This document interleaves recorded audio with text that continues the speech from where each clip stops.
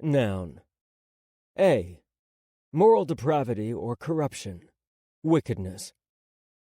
B. A physical imperfection, deformity, or taint. C. An abnormal behavior pattern in a domestic animal, detrimental to its health or usefulness. Ambition. Noun. A.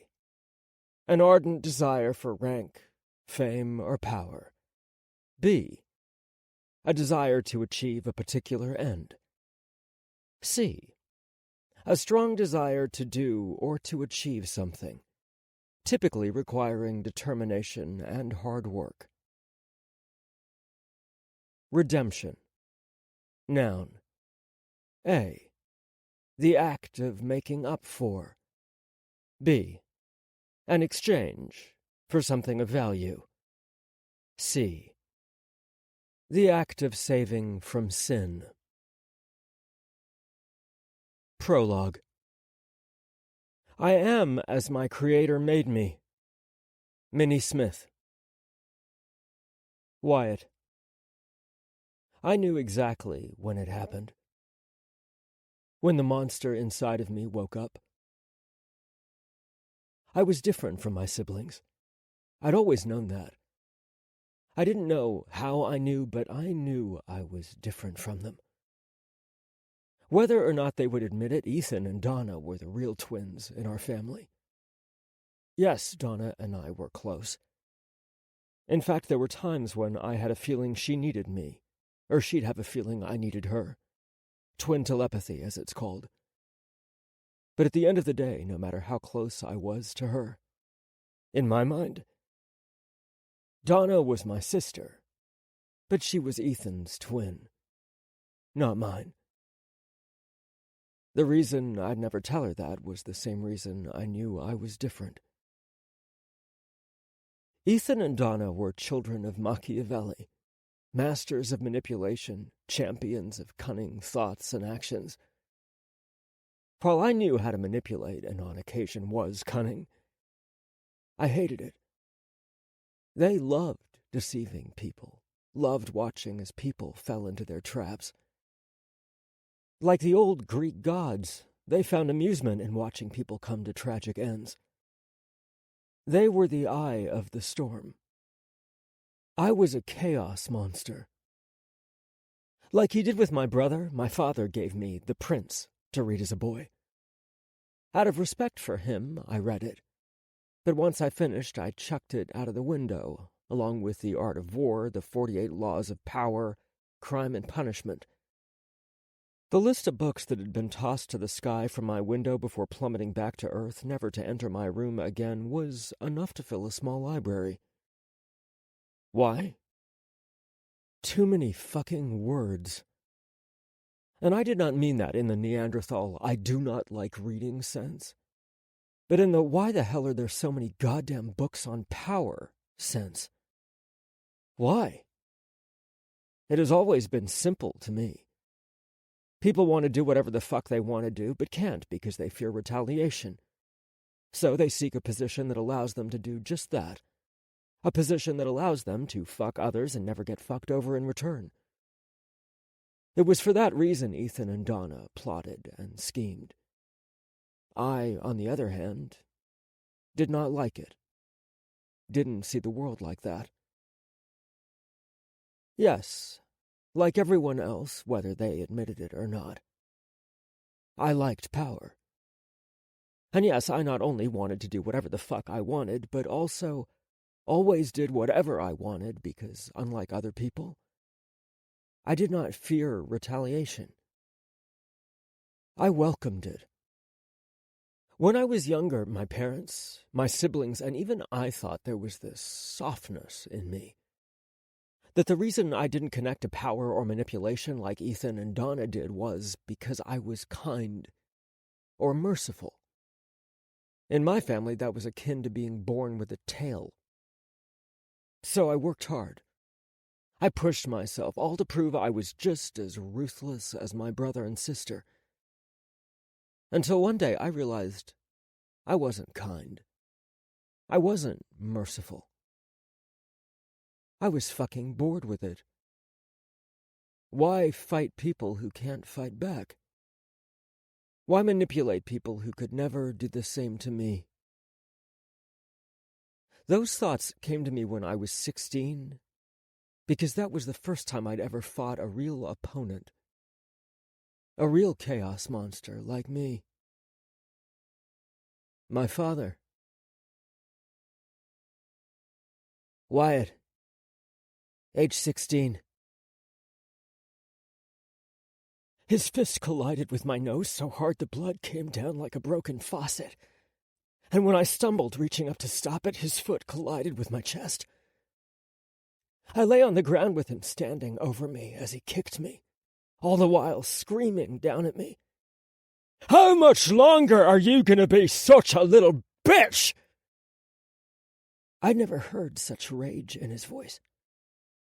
And in that moment, I felt it. It was stronger than his boot in my rib. It sent chills down my back. It was fear. I heard someone call out to him and he stopped, but not before bending down, grabbing me by the hair, lifting my head so he could see my bloody face. "Your weakness will get your siblings killed one day. If your mother was alive, she'd be ashamed of you." He steered his green eyes on me, glaring down in frustration and anger. Tasting the blood on my face, I smiled back at him and said, "Are you trying to provoke me?"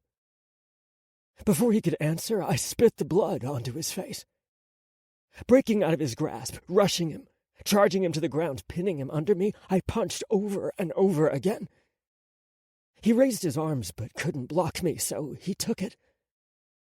And the more he took, the harder I tried to rail on him until I suddenly felt arms around me, pulling me off him and throwing me to the ropes. "Wyatt!" Blinking, I saw Ethan standing in front of me, staring wide-eyed. My legs shook a little, but I managed to stand straighter. Ignoring him, I looked around to my father, who now stood with his back to us, fixing the tape on his arms. "Mom would be ashamed of me?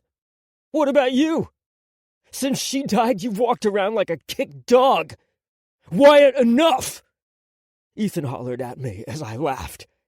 "Ethan," my father said, standing up straighter, rolling out his arms as he turned to face us. "If you ever interrupt your brother and I again, I'll break your arms and legs before tossing you out of the ring myself. Am I clear?" The stunned look on Ethan's face, how his green eyes widened while father's only got calmer, deadlier, brought me so much joy. I couldn't help the grin on my face. "He's interrupting still, old man.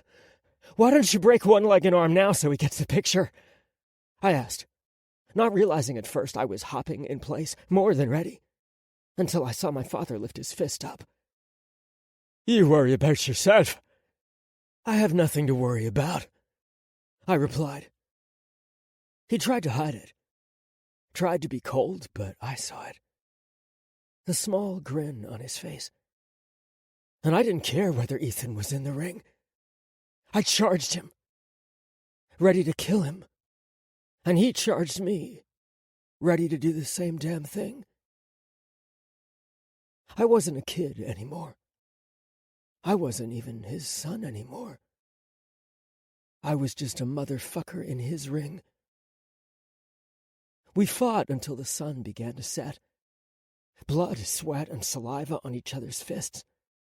The more I hit, the stronger he seemed to get, the more he punched back. Grabbing my head, locking it into his arm, he squeezed, choking the air out of me. "So this is where your monster lives, huh?" He laughed right into my ear as I tried to elbow into him, but he just held on to me tighter. "I'm gonna kill you," I sneered at him through the pain. "You can try, but you'll need to get in line, son. When I'm done killing those in front of you, we can try again," he replied as my vision started to blur. My legs went numb and suddenly I was on my back, gasping for air. He crouched down beside me, blocking the light from my eyes. I saw double of him as he spoke down to me. "You think because you're my son that I will not kill you. You're wrong." "Rule 1," I managed to say, gasping for breath. "You kill for family. You die for family because you can't trust anyone else," he recited back to me. "What about it?" "We don't kill family. You're bluffing." He huffed, as if he were going to laugh. "None of the rules say you can't kill family. Rule 15 makes it clear. If you betray the—" "Being weak is betrayal," he snapped at me. "Being stupid is a betrayal. If it comes down to you over your siblings, my business. I won't choose you." He stood up straighter, walking to the edge of the ring. Pietro lifted the ropes for him to step out. "Would you have chosen Mom?" I asked, laughing and placing my hand over my stomach, slowly sitting up from the mat. I watched as he paused a few feet from the door. "I call bullshit! Either bullshit on you killing me for the family's sake, or bullshit on you loving Mom so damn much." "One day, Wyatt, you will learn chaos for chaos's sake is just brokenness." "What? Which dead philosopher did you steal that from?"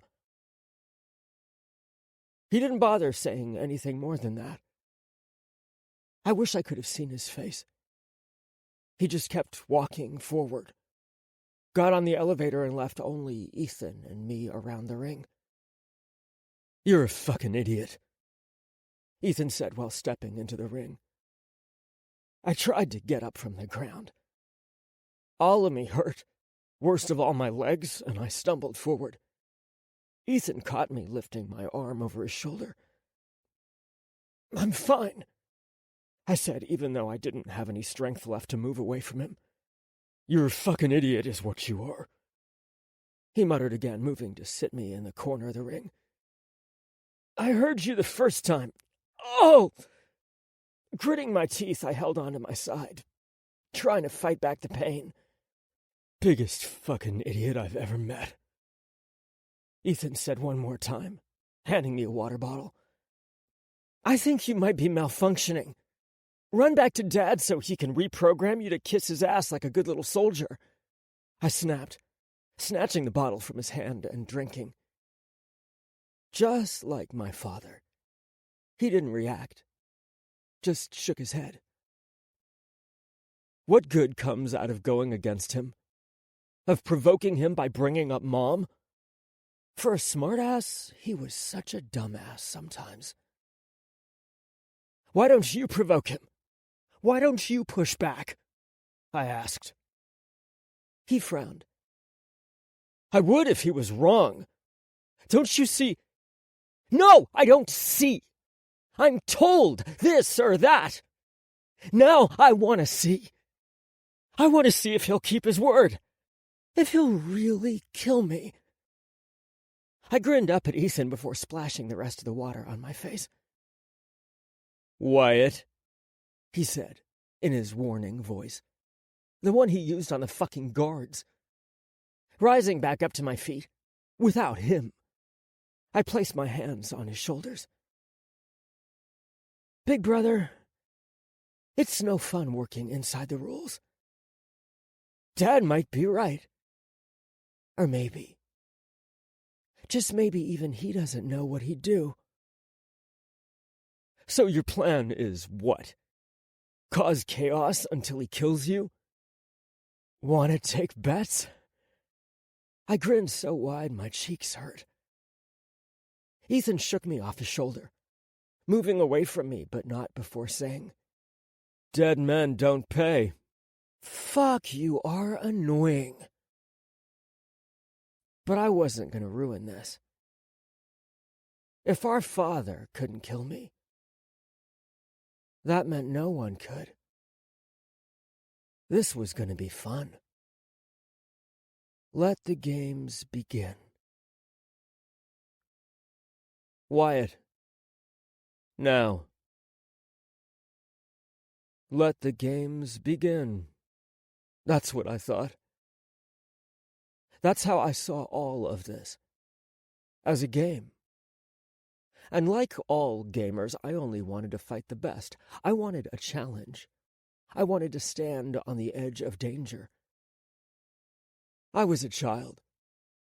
I didn't see what my brother saw. What I really wanted was to fight death. I was angry.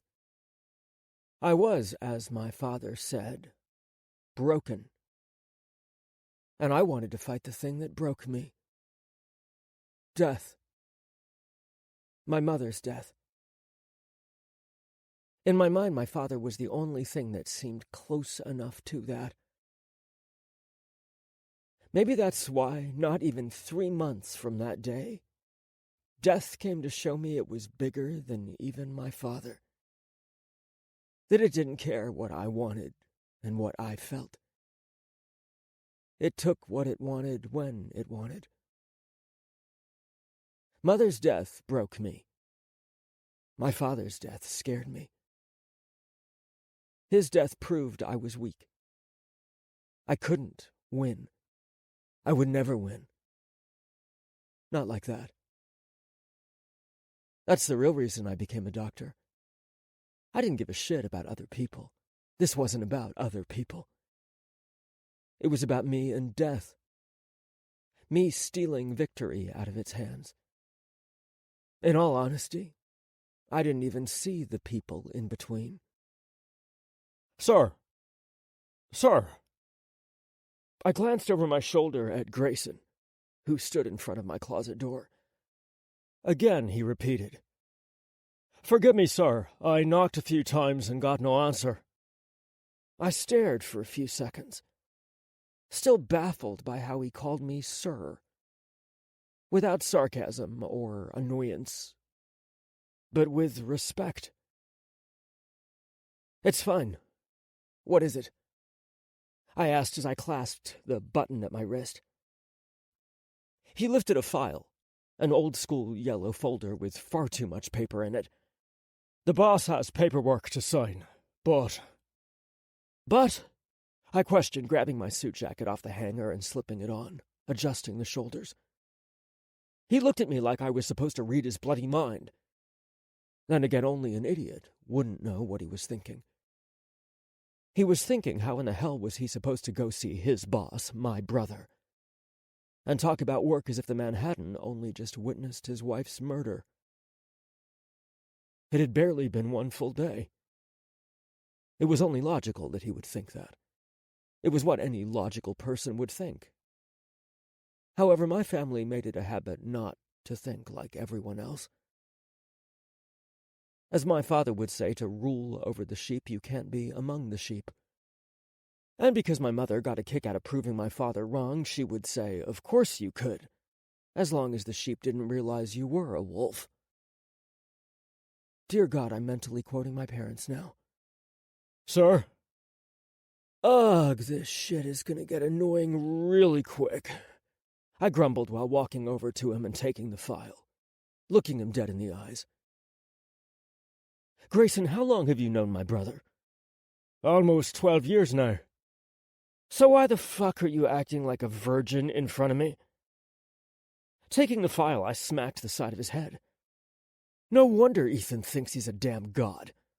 I would too, with how easy it is to fool you people." His eyebrows came together, and I was positive that there were little men in his head running around going, "Error, error, cannot compute." "Let me help you think before you give yourself an aneurysm. What do they call my brother?" Silence. He didn't form a reply. I waved my hand slowly, hoping that would jumpstart his mind.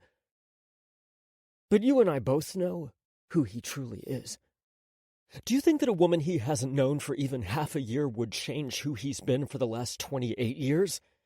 You truly think that it's just a coincidence he married a woman related to the Flanagan brothers, giving him the perfect opportunity to go to Boston and take back what is his, destroy their whole entire family, and not even 2 weeks later she is murdered right in front of him, where he grieves for all the world to see. I laughed, shaking my head at that. The man had her cremated not even 3 hours later. There is no funeral. Donna is rushing back home. You all see him and think, oh, the lion must be licking his wounds, not realizing he's licking the blood off his palms. He used Ivy to get to the Flanagans. What makes you think he wouldn't kill Ivy to get to his enemies, Grayson? I saw the gears turning slowly in his head and went on. Because I'm so kind, and Ethan has you working for me, I'll give you this little piece of advice. It might save your life one day. Stop thinking my brother is normal. Be afraid when you see him, but be mortified when you don't. Am I interrupting? I didn't even bother looking back. I knew who it was. Grinning, I placed my arm around Grayson's shoulder. It was impossible, but I could have sworn I felt his body temperature drop, forcing us to both turn around. If it isn't the great Helen of Chicago. She glared like she usually did when I called her that, crossing her arms at me. Oh, doesn't she look cute, Grayson? Like an angry miniature puppy. He didn't say anything. Grayson? Huh? I'm sorry. What were you seeing? He replied, suddenly paying attention again. Grinning, I shook my head and said, Never mind. Go on, I'll get these to you momentarily. He nodded, and I watched as he left, his face soberer and paler than when he came in. It was only when the doors closed that the grin on my mouth dropped and I could finally take a deep breath, clenching my fist to stop from shaking. Everything you told him was a lie. She signed with her hands to me, not even wanting to risk speaking. I stared into her brown eyes. They were just as tired as mine. Did you get it? I signed back, ignoring her and grabbing my medical kit from my bedside. Inside it, I double-checked the syringe before outstretching my hand to her. It was a rhetorical question to avoid answering her question, or rather, her statement. I knew she would get it. And sure enough, she held out the drugs for me. I reached to take the vials from her, but she clenched her hands into a fist, coming up closer and whispering harshly. What do you think he'll do when he finds out you sedated him, cremated his wife without telling him, and also started a rumor that he killed her? Wyatt, are you insane? That medication needs to be kept cool. When you clench it like that, it heats up faster. I snapped quietly back at her, once again outstretching my hand, waiting. Her nostrils flared, and with a clenched jaw, she handed the vials over. Thank you. This should be enough to— Wyatt! No fucking shit, Helen! I yelled at her before whispering again. Yes, he's going to be pissed. Yes, he's going to be ready to murder me. Yes to everything you said. Yes, you were right. Are you fucking happy? Can you stop the moral condemnation now? Moral condemnation? She huffed before a bitter laugh escaped her lips. She took a step back from me, shaking her head. And here I thought I was saving my cousin from being murdered by my other cousin and his grief. Sorry. I'm the idiot. Do whatever the fuck you want. Thank you for finding your suits again. Now we can just throw you in the ground without making a big show of it. She turned to leave, but I grabbed onto her wrist to stop her. Whether he kills me or not, I still deserve a little bit of a show at my funeral, don't you think? Living to 26 in this family isn't easy. She turned back to me, the look of rage on her face, hilarious. But I couldn't find the strength to laugh. I could barely find the strength to do anything right then. Fine. I'll have the church choir boys sing D.A.C. Ray for you. A small grin appeared on her lips as I pouted like a kicked dog. I'm not sure which is crueler, the song choice or subjecting any human being to our church's choir. says the former choir boy. And just like that, I was waving the white flag. I apologize, Helen. Now please stop hitting below the belt. She chuckled, and we both fell into silence as I let go of her wrist to fill the syringes. My father called. He's thinking of coming back. Did you tell him what the definition of retirement is? I asked, tapping the syringes with my index finger. Wyatt. She froze as I turned to her, knowing better than anyone else how serious I was at this moment. Tell him not to come back. Tell everybody not to come back until Ethan tells them to come back. That is how everyone helps. Ethan might forever hate me for what I did to Ivy. I didn't let him say goodbye.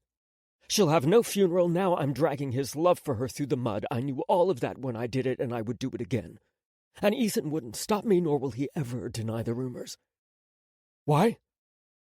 Because his feelings mean nothing in comparison to our family name, to everything our parents and grandfather and his father before him built. It means nothing in comparison to what our mother sacrificed. You know as well as I do, the moment people out there think we are weak, think we are wounded, is the moment all the guns and knives come out. I know my brother, Helen. I know for a fact that he cared about her. I didn't want to drug him, but I couldn't let people see him like that. He's given everything to be the head of this family. I'm protecting him, and this is the only way I know how to let him grieve and still not destroy what he's built. Her eyes were filled with tears, and she fought hard not to cry as she asked, So what are we going to do while he's grieving then? Be ruthless. Without another word to her, I grabbed my things and began walking to the door. 1. Boy, you knock on the devil's door, and he'll slam your head through the wall. Sherilyn Kenyon. Wyatt. Why was I not moving? What was I afraid of? Was this even fear? I didn't know. I didn't know why I was just standing outside his door. But that's what I was doing. Standing. Gripping the bag in my hand tighter as I stared at the wooden door in front of me. My mind was blank. My feelings, I couldn't feel. I was standing as if I were a toy soldier positioned there. This is insane. Sighing, I moved to knock, but stopped, remembering he wouldn't be able to answer. I simply grabbed the handle, turned it to the right, and stepped inside, expecting him to still be in his bed in the center of the massive room. But he wasn't there. Ethan? I called out to him. No answer.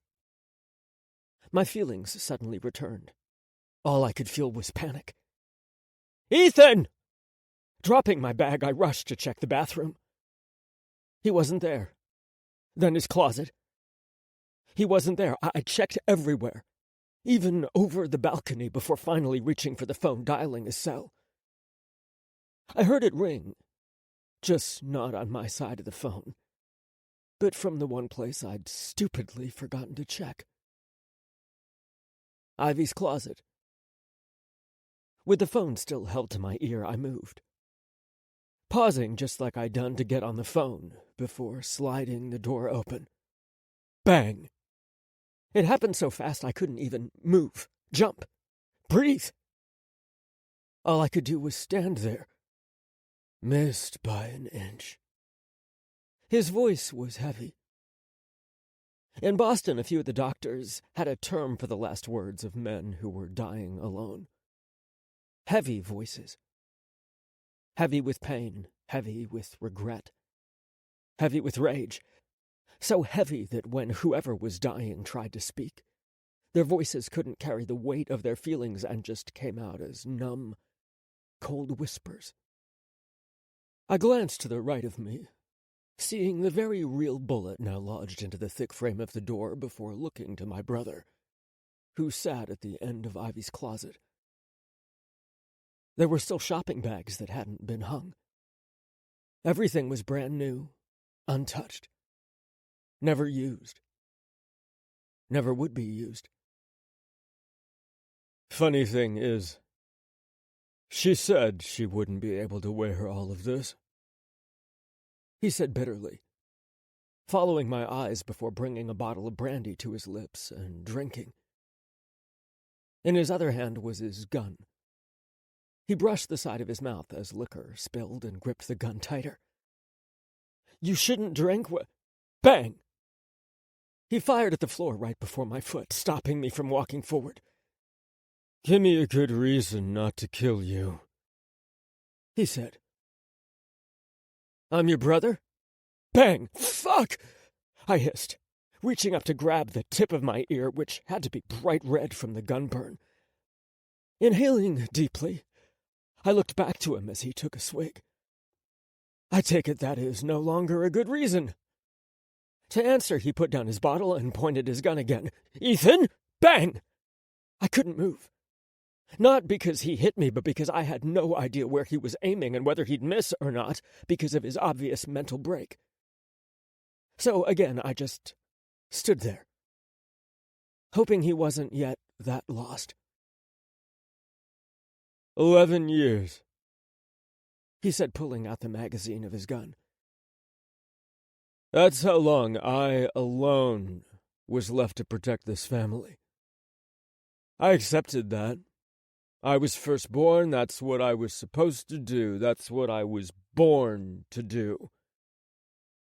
He reached into his pocket and pulled out bullets that he slowly loaded into the magazine. 26 years. That's how long I've been watching out for you. From the day you were born to the day he died, Father told me, look out for Wyatt. Protect Wyatt. Teach Wyatt. Forgive Wyatt. Wyatt. It was so bloody annoying and odd. He never told me, look out for Donatella or look out for your siblings. It was always, look out for you, Wyatt. Now I realize it's because Father knew, at the very least, that Donatella wasn't going to be completely and utterly useless. Ethan, bang! This time when he shot, I dashed to the side into Ivy's shoes, noticing he was pointing straight for my chest. For all Donna's flaws, I never once doubted that she would do what she needed to do, he said, twisting his gun to the side to look it over as he spoke. Kill Toby. Stay loyal. No matter her own ambition, I knew she would because she is what I am. A Callahan. Proudly, boldly, passionately a Callahan. As Callahans, she and I did what was good for this family. We did so over and over again with no regard to our own personal pain or sacrifice. We destroyed ourselves for this family. But you... For a brief second, I saw something I'd never seen in him. Hate. Hate toward me. His grip tightened, and I was sure if he pointed that gun at me, he wouldn't miss. I wouldn't be able to escape. However, he blinked, his green eyes numb again. You've always been selfish. You've never once thought about those around you. It's always about you. Now we are here because of you. I can't imagine how you feel. But it's not your fault? He asked me, eyebrows raised. An evil smirk appeared on his lips as he said, Your girlfriend in Boston. I had her killed. I knew it. You knew, he replied as if he could read my mind. It wasn't a question, it was a statement. You knew I had her killed, and I'm sure you knew why. Courtney, that was her name. And she was the most airheaded doctor I ever met. I knew she was the one spreading rumors about the Callahan family. They were harmless rumors, I whispered. Just her claiming to go on family vacations and being part of the family with us. Everything becomes harmful when it is attached to us, he replied. She was on your arm running her mouth about this family, claiming we were in places we weren't, spending money on things that would make people raise eyebrows. And you did nothing. Why? You didn't give a shit. You enjoyed fucking her, pretending to be like everyone else who's useless. Ironically, they want to be us. All those useless people.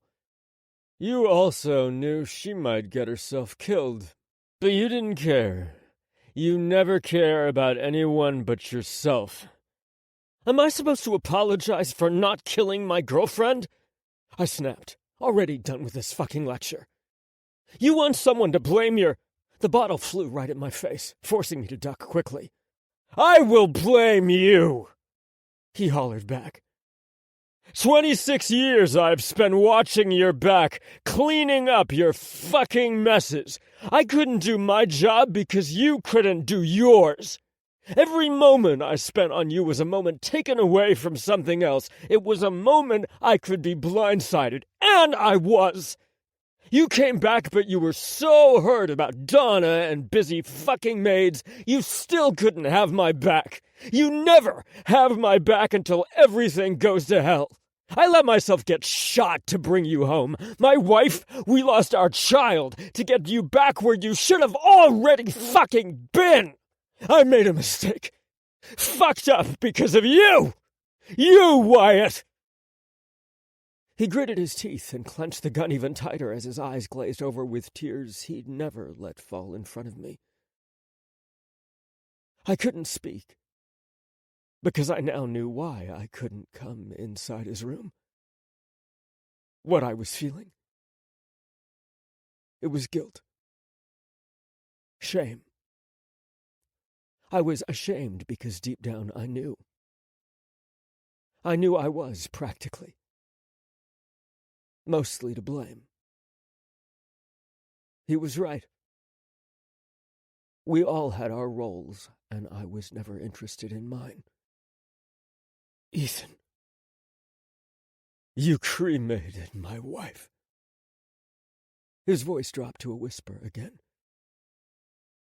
You drugged me and destroyed my wife's body. Toby betrayed us, and even his body was treated with more respect. You panicked and just wanted the problem to go away. You didn't want to deal with it, just like you didn't want to deal with Mom's death, Father's death, or any issue in your life. You run. You always run, so you thought I would act like you. You didn't want to deal with it, and so with no regard to anyone but yourself, you put her on a cold slab and turned her to ash. He laughed bitterly. Oh, don't worry about that. I'll take the blame for that one. I've always spoken about the family image. Of course, you'd logically think it was better to spread a lie than let everyone believe I screwed up. Good job telling Grayson. Everyone will know your version of events soon enough. Have I patted you on the head enough now? Will you get the fuck out of my face now, Wyatt? I'll stand beside you and find whoever. Don't care, he said. And of all the things he'd said today, that was the most shocking. You're not just going to let this... Did you really think the two of us were going to go off revenge hunting? He asked, putting the gun down beside him and getting up off the floor. He reached for one of the shopping bags and took out the small one. Why would I do that? Killing them isn't going to bring her back, is it? He took out the diamond-studded watch and placed it in the watch display before picking up another box. No, this wasn't him. Ethan, don't you want to know who did this? Who dared to? Why would I want to know that? He glanced up from the box of shoes, walking over to me. It'll only serve to make me more upset. Either a nobody, someone not even worthy of whipping my ass, murdered my wife, got the better of me, or I was so blind that I missed a threat large enough to endanger the people I cared about, making me an idiot. I dislike both options, so I don't want to know, and you can show yourself out. He stated, placing the beige heels on the shelf beside me. You have to make them pay. You have no right to tell me what the fuck I have to do. You do what you think you should fucking do. Nothing has stopped you before. Now get the fuck out before I truly do murder you. The only reason you're alive isn't because you're my brother. It's because I have invested 26 of 28 years of my life watching out for you, sacrificing for you, and refuse to let all of my effort end up being ironically worth nothing. That is the good reason. That is the only reason stopping me from breaking my promise to Father. I stood there for a moment before nodding, backing out. I'm sorry. You know what Father said about apologies. Accept them and then shove it back up their asses. I walked out of his room like I had some out-of-body experience my mind hadn't fully grasped yet. He was the one who had lost his wife, and I could see his anger. But because I was, as he said, selfish, I couldn't grasp how badly he was hurting over how gutted I currently felt. Wyatt? Blinking a few times, I saw Helen standing right across from me, her brown face bunched together as she tried to figure out what was happening. What had happened. Are you all right? She paused mid-word, mid-step when I lifted my hand, telling her not to come any closer. Her gaze widened when she looked at my hand. I didn't know why until I looked and saw my own hand trembling. I'm fine. I cut her off before she could even finish opening her mouth. I wouldn't recommend going to see him now, though. He's a little... I didn't finish. I offered her a forced smile before walking back to my room. With each step, it felt like my mind was trying to split apart. My ears rang and my vision blurred. When I made it into my bathroom, I turned on the faucet as fast as I could just to splash the cold water on my face. I stood there for a moment before looking to my own reflection. Water dripping from my nose, hunched over the sink staring into my own brown eyes. The more I stared, the more annoyed I became. How much longer are you going to be such a little bitch? The words came from my mouth, but all I could hear was my father's voice. Just like I'd done when I was 16, I balled my fist and swung forward, the glass fracturing under my fist. When I pulled back, blood coated the broken pieces and my hands. Inhaling through my nose, I squeezed my blood-covered fist, feeling the small shards of mirror cut and dig into my skin before exhaling and rolling my neck out. Reaching up, blood still covering my hand, I pulled down my tie. Again, I met my eyes in the mirror. Enough of this. Forget this. Focus, Wyatt, focus. I cannot change the past. I cannot know the future. Right now, all I can do is work on this present moment. What do I want in this present moment? Revenge, I said softly at first. And then once again, more clearly, my eyes unshaken and undeterred and determined. I felt it rise, my anger, my rage, my desire. Everything was awake now. My mind was finally clear. I knew what I wanted. If Ethan wasn't going to do it, I was. Ethan is not your concern. Ethan will take care of Ethan. Now what do you want? What does this family need? I knew without hesitation. Revenge. We need revenge. We need to make them pay, make them remember who we are. They will bleed for what they've done to us. They will remember who it is that sits at the center of the pyramid. Taking out my phone, I dialed, and it barely rang before he answered. Well, if it isn't Wyatt Callahan. I've been meaning to call you, but you didn't, I replied. It's been... Save your excuse, I couldn't care less at the moment. Excuse me if I sound a little hostile, it's been an irritating morning. So I need you to call the chief and do something for me, McCoy. We're not going to have a problem, will we?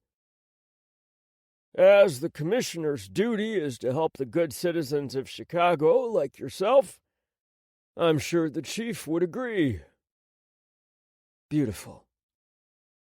Now the war begins. Helen. I watched Wyatt walk down the hall, unable to forget the look in his eyes. He looked like he did when his father died, like some part of the machine in his mind had malfunctioned. Ethan? I asked when I stepped inside his room. It was stupid to ignore Wyatt's advice, especially after just seeing him. But I couldn't walk away from them both. Wyatt warned me not to come in here. And yet you came anyway. His voice was emotionless and low, as he emerged from his closet dressed in dark jeans, a white shirt under his black leather jacket. Over his shoulder was a small duffel bag. Going somewhere? I asked him. Vacation, he replied, walking over to his bedside table. You don't take vacations. I do now. He put his gun in the drawer and took out his wallet. He checked inside for a moment before putting it in his back pocket. No, this is good. He's reacting normally. This is how normal people act when they're hurt. I nodded to myself and asked, Do you need me to do anything for you? You're smart, Helen. I was confused by his words. They made me feel uneasy. I could only watch as he threw a picture frame into his bag before zipping it closed. As he walked toward me, the way he stared down at me made me feel small.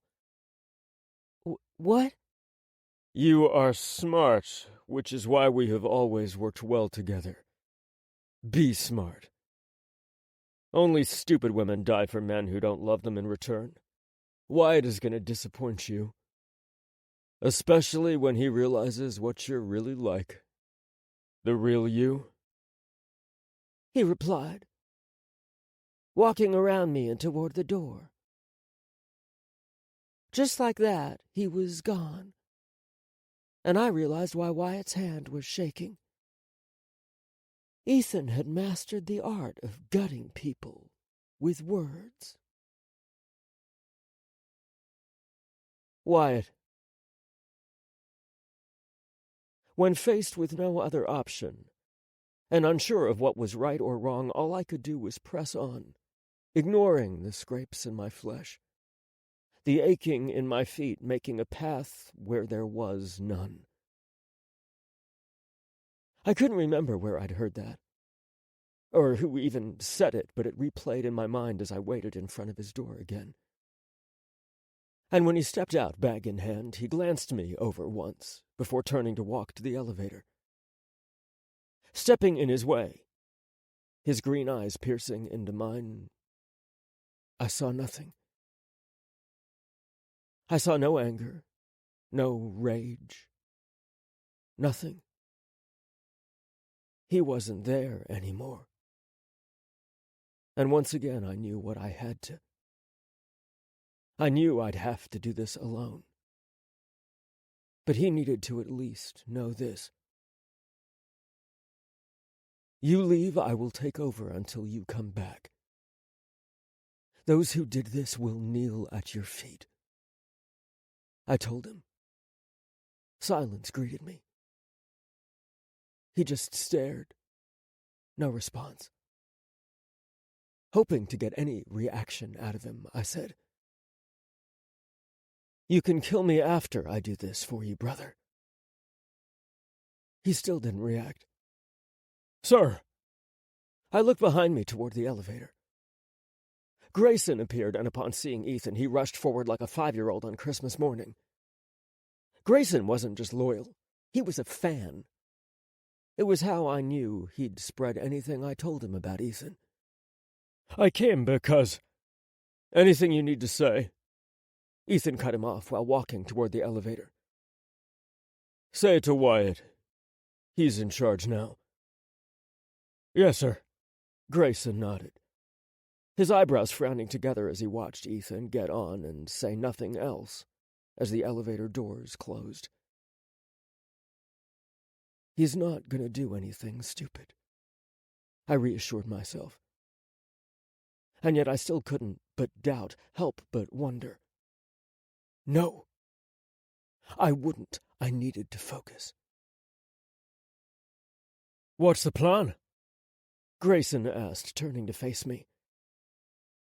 He was so used to the hidden motive behind Ethan's actions, it was only natural for his mind to go there. There was still a small part of me, a very small part of me, that wondered if maybe Ethan had some plan he wasn't sharing.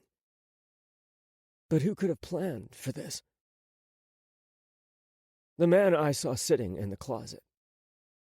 He was hurt. Deeply. Certainly not that man. And I was part of his pain. So I needed to be a part of his joys, too. I turned to Grayson, who stared back with the familiar mixture of doubt and annoyance I'd seen on the faces of many of our guards, as if to say, who was I to tell them what to do? I was the Callahan who ran away, the prodigal son who'd done nothing for them. To me it seemed like ages since I'd returned home, but in reality it was only 2 weeks. And just like Ethan had said, I'd done nothing but worry about Donna during that time. Sir? Grayson questioned, gaining my attention as Helen came out of Ethan's room. Her eyebrows furrowed together and her jaw clenched at the sight of me. Before I could ask her what was wrong, what Ethan said, Grayson spoke up again. The plan? He pressed on when our eyes met. The plan is to do whatever the fuck I say. You haven't said anything. He fired back again, showing me the difference between Ethan and I. Grayson wouldn't dare to speak up in front of my brother. Get my fucking car. He nodded, making his way to leave. And Helen frowned as she asked, The ruthlessness begins? Yes. It begins. I was going to remind every motherfucking cunt-faced 2-bit asswipe what the fuck it means to mess with the Mafia, seeing how they all bloody forgot. It's going to take weeks to get the blood I'm going to spill off the streets of this godforsaken city. We are Callahans. Apparently people forgot that. Reaching out, I hugged her, even if she was stiff before hugging back. Forget what I said before. Call your parents. Call everyone. Tell them to come home. Okay? Her brown eyes widened as she stared at me. Even my brother? Everyone, Helen.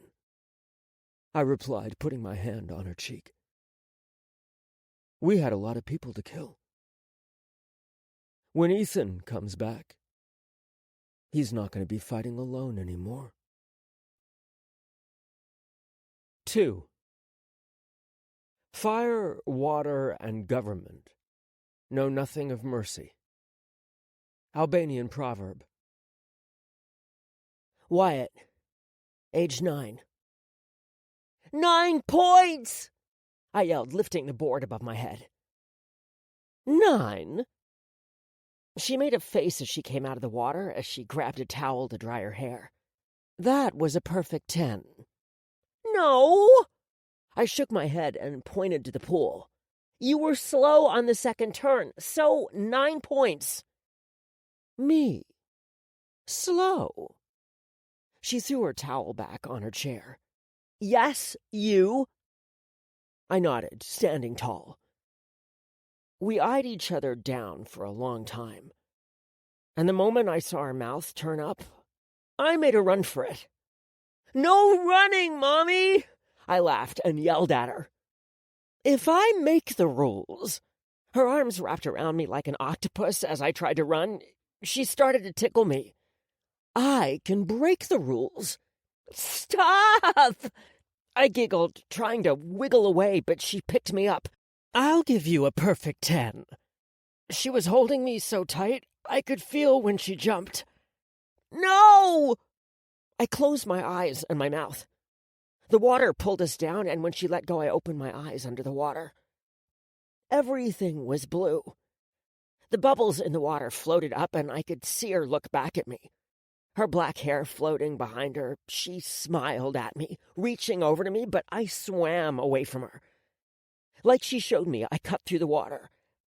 I almost made it to the other side, but my chest hurt, forcing me to swim up for air. 5 points. Huh? I asked her, wiping my nose and eyes. She didn't look at me. She just floated on her back, looking up at the painted ceilings. 5 is half of 10, and you held your breath for half as long as you should have. I frowned. I should get at least 8. Why would you get an 8 when you gave me a 9 for swimming perfectly, but slow? In fact, you deserve a 2 on the scale. She made water angels with her arms. Mommy! She laughed at me, and because it was only us, her laugh echoed. I swam closer and copied her, floating on my back too. Why do you like being in the water so much? I asked her, looking at the painted sky. She replied at first. Because it can kill you. What? I moved too fast and started to sink, but I didn't care. Standing up straight in the water, I looked at her again, and she was still floating. You like being in the water because it kills you? No, not me. Nothing kills me but me.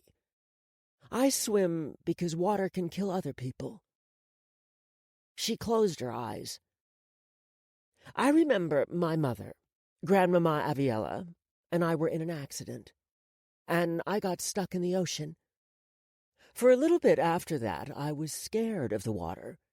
So my father, your grandpapa Orlando, would force me to swim.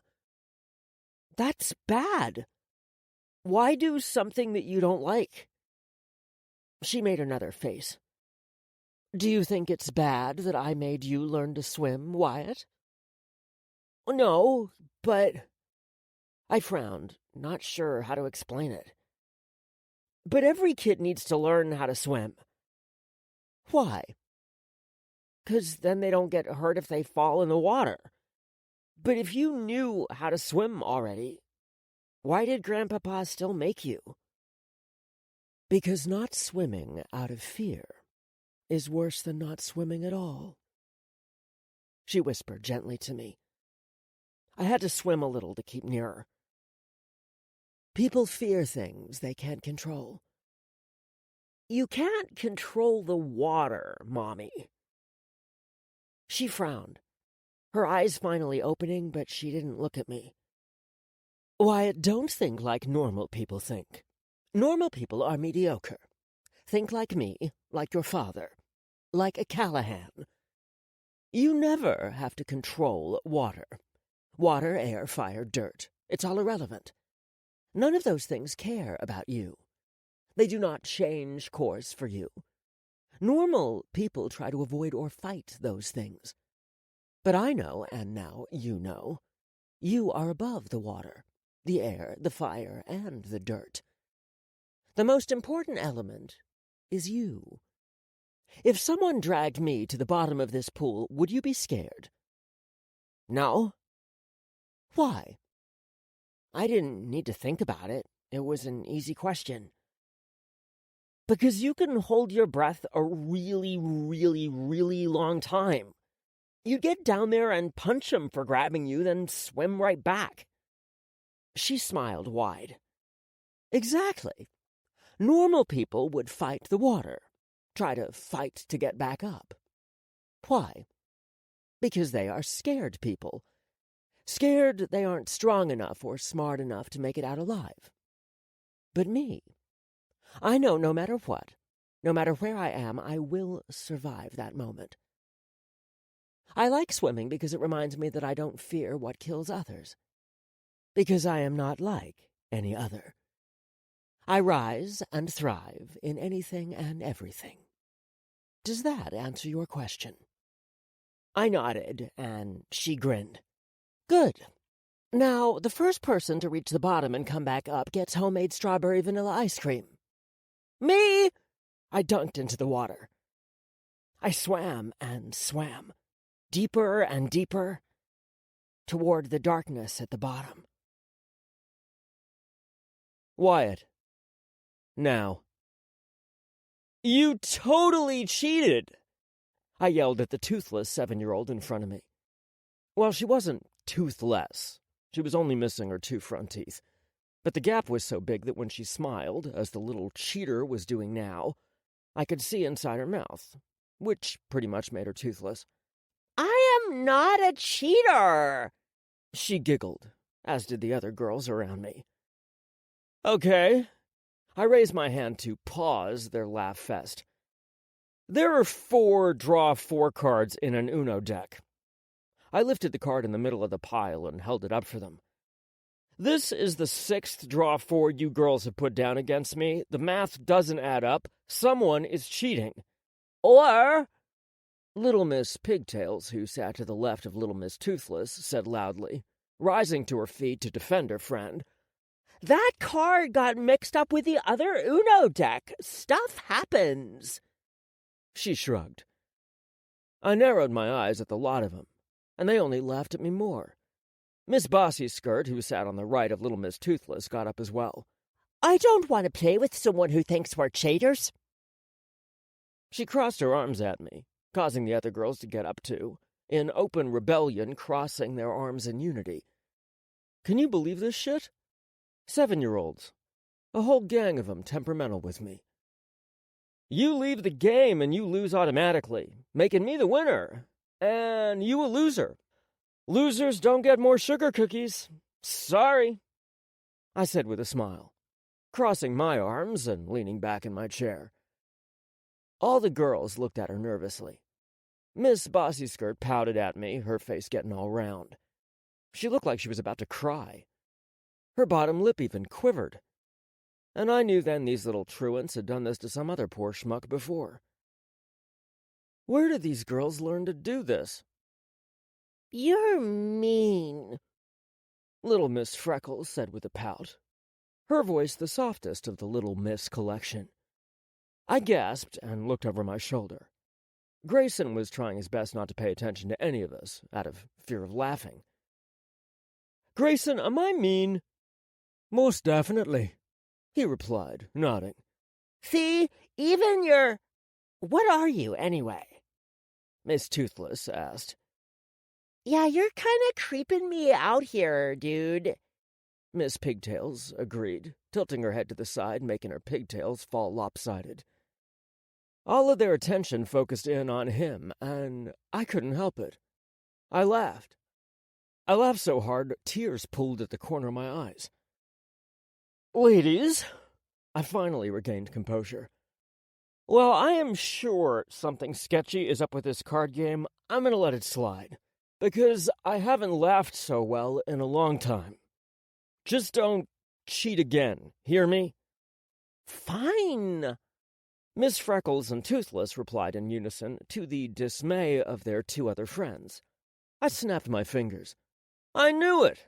"Not fair, you tricked them." Miss Bossy Skirt snapped, pointing back at me. "Not fair, you cheated," I said in the same high-pitched voice, even shaking my head like her. She made a fist and squinted her eyes at me, making me laugh again. For some reason, she reminded me of an angry Miss Piggy. "Oh," I shook my head at them, looking over to Grayson. "Creepy dude! Go to the kitchen and tell him to bring out more sugar cookies for my deceitful little friends." "Thank you," they all chirped, reminding me again that they were 7 and most likely didn't know what deceitful meant and just heard sugar cookies. Grayson shook his head at me, but didn't argue or grumble about his new nickname. He made his way toward the double doors of the OS, but not before nodding to a few other guards around, making themselves useful with the staff. "How many of these guys do you have?" Miss Pigtails questioned when another guard stepped into Grayson's place. "Forget him." I lifted the card for them to see again. "Who have you all tricked with these cards?" Not one of them answered. "I said never cheat against me. I never said you had to stop cheating others," I reminded them, leaning in to whisper. "The kitchen staff?" Toothless shook her head, grinning. "No, they won't play with us anymore. We play the boys for their stuff. They lose all the time, but still play us," Freckles said with a giggle. All of them grinned like little fiends. I glanced over to the boys in the corner playing video games. I wasn't sure if I should weep for them or laugh at how dumb they were. "You can't tell them just because you're a boy, too," Miss Bossy Skirt said as she pointed at me. She was really working that index finger of hers today. "Scout's honor," I said, raising my hand. "What is that?"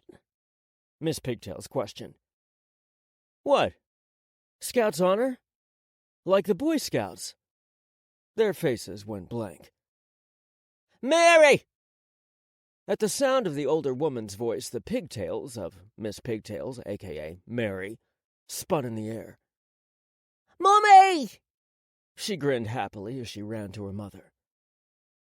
One by one, all the girls ran back to their parents as I spun the card in my hand, leaning back in my chair to watch them. The OS Center functioned as daycare during holidays and every other Monday for parents who had to work. On Mondays, there could be upward of 80 children in the OS Center, if not more. It was still early in the day, but as it was Indigenous Peoples' Day, school was closed, meaning there were only 40 or so, plus those still here from the church bombing. "Wyatt." A woman I did not know, but Irish, I could tell, nodded to me. She was the first to step up to the table where I sat. She was short, with long, thick red-brown hair. She stood, proud, and from the looks of it, had the respect of a few other Irishmen behind her. It was odd to me how they gave her space, allowing her to approach me. No, allowing her to stand for them. My mother used to say that the Irish mob knew they were backward, liked that they were backward, and would most likely try to stay backward. Tradition in the mob was simple. Women were there for 2 things, to fuck and have kids with. So to see this woman send her daughter off and sit at the table with me was kind of humorous. My mother would have been annoyed for sure. They respected my mother because they feared her and my father. But as I looked around, it seemed that they respected this woman. And that was that. "How is your brother?" She asked me gently, like a mother would. "My apologies. Who are you?" I asked her. "Oh, right. You're the son who left. I'm Maeve Grania Garbooth," she replied with a smile. "You can call me Ms. Grania or Ms. Garbooth." "I just want to make sure I heard you correctly," I said, placing the cards down on the table. "You want me to call you either Ms. Grania, who was historically the pirate queen of Connacht and head of the O'Malley clan, or Ms. Gore-Booth, who was revolutionary nationalist Constance Georgine Gore-Booth. You want me to choose between two former female heroines of Ireland to address you." With a smile that never left her face, she shrugged. "We cannot help who we are named after. That is my name, what can I say? My parents had high hopes for me. I'm glad to know your mother taught you so much about Irish history." "Yes, Ms. Bridget. My mother believed her children should have a well-rounded education. And as for my brother, he's had better weeks." The smile on her face dropped. But she didn't lose her composure, nor did I. "Well, Wyatt, we got a message from your brother saying he wished to speak with us." It was funny.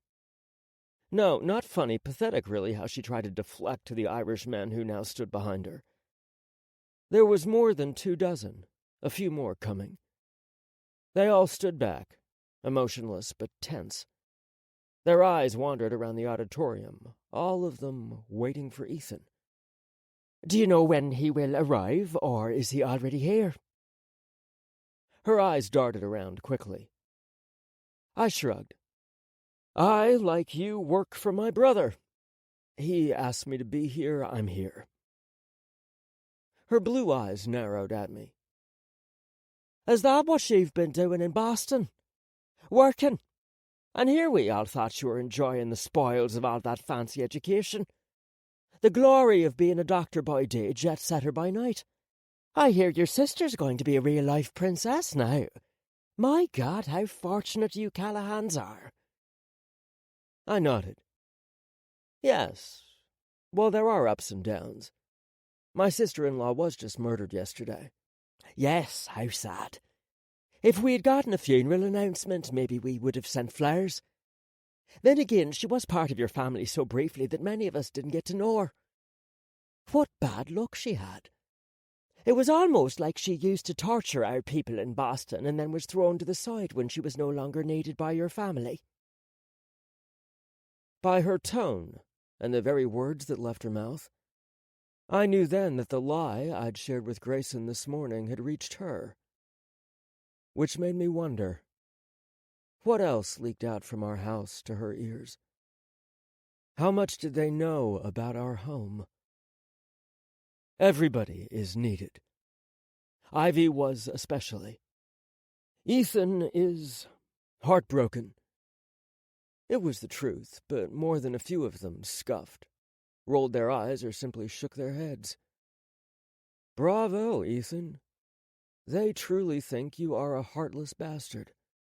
"Then we should hold off on this meeting. My daughter has school in the morning."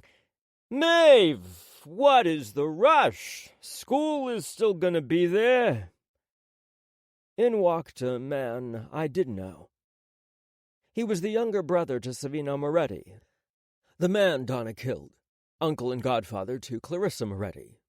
The woman Ethan had Ivy kill.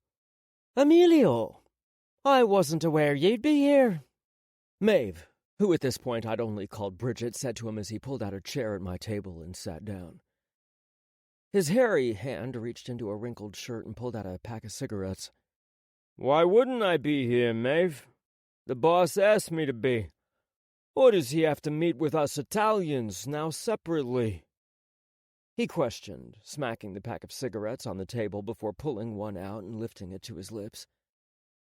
He turned his head to the side, and one of the men who came with him lit it. There were Irish here, but there were still enough Italians that you could feel the tension between both groups about to erupt.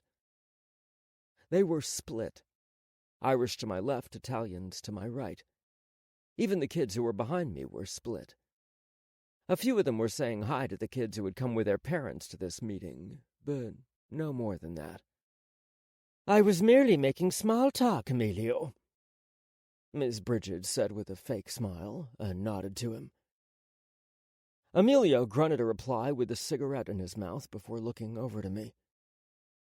"You're taller than I remember." "It has been 4 years," I replied. "Though it should have only been 2 weeks. Neither of you were at my welcome home party. Should I take that personally?" "Let me think," he replied, taking a long drag of his smoke.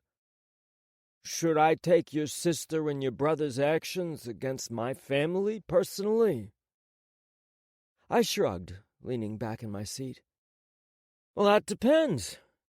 Do you really want to accept traitors as family? I hope not. That would make you a traitor too, Emilio." He turned to glare at me, his teeth snarling. "Savino, I could understand. But Clarissa, she was no fucking traitor." "Language!" I shook my finger at him and then nodded to the back of me.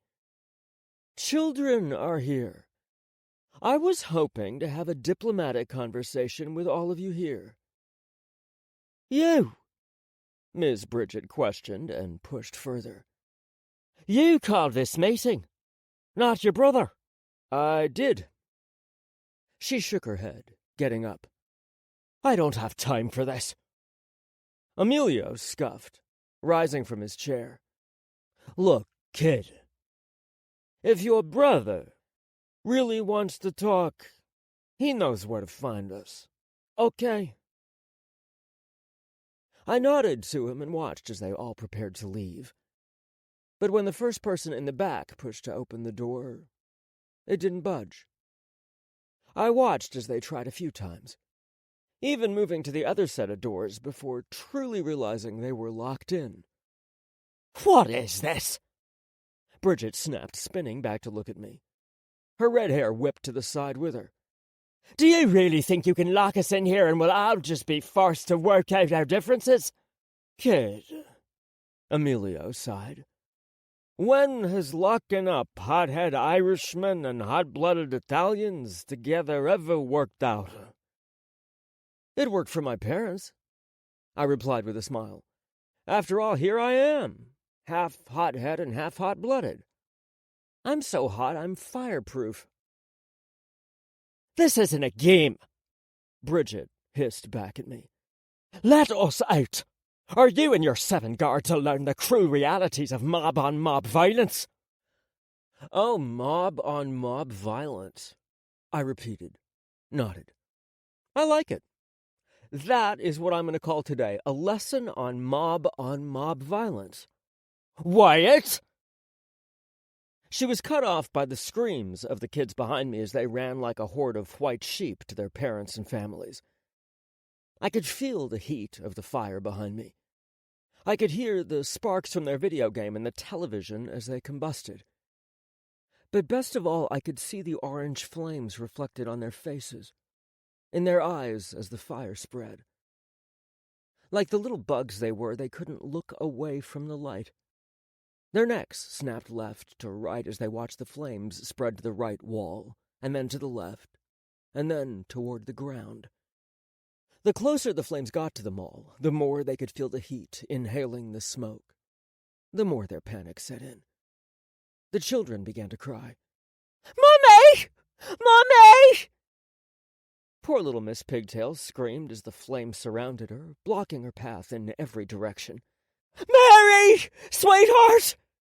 Bridget screamed, moving forward toward her daughter. "I wouldn't do that if I was you," I said, reaching into my suit jacket pocket before kicking my feet onto the table, grabbing the eye drops and using them to wet my eyes. "You did this!" Bridget yelled at me. I blinked a few times and looked over at her again. She'd gotten a few people's attention, Emilio's for one, but everyone else, Everyone else devolved into the ruthless, self-serving beasts they really were, pushing one another out of the way to reach the door that wouldn't budge an inch. They tried kicking the door down, throwing their bodies into it, beating against the glass. Yes, I did do this. Beautiful, isn't it? I asked her. No one cares about who's Irish and who's Italian. No one cares about who killed whom. They just want to save themselves. Little cunt! Emilio marched toward me. But before he could get any closer, I shot at his ankles and he fell to his knees right in front of me. Sitting up straighter before he kneeled over, I grabbed a fistful of his black hair, holding his head up, pressing the hot gun to his eyes. Would you like to know how many strikes you have left? I asked him, digging the gun deeper into his eye socket. Let me take a moment to educate you. You are the brother of a traitor, the uncle of a snake. That's 2 strikes. You should have come in here not on your motherfucking knees, but on your stomach, praying that you didn't end up in the ground with the rest of the Moretti family. Instead, you decided to ignore me. Then you sat at my table without my fucking permission, in my fucking community center. To add insult upon injury, you called me kid. Twice! Do I look like a fucking kid to you? He clenched his mouth closed, sweat rolling down his face. That was a question, Emilio. I want an answer, Emilio. Wyatt! My daughter! I looked to the right as she came closer, screaming at me.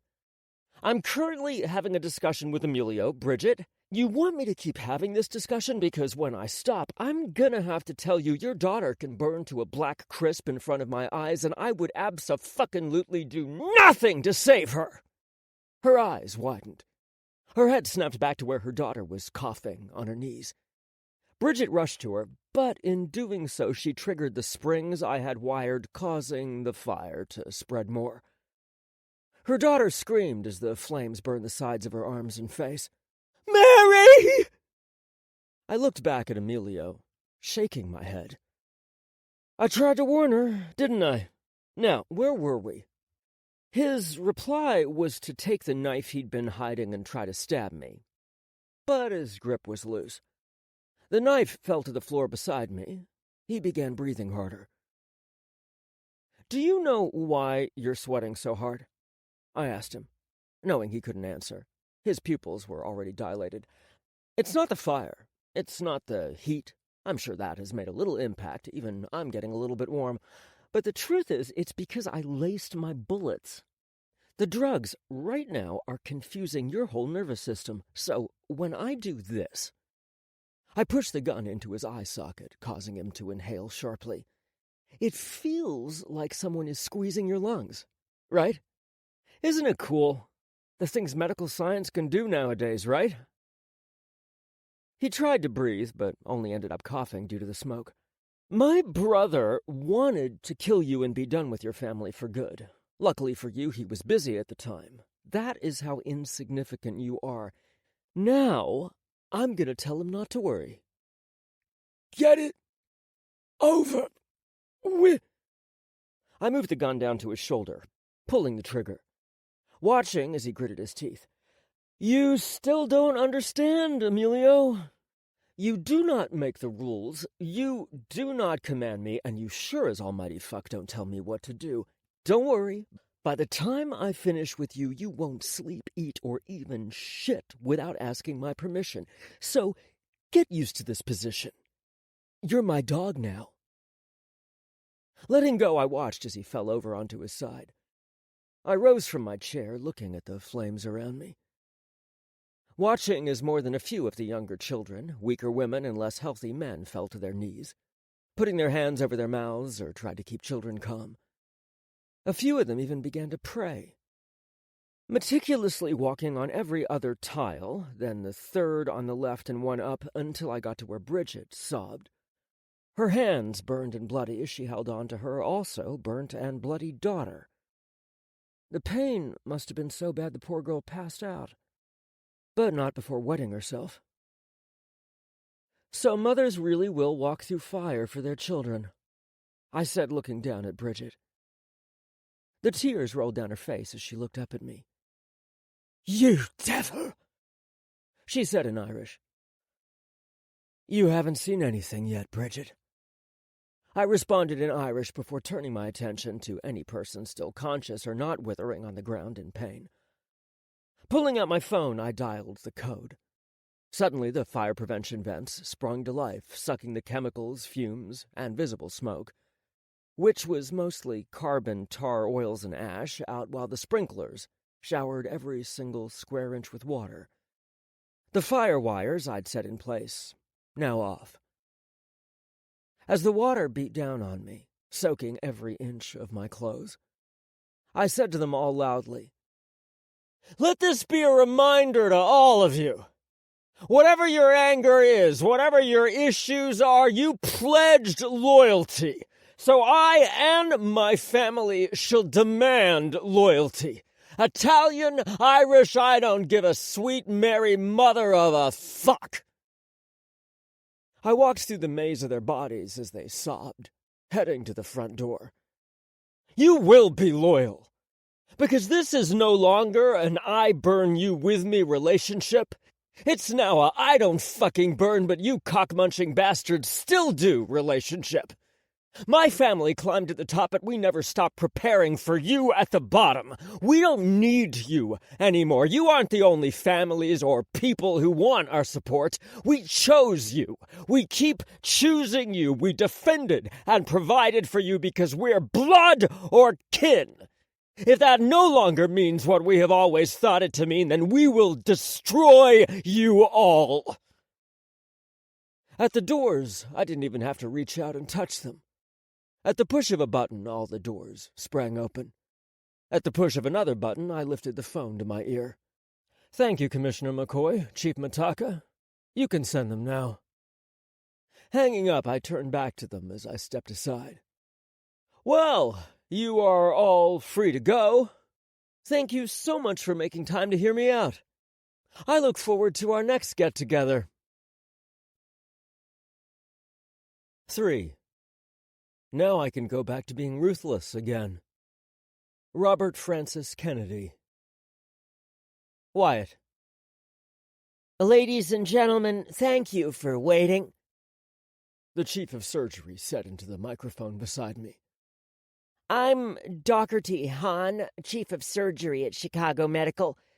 Yesterday at 4 p.m. Central Time, a fire broke out at the Orlando Cedric Community Center, injuring approximately 62 people, 15 children and 47 adults. Their injuries ranged from severe burns to smoke inhalation.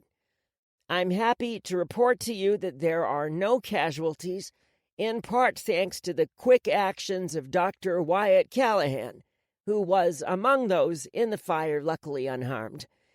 He will be joining the Chicago Medical Trauma Center as a trauma surgeon. Dr. Callahan.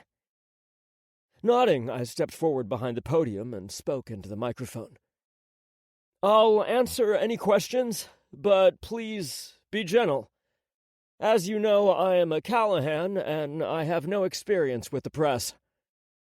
A few of them laughed, others glared, but I just smirked, pointing to the left toward the first woman to raise her hand. Mr. Callahan? It's Dr. Callahan. Mr. is everyone else in my family. I joked, though she didn't seem amused as she rolled her eyes at me before parting her lips to ask. Dr. Callahan. She stretched, and I nodded for her to go on. The Orlando Cedric Community Center has marketed itself as having state-of-the-art technology that prevents fires from spreading. As I recall, your family had claimed it was fireproof. Dr. Callahan is answering questions regarding patients. It's all right, I interrupted the chief before she went on. As I recall, my family claimed the OS was nearly fireproof. Nearly is not 100%. Chief Hahn claimed that it was luck that I was not harmed and was able to help others. However, it wasn't luck. It was due to the state-of-the-art technology at the OS, and had it not been tampered with, I'm positive there would have been even fewer injuries. That got their attention. more than a few of them sitting up and calling out. "Are you saying that the security system was tampered with? Was this arson? Has the fire chief confirmed? Do the police have a suspect?"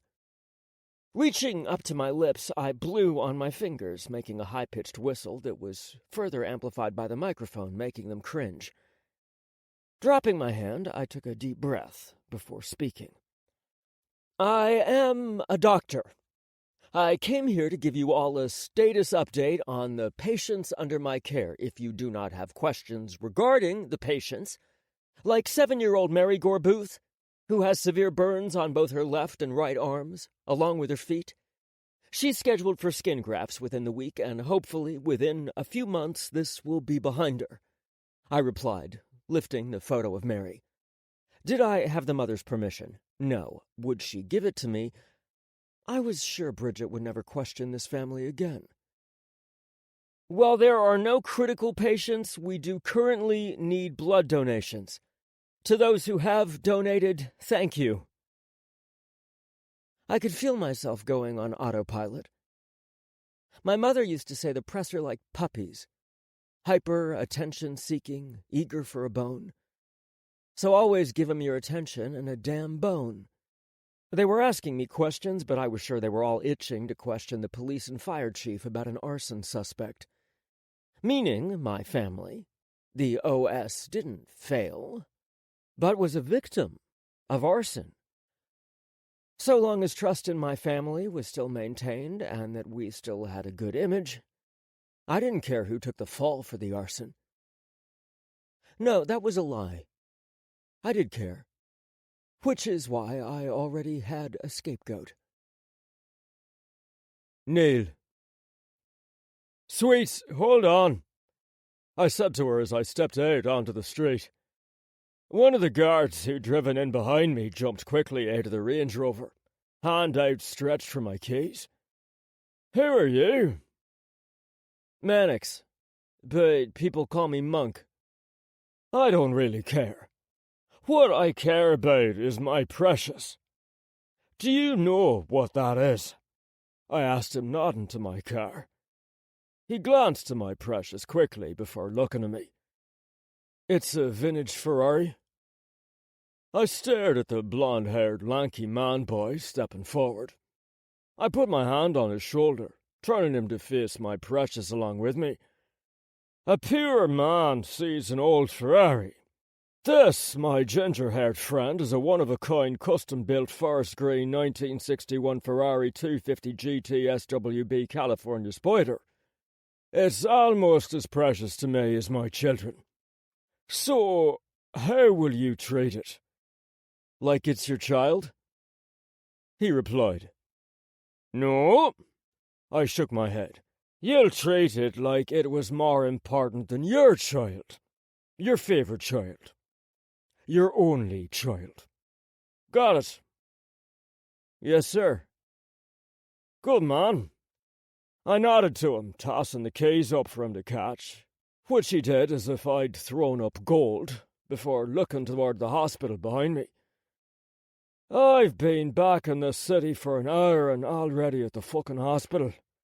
Can you believe this shit, Sweets?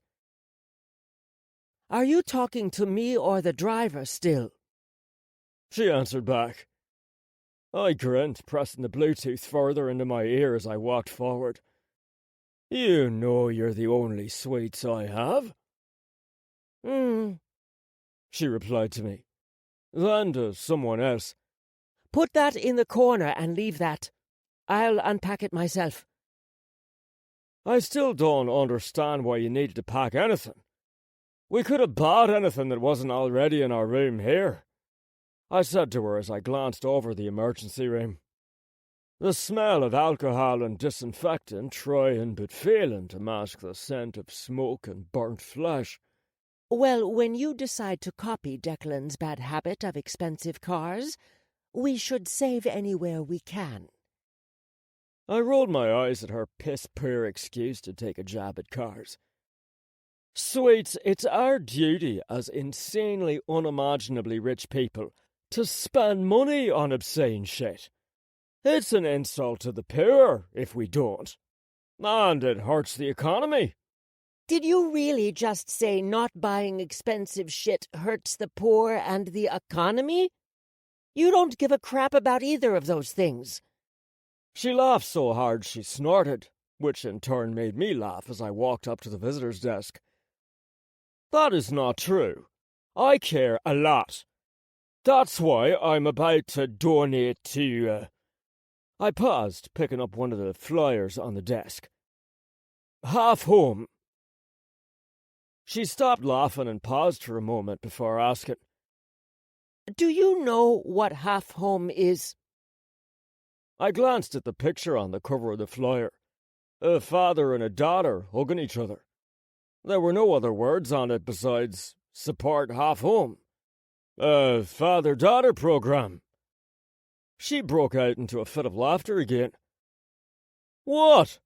I snapped, even though I couldn't help but grin. The nurse behind the station looked at me, looking forward to speak, but I held my finger up at her, telling her to wait a second. Half Home is a drug rehab program. You just...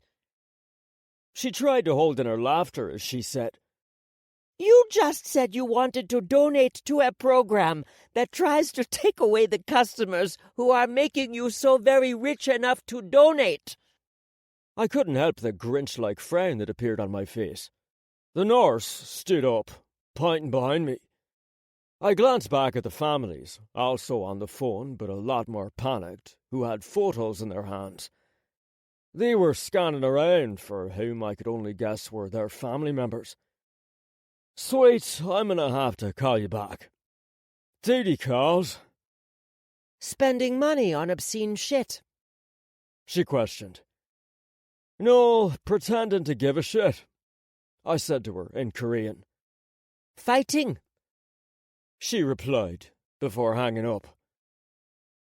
Taking the Bluetooth out of my ear and tucking it in my short pocket, I turned to face the nurse. He was more than annoyed with me, flashing a smile at her and standing straighter. Hi. This is a hospital, sir. You should finish your calls outside. Sorry about that, I said, still smiling while I tapped my fingers on her desk to keep from plucking the eyes out of her little head. I'm looking for Wyatt Callahan. Do you have an appointment with Mr. Callahan? I needed an appointment to see my nephew now. No, but... I'm sorry. Dr. Callahan is very busy, and you'll need to call... Uncle Neil. I glanced over to the right, somewhat stunned at the man in front of me, dressed in a white coat over a dark red shirt with dark grey dress pants, his hair cut and styled, and a very familiar hidden darkness on his face, even though he grinned from ear to ear. He's different. Dr. Callahan, is that you? I grinned, hugging him when he was close, patting him on the back.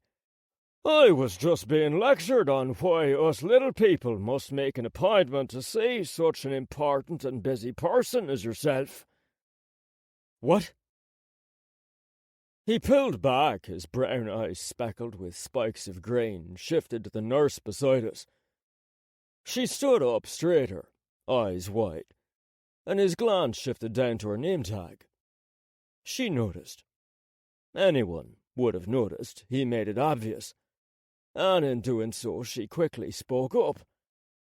I'm sorry, Dr. Callahan. I didn't realize he was family. She looked over to me, and I just leaned on the counter. If you had said that you were... Miss Leroy. Wyatt cut her off, speaking to the older nurse, who only came to the desk to place a tablet back down. She looked to him. I know you are busy. I apologize, but could you get Nurse Alice here some help? She seems a little overwhelmed, and a line is forming. Yes, doctor, she replied, flashing a glare to the younger nurse before moving to speak to the doctor behind me. Let's get brunch, Uncle, Wyatt said to me, no longer paying attention to the nurse beside me. He discharged her without even acknowledging her, already moving away. "I'm always in the mood for brunch," I replied, taking only one step before leaning back to look at Nurse Alice, who looked to be having a nervous breakdown. Tapping the flyer, I dropped it on the counter, getting her attention. "If you're still positioned here later, you might want to talk to people about these flyers. I know it's a new age and everything, but you still have to have information on them." I'll let them know." "She won't be there later, Uncle. Let's go." Wyatt replied aloud, not giving a shit if she heard him. I followed him as he walked down the hall, taking the path of the Purple Heart. He rolled his neck and yawned before asking, "How are you, Uncle? Is Aunt Mina with you?" "I'm good, as always. So's your aunt. She's moving our stuff back into the mansion, which is shocking because Ethan made it clear that he needed space." "Ethan isn't at home, so he still has space." I paused, my jaw locking in anger. "Because of Ivy." It was a statement, not a question. "Yeah." "Fuck," I muttered. Ethan was already distant by nature. The death of his mother made him cold. But becoming the king of Canersa so young only made him lock the rest of himself on ice. He became more dispassionate, the only breaks in his demeanour for his siblings. But all three of them were distant from each other. I'd hoped Ivy would at least warm him up some, be his fire. Now that she was gone instead of a fire, she was like a shooting star in the North Pole.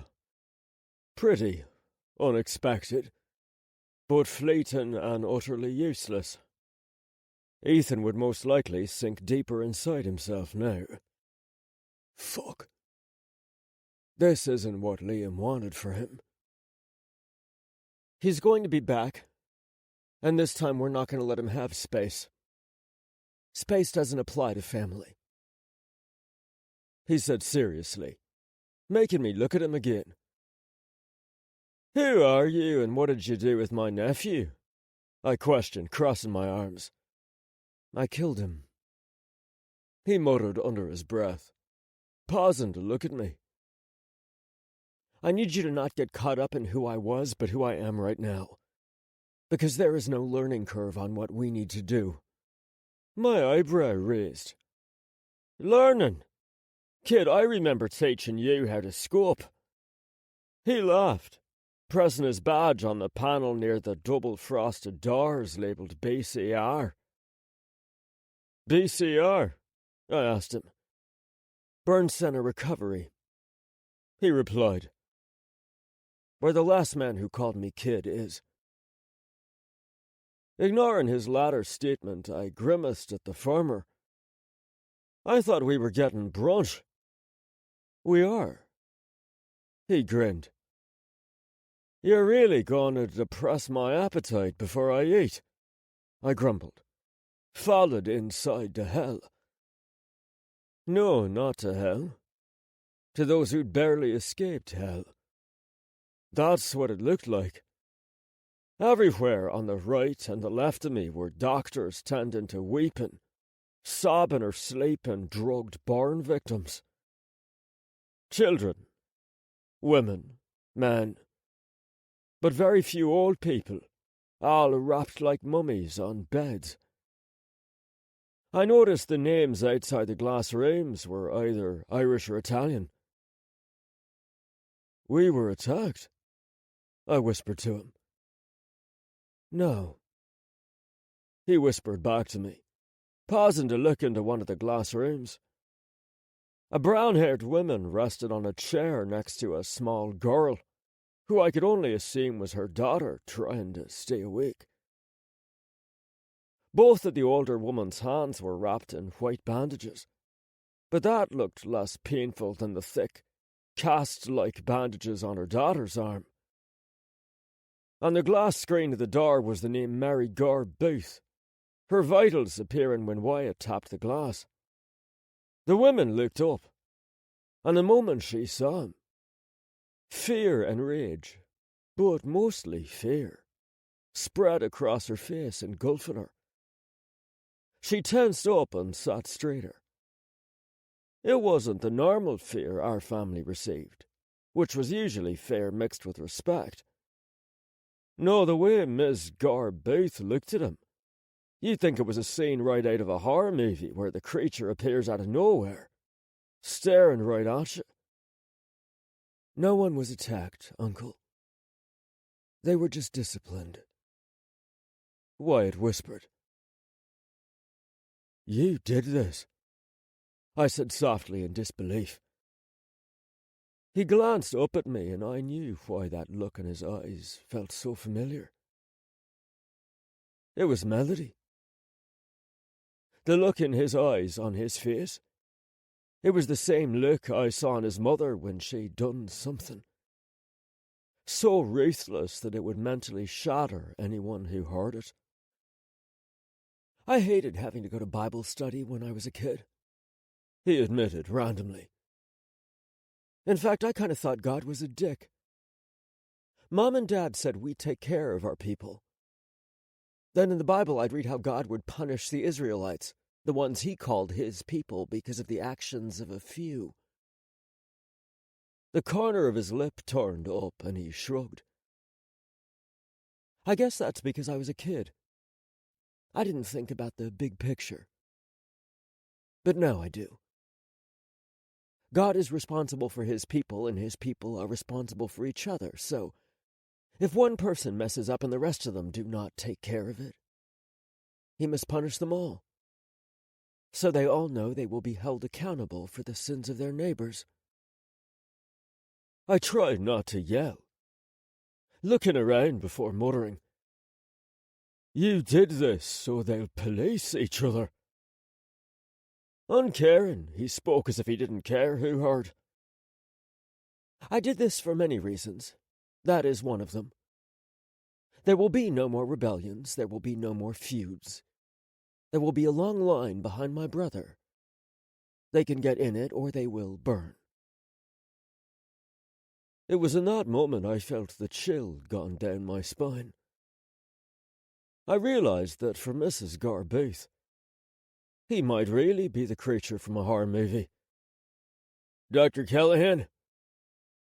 Turning to my right, 2 cops walked up to us. No, to the door. It took me much longer than it should have to put the pieces together, but when I did, I couldn't speak. I was barely able to breathe.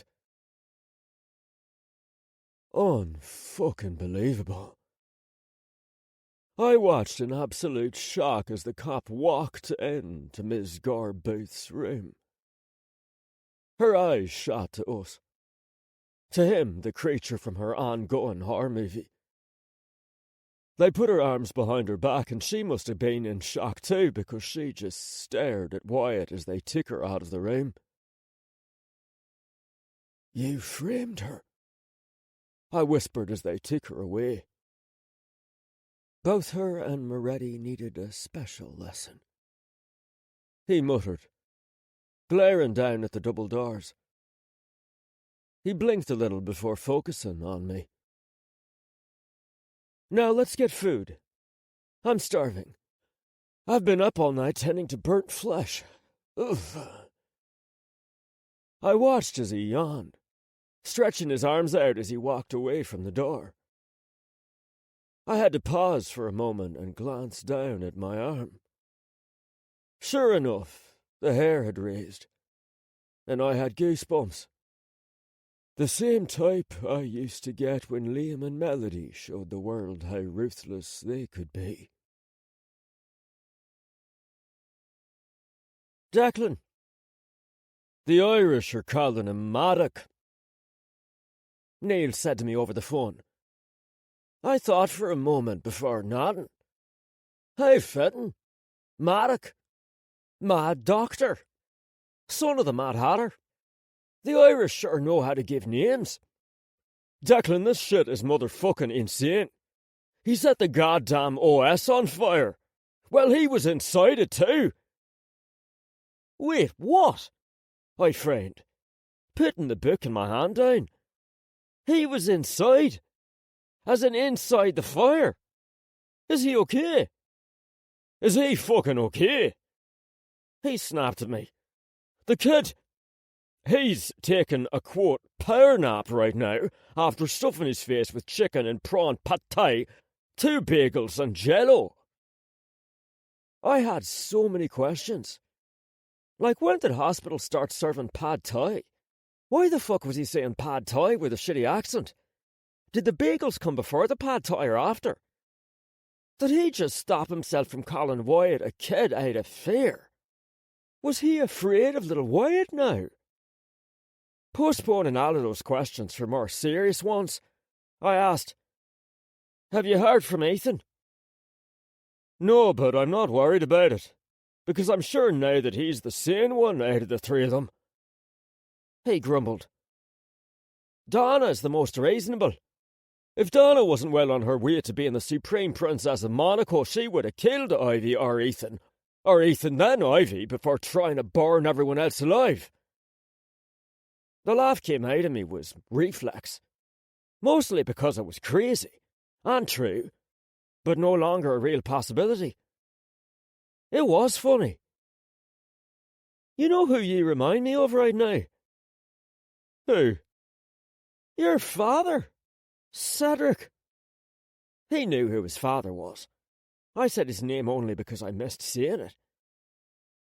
The moment I realised I wasn't alone, I glanced behind me toward the back of the jet where Evelyn sat, across from my sleeping wife on the couch.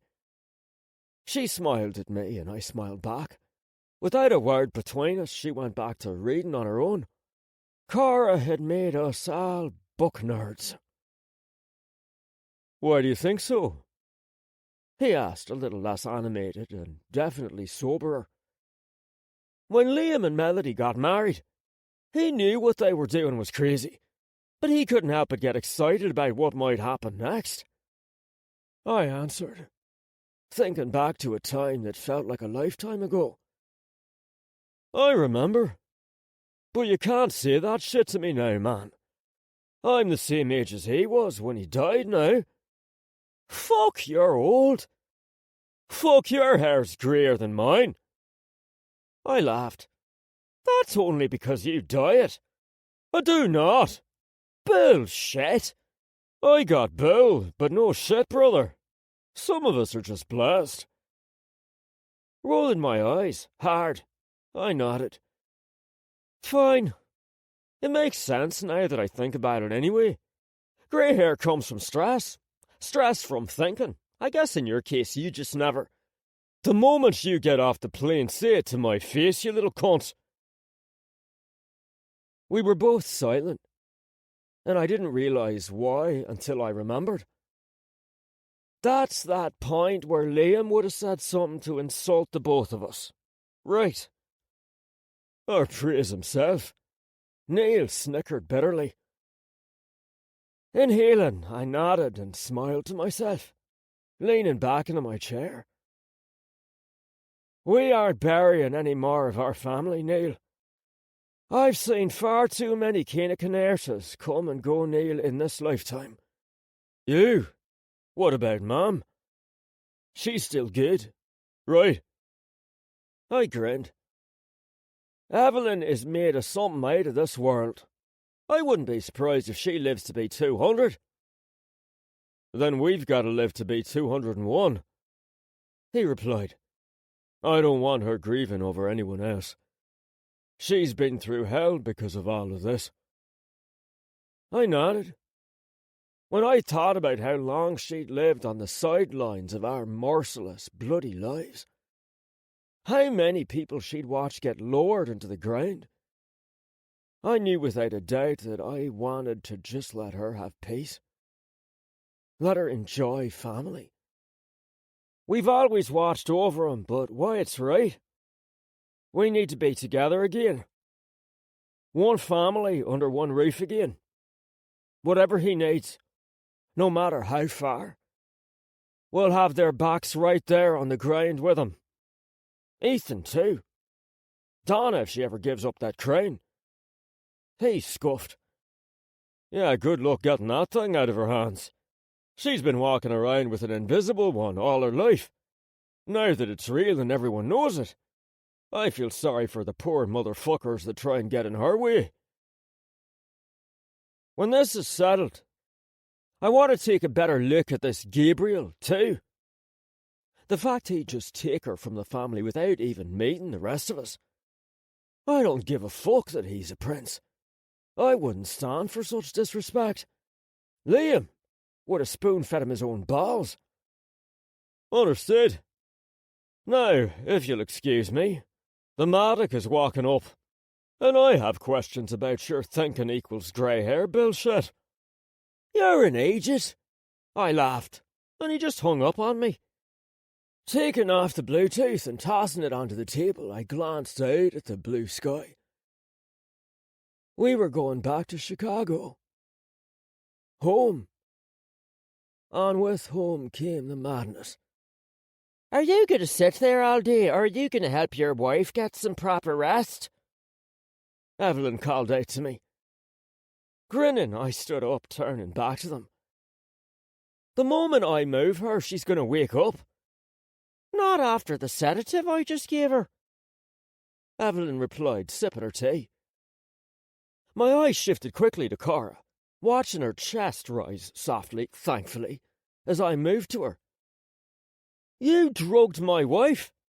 Somebody had to. The way she's been hovering over me the last few weeks, she was bound to crash sooner or later. Better now, before we get back into the heart of darkness, she said with no remorse as I gently brushed the dark curls off Cora's face, moving her head onto my shoulder. Evelyn? I inhaled, trying to speak calmly. Thank you for your concern, but I'd rather you didn't resort to drugging her. I'd rather not have churches fall on top of me, but what can you do? Some things are out of your control.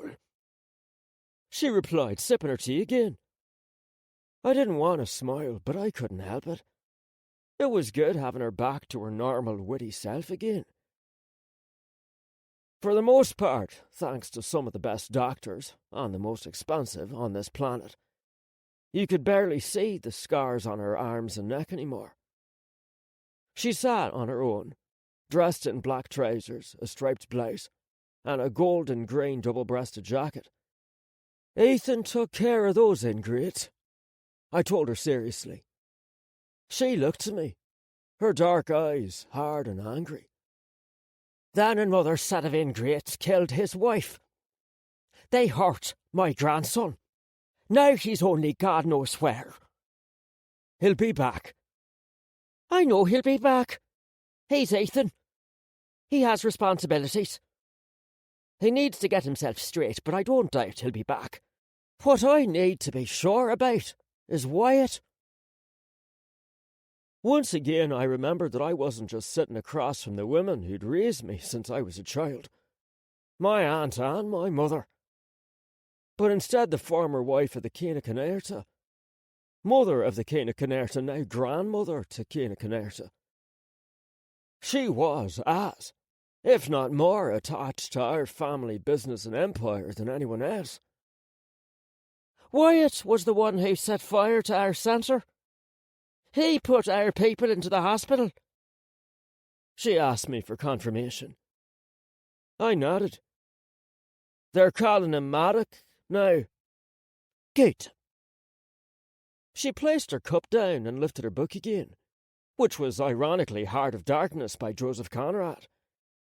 It's time he became the man his mother said he'd be. What? Melody never said anything about Wyatt. In fact, she seemed to coddle him. Which, for Melody, it was odd to see how soft and gentle she was to him. She loved all of her children, but she was especially attached to Wyatt.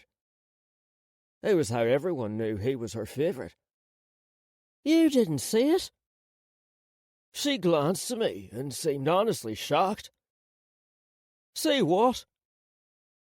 Declan. She wasn't coddling Wyatt. She was weaponising him. What? I laughed, holding on to Cora. You make it seem like she was creating a biological weapon. In a way, she was.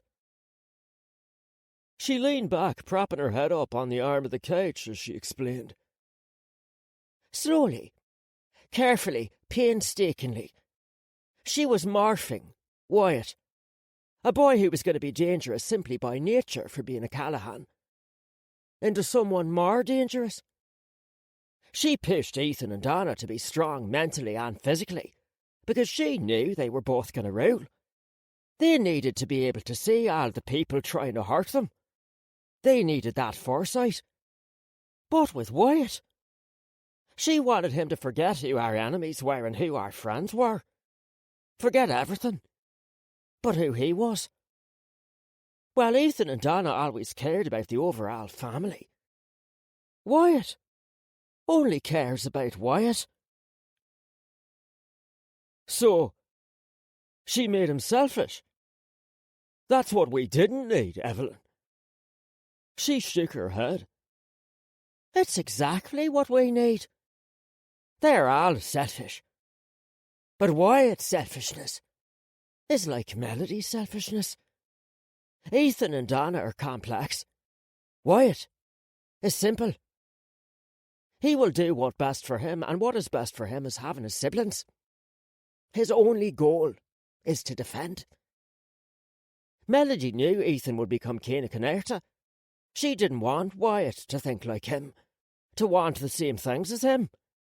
That would only lead to civil war between brothers. Look at Donna, how close she came. She was trained to think like a queen because her parents knew their daughter would not remain a Callahan. Donna would leave this family and rule on her own terms. Ethan has Chicago, and therefore has this country. And Donna has her own. But Wyatt, Melody wanted her sons together. One the brain, the other the muscle. Separate, they are terrifying. But together, it'll be hell on earth for their enemies. Now that someone who he cares about is hurt, and his sister is gone, what do you think he'll do? How do you think he feels? I paused, letting it sink in. All the moments I'd witnessed Melody training him alone, slowly explaining things to him, separating him from the rest of the children just to talk, flashed through my mind. He feels personally offended. They aren't just Ethan and Donna, they're his siblings, people he loves. This is about him. It may seem like he's avenging his family, but it's just his selfishness. They hurt his people. So he's going to do anything and everything to make sure those people hurt. Hurt worse. Like a kid that has his toy broken, he's going to get revenge for his own sake. And by default, become Ethan's soldier, protector, enforcer, the hammer upon everyone's head. He's just going to keep hammering until he feels better. And he won't feel better until his toy is fixed. Until Ethan is back to where he was. Until then, expect chaos. She sounded proud. Expect it to last until Ethan is back. When Ethan comes back, no one will ever question him out of fear of having to deal with Maddock again. Melody's plan. Wound one son and unleash the worst in the other. She wasn't just proud. She was gleeful. In the same sense that Neil had been on the phone. They both felt it. They felt it in the way animals feel an earthquake or a tsunami coming. The only difference was they didn't fear it. They weren't running from it because it felt like home. It felt like the old days. It felt like Liam and Melody. And Cedric were here. Looking out the window, I could only imagine the terror that would be unleashed soon. Liam, Melody, Cedric, my own father. They were here. The ruthlessness, it didn't end. It was just passed down from one generation to the next, growing stronger and darker. Wyatt was just now coming into his own, which was good for this family, and hell on earth for everyone else. I glanced down at the beauty in my arms for a moment and then back to Evelyn as she lifted her eyes. You have any more pills left? I have a feeling I might not be sleeping for a while either. She laughed, shaking her head at me. Welcome back to Chicago, Declan. The forecast is as it has always been. Windy with a chance of murder. No sooner had I thought it, my phone rang, and the name on the screen was none other than the new Maddock himself. Hello, Wyatt. 4. Who are you? Angel to some, devil to others. Unknown.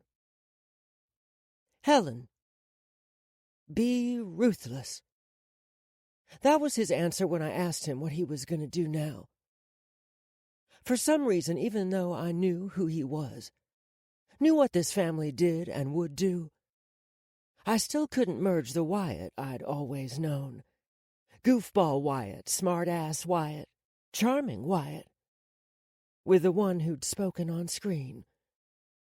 The man who without hesitation set a trap with children and let them burn. I didn't know that Wyatt. That part of him. I'd never seen it. Was he the Wyatt I'd always known, or this new Wyatt? In my mind, I kept asking myself the same 3 questions. Who was he? When did he get to this point? Where was the old Wyatt? Helen. Turning off the tablet, tossing it to the side before rising from my desk, I couldn't help but feel like a little kid. Breathe, Helen. Hi, Mom. I grinned, meeting her in the middle of my room and hugging her tightly. Feeling her warm arms around me, the curls of her hair brush against the side of my face, I felt my whole body relax. What's wrong? That was short-lived. I tensed back up, pulling back from her. Nothing. Damn it. I didn't even need to look at her to know that didn't sound even the least bit truthful. Helen, she called again, lifting my chin so she could look me in the eye. My mother, Cora, had 3 ultimate superpowers. You're lying to me. Yep. The first my dad liked to call her bullshit detector, which made it even harder for a bad liar such as myself to get away with anything. Sighing, I tried to smile, staring into her dark brown eyes. Can we let it slide? She frowned, causing small wrinkles to form on her brown skin, and she looked back and forth in my eyes as if she were reading, before putting both her hands on my cheeks. Normally, since you asked, I would let it slide. But, sweetheart, you look terrified. Did something happen to you? Are you all right? You know you can tell me anything. I won't be upset. No, I'm fine, I swear, I said quickly before her imagination got the better of her. Reaching up, I pulled her hands down. Okay, I won't push. She sounded hurt. Which was her second superpower? The guilt trip. It didn't matter if she was the one in the wrong. Somehow she'd twist it around and make you feel like you were the one in the wrong. Oh, I missed you. Mom! I couldn't brace for it. Her third superpower, super hugs, had me trapped in her arms for dear life. Now that I am back, you and I should go to the spa. Have a girl's day. You can speak computer geek to me until the sun comes up. I laughed, nodding. I speak computer nerd, not geek. What's the difference? She questioned, finally releasing me from her bear grip. But before I could reply, she just waved me off, going off on her own tangent. You know, forget it. I'm gonna book an appointment now. Book? You aren't gonna just rent out the whole spa? I mocked. Nope. She grinned from ear to ear, pulling her phone out of her skirt pocket. How can I show off what an awesome daughter I have if no one else is there? Mom, you're such a dork. Excuse me. I prefer nerd. She rolled her neck at me as she mocked me. However, it was short-lived as she began to frown. What is it? This bloody phone keeps acting up. Can you fix? Can I fix it? Mom, I'm hurt. Don't you know I'm a genius? I said with a gasp, my hand over my heart, and took the phone from her. She snorted. How can I forget? You and your father remind me every day. I couldn't help but beam with pride as I scrolled through the code on her phone. It took only a few seconds. Yeah, Mom, it's just because you forgot to update. When I looked up, she was looking through my tablet. Mom! I yelled, reaching over and snatching it out of her hands. Don't just go through my stuff! Her eyebrows raised, and I closed my mouth quickly. Her eyes focused on the tablet, then back to me, and I hung my head. I was a fucking adult, and yet in this moment I didn't feel like one. And I didn't know why. Helen. Sorry, I snapped. But... Is that what scared you? She cut me off, and when I met her gaze, she nodded to the split feed of Wyatt's press conference and the deleted footage at the OS, which was now playing on my tablet. I watched for a moment, but the moment the little girl burned, crying out for her mom as he just sat there, I turned back. Why are you scared? I'm not scared. You look it. Well, I'm not. I snapped again. Standing upright, I looked her in the eye and told her the truth. I'm not scared. It's just what? She was gonna keep pushing. It's Wyatt. He's different. And I don't know how. I don't think I'll be able to talk to him the same way now. She stared at me for a long time. Slowly, she crossed her arms, which meant I wasn't going to like whatever she was going to say, but she was going to say it anyway. What, Mom?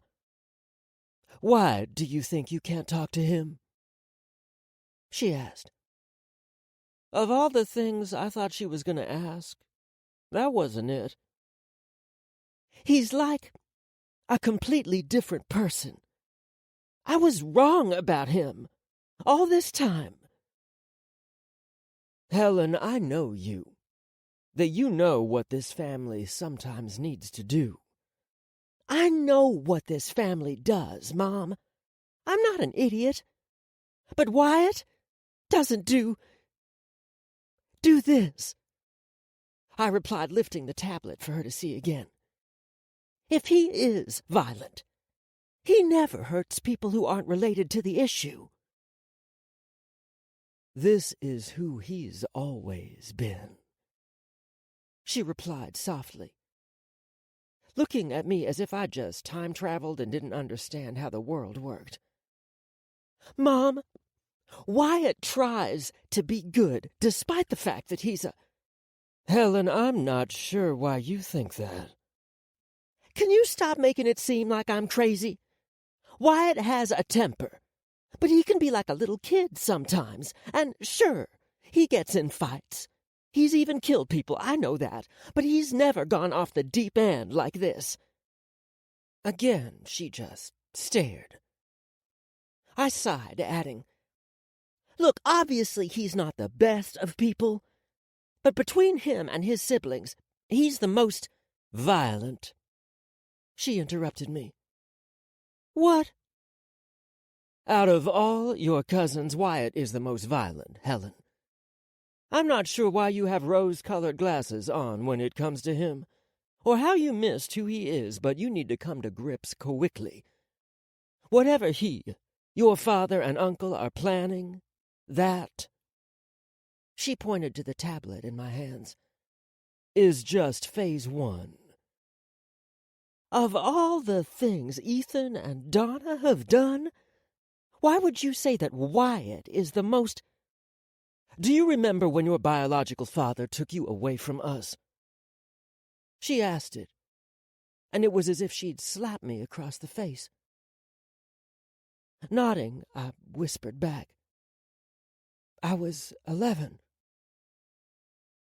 "You were gone for 2 weeks," she whispered, her hands balling into fists. "But it felt like 2 years to me. It felt like he gutted me. And your father, your aunt and uncle, they kept telling me to wait. Your father swore upon his life that he'd bring you back, but they just wanted to get you back without causing a scene. I know. No, you don't know. Because they didn't get their way. Wyatt, at age 12, brought you back himself." "What?" "Cora, age 38. "We need to wait?" I asked softly, glancing over each and every one of their faces around the living room until I finally looked to Declan, my dear husband who sat on the edge of the sofa by the fireplace, his knuckles white, his face blank. I didn't need blank. I needed determined. "Cora, we need to be careful," Evelyn said as she reached out to me, but I smacked her hand away. "Careful," I repeated, feeling ready to wring her neck. "She's my daughter. Some nobody has taken my fucking daughter." "He's not a nobody," Melody said as she tucked her hair behind her ear and took the glass Liam offered her, rubbing the side of her head. Apparently Her Highness had a fucking headache. Liam leaned over the back of her, adding, "He's a sitting senator, civil rights attorney and activist." "I don't fucking care," I hollered. "He's not a Callahan, therefore he is a nobody. Or have the rules changed now because it's my daughter, because she's not really Declan's daughter. Don't you fucking dare, she is my daughter." Declan finally chose to come back to life. "Prove it! Fight for her!" I screamed back. "What do you think I'm trying to do, Cora?" "I don't know, Declan," I hurled back at him. "From where I'm standing, it looks like you're letting someone steal our daughter. The daughter we raised, the daughter we fed and clothed and loved, the daughter who is everything to me. You all can destroy cities, you can bring grown men to their knees. Within minutes you have the FBI, CIA, Chicago PD, and every other goddamn acronym at your fingertips. Yet for some reason, it is hard for you to figure out a way to bring back our daughter.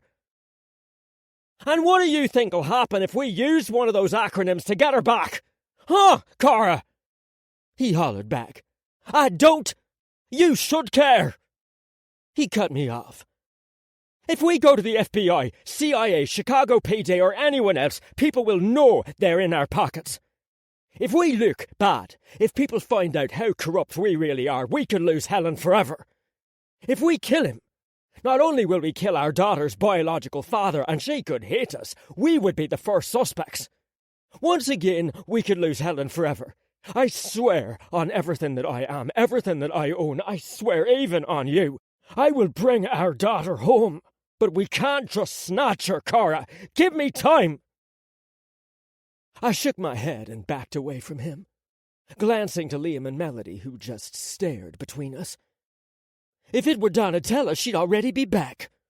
It could never be Donatella because her biological father is right here, Melody replied, her words all but ripping out any shred of dignity I had left. Liam, Declan sneered. Shut your wife up before I have to. I will not allow her to speak to my wife like that. Let her say whatever the fuck she wants, because until my daughter comes back, you don't have a fucking wife. I muttered, fighting back the pain in my throat. Cora. Declan's eyes focused on mine. He stepped closer, but I backed away. Running my hand through my hair, I blinked the tears out of my eyes. Why is it whenever I need you, Declan, you're fucking useless? I didn't wait for his answer. Turning from them all, I walked out the room, holding the door closed tightly, trying to fight back sobs that broke out anyway. I couldn't even run away. It hurt. It hurt so much. Here. I saw the small box of tissues before I saw the hand attached to it. Blinking the tears from my eyes, I saw him clearly. The shoulder-length brown hair tucked behind his ears. His brown eyes with a speck of green weren't the usual carefree ones. At 12, he already stood at a mighty height. He wasn't as strong as Ethan, but both of them were still growing. He pulled out a few tissues and reached, pulling my hand from the door, handing the tissues to me. Thank you, Wyatt. But... You're right, he said softly. What? The man that took Helen? He's not a Callahan. So he's nobody. He repeated my earlier words. Explain that to your parents, I muttered. Reaching over, I put my hand on his head. Thanks for the tissues. Without another word to him, I began walking toward the front doors, not back toward my rooms. Helen will be back sooner than you think, he said. I just nodded. Until then, I think I'm gonna drink. 2 days later. I'm gonna be sick, I groaned, running my hands through my hair. Drink this. Declan's voice sounded above me. I thought I was clear. I don't want to see your face until you bring our daughter back, I grumbled, closing my eyes again as I tried not to hurl. You were very clear. So why are you still here? Because I enjoy watching my children sleep. My eyebrows frowned together. Peeking open one eye, I glanced up to him as he glared down at me.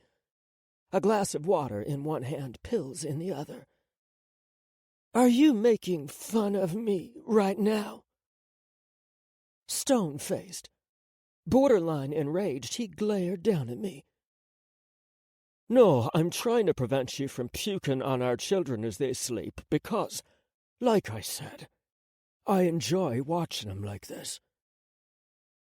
I heard his words. I understood them. And yet it still took much longer than it should have for me to hope. My heart began to race as I sat up. Feeling a strange weight on the bed, I turned to my left slowly. And there she was. Helen, I gasped, reaching out to touch her face, but she sneezed, rubbing her nose before rolling over and hugging her brother, Darcy, as he snuggled on the pillow. As if I were dreaming, I reached out, running my hands through her curly hair. She got here last night after you passed out, and they both wanted to stay with you. Drink, he said, offering me the water and pills. I stared at him before looking back to him, and I couldn't help it. I jumped. Yes, jumped out of bed, hugging him, feeling the water in his hand slip a bit. "You did it! You brought her home!" "No, I didn't." He peeled me off, handing me the glass and putting the medicine on the bedside table. "Wyatt is the reason she's back." "Wyatt?" I asked. He just nodded, and I followed as he moved out of our bedroom and into the den, heading to his chair and grabbing his suit jacket. "You're not gonna—" "Yes, Wyatt. He skipped class and flew down to D.C. yesterday, where he broke into Senator Rick's office. You know, the senator Melody handpicked for the Senate. I guess that was the only senator he knew." "I don't know. What does Senator Rook have to do with this? Helen's biological father is Senator King." "Wyatt kidnapped Rick's 17-year-old daughter," he interrupted, his face emotionless, "and took her to Senator King's home, where he proceeded to shoot them both up with over 5 grams of our uncut heroin, and while they were both overdosing, he stripped them down naked so they could be found naked and high in bed together." I felt my mouth drop, and closed it only to drop it again. My mind was spinning as I tried to piece together the madness that spilled out of his mouth. I replied, slowly, "You're telling me that Wyatt framed Senator King with a minor, not just any minor, but another senator's daughter, and heroin?" He sighed, rubbing his forehead as even he could not believe it. "No. Wyatt tried to frame him. Instead, he murdered our daughter's biological father." "Senator King is dead," I whispered. He nodded. "Apparently he had a deadly allergic reaction to the drugs. So now everyone wants to know how a highly respected member of the black community who spoke out against drug use ended up dying of drug use in his own house. Senator Rick's daughter has no idea how she got there either. Helen is temporarily back in our custody, but now I have an appointment with Judge Wilkins, who will probably want to investigate how it is we got Helen back so quickly. I'll come with you. It's best if you don't come in your current state." He muttered as he walked past me, angry. Reaching out to him, I grabbed his arm, forcing him to stop for a moment. He didn't look back at me. I didn't even know where to begin. "Don't worry. I'll do my best not to be so fucking useless," he snapped, yanking his arm away from me and marching to the door. "Declan!" Pausing, he turned back to me and got in my face to scream. "I love them too! They're my children, too! I was in pain, too! I wanted her back, too! I didn't want this! I didn't want this circus for her! Her mother overdosed on our drugs! Our business killed her mother, and now we're responsible for killing her father, too!" "I'm her mother," I reminded him softly. "And you're her father." He inhaled, shaking his head, but at least this time he kissed my forehead and then hugged me. "Keep her away from the news. I'll be back later." Nodding, he said nothing else to me before leaving. I wasn't sure if it was because of my hangover or not, but it felt like the world had just shifted off its axis. It didn't matter. I had my daughter back. My family was together. There was a knock on the door. "Hold on." I softly opened the door. Wyatt stood there, his laptop tucked underneath his hand and a monster-sized bag with snacks over his shoulder like Santa Claus. He grinned like a harmless goofball. "My mom's pissed. Can I hide out in here for a bit?" he whispered, glancing over his shoulder just to make sure she wasn't there. I couldn't help but smile. "How pissed are we talking about?" He cringed. "My dad couldn't even get a word in, and I think she invented some new curse words. I escaped while she was on the phone." "Wyatt, get your ass back here!" I heard Melody holler. He dashed into the room so quickly I felt a breeze.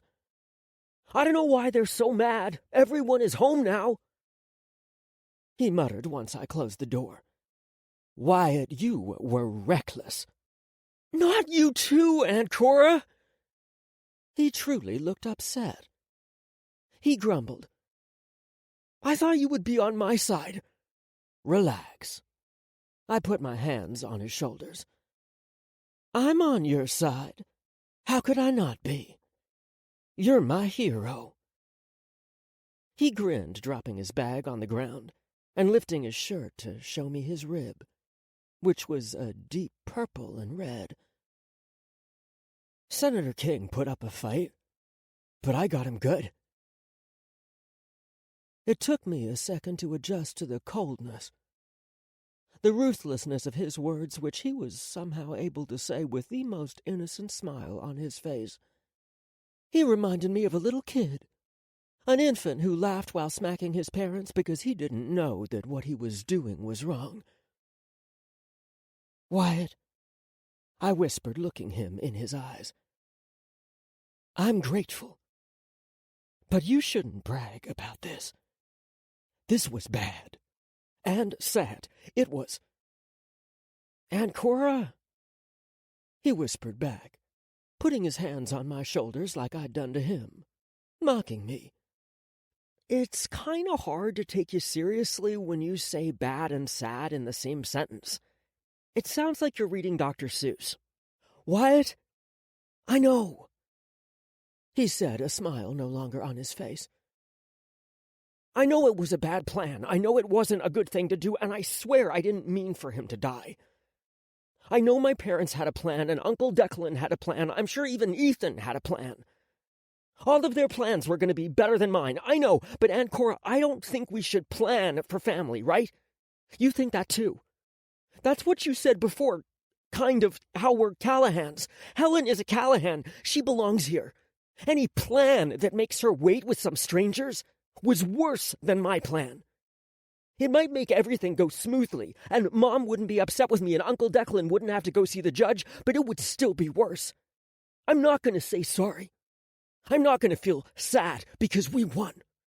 We can figure everything else out later because a win is a win," he said, determined. And yet I could see it. In his eyes, he was begging for me to be on his side.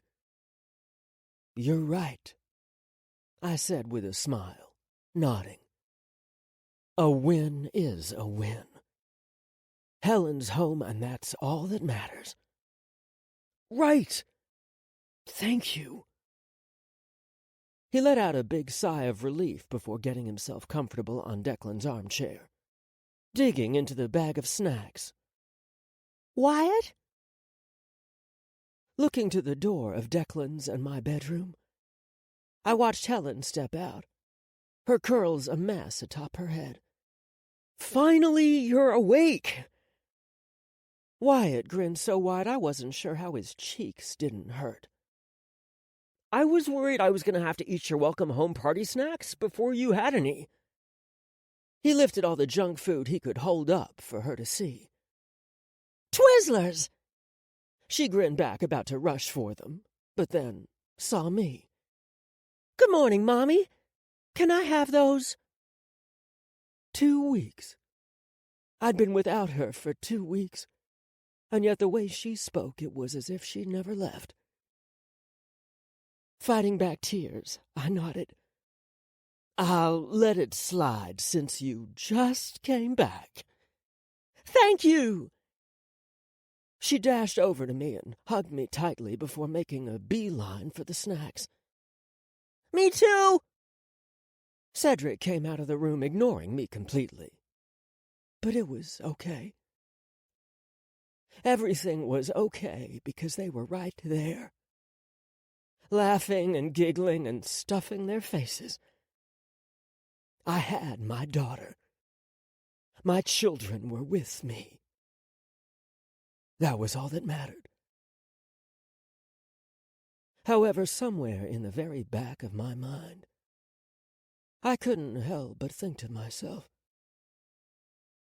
he's only 12, Cora. He kidnapped a woman, 6 years older than him, and he murdered a man. Destroyed another family, and he did it without remorse. Without hesitation, even without caring what his parents, his mother, would say. How? Watching him laugh and stick Twizzlers under his lip, acting like a walrus, I knew he wasn't a psychopath.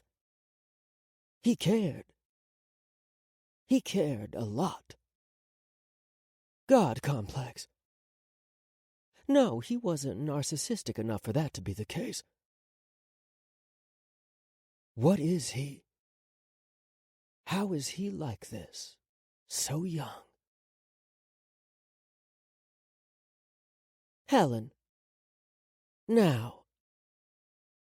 I couldn't describe it then. Now I can. My mother whispered to me, Wyatt is the most dangerous because, unlike the rest of us, who bend or break the rules of society, he doesn't acknowledge them. It's as if they never existed to begin with. You think he's an angel. I agree. But I agree knowing that Lucifer was the most beautiful angel of them all, too. I need to go, I said softly, handing her back the phone before leaving my room. The moment I stepped out into the hall, I heard his voice. Helen? Wyatt walked down the hall, in the middle of my father and uncle. He had that normal, goofy grin on his face.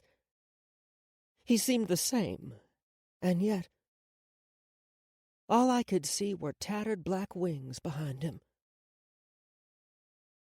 Helen, what's wrong? My dad asked, stepping forward. But I stepped back, shaking my head. I tried to speak, but nothing came out. Without saying a word to them, I turned and left. I could hear them calling for me, but I ignored them. Instead, as I was going into the garage, all of a sudden I felt a hand grab onto my wrist, pulling me back. Helen! Wide-eyed, I turned back to him, only to see him staring at me just as wide-eyed and confused. Are you okay? What happened? Did you fight with your mom? You killed my father, I answered back. What? He laughed like I was the one who was insane. Uncle Declan? Senator King, I snapped. And he froze. Everything seemed to freeze, except the world right outside the entrance to the garage, where the rain fell on the gravel like bullets from the sky.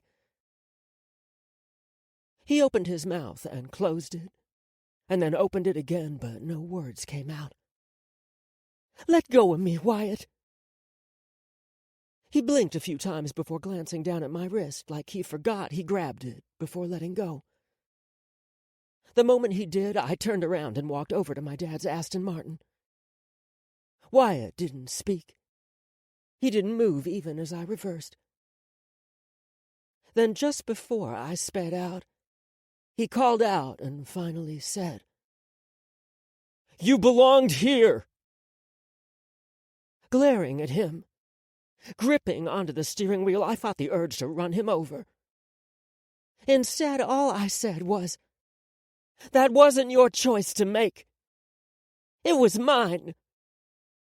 As I drove out, only when the rain began to beat down on me did I realize I'd taken the top down. But I didn't want to stop. I just kept driving toward the gate to get as far away as possible from the manor. 5. The best kind of humans are the ones who stay. R.M. Drake. Wyatt. That wasn't your choice to make. It was mine. You've always been selfish. You never once thought about those of us around you. Their words echoed in my mind without mercy. And not just them. Donna, my uncles, my aunts, my own father. Apparently, my selfishness was a well-known bane of this family. They all hated me. Even Helen. Wyatt? Glancing up from the glass in my hand, the ice long since melted, I looked over to the door as she walked in, a very familiar smile on her lips as she opened her arms out to me. I sat up off the edge of the table, put my glass down, and hugged her gently. "Welcome home, Nana," I whispered down to her. "What do you mean, welcome home? You're the new one to this place." She laughed and hugged me tighter than the force of God, and I let her for a moment before letting go. She glared at me. "Why do you look depressed?" "I'm not depressed, Nana." "I know you're not depressed, Wyatt. That's why I'm asking why you look depressed," she said, breaking away from me, taking my glass and finishing the liquor. Her face twisted together as if she ate a bag of sour candy. Plus, the wrinkles over her ivory skin made her look older than normal. I wish I'd had a camera. "Never mind. I have my answer. What the hell is this?" I snickered, trying to remember what I'd poured into the glass. After I left the garage, everything was kind of blank. In all honesty, I can't even remember, Nana. "Good. Never make it again, or I'll disown you." She cringed, putting the glass on the table. "Nana, when did you become such a drama queen?" "I've always been one, but your sister kept overshowing me." She shot back, her mind sharper than ever. She sighed deeply and frowned. "I miss her. I got here and automatically wanted to go to her room before remembering she wasn't here." I felt my shoulders sink down slightly, but didn't want to see her frown. "I'm sure the Royal Palace of Monaco can handle one more drama queen." At that she paused, looking me dead in the eye, and said, "I'll go visit her when you visit her. My place has always been with you boys. You and Ethan, sons of my son. I'm very happy you're home, Wyatt. This place needs you." I tried to smile, but my thoughts hurt too much. "Are you sure? Because at the moment I got people abandoning ship." "Is that why you look depressed? Your abandonment issues?" "I do not have." "Your parents died when you were young. You have abandonment issues." She cut me off. I made a face and changed the subject. "Apparently all the problems in this family are due to my selfishness." She snorted like a hog, and my eyes went wide as I tried not to laugh. "Nana?" "Bullshit," she replied. "Everyone in this damn house is selfish." "Exactly," I nodded to her. "You're more selfish," she added, putting me in my place. And I couldn't help but pout like a kid. We were all kids to her anyway. She linked arms with me and said, "But your selfishness is nowhere near big enough to be the root cause of this family's issues. Ethan and Helen needed an emotional punching bag. And because you have a bad habit of choosing the worst times to speak to people, hey, they took their anger out on you. She finished. So, what am I supposed to do? Take it? She shrugged.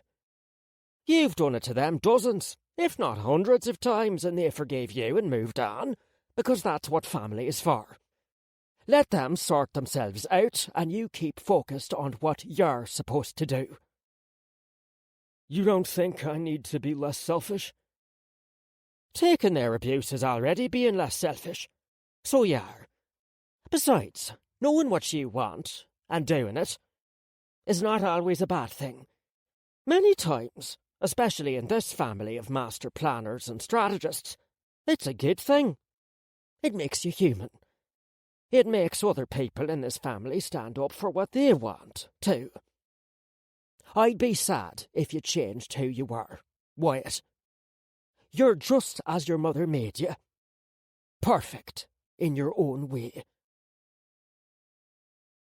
I paused for a moment before glancing at my watch.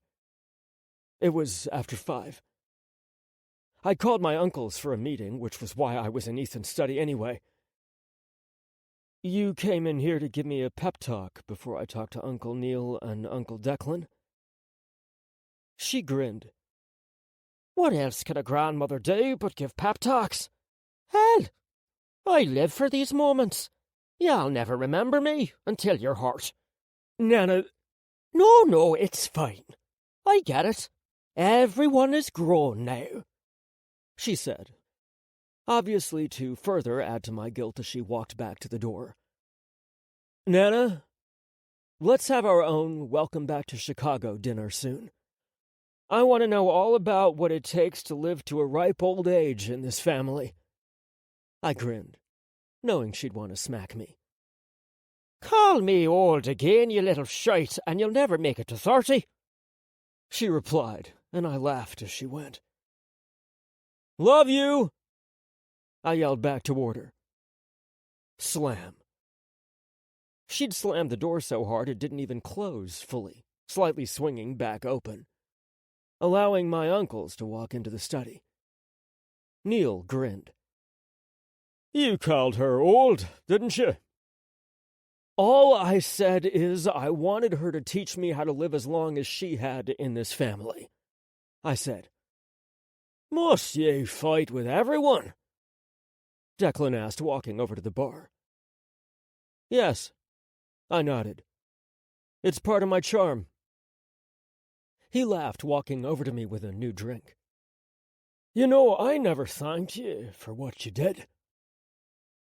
I took the glass, not sure what he was talking about. It must have been clear on my face, because he added, Helen, back then I was stuck. I wasn't sure what to do.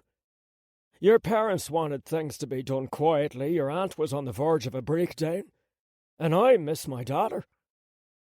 You took all the blame and we got what we wanted. I got what I wanted. Don't worry about Helen. I'll talk to her later. I nodded, not wanting to rehash this. Luckily, my Uncle Neil didn't want to be out of the loop either.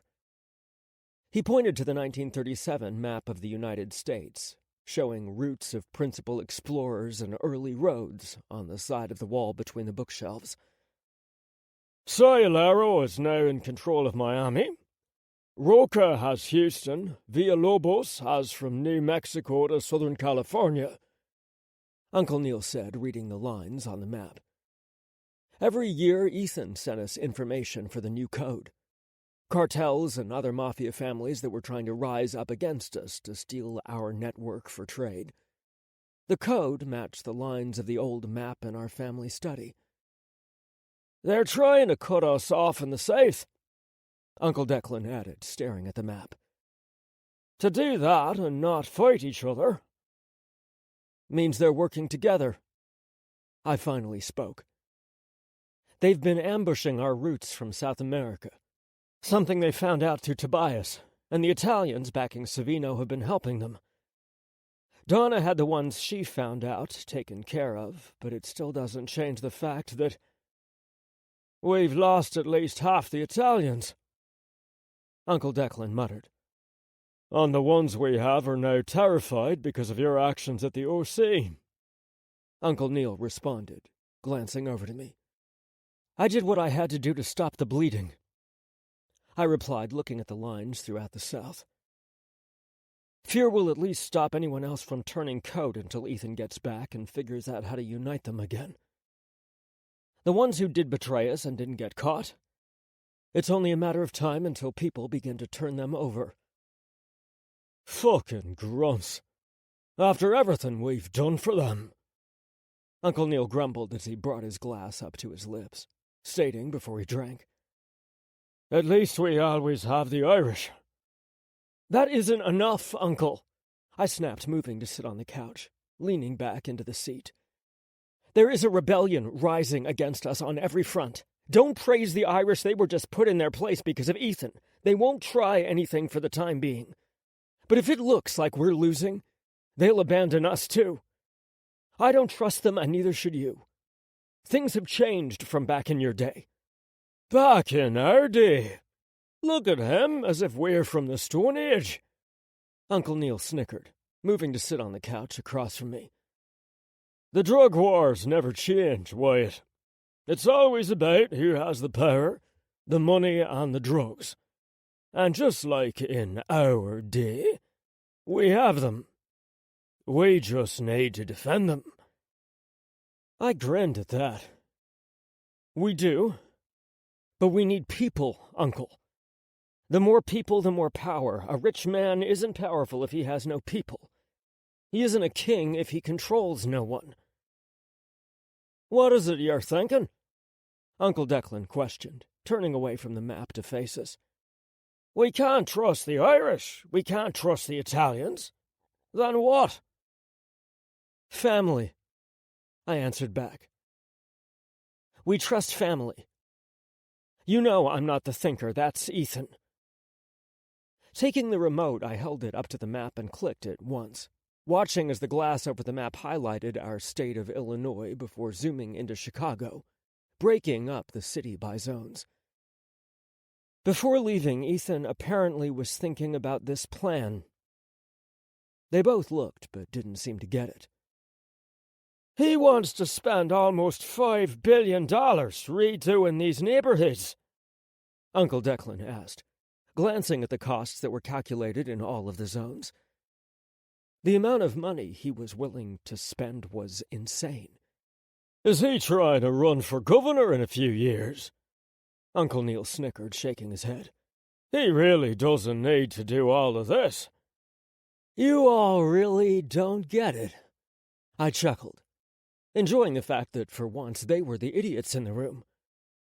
Do explain, oh wise one, why your brother wants to spend a few billion redoing the ghettos. Uncle Declan snarked. With pleasure, I replied in the same tone, finishing off my drink. He's recruiting. I didn't have a chance to say because in walked Darcy, dressed in an all-black dress shirt and black trousers. Behind him was Cedric, dressed in gray trousers and a navy dress shirt. You're both late, I said, more annoyed that they killed my moment than anything else. Apparently I needed a haircut, Cedric muttered, running his hand through his shorter and styled black hair. I feel like I've aged. That's the point, Darcy replied. He shook his head as he walked in, moving to the bar, just as his father did. No self-respecting man should be walking around with his hair in a ponytail.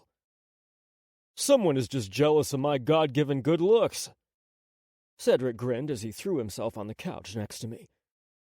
Darcy snorted. Kind of the same way Nana had. Yeah, that was the real reason. Deep down, I'm dying to be a 25-year-old half-Korean man with a ponytail and no rhythm.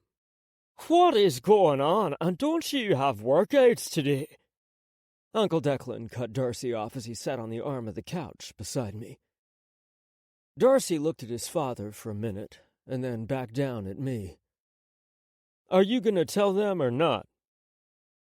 Seeing you came late and cut me off before I could, have at it, cuz, I replied.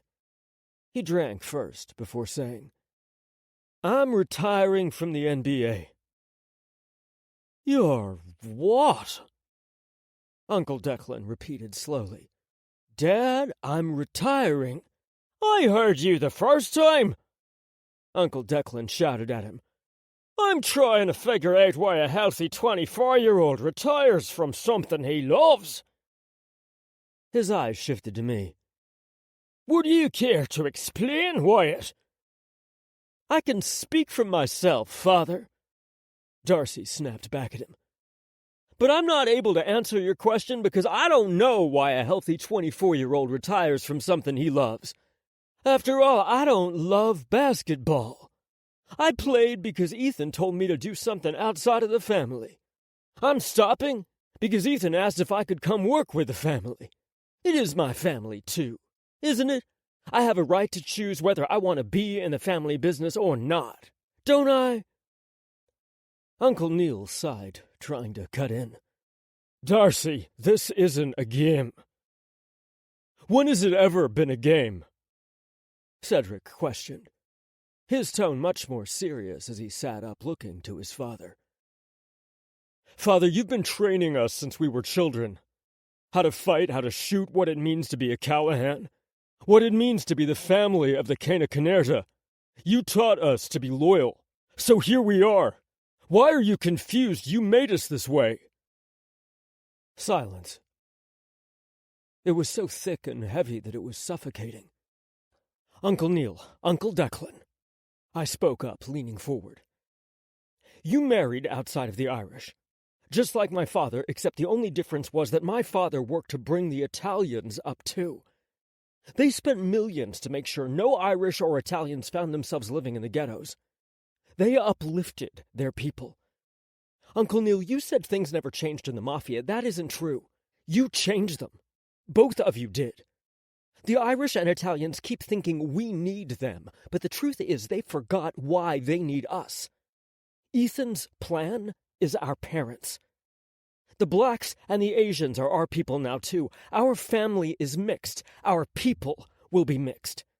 Cedric and Darcy already have the star power. People love them.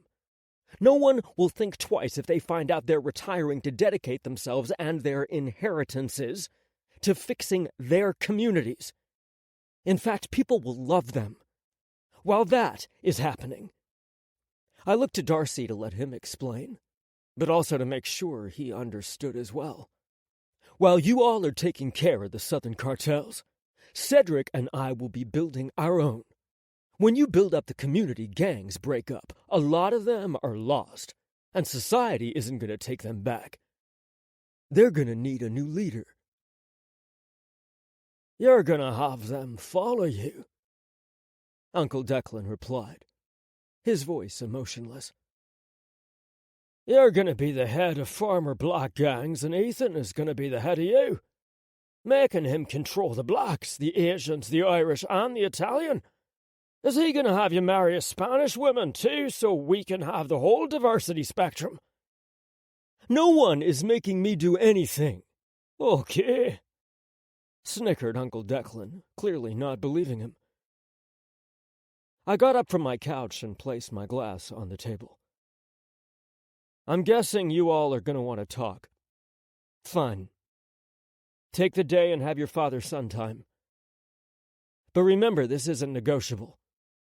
This is happening. So get over whatever it is all of you need to get over, because every moment we waste is the moment our enemies grow bolder. Seeing as one of them already put a bullet through my sister-in-law's skull, I doubt any of us want to see what bolder is. Wyatt? See you all at dinner. I cut off Uncle Declan. I didn't want to hear it right now. This was the new order. The Mafia evolved to survive. And this was our next evolution. 6. The measure of a man is what he does with power. Plato. Darcy.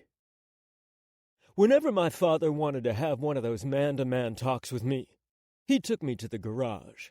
where there would always be something wrong with one of the cars which he and I both needed to fix. Unfortunately for him, I blindsided him with this news, so he didn't have time to prepare a car. "Dad, get in," he said, nodding to his favorite black 1969 Ford Mustang. Rolling my eyes, I moved over to the passenger side. "No, you're driving." He tossed the keys to me. "This is new," I thought, but didn't question him as I moved to the driver's side. I got in, putting the key to the ignition. Bang! I couldn't help but jump, frantically looking up to the windshield only to see the shattered impact of where his bullet met the glass. The bullet from where the impact would have gone right through my eye. He fired, again and again, until the windshield was covered in nothing but cracks, making it almost impossible to see out of it. I couldn't move. Not until the windshield started to cave under the pressure of the tire iron in his other hand. The window held until he finally broke through, glass pouring onto the dashboard. Only when he could see my face did he stop. I opened the door, stepping out just as he shucked the tire iron across the garage. His hair disheveled, his chest rising and falling as he tried to calm himself down. "Why?" He finally turned back to ask me, his eyes hard, pissed. He looked ready to beat the living shit out of me. I glanced back over at the car, guessing that was the reason he beat the shit out of his car instead. "I'm your son," I answered back. "I know that, but for the last 5 years I haven't felt that way." His eyes narrowed on me. "What does that mean? Why wouldn't you feel like my son, if you know you are?"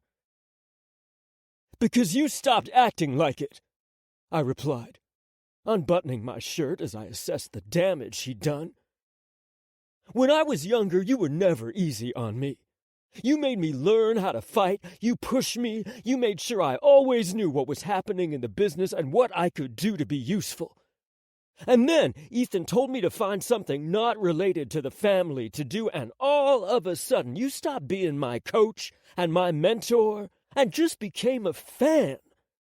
Do you realize over the last 5 years most of our conversations revolved around my games?"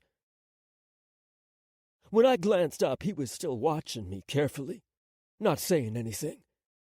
That meant he was going to let me speak my mind before tearing into what I said. It was superficial. All of our conversations were superficial, and I started to feel like an outsider. While I could see you felt more and more relieved that I wasn't part of the darker side of the family, the more relieved you were, the more pissed off I got. My whole entire life, you fed me stories of how great this family was, the power behind being a Callahan, and then I was cut out from it. And you fucking cheered, Dad. "I was trying to fucking protect you," he hollered back at me. I couldn't help but laugh bitterly at that. "Bullshit! You were othering me.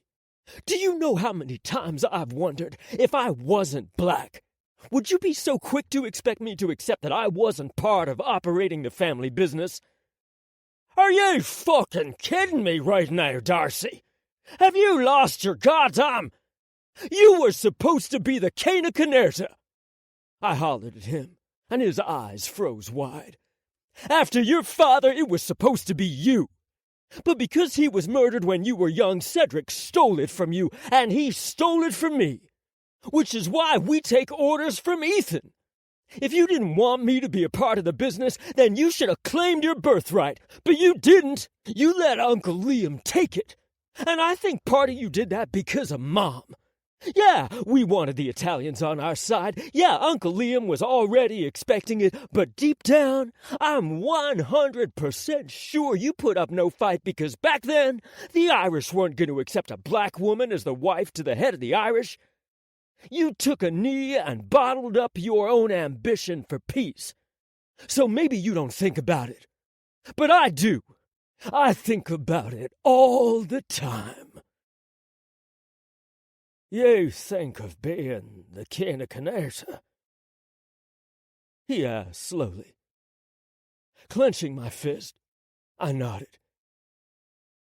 Yes.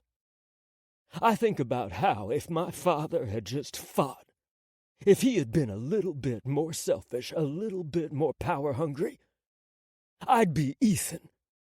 I wouldn't have had to play a fucking sport I don't like. I wouldn't have idiots talking to me all motherfucking hours of the day. I wouldn't have to pretend I'm fucking joking when I threaten people. I wouldn't have to walk around like a goddamn sideshow. Impassioned, pissed even, I paused for the briefest moment, just long enough to catch my breath before I continued unleashing my anger. I wouldn't have people talking behind my mother and sister's backs because I'd kill them. I'm too fucking smart to be anyone's goddamn entertainment. For 5 years, I felt like a monkey with a ball, powerless, crippled, a bloody joke. Everything you taught me a Callahan should never motherfucking be. Taking off my shirt, I threw it onto the ground before picking up a crowbar and moving to take the shattered windshield off. There's nothing I can do to change the past now, I said to him without bothering to look over at him. And who the hell am I to fight Ethan for Cana Canerta? But I am done being a fucking sideshow. People will learn to respect me, not because I'm your son, but because I'm Darcy Callahan. There is just as much Irish blood in me as there is in Ethan and Wyatt. I'm not different from them. I want the same things they want, and that's power. And the one place they can't break into, I can. So you can be damn sure there's not a force on this bloody earth that's gonna stop me from taking over those gangs. Not even you. Yanking off the windshield, I glanced up. He wasn't there. Wear gloves, you idiot! He barked, now standing to my left, handing me a pair of work gloves before putting on his own. Yes, Your Highness, I'm going to call you an idiot. Because only an idiot would wait 5 years to come out as a power-hungry bastard like the rest of us. The corner of his lips turned up as he fought a smile. I am what you made me, I replied while fighting back a smile. True. Honestly, I made you into a halfway decent mechanic, too. I really love this car. He frowned, looking over his own destruction. Look what having children does to a man. It's so fucking stressful. Is that why you're graying so much? He glared down at me.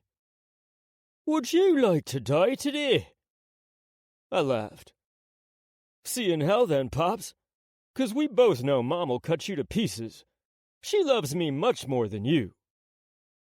Bosses don't rely on their moms.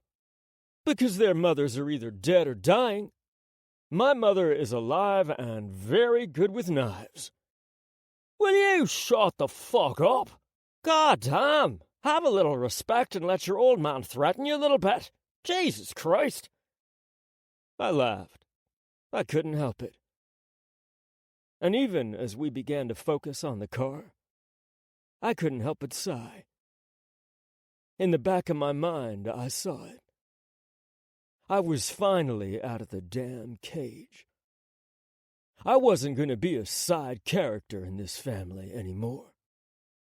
I was moving to the main stage. Cedric. So what Darcy said, but replace black with Asian. I said to my father as I cleaned inside the chamber of my sniper rifle. Why didn't she say anything? He asked, turning off the camera for the garage before sitting across from me, lifting the pistol. I chuckled at that as I looked up at him. You want me to come to you and say, hey, Dad, I want to push drugs and be respected within the Mafia for the rest of my life instead of playing baseball? His jaw twisted to the side as he took the cloth from my hand. I'm sure with that fancy and expensive education I gave you, you could have said it in a much more elegant way. Most likely, I shrugged, picking up my scope and clicking it into place. But this is much more fun, isn't it? Your mother isn't going to be happy. I already told Mom. When? He looked genuinely shocked. Rising from my chair, I grabbed my ball cap, placing it on my head. The day I joined the MLB, I told her then. And you know what she said? He didn't answer, and so I didn't elaborate either. I tossed him his old rifle. Are ye gonna tell me or not? He asked, rising up from the table, too. Moving to the door of my bedroom, I turned back and answered. She told me, and I quote, "Your father and I will look forward to that day." He grinned, shaking his head as he followed me out of the room. You're supposed to talk to me about this stuff, not your mother. Dad, I said seriously, that's sexist. He smacked the back of my head. Let's go. I'm guessing you've been practicing, Mama's boy. I prefer the term mastering. I don't give a shit what you prefer. Come on, let's go shooting. He marched on as if it was his idea. Slow down, old man, before you throw out your hip. Fuck you! He hollered, already heading to the back door. I grinned as I tossed the rifle over my shoulder. Darcy and I couldn't explain it. Why we had this burning desire for power. To be the strongest. To be joining this life. He'd actually done a better job of it than I did. All I could say was it was in my blood. Our blood. We were Callahans. There was something corrupted in us. And instead of fighting it, we needed to embrace it. Are you coming or not? He bellowed at me. Relax, old man, the birds are still going to be there. I hollered back and followed him. For the last time. Soon he'd need to follow me. Their era was over. It was our time now. What? He asked when he saw my face. I paused, glancing around quickly before whispering. I was just thinking about Ivy's death. The person who shot her was an expert. He frowned as we got out into the upper deck behind the house, the rain still pouring down. Clean shot through and through. She used a bullet that was small, yet strong enough to not shatter the skull. She? I questioned, looking to him. How do you know it was a female who shot her? He paused, thinking to himself before smiling and reaching out to touch the rain. I don't. I was thinking of your Aunt Melody. It's the type of shot she would have done. The great Aunt Melody, I replied, walking out into the rain and toward the stairs. Either way, the shot was good, but that wasn't what I was thinking. It wasn't. I shook my head as we walked, the rain beating down on us both. I was thinking, I'm glad she's dead, I said seriously, causing him to stare at me just as seriously but not speaking. I added, if she was alive, Ethan would still be here. He's like the sun. We all have to revolve around him. And as great as it is, sometimes the rain needs its glory too. What did we do to you children? He replied with a smile on his lips. Made us into a better version of you, I reminded him. They made us, them, so we'd go on finishing what they started. They couldn't blame us now. Everyone was born with a destiny in this family. That was to get power and keep it. Declan, call me back, okay? I love you. Cora sighed, taking the earpiece out of her ear and tossing it onto her vanity counter before rubbing the side of her head. Walking up beside her, I placed my hands on her shoulder and massaged gently as she leaned back into me. She's not answering my calls. Did you expect her to? I asked back softly. She has a right to be upset. More than a right. She frowned, turning around to stare at me with those deep brown eyes of hers. I know she has a right, but it still doesn't change the fact that I'm going to worry about her even if it is my fault. Our fault, I replied. I took a seat beside her on her bench. I'm not sure if we've been raising 'em or ruining 'em. Should I be proud that Helen knows right from wrong and chooses what most people would consider right? If I am, then how can I also be proud of Darcy for wanting to do what's wrong? I'm so bloody confused, Cora. She leaned over, resting her head on my shoulder. I'm pretty sure ruining your children is part of parenting. How else can they grow up and protect themselves from the world? Brilliant. I wrapped my arms around her as I snickered. We've done a wonderful job, then. She giggled, but only before briefly sighing again. Darcy's retiring. Apparently he hates basketball. Did you know? No. I grimaced and shook my head. He looked fine, happy. He said he was. I took him at his word and supported him, but I should have known better. How? She frowned, sitting up and forcing me to face her. How in the world should we have known that?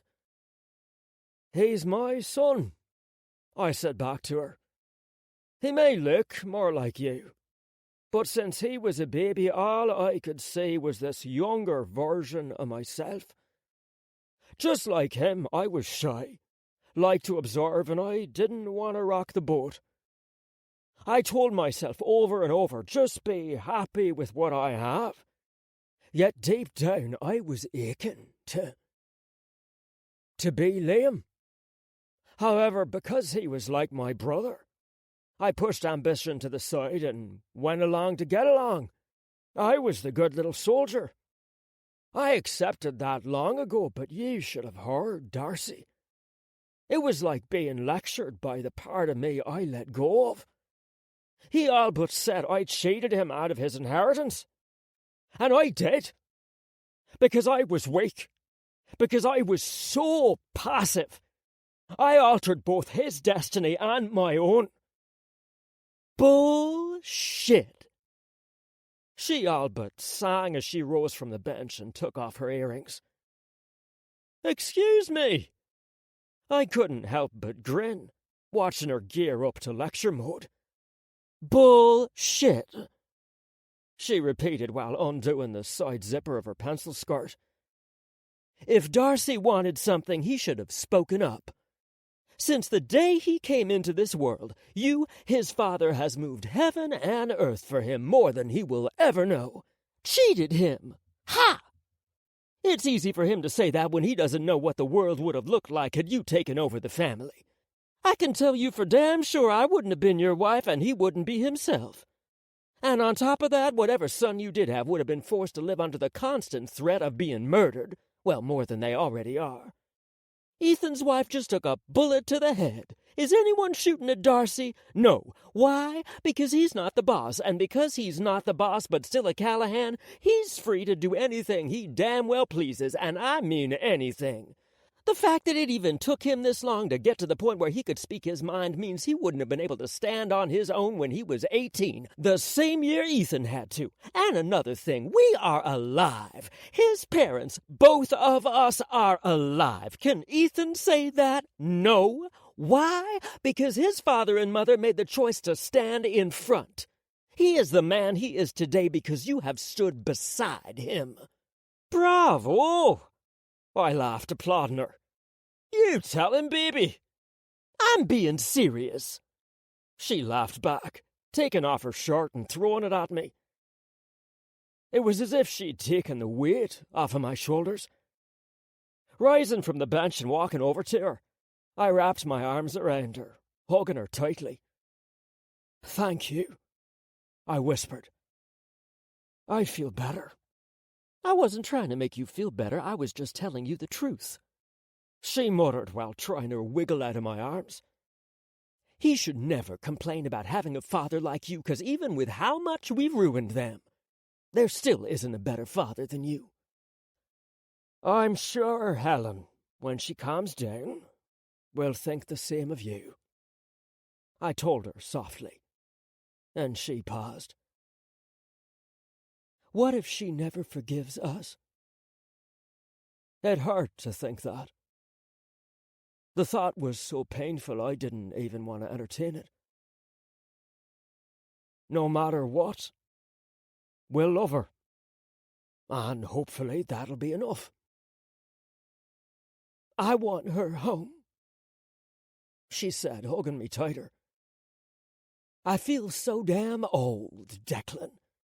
Look at me, whining about our kids. I feel like those old ladies who still treat their children like infants." I wasn't going to say anything, but now that you mention it... "Oh, kidding! I'm kidding!" I said when she elbowed me and bowed out of my grasp. Glaring, she walked toward our bathroom. "Well, don't mind me. I'm going to take my old self to the bathroom and soak these old bones in the bath by myself." "Baby!" I tried to follow, but she closed the door right in my face. "I love you!" I shouted through the door. I waited. Then, just like always, she opened it a crack, still glaring at me, but I could see the amusement in her eyes. "You think the bath could hold 2 sets of old bones?" I questioned, leaning on the frame, unable to stop myself from smiling as I looked to her. She didn't open the door wider. Instead, she leaned on the frame with me. "You are infuriating. You know that?" "What did I do now?" "You make me feel like everything is all right. That everything will be all right when I want to be panicking about our children. We should be looking for Helen." I took my phone out and let her look at the map. She took a drive to Rock State Park and then a walk before getting groceries and then headed back to her penthouse. "You don't think you should have told me this when you first got in?" she asked, trying to take the phone from me, but I pulled it back, standing up straighter. "Deny you the chance to vent? Never!" I grinned. Her eyes narrowed.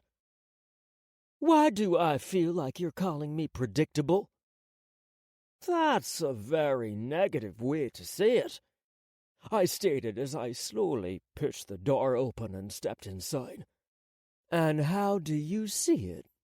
she asked, stepping back slightly but never looking away from me.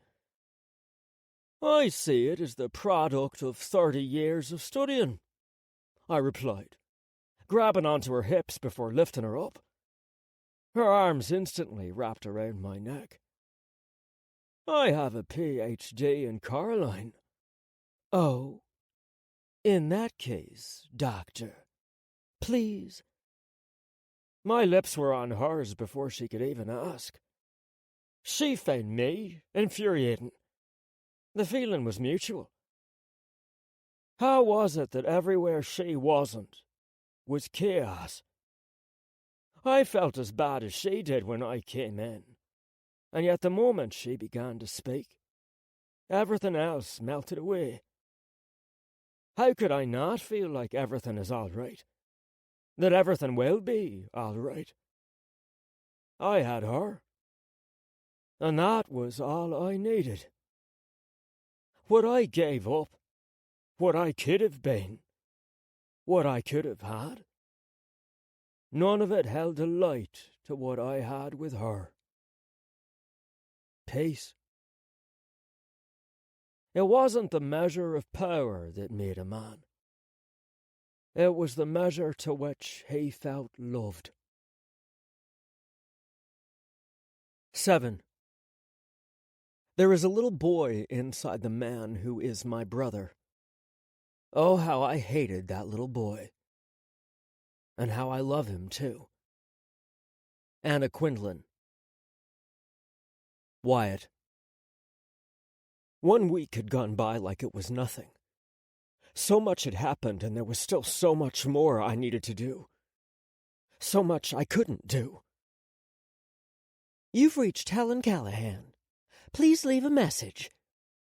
Helen, please answer. I need... Does she give a damn what you need after what you did to her?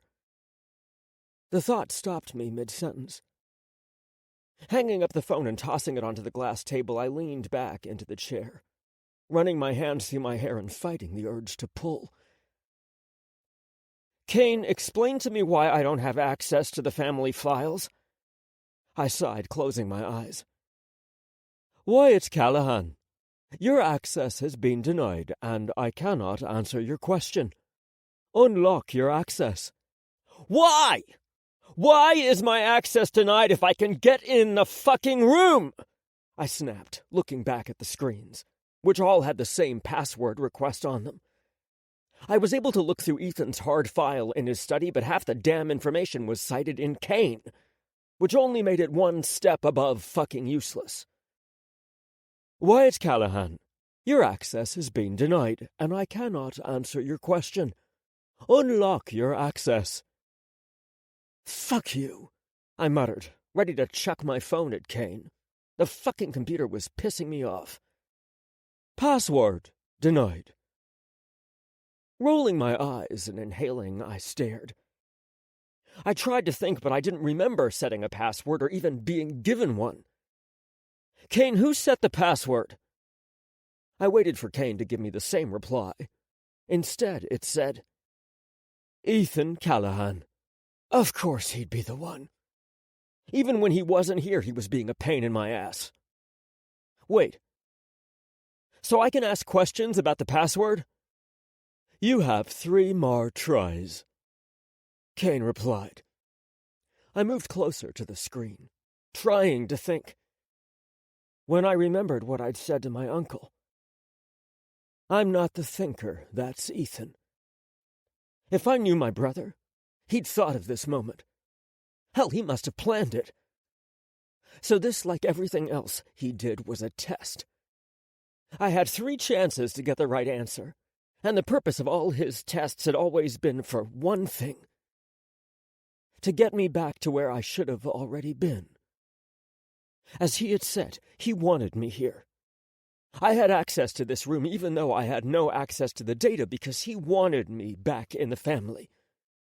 And if that was the case, and knowing me, he'd give me a hint.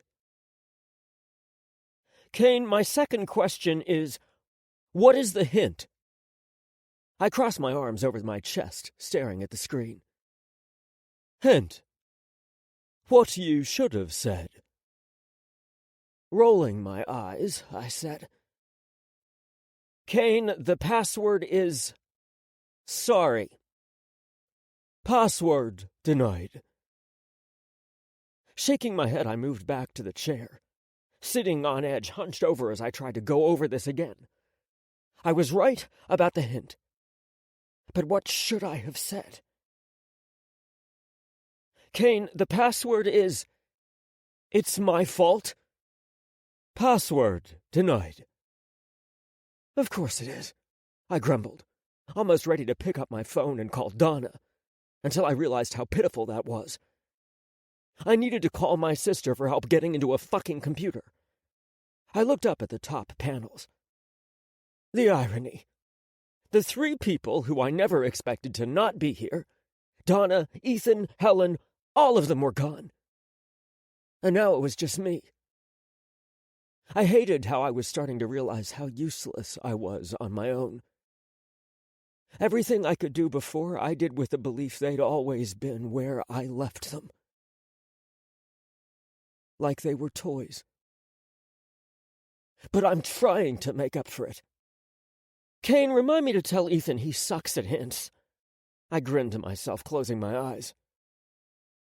Second hint, Kane replied, and my eyes snapped back open. I don't suck at hints, you just suck at understanding me. As always. Just like you did when you came back from camp. I wanted to laugh at how he knew what I'd say, but I was still trying to think back when I went to camp. I'd never gone to camp. I'd wanted to. But our mother said I didn't need any fancy camp and instead took me to California for 3 weeks to train with her, just like she'd done for Donna and Ethan. I made it back in time for Donna and my... Kane, can you show me security footage from my 12th birthday? Showing Donna and Wyatt's 12th birthday party. Kane replied as the footage appeared on a screen. I couldn't look away from my mother on the screen as she took off my blindfold. I was already on edge from her boot camp, so upon realizing I was home, I was emotional and tired. I had just wanted to cry. I watched as Donna ran and hugged me tightly, and as we walked through the front door, every surface covered in presents and action figures. Grinning, I watched my 12-year-old self try to peel Donna off me, her puffy dress scratching my arms. The more I struggled, the more she held on, and because she was a little tyrant, she called for a cannonball.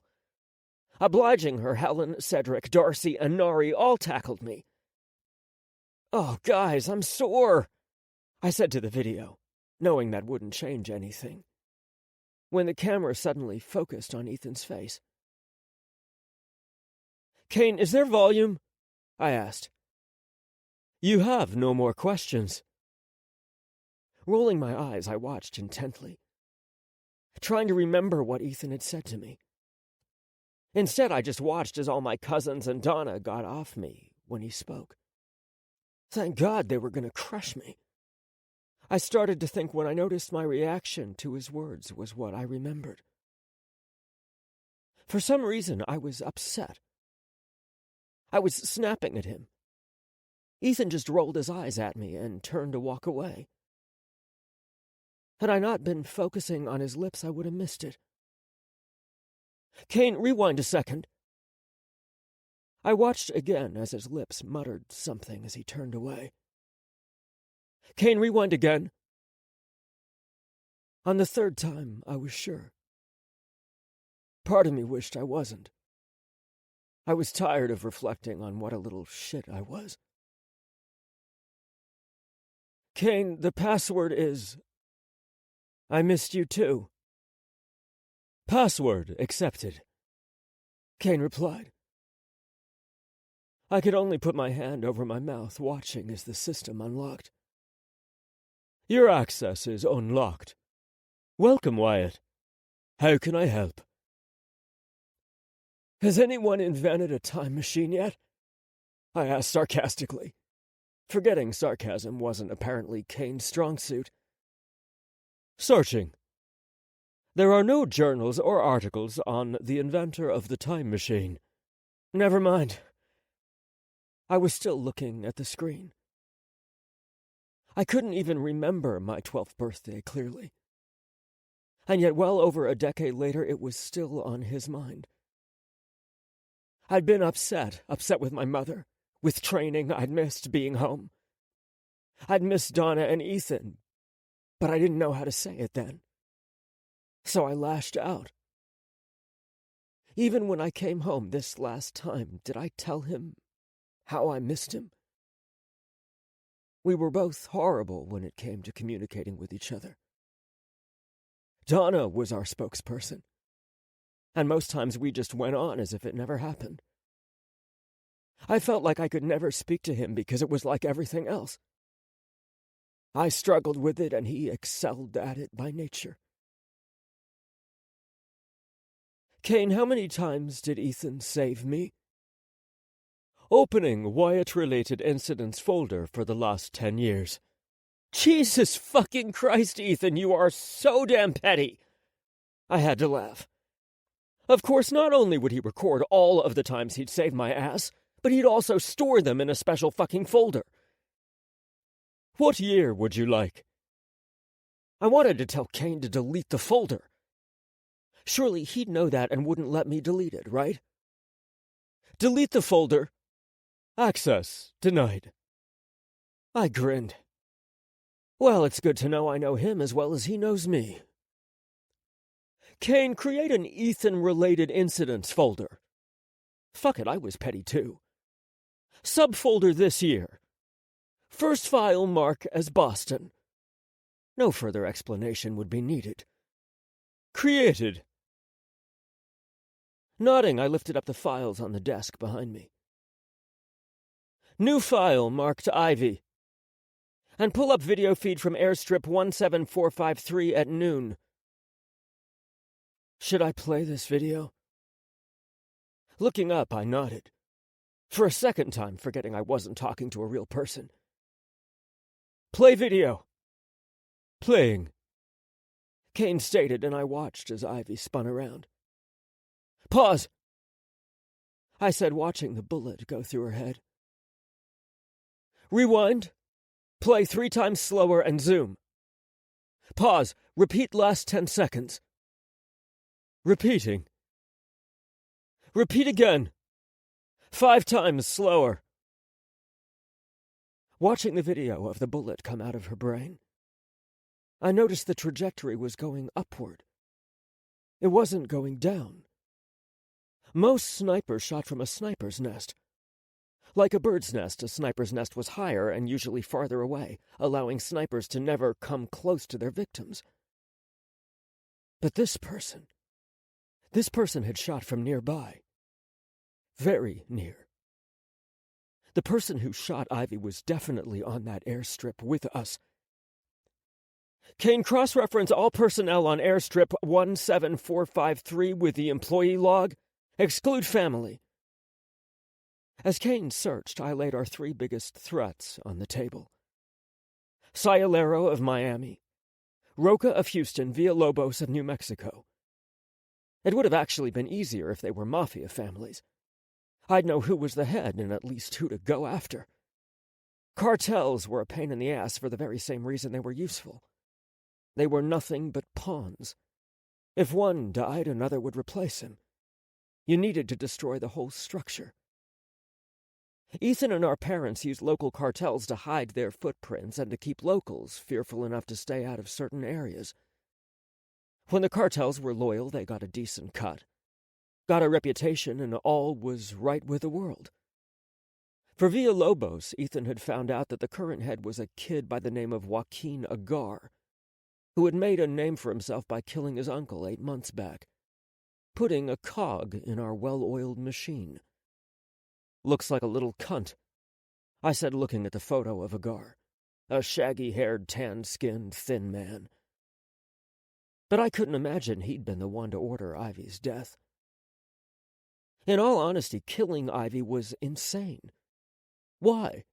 To punish Ethan? Even then, Ethan is known for being cold-hearted to almost everyone. If the shooter was on that strip, he should have taken a shot at Donna, or even me. Why Ivy? Ethan could replace a wife, but a sibling is impossible. Especially knowing how much our family valued family.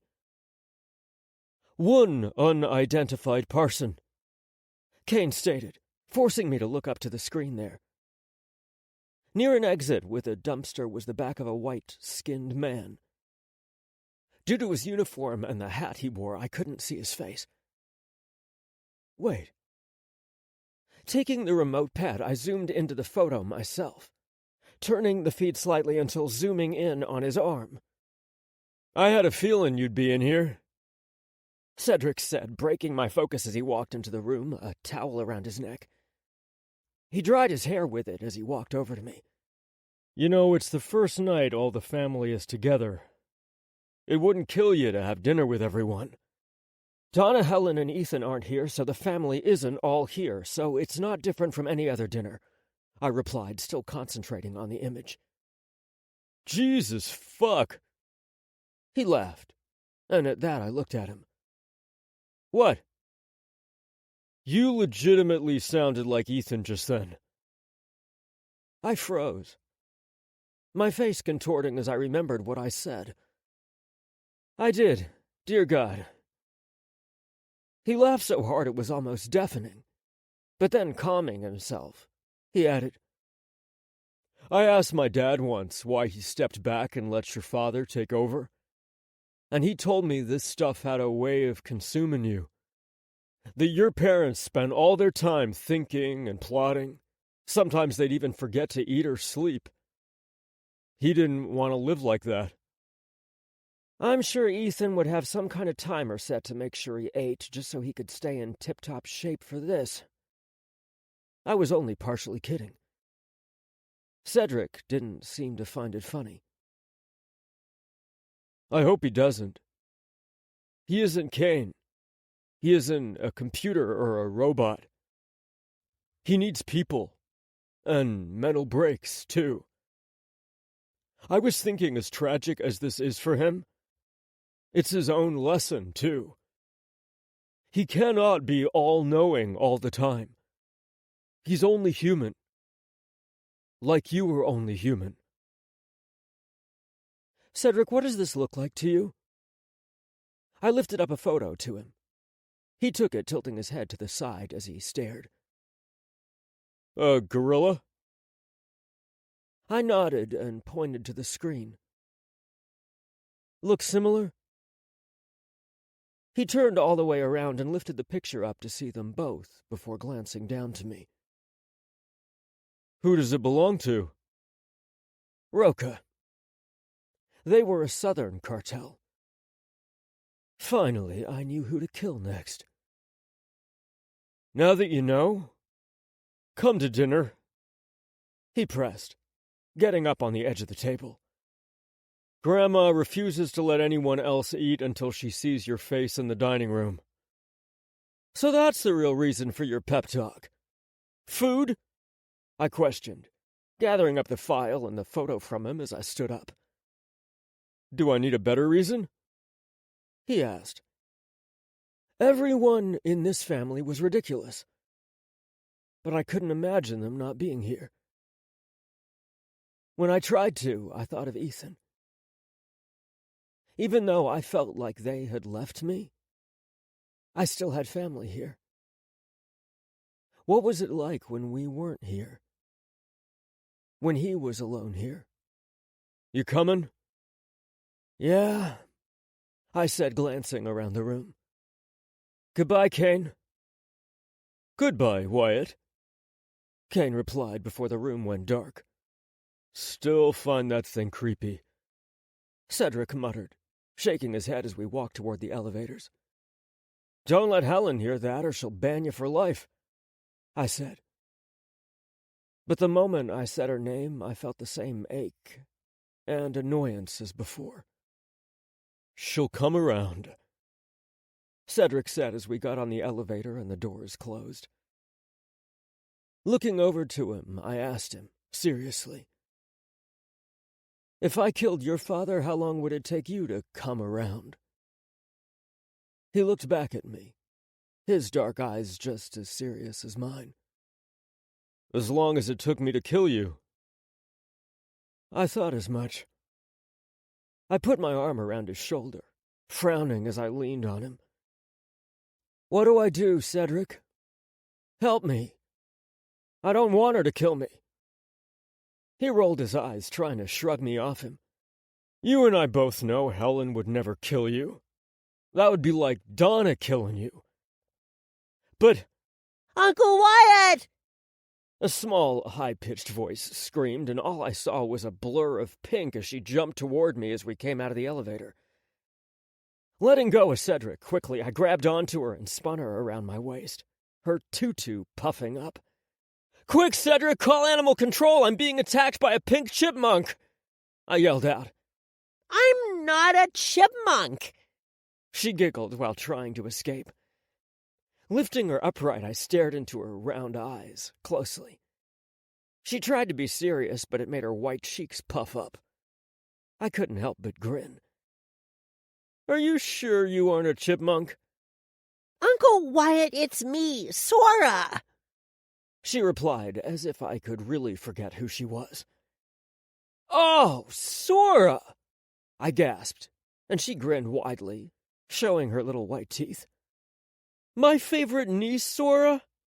Yep, I missed you, Uncle. She hugged me tightly, and I hugged her back while I looked over her shoulder to Nari, as she handed her and Sora's coats to the maid. "I see how it is, Sora," Cedric said as he walked by us, crossing his arms and frowning at her. "It's fine. I'll just find another niece, seeing as I'm not important to you." Uncle Cedric, no! "Don't let him trick you, Sora. The only niece is you, and anyone else wouldn't even be half as special." I kissed her big cheeks. "She'll be more special with the gifts I got her." Cedric held his head higher, and Sora's eyes went wide at the words gifts. You got me something, Uncle? "Don't the best uncles get stuff? What did Uncle Wyatt bring you?" I shot him a glare before grinning and saying, "You and I can go get anything you want." "You all are spoiling her." Nari snapped at us. Cedric and I replied in unison. "So?" Yeah, Mommy, so? Sora questioned, and Nari gave her the mother of all looks. It even made me worry. Sora was only 5, but she knew what she had to do. Slowly she wiggled until I set her back down on the ground, and quickly and cutely she said, Sorry, Mommy. "I thought so," Nari replied, bending down to fix Sora's bangs and straighten her dress. "Now let's go see Grandmama and Grandpa." "No need! I'm already here!" Uncle Neil hollered, his voice booming as he walked out of the dining room and wrapped his arms around her. Grandpa! She hugged him tightly. I missed you the most! "What about me?" I gasped, my hand over my heart. "What about you?" Uncle Neil questioned, hugging her, eyebrow raised. "I'm Sora's favorite. Right." Right. She nodded, kissing his cheek. Shaking my head, I watched Cedric walk over to me. He put his arm around me as he spoke. "Hurts, doesn't it?" You two are old enough to have kids of your own," my own grandmother stated as she came out of the kitchen. "Nope, I'm good," Cedric said before I could, letting go of me at the same time. And so, as she looked to me, all I could do was smile. "Nana, children shouldn't have children." You're 26, Wyatt. "And 16 at heart," I replied, making my hands into a heart for her. She just shook her head at me and walked over to her great-granddaughter. Watching them all together, our family, it felt like old times. The laughter, the silliness, the simpleness of just existing with family. For a brief second, I wondered why we weren't together more often. But that moment was only brief because the answer came a second later. Good times like this were few and far between. "I'm sorry to interrupt, sir." "If you're sorry, don't," I said. And he stayed still. The look on his face told me that I wasn't going to enjoy dinner tonight. "Say it." He came up closely, whispering into my ear. "Emilio wants to talk." Definitely not making dinner. Just like that, I need to go from Uncle Wyatt, 16-year-old Wyatt, to interim boss. Maybe that's why Ethan pushed everyone else away. It was the way he coped with being the person he needed to be. "Get Darcy," I said to Cedric before walking off. My Uncle Neil gave me a quick look, questioning if I needed his help. I merely shook my head. My brother's burden was mine alone to carry. 8. A mighty flame followeth a tiny spark. Dante Alighieri. Wyatt, I hope this isn't your deathbed confession. I told him as Grayson placed a chair for me to sit on next to the medical bed my new dog was chained to. He still smelled like burnt flesh, and both of his legs were in thick casts.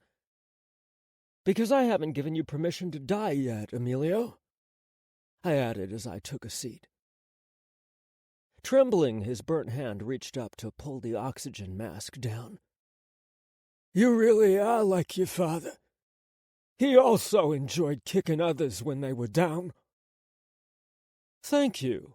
I'll take that as a compliment, I replied, fixing the handcuffs. And I hardly call this kicking. Haven't I been an exceptional host? I provided you with a room, medicine, food, and all you do is sleep. He huffed and then grimaced. You're letting me gather my strength before you torture me. You think too highly of me, I said, leaning back. I haven't tortured you because I've been busy and I forgot about you. I could care less about how much strength you have. I'm a doctor, after all. I could keep you alive through the pain. Didn't you pledge to do no harm? I lied. Shocking.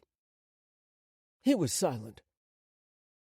Emilio, they told me you had something to say. If you find yourself no longer able to say it, should I help you?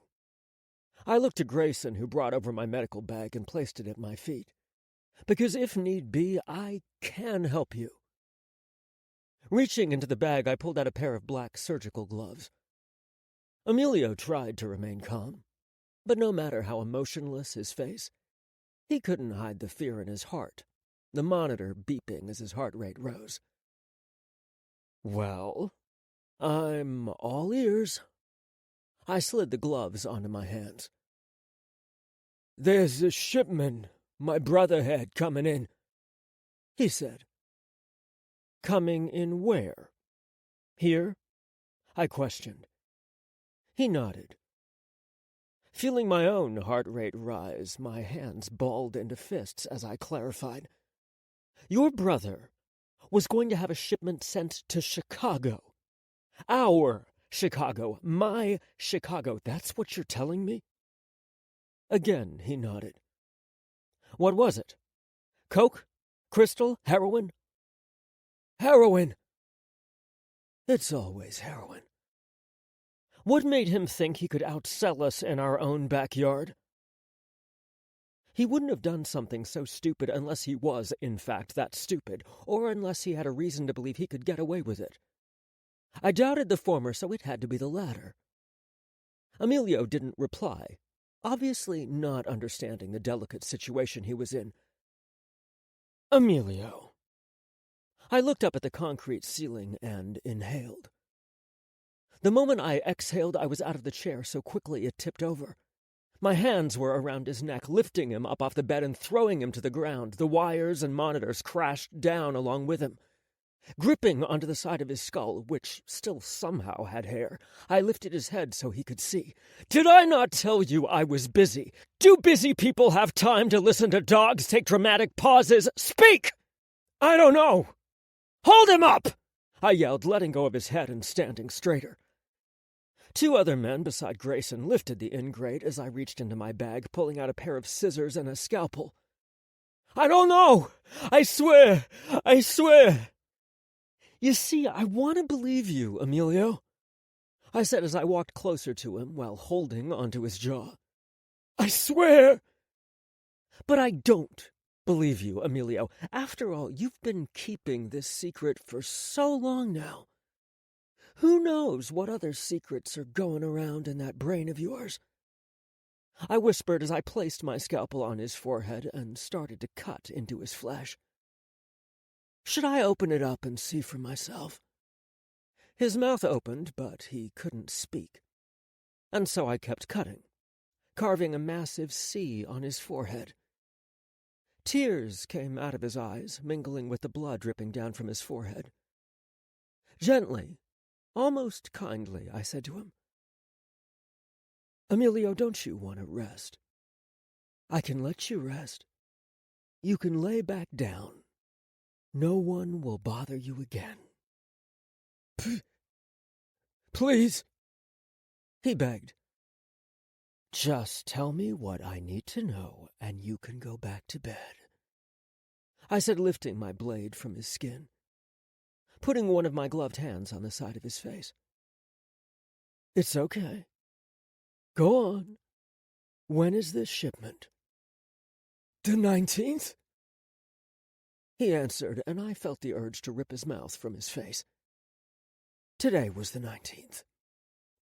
Breathing in with a grace that had to be divine in nature, I asked, What time? 10 p.m. I glanced down at my watch. It was 10:49 p.m. because apparently I had to be the last to know about every goddamn thing. Where? He paused again, and I called upon all the angels in heaven to stop me from losing my shit. Emilio, your brother is dead, I said softly. You can't betray the dead. Think about yourself. Aren't you in pain? His fear had been blocking the pain, but me reminding him I could make it go away, or make it worse, left him trembling as panic set in. Tell me, and I can take the pain away. Where? Chicago PD? He managed to spit out. Chicago PD! That moment I couldn't help but grin, and soon that grin broke into full-blown laughter. The police! Bloody brilliant! Man, I gotta give it to your brother, he had balls. I waved my hands and released him, letting him fall back onto the ground. Looking down at him, I still couldn't wipe the smile from my lips. It's hard being the second brother, believe me, I know, but look at us now. Everything is on our shoulders. Not waiting to hear his reply, I walked over to the door as Grayson spoke to the others. Put him back on the bed. Did I say put him back on the bed? I questioned, all humor gone from my voice as I handed Grayson the scalpel and scissors in my hand. Grayson stared back at me. You said you'd let him. I lied. I've been known to do that. Everyone learns through suffering. He nodded, moving to pick up my medical bag. As he did, I picked up the chair he'd brought for me and slammed it into his back, sending him onto the ground before kicking into his ribs. Apparently you haven't suffered, Grayson! Before he could get up, I pulled my foot back again, kicking into his teeth. How the fuck did we not already know the motherfucking police are now working against us? Annoyed, I yanked the pole that had connected Emilio's IV drip, lifting it high in the air before beating Grayson's body with it repeatedly. Do we not have people in the Chicago PD? Did they betray us? How does everyone in the world lose their goddamn minds and we don't hear about it? What are you good for? What are any of you good for? I wanted to beat him to death. But instead, when he stopped responding, I dropped the pole before walking into the viewing room. There, leaning back on the chair, eating an apple, was Darcy, his feet propped up on the table. Anyone ever tell you that you've got serious anger issues? Darcy asked before taking another bite of the apple. All of us have serious anger issues. It's in our DNA. Cedric replied as he did a sit-up on the ground next to Darcy. I see you two are just having a grand old time, I snapped. Both paused, one mid-bite and the other mid-crunch, to glance at each other before looking over at me, smiles forming on their faces. In an instant, I knew what was going through their minds. If either of you compare me to Ethan one more time, I will find the highest bridge to throw you off of.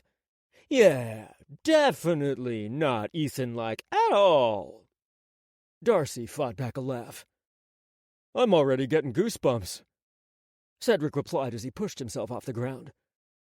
Once he starts giving us the silent treatment and the cold stare, we've lost him. I stared at them for a moment, all of me still tense before inhaling deeply. Taking the gloves off, I glared at them both. You mean this cold stare? Or do I need Ethan's pretty green eyes to really cut you deep? Darcy grinned. Cedric sighed in mock relief. "There you are, Wyatt. You disappeared for a little bit there. No, it was still him. Just Dark Wyatt. You know they call him the Matic now?" Darcy replied. I grinned at that, walking toward them and taking a seat on the coffee table. Matic. Mad Doctor. You think they'd be a little more creative. "At least they aren't referring to you as Kid anymore," Darcy reminded me. And it was true. "The secret to their respect is apparently abuse, the savages," Cedric joked as he handed me a small silver flask. "No, the secret is and always will be the money," I reminded him before accepting the flask and taking a long swig from it. When I paused to breathe, wiping the corner of my mouth, I continued. "They put up with the abuse because they want the money. What is death and pain to poverty? People would sacrifice their own children at our feet if it meant they could get even 1/100th of our wealth. Maybe that's why everyone is now thinking they can be us." Darcy responded seriously, sitting up to the edge of his seat, leaning in closely to me. "No one has checked their greed." Tilting my head to look directly into his brown eyes, I asked, "Then why am I the mad one?" "Matic. I'm a Callahan. We are Callahans. Everyone knows the rumors, and yet still they are testing us. Everyone. Our own people, our city, the goddamn police. They know who we are and what we will do, and yet still they come to die. They are the mad ones." "Moths to the flames," Cedric said while walking over to the one-way mirror, watching as the guards tried to wake Grayson's sorry ass up. "Just like moths, they can't help themselves. They're programmed to seek out the light because that's the only way they know how to survive. We've been raised to be the flames. They've been raised to be moths. They aren't loyal to us. They are loyal to anything that shines bright." Again, I looked to Darcy, and he gave me the same look. As I put the flask down on the table beside me, we both began to clap, causing Cedric to turn back around. "Bravo!" I nodded to him. "Who knew you could be so deep?" Darcy said with a laugh, leaning back into his chair. Cedric flipped us both off before crossing his white arms over his chest. He leaned up against the window. "I'm not. The first time I saw my dad at work, I was scared and confused. So I did what I normally did. I played outside in the woods until it was dark outside, and even then I didn't want to come back in. I wasn't sure how to explain to my dad. But Ethan came out and sat next to me. He told me not to see them as the same as us. They were moths. We were flames. Moths that try to touch us must burn. That is the way of the world." "How old was he?" I questioned. "Ethan? 16. Cedric answered. "A natural-born Canica, I said, running my hands through my hair. "I would have just told you I don't know why they do the things they do and to just suck it up and get back inside before you freeze." "It was summer," he shot back, and this time I flipped him off in return. "You would have thought of something," Darcy cut in. "You have your moments. Problem is, you don't realize when you're having them." "It's the mark of a true genius," I said, winking at him. Rising from the table, I thought for a moment. It's late to deal with the Chicago rats. The shipment was today. It'll be on the streets by morning. It seems I'm not even going to get a chance to fight the southern cunts anytime soon. After all, I must defend the homeland at all cost. I said the last bit with an Irish accent for my own amusement. Should we take a tour of the Chicago police headquarters before it accidentally catches on fire? Cedric asked. I gasped in fake concern. I would never waste the tax dollars of my fellow citizens like that. So how are you gonna find the traitors in blue? Darcy questioned, now much more serious. Good question, I replied, but I didn't answer the question. I could tell they were waiting, but I pretended I didn't know. Instead, I looked at my watch, only to see blood had gotten on it. God damn it! I swear these people are the reason I can never wear nice things. Taking it off, I tossed it to Cedric and moved to the mirror, pressing the intercom. Call the cleanup crew, then have the usual doctor come and have them both checked out. I need them alive. Well, truthfully, I only need Emilio alive, but you all seem fond of Grayson, so I guess he can stay alive as well. Then one of you... Actually, no. Let me just end there, seeing as you all haven't been able to walk and chew at the same motherfucking time. Releasing the intercom, I felt myself tense up again. I flexed my finger. Darcy, I'm leaving my dog in your care. I'm not a fan of dogs. He started to object until I looked over my shoulder at him. He rolled his eyes and nodded. Fine, I'll happily dog sit while you're off killing cops. I'm not going to kill anyone. I walked over to the elevator. Didn't you hear Cedric? We are flames. Therefore, they are killing themselves.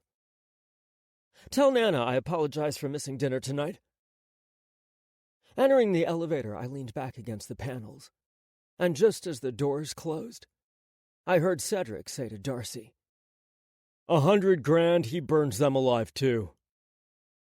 God, I wish it was only that simple.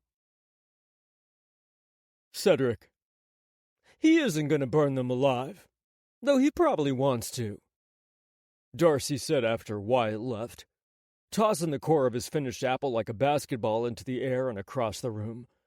It landed in the trash bin in the corner. He's barely holding himself back.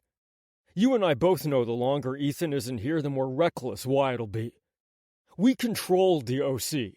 Apparently, we no longer control headquarters. That means he can't go in there guns blazing just because they ticked him off. He wouldn't. Are you sure?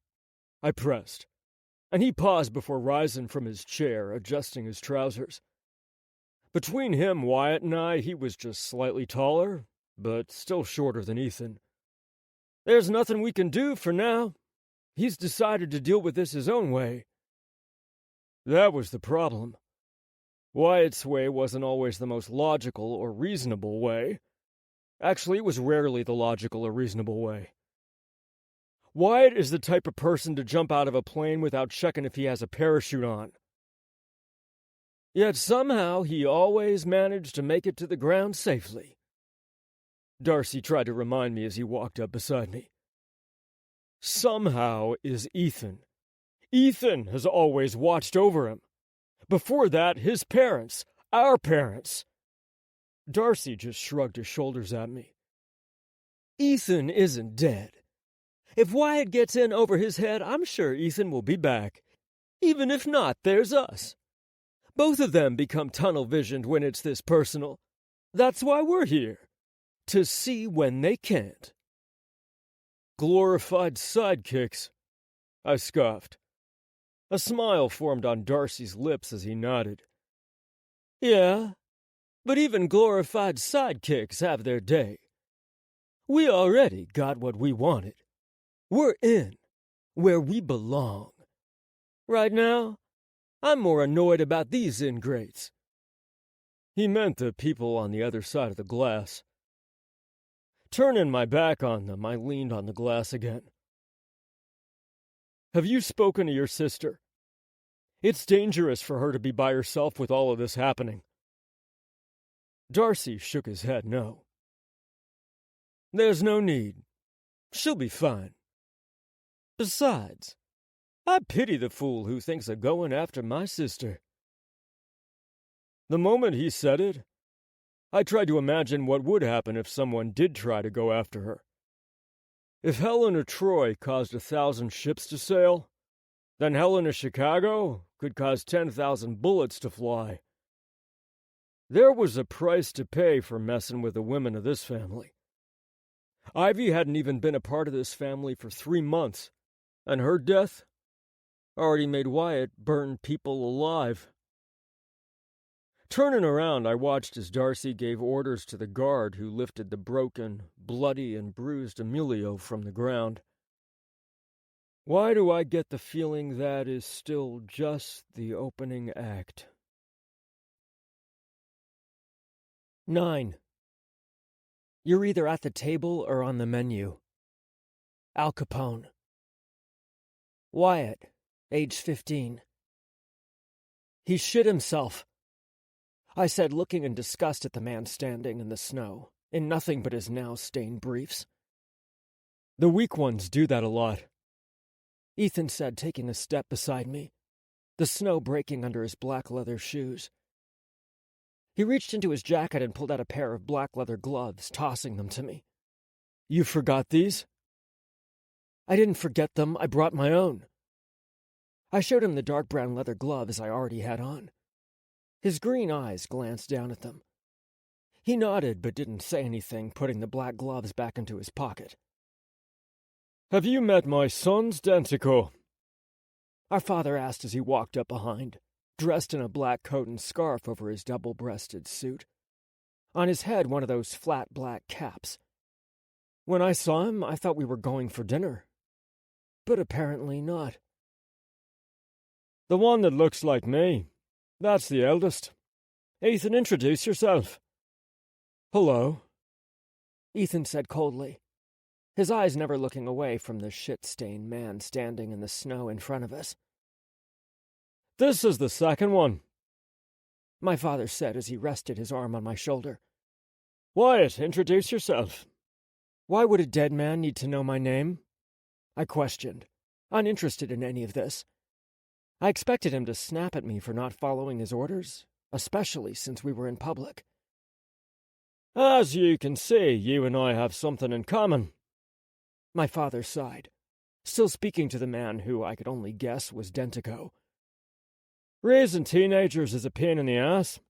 They barely listen. They're almost always clueless. They take advantage of the biological link between you, stopping you from snapping their little necks when they're driving you crazy. I sometimes wonder why the hell I was so excited when my wife had them. They're like little leeches sucking the life out of you. We're right here, I said, just in case he forgot. I shrugged him off my shoulder. Ethan, the prince of snow and ice, said nothing because either he didn't care what our father thought, or he knew my father was only talking about me. Either way, fuck him. And there's that lip, my father said, stepping in front of both of us, the snow crunching under his shoes as he walked. When they're talking back like that, I think to myself, what the hell is wrong with this generation? Where's the respect? It makes me think of how I treated my father, and I laughed because I was a little shit to him too. Can you believe my luck, Dentico? I got one that looks like me and one that acts like me. My father snickered, taking out a cigarette and putting it between his lips. I looked to Ethan, hoping he could speed this up. To my surprise, the mask on his face broke a little, and he seemed just as annoyed as me. I wasn't sure, but I was willing to bet he was saying something un-prince-like in his head. Noticing me looking at him, Ethan's eyebrow rose as he looked to me as if to say, "What?" Shaking my head, I looked back to my father, but now he was looking at us both. I froze for a second, and Ethan stood up straighter. Why do we keep these disrespectful brats? Because they are our past and our future. I look at my sons, Dentico, and I'm so curious as to what they will become. Did they learn enough? Did I teach them enough? Will they remember this when they're dealing with their own brats? I have so many questions. But I guess that's a good thing. It means I know my kids are going to live that long. He took the second longest drag of his cigarette. You aren't that lucky, however, Dentico. He nodded to someone behind us, and we turned around to see a family in a car. There was a woman and 3 teens inside, their hands zip-tied, mouths gagged. The teens were about the same age as Ethan and me. Tears were in their eyes as they stared at us. 2 of the guards suddenly came to Ethan and I, 2 Colt M4 Commandos in their hands. They handed one to Ethan and the other one to me. You see, your family's future ends here, Dentico. Mine, my family's, my son's. It keeps going. No matter what. I could hear my father step close to us as he spoke. On my mark. Automatically, Ethan and I lifted the assault rifles up and aimed at the car. We had been waiting with our hands on the triggers. We heard the man screaming, sobbing through his gag. Our father flicked his cigarette forward, and both Ethan and I knew that was his mark. I pulled hard on the trigger, letting the bullets fly, moving closer until my magazine was empty. Lifting the barrel back up when I was done, I tried not to smirk. Really? I heard Ethan's voice behind me. I turned to him, giving up trying, and just full-on smirked. What? It's not like I spelt my name. FU is pretty close. Ethan responded to the bullet holes in the side of the car. He gets points for creativity. My father said as he took his own gun, turned back and shot Dentico between the eyes. He fell over instantly, his eyes positioned so that it looked like he was looking at his car. Putting the gun away, my father added, You lose points for being sloppy. What? He grabbed the sleeve of my coat, forcing me to look at my hand. The gloves I'd been wearing had somehow gotten snagged on some part of the rifle by my thumb. It ripped a seam on one of the gloves and even nicked me, drawing blood. Though it was a small rip, I didn't know. I glanced over to Ethan's gloves. They were still fine. Those gloves belonged to your grandfather Orlando, didn't they? He asked me, releasing my jacket. I nodded.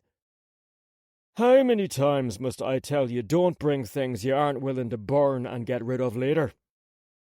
I said nothing, knowing that if I said I didn't realize we were going to work, that it would be a piss-poor excuse. He simply shook his head and said nothing more as he walked away. Ethan handed the gun over to one of the guards and tried to walk toward our father, but I stopped him. Aren't you going to say I told you so? I never told you anything, he replied. I cracked my jaw to the side, but tried to remain calm. This was my fault, I knew that, but I was still annoyed. How did I not see this was going to happen? Why didn't you say anything? How did you know we were going to do this? I didn't know when we left the house, he replied simply. He was lying. Then you just happened to wear the right pair of gloves and had a spare? He shook his head. I always wear this type of glove just in case, and I always have a spare in case I need a spare. He wasn't lying. What he was saying was that he was always prepared, and that I wasn't. He said nothing else to me than walked toward Father, closer to the car, and as he did, the snow started to fall. I watched them both talk, and even though they were close to me, they felt so far away. Wyatt? Wyatt! I looked to the guard who was pointing at the rifle in my hands. For a quick second, I wanted to ask him why he called me Wyatt, but he called Ethan Sir. I wanted to ask and shoot a bullet right through his face. But I was out of bullets, so I did nothing and gave the rifle back to him. Next time, I won't screw up. I'll be prepared. Wyatt. Now. Opening my eyes, I looked up at the sunroof, the dark, heavy clouds crawling through the sky and covering the moon. Why do they call you Monk, Mannix? I asked, lifting the cigarette I'd been smoking back to my mouth as I leaned into the seat. His amber eyes looked back in the mirror at me. It's just a nickname, sir. No one just gets a nickname for no reason, especially in our line of work, I replied, cracking the window slightly, the cold air rushing in as I blew out smoke. Why do they call you Monk?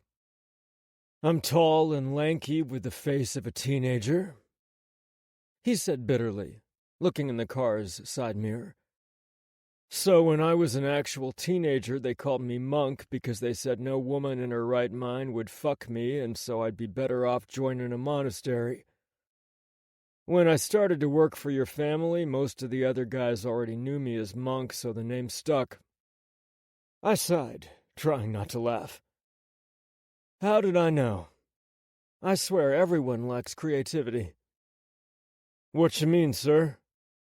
He questioned, turning back to me. I just shook my head, asking another question instead. If Monk is an insult, why do you let them call you that? He grinned. 'Cause it's funny as hell when I'm fucking their women. I grinned too, nodding my head. I'll call you Mannix then. And since Grayson is a little under the weather, you'll be the go-to man between the family and the guards. You understand how big of a job that is, correct? Yes, sir. You understand what can happen to you if you screw up, correct? Yes, sir. Good. I said, stomping out the cigarette on the back of my glove before checking the time. Now tell them to begin. I didn't say anything more, flicking the cigarette up in front with him before stepping out of the car. The wooden door to Melody's garden was already held open for me, despite the fact that it was already well past closing. Welcome, sir, the old freckle-faced manager said to me as I walked inside. Your guests are already here. Do you need anything else? No, this will not take long, I said to him as I walked forward through the hall lined with Venetian bricks. I stopped when I got to the dimly lit dining room. The glass dome above brought in no light, not even the moon. They sat near the saltwater Roman-style fountain, drinking, tossing poker chips on the tables before laughing amongst themselves. I'm telling you, the fastest way to kill a man is to give him a wife. Fatima has me drinking fucking kale twice a damn day and some fucking protein shake instead of coffee because she read some article by a hack who said there might be a link between coffee beans and cancer. Mayor Gupta replied, chucking a few cards in the center and gulping down the brown liquor in his glass. His brown face bunched together at the taste. His tie was gone from his neck, his black curly hair even more unruly than normal. Just wait until she has you doing chair poses at yoga. Governor Orton, a.k.a. the Alp, as he was even bigger than my Uncle Neil, huffed with a cigar in his mouth as he searched his cards. You, in yoga? Police Commissioner McCoy laughed so hard I thought his dentures would fall out. The man had teeth as big as a goddamn horse. How the hell do you get that big old body of yours to twist? He asked while pushing his glasses up the bridge of his long white nose. Old? I gotta be at least 15 years younger than you, Governor Orton shot back. And it moves just fine. After all, neither my wife or my yoga instructor complain, if you know what I mean. Bullshit! I've met Bridget. She'd kill your yoga instructor with her own 2 hands. Chief Mataka laughed as she tossed her own chips into the middle.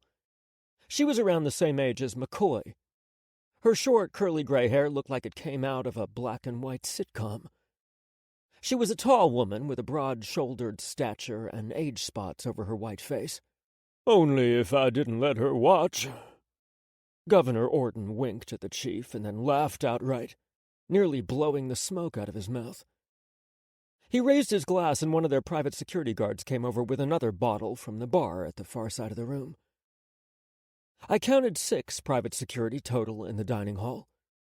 All 6 looked as if they were on edge, which made me wonder how much their employers had told them. If only they knew the full story. Everywhere I go, it's like everyone is having a good time except me. I finally spoke up, and upon hearing me, they turned to look before rising from their chairs as I came over. I wouldn't expect less from the busiest family in Chicago, Commissioner McCoy said as he reached out to shake my hand. Are we really? I would have never guessed, I said in response. I shook his hand and moved to the rest of them. Thank you for making time for me so late. We should be thanking you. After all, it's your liquor, the governor said. He laughed, raising the glass in his hand to me before drinking. Adam, get this man something good. He nodded his head to the brown-haired man dressed in black no more than a foot away from us. No need. It's the least that I could do for all the help you all have given my family lately, I said as I leaned back, undoing my jacket button. It's been a crazy few weeks. Yes, I heard about your brother's wife. Please send our condolences, Mayor Gupta added. I smiled and nodded. Will do, if you're alive when this is all over. They all paused, except for Governor Orton. He turned and looked me dead in the eyes as he spoke. The one thing I've always admired about you Callahans is that you know how to play smart and dirty. I'm guessing there is a but somewhere in this statement, I replied. Lately, things aren't feeling as smart, Chief Mataka finished for him, putting his cards face down on the table. Or as dirty, in fact. Just simply violent. Smart and dirty is my brother. Violent is all I know. You don't think anyone is going to question it if something were to happen to the far most prominent people in this damn state? Commissioner McCoy pressed. We aren't the same as them rugrats in your little pyramid. I grinned so wide you'd think I'd lost my mind. Do you all truly believe you could stand a chance against me? Alone, never. Mayor Gupta frowned, stroking the side of his chin. Together we've got much better odds. Do you really think we took these positions without safety nets? That we don't talk or share information? We knew we signed the deal with the devil when it came to your family. We've been preparing for you for years. Hey.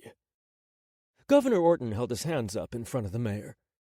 At least he knew better not to shush me like that.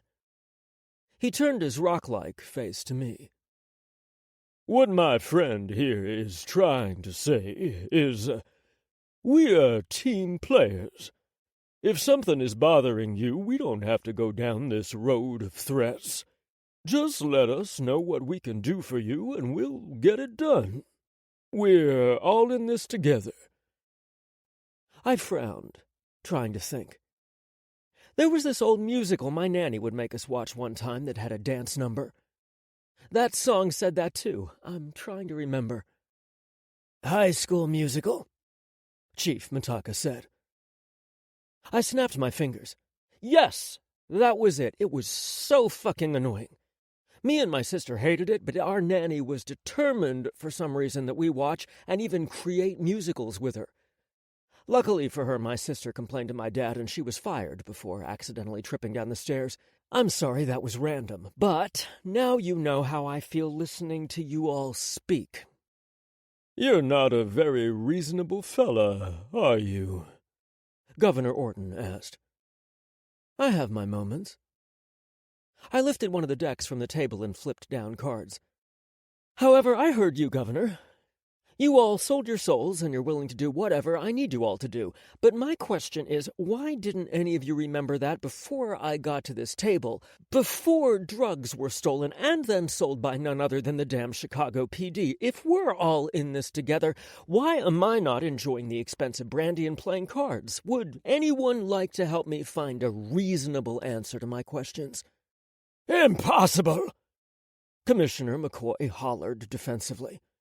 I know my men. They wouldn't dare. They did. It's done. So either you don't know them, and in that case, what's the point of having the police commissioner in my pocket if you don't know what is happening with your own people, or you do know what is happening, and in that case, you die. Are you sure about this? Governor Orton asked me. Do you really think I would waste my time this evening with you idiots if I wasn't sure? I'm just as sure of this as I am of the secret recordings and files you have on my family. Or should I say had? I chuckled and stopped flipping the cards in my hands, glancing up to Chief Mitaka. Yes, we got the ones you gave to your granddaughter, and the one you hid in the nursery of your great-grandson. It's all gone. It's always been gone. My brother just left the dummies there to let you feel secure. How? Her voice was barely over a whisper. I can't say that, Chief. I've already told you too much. Besides, if you really knew how far our hands go, then you might not ever close your eyes again. And I heard from a little birdie that you sleep like the dead, and that you are out cold. You should be more careful in the future. The look of terror on her face. How white she became. I was tempted to look if she shit herself. So, back to your question, Governor. I looked over to him. I'm sure. Commissioner McCoy here betrayed my family. I swear.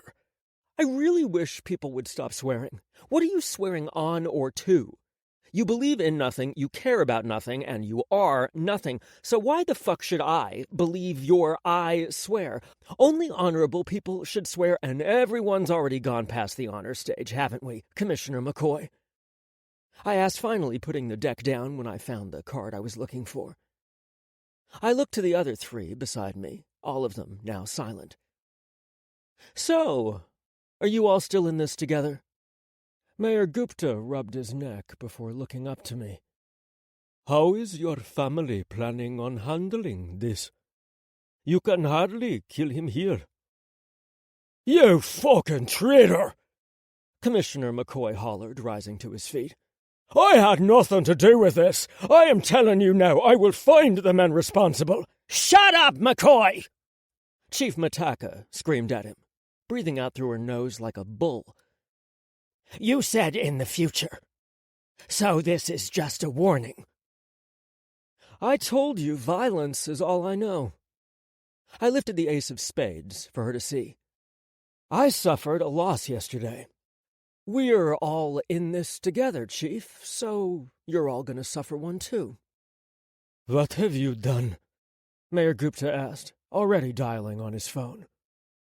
The silence around the table palpable enough I could hear it ringing. Rising, I tossed the card back on the table. If I had the misfortune of being any of you, I'd think of an alibi. You'll need one when the world wakes up to hear that someone fired over 1,000 rounds into all of your homes. Please send us the dates for your loved ones' funerals as soon as you have dates set. I know a guy who makes the best flower arrangements. Good night. You evil son of a bitch! I didn't have time to even blink before Governor Orton hollered, firing a gun he'd somehow hidden before now. Bang! You think I won't? Bang! He stopped as the marble flooring broke up in front of his feet. His eyes were wide as he looked back into the eyes of his own security detail. You move again, Governor, and I won't miss, the man said before looking to me. Are you all right, sir? I laughed. You fucking missed. You people are idiots. I spare your lives and you shoot at me. Oh, people have really forgotten who runs this motherfucking town. My brother is too damn reserved, letting you fuckers think that you are powerful. Ha! When in reality, you're nothing but little fake kings. Not even pawns on our chessboard. Rising from the ground, I dusted off my shoulder as he glared at me. Don't worry. I'm not going to pay you back for this tonight. Oh, no. I'm gonna wait for you to get good and sober so you can realize how fucked you really are. Looking over to Adam, head of the governor's security detail, I said, "Make sure the governor gets home safely." "Yes, sir." He nodded to me, but kept his gun pointed at the governor's head as I stepped up to him. "Make sure to cry for the cameras. They will eat that shit up," I said, leaning over to take the bottle of brandy off the table. "My condolences again." He bared his teeth like a starved animal, but Adam just pressed the gun to the side of his head. Taking a swig out of the bottle, I winked at him before heading toward the exit. There, waiting at the door, was the same old manager. "Bill the company for any damage. I want this place fixed before opening tomorrow," I said before stepping out into the cold air where Mannix already stood waiting by the Bentley. Taking a seat inside, I waited for him to close the door before reaching under my coat to the side of my shoulder. Wincing slightly, I pulled my hand away, glancing down at my own blood. And this is the reason I fucking hate drunks. Not immune to the irony, I drank the brandy in my hands. "Where to, sir?" Good fucking question. 10. I'm a coward when it comes to matters of the heart. That is my fatal flaw. Haruki Murakami. Helen. Buzz. Buzz. Buzz. That's all I'd heard for days now. I should have turned it off. I should have thrown it away. After all, I left the mansion dead set on not speaking to anyone, and yet here I was listening to my phone vibrate around the glass of my coffee table as I sat in my boy short underwear and white tank top fixing my old robot vacuum. Child's play, I muttered to myself when it came back to life. Setting it on the ground, I watched it clean up Oreo crumbs that had dropped. I looked around my apartment for anything else to fix, but there wasn't anything. If it had a circuit board in here anywhere, I'd already fixed, updated, or replaced it over the last few days. I could clean up. My eyes looked to the kitchen to see the crime I'd committed against it for even attempting to cook in the first damn place. I'll leave that to the professionals, I muttered to myself as I shifted over on my side. Tilting my head, I stared out at the city lights. I should go out. But where?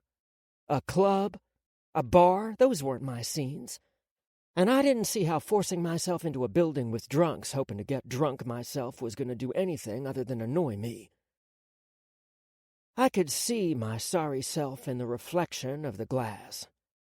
My hair was a complete mess. I had been in my pajamas for hours. I looked pitiful. Go out. Call a friend. Do something. But I didn't want to go out. The only friends I had were my family. And the only thing I could think of doing was going back to the mansion and working on Kane. You're pitiful, I said to my reflection, which only made me frown. The sight bothered me, so I reminded myself, it's not your fault, though. They made you pitiful. They. My family. The Callahans. They made me like this. My best friend killed my biological father, trashed his name. Then their drugs killed my mother, which was the reason I was an orphan. Everything, just like computers, was a series of cause and effect. Input equals output. Since I was young, I could see it. It was logical. It was dependable. You put 1 and 1 together, you got 2. A series of zeros and ones, you got code. Giant puzzle pieces that needed to be set together. The complete opposite of people. People were messy and complicated and pitiful, I said again. I was exactly this, often by my own craziness or my family's. I tried to spend most of my time with computers. Input was computers and family. Therefore, output was that nothing else mattered but computers and family. Without either of those things, I felt useless. So why am I so upset? I asked myself. Buzz. Buzz. Buzz. My phone went off again. I wanted to answer, but I didn't. And I didn't understand myself for that. I wanted to go home. Home to the people who destroyed your real parents. But they had no way of knowing their actions would lead to me. So, forgive them. Yes. They don't want forgiveness, though, because they're happy they have me. So how do you forgive people who don't want forgiveness, who don't think they did anything wrong? I don't know. I didn't have an answer. I was at war with myself. My heart wanted to go, and yet my head kept stopping me, because I couldn't think of an answer. The scientific rule of Occam's razor states that entities should not be multiplied unnecessarily, which is interpreted as requiring that the simplest of competing theories are preferable to the more complex, or that explanations of unknown phenomena be sought first in terms of known quantities. Basically, in layman's terms, the simplest answer is usually the right answer. My problem was that the Callahan family is the reason my biological parents are dead, and yet I want to go back to the Callahan family. Applying Occam's razor to my problem, then the simplest answer is that I don't care about my biological parents, I whispered to myself. And yet I couldn't help but look away from myself. That is a bad answer. But it didn't feel like the wrong answer. I knew I wasn't a good person. I'd come to terms with that, which was how I was able to get Ethan the information he needed, knowing what he'd do to the people I found. But for me to be this black-hearted, my biological parents loved me. I was sure of that. And I'd betrayed them by not even having the decency to leave the Callahans. Maybe it's Stockholm Syndrome. I froze for a long time, going over that again and again in my head. And then I sat up quickly, dashed into my kitchen for my tablet, which was covered in poorly chopped onions. I slid the onions off the screen and used my shirt to clean it off because obviously I'm a savage. I held it up as if it were the newborn Christ. "Treating Stockholm Syndrome," I said to it. The few seconds it took to search felt like hours. Recovering from Stockholm Syndrome ordinarily involves psychiatric or psychological counseling, with an end goal of making patients realize that their actions and feelings stemmed from inherent human survival techniques. Counseling aims to reinstate normalcy into the lives of recovering victims and to make sure that they can function in a way that is not out of fear or in the sole interest of survival. It read back to me. "Would you like to see more from this article?" "Interesting," I muttered, grabbing the bag of croutons off the counter and moving back to the living room. "Not really, you don't have Stockholm Syndrome." My head snapped up at his voice, and even though I saw him, I couldn't help but throw the table at him and scream, "Motherfuck! Jesus fuck! Oh, Wyatt!" "Sorry?" He couldn't help but laugh at me before raising his arms up. In one of them he had a chai burger bag.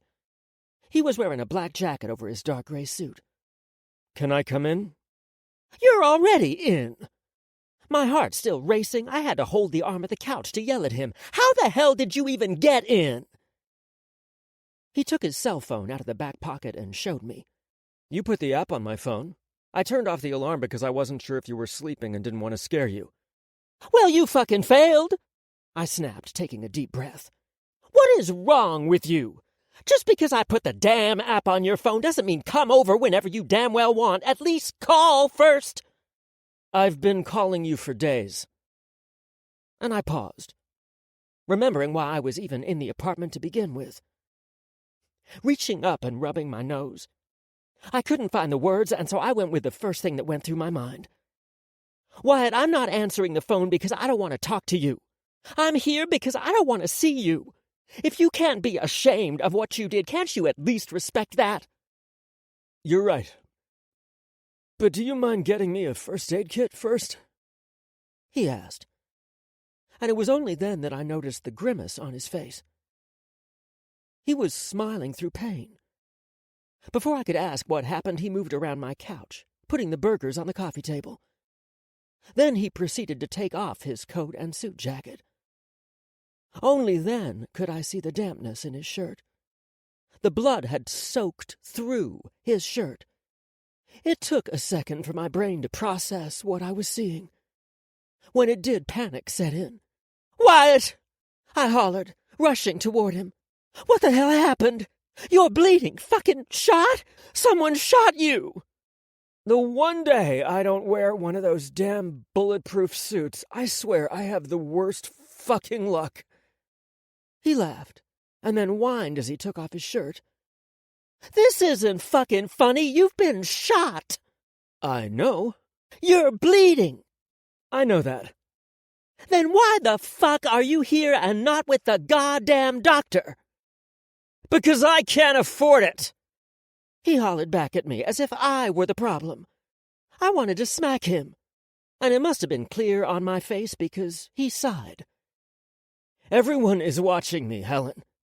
Waiting for me to screw up, waiting for me to prove that I'm the idiot brother. I cannot call a doctor or anyone else. I can't afford to look weak right now. I made a mistake. No one else can know that. I'm still waiting for you to apologize. I crossed my arms. His mouth dropped open slightly. Helen, I'm bleeding. There is still a bullet in me. Can we deal with that first? You somehow managed to get a burger with a bullet in you, and you're still bleeding. I'm sure you can muster up an apology. He glared down at me. I'm sorry for yelling at you, Helen. May I please have the first aid kit before I bleed out and die in your living room? That wasn't the apology I wanted, and I'm sure he knew that. Saying nothing else, I moved around him toward the closet, opening the door and taking out the big first aid kit he'd given me as a housewarming present when I moved in here. His excuse was I would need it because I often cut my damn hands on the parts I was working on. Or attempting to cook. How symbolic of you to buy a present for me that only you end up using. I'm hurt, Helen. Be nice. He pouted when I came back to him. Kneeling in front of him, I unzipped everything carefully. And as I did, a thought popped into my head. You didn't shoot yourself on purpose to make me sympathetic to you, did you? He huffed as if he was hurt I even asked. Tilting his face to the side, he gave me a look I was quite familiar with. Yes, Helen, I was so upset you weren't answering my calls that I shot myself in the shoulder in the middle of the night, bought your favorite burger, and came over to get you to help take the bullet out. Seriously, do I look like Ethan to you? Like hell, I'd shoot myself. Stranger things have happened, I muttered, putting on the gloves before taking out the forceps and the alcohol. Lie back. Do you know what you're doing? He questioned, surprised. I've watched enough episodes of ER and Grey's Anatomy. Give me that. He moved to take the forceps. Kidding, just kidding, I said, pushing him back on my own. He grimaced before yelling, Fucking shit! So being shot hurts. Who would have guessed? I pressed gently on the wound around his upper shoulder.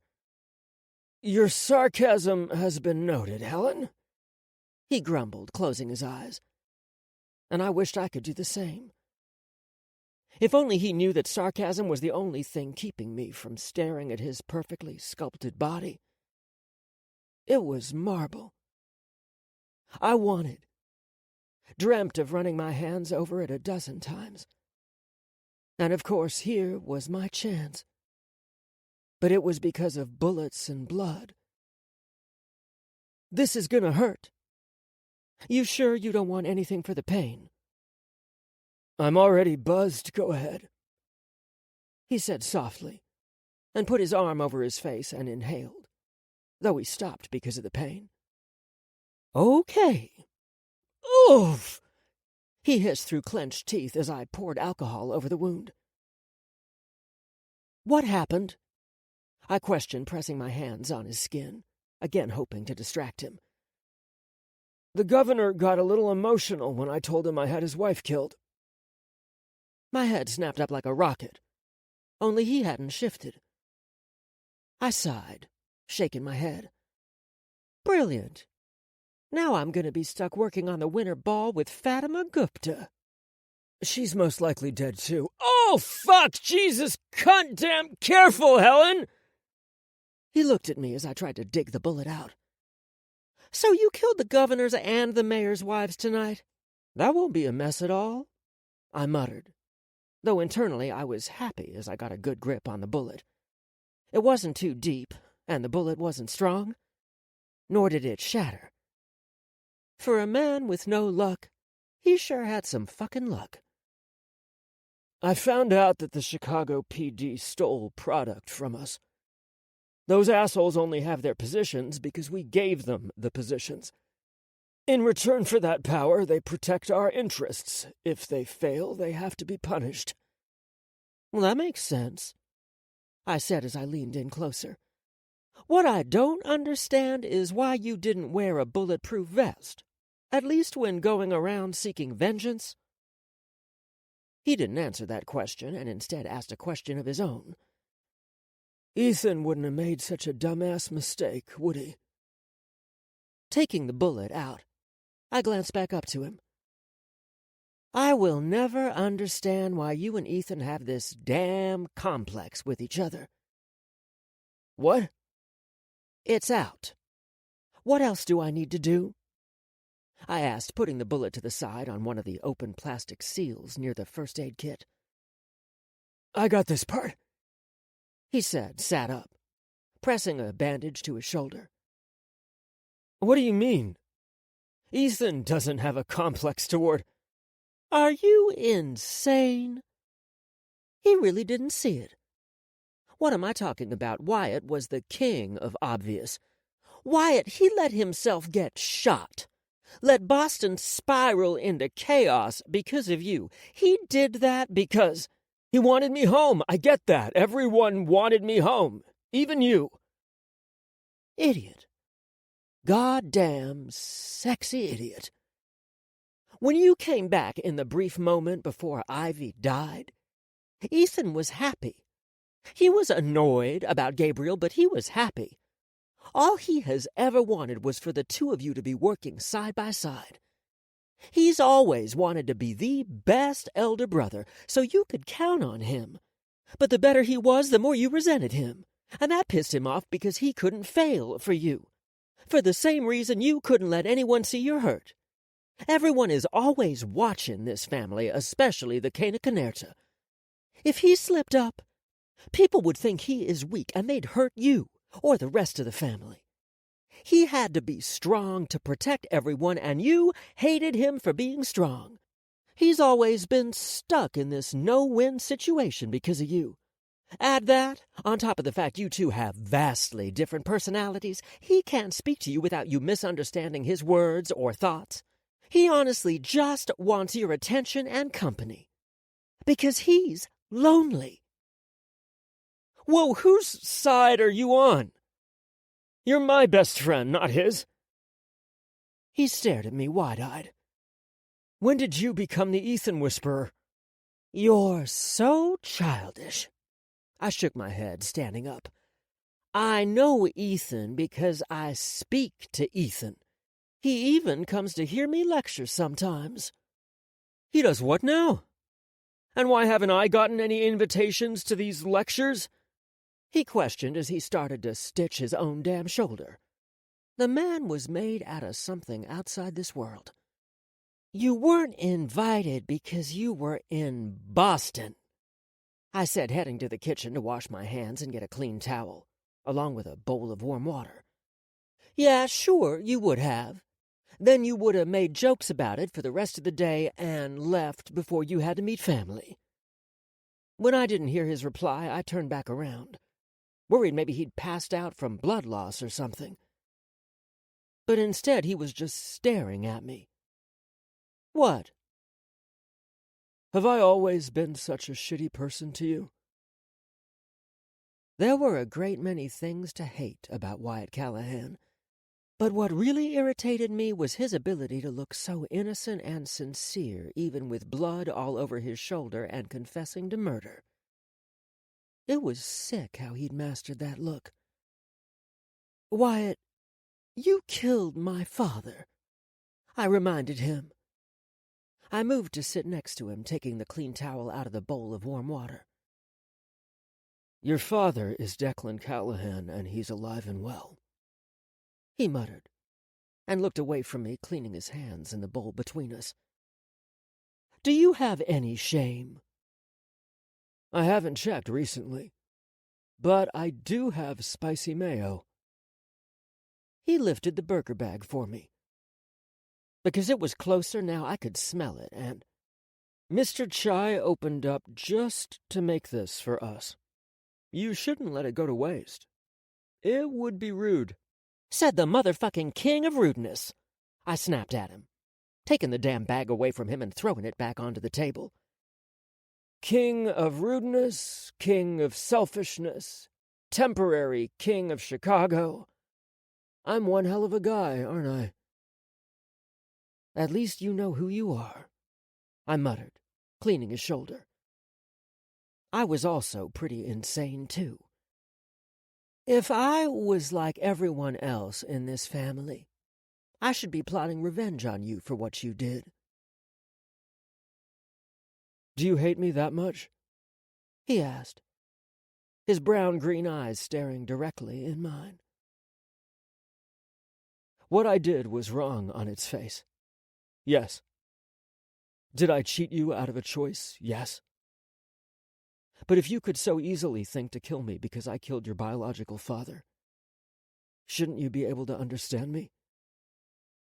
If you can understand the need to get revenge for the people you love, if you could understand Ethan, why can't you understand me? Back then, I remembered seeing you cry until you were red in the face about how you didn't want to leave. I remember talking to you on the phone and listening to you pretend you were doing fine when you weren't. I didn't do it because I wanted to. I didn't do it just because I missed you, though I did very much. I did it because you weren't happy. If you had been happy to leave, if you hadn't sounded so sad, if you hadn't cried as hard, maybe I would have accepted it and simply been happy. My best friend was so happy. He tried to take you from me, Helen. From all of us. In my mind, he was kidnapping you, so I can't apologize. I'd do it again. Sorry if that makes me a selfish bastard." I want to kiss him. He was so close. So damn close, and he was saying this as if it was what I'd always wanted to hear from him. And just like that, he got up and moved to my wine cooler. Taking a quick deep breath and saying a silent prayer that he didn't notice my lovesick puppy dog eyes, I tried to keep my focus. "You really shouldn't be drinking." "Which one of us has the medical degree?" "That's right, me, and this doctor prescribes drinking with burgers." Taking out 2 bottles, he glanced over my kitchen and then to me, grinning. "So who died here?" "Shut up! You can barely cook yourself." He just laughed as he came back over. "Let's eat, and you can save your anger for tomorrow." "It's 11:49 p.m. 11 minutes should be enough, don't you think? Anger isn't good for the heart, Helen." "No, you aren't good for the heart, Wyatt." I ignored him as I walked back to the kitchen, dumping the cleaning water and washing my hands again before grabbing wine and drinking straight from the bottle. Damn him. "Wyatt." She sat back across from me, quietly eating her fries. The silence between us bothered me. I'd hoped the wine would help both of us speak honestly and get past this rough patch, but she seemed dead set on not speaking to me. I still can't believe I got shot by the governor, I said softly, trying to fill the silence. With the way the man was acting, you'd think he really loved his wife. He's cheated on her so many times I've lost track. They were in an open relationship. It wasn't public knowledge, but a lot of people knew. She stuffed a few fries in her mouth. How can anyone think that's fine? She gave me a look. What? Wyatt, you screw women up and down all the time. I've never cheated on any of the women I've dated, thank you very much.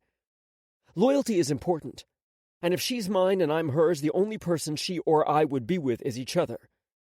If I'm not in a relationship, then I have every right to screw anyone who is willing to screw me. That's pretty straightforward and reasonable to me. People are complex, Wyatt. We don't make sense. The law judges by a reasonable human being standard, forgetting that our emotions make even the simplest things unreasonable. What we love, what we hate, what we think we should love or hate determines everything around us. Some people love who they love, and it competes with other things. It doesn't mean they don't love them. I eyed her carefully. The wine bottle paused at my lips. So if a man cheated on you, I'd shred him alive, then call my dad and watch him beat the shit out of his shredded body. She shot back with no hesitation. I couldn't help but laugh, and she laughed with me. For the first time in a long time, I felt like I could relax. Her laugh always did that. It was always carefree, even though I knew she had so much on her mind. See, even you don't believe in that open relationship thing. It might work for some people. She tried to defend it before drinking from her own bottle. I snorted at that. Sure, okay. And Ethan's favorite color is pink glitter. If it's not, it should be. He could pull it off. She giggled, obviously drunk. The lightweight. Her eyes began to close, and I could see she was tilting. I put my drink down, reaching over to hold her head steady before she fell over. She nuzzled into my hand as if I were her damn pillow. I take it you forgive me now. Don't care what you do. I'm always gonna resent you, Wyatt. She had the nerve to mumble that as I held her head. You ruined my chance. My eyebrows frowned together, not understanding her. What do you mean? She lifted her head up and tried to glare at me, but her eyes weren't staying open. The rule of Occam's razor says that the simplest answer is usually the right answer. Why did I get upset and leave after finding out the truth, even though you are right? I was happy to be done with him. Happy that he was gone, that no one was taking me away. I don't know. Because you're blind, Wyatt. You're always blind to those who love you. She started to cry, and I started to panic, not sure what to say to her. I'm a bold person. If I want something, I go after it. So I know if I had gone away for a few years and come back, then you wouldn't only see me as your best friend or cousin. Helen, what are you trying to say? Her words were slurring. Wiping her face, she came around the coffee table, knelt down right in front of me. I love you. Just like that, my heart stopped. I was sure, staring at her, I felt as if I was falling. Like the ground had opened up underneath me and I was falling. Maybe it was because I drank too much. Maybe it was because I was an idiot. I could feel my body heating up. What the hell is wrong with you, Wyatt? Helen, you're drunk. Before I could finish speaking, her lips were on mine. Never in my life have I frozen up in front of a woman for any reason. But with her, now, it was as if my brain had lost all communication with my nervous system. All I could do was just sit there. You're disgusted, right? She whispered and pulled away from me. You wouldn't have been if we hadn't grown up together. And we grew up together because you brought me back home. So I'm gonna resent you. It's not fair, I know. But like I said, people are complex. We don't make sense. I don't make sense. So can you go home now? I want to be by myself. Maybe I'm dreaming. Maybe I've lost my goddamn mind. No, it's the wine. That was the reason I was getting hard, even though I didn't mean to. The longer I stared at her, the more I noticed her. How curls fell on her face and down over her bare shoulder. The strap of her tank top had fallen down. Her shorts so high I could see all the way up her thigh. Her lips so soft I had wanted to. My throat closed and all I could see was danger. Wyatt, what the fuck are you thinking? She's your cousin. Thank you for helping me, Helen. I'm gonna head home. I got up and quickly grabbed my shirt and jacket, nearly tripping on my way out. Pressing the elevator buttons at least a dozen times in the span of a second, I just wanted to run. The pain in my shoulder was completely gone and replaced with a new pain. I tried to push the thoughts out of my head as I got onto the elevator, but they came anyway. I could taste the wine on her lips. I thought and licked my lips. The moment I did, I wanted to slap myself. She's my fucking cousin. Adopted cousin? We weren't biologically related. Why the hell am I making distinctions now? Where to, sir? Home now! I snapped at him when I got into the car. Sitting in the back seat, I rubbed the bridge of my nose. I silently prayed for my cock to come back to its senses. Instead, I found myself still thinking. She's actually my adopted second cousin. Uncle Declan was my father's cousin. Marrying your first cousin is legal in 25 states. Some lists claim that 26 states allow cousin marriage. No states ban marriage between second cousins. Why the hell do I know this? Why the hell am I even thinking this? Helen is my best friend.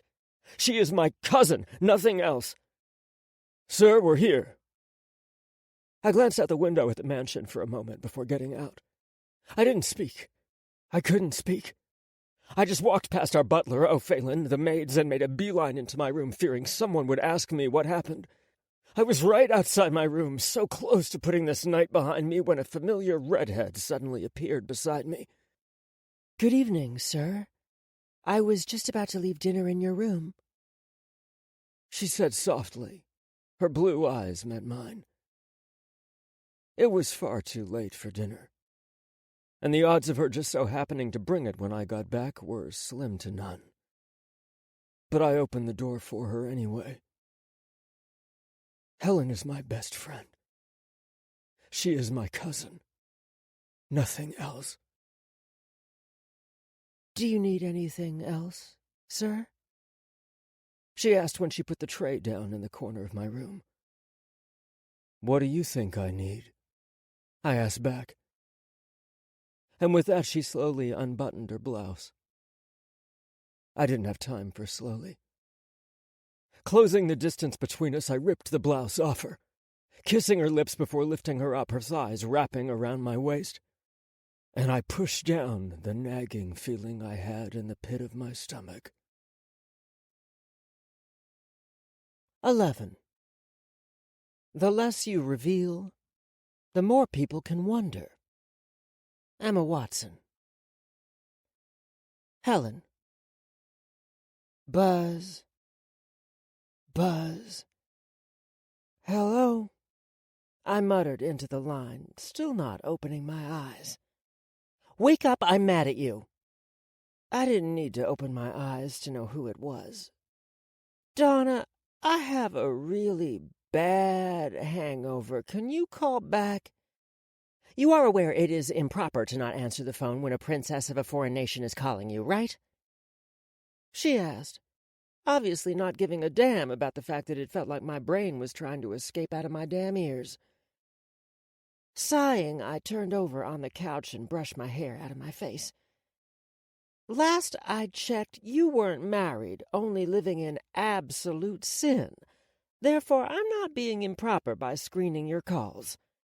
Do I look like an idiot to you?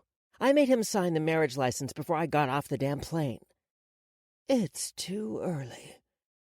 Donatella, you're supposed to marry the handsome prince after you kill the wicked witch, not before, I said to her. Then again, she was hell-bent on breaking all the rules. God only knows how she pulled that off. Princes had rules, didn't they? Says who? Disney. She gave a very unprincess-like grunt. If the handsome prince needs my help and wants to screw me while he gets said help, then handsome prince needs to be my legal husband, because there is no way in hell I'm fighting for a future possibility and not a sure thing. I frowned at that. You could at least have done a video call so I could have seen. I swear everyone is doing this just to stop me and my mom from planning your wedding. Oh, I'm still having a massive wedding. It hasn't leaked here that we're already married. The Wicked Witch has her hands in the media here. So as long as you're still in my family, you'll be planning my wedding. What does that mean? Donna was always clear with her words. She didn't throw cryptic messages out there without a reason. A little birdie told me you ran away from home. I rolled my eyes, rolling back onto my side. Let me guess, Nana. Who else? It isn't so funny when she's talking about you now, is it? I couldn't help but laugh. I didn't run away from home. Okay, I did run, but only because I needed space. You hate space, Helen. I do not hate. You hate space so much you cried when your parents told you that you couldn't sleep in their bed anymore, so you started to sleep in mine. When I left for school, you slept in anyone else's bed but your own. Okay, I fucking hate space. I still needed time to think. Jesus Christ, give me a break. You think best when you're talking to people, which is why you hate space. Well, you must be super bored if you're picking on me this much. There was a long pause. I grinned. Do you miss us, Princess? In all honesty, no, she said, her voice much more serious and cold, also known as the Donatella I knew. I'm not calling because I'm bored. Believe me, I have enough on my plate here. So, you're calling because? Because I need you to get your shit together. Excuse me? I asked, no longer willing to joke with her. I'm sure you don't need a reminder of the current within our family. Someone took a shot at you all. I am on the other side of the globe fighting my own goddamn battles against people I can't even understand. I do not have the time nor the energy to worry about Chicago or you all, nor do I want to. You and I both know running this family is a two-person job. My parents made it that way. Every Cana Canerta needs a strong wife beside him. Until she comes along, her duties fall on the strongest woman of the family. After me, that's you. So get your shit together and help my brother, Helen. I don't give a shit about whatever your crazy mind is trying to make sense of. You don't get to take a me day until the family is stable. Wyatt can't do this alone. Oh, I'm flattered, Donna, I said as if I didn't hear her little speech. I didn't know you thought so highly of me. When did I become the strongest woman of the family? I said after me. Of course. And don't play coy with me, I know you.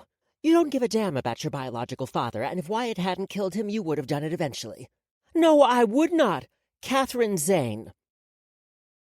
The moment she said that, all of me shivered, as if she'd dumped ice water on my head. I tried to reply, but the words wouldn't come out of my throat. So she went on. Helen is the nice one. Helen is the good one. Helen doesn't get involved.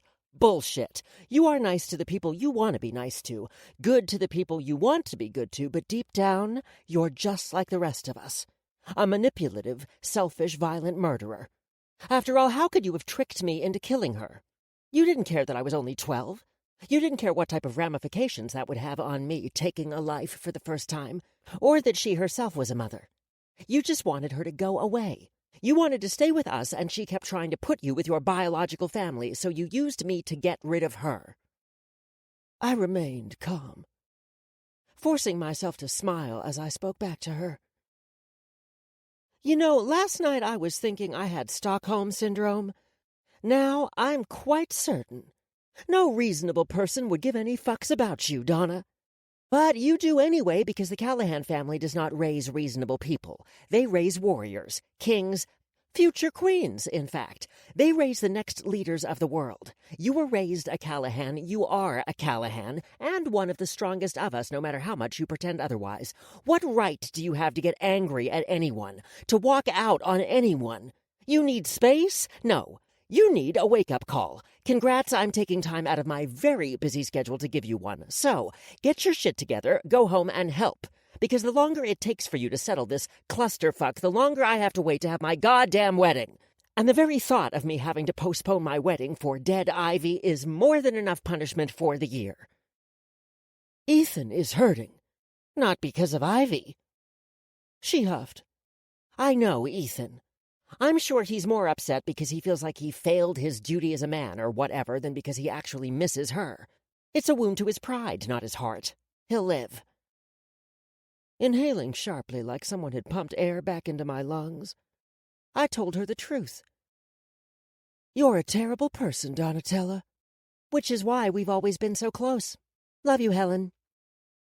Love you, too, I said emotionlessly, coldly as I hung up on her, tossing the phone to the side. I laid there trying to figure out what happened last night, but I couldn't remember. Sitting up, I stared at the chai burger bag before looking at the first aid kit, then the ground by my feet. Slowly, it all came back to me. Oh, fucking shit! I got up, putting my hands over my mouth, praying to God my memory was warped by some weird dream I had. Oh, no, Helen, you didn't! Looking around quickly, I nearly jumped over the couch for my tablet. Picking it up from the ground, I held it like it was a child. Play video camera for midnight last night. I watched and then fast-forwarded. When I saw it, when I watched myself get up and kiss him, my legs went limp and I collapsed onto the floor. What have I done? Think, Helen. Think! Delete video from all servers. Password needed. Placing my thumb on the screen, I watched it delete before letting the tablet fall out of my hands onto the floor. I've ruined everything, I whispered to myself. What was going to happen now?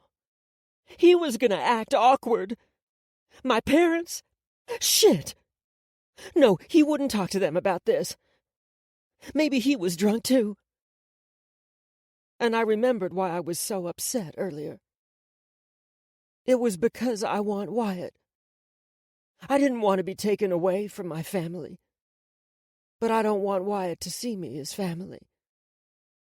I want to be a Callahan, but not a Callahan. I'm a horrible person. It was never about my biological father or family. My father is Declan Callahan.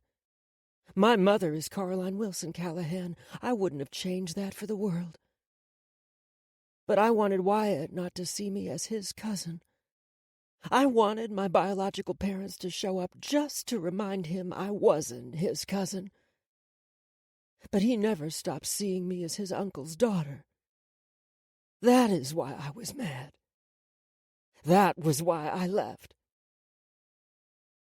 I am a manipulative, selfish, violent murderer who just forced herself on her cousin.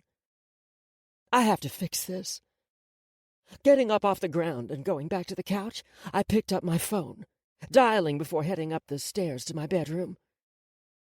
This is Helen Callahan in the penthouse suite. I'll be leaving in a few hours. Have my car ready and call the maids. This place is a mess. Wyatt, age 11, Lifting the cloth up, I stuck my head under to ask, "Why are you under the table?" "Because it's nice under here." Her brown eyes were red like she was crying, but she sniffed, wiping them so I couldn't see. I looked at both ends of the table before crawling under with her. "What are you doing?" "You said it was nice down here. I want to see. Move over." "Wyatt." "Did someone say something mean to you?" I asked, picking at the paint under the table. "No." "So why are you sad?" "I'm not sad." "You're crying." "I'm not." "Your eyes are red and you have a booger." "Shut up!" she yelled at me, putting her hands over her nose. Laughing, I reached into my suit pocket and gave her my handkerchief. She blew so hard I shook a little bit with her. I tried not to laugh, but she sounded like an elephant. "Do you think I'll ever get married?" "Why do you want to get married?" I asked her like she was crazy. She flicked my forehead. "Not now, when I'm older." "Oh. Duh. Sure, you'll get married when you're older. Why wouldn't you? You're pretty. Well, not when your face is covered in snot." I tensed up, ready for her to hit me or even yell again. But she didn't. Instead, she said, "I heard some of the boys say that Donna was so pretty, and that Nari was kind of cute too. Then one of them said that I looked like a monkey with a mop on my head." "Which boys?"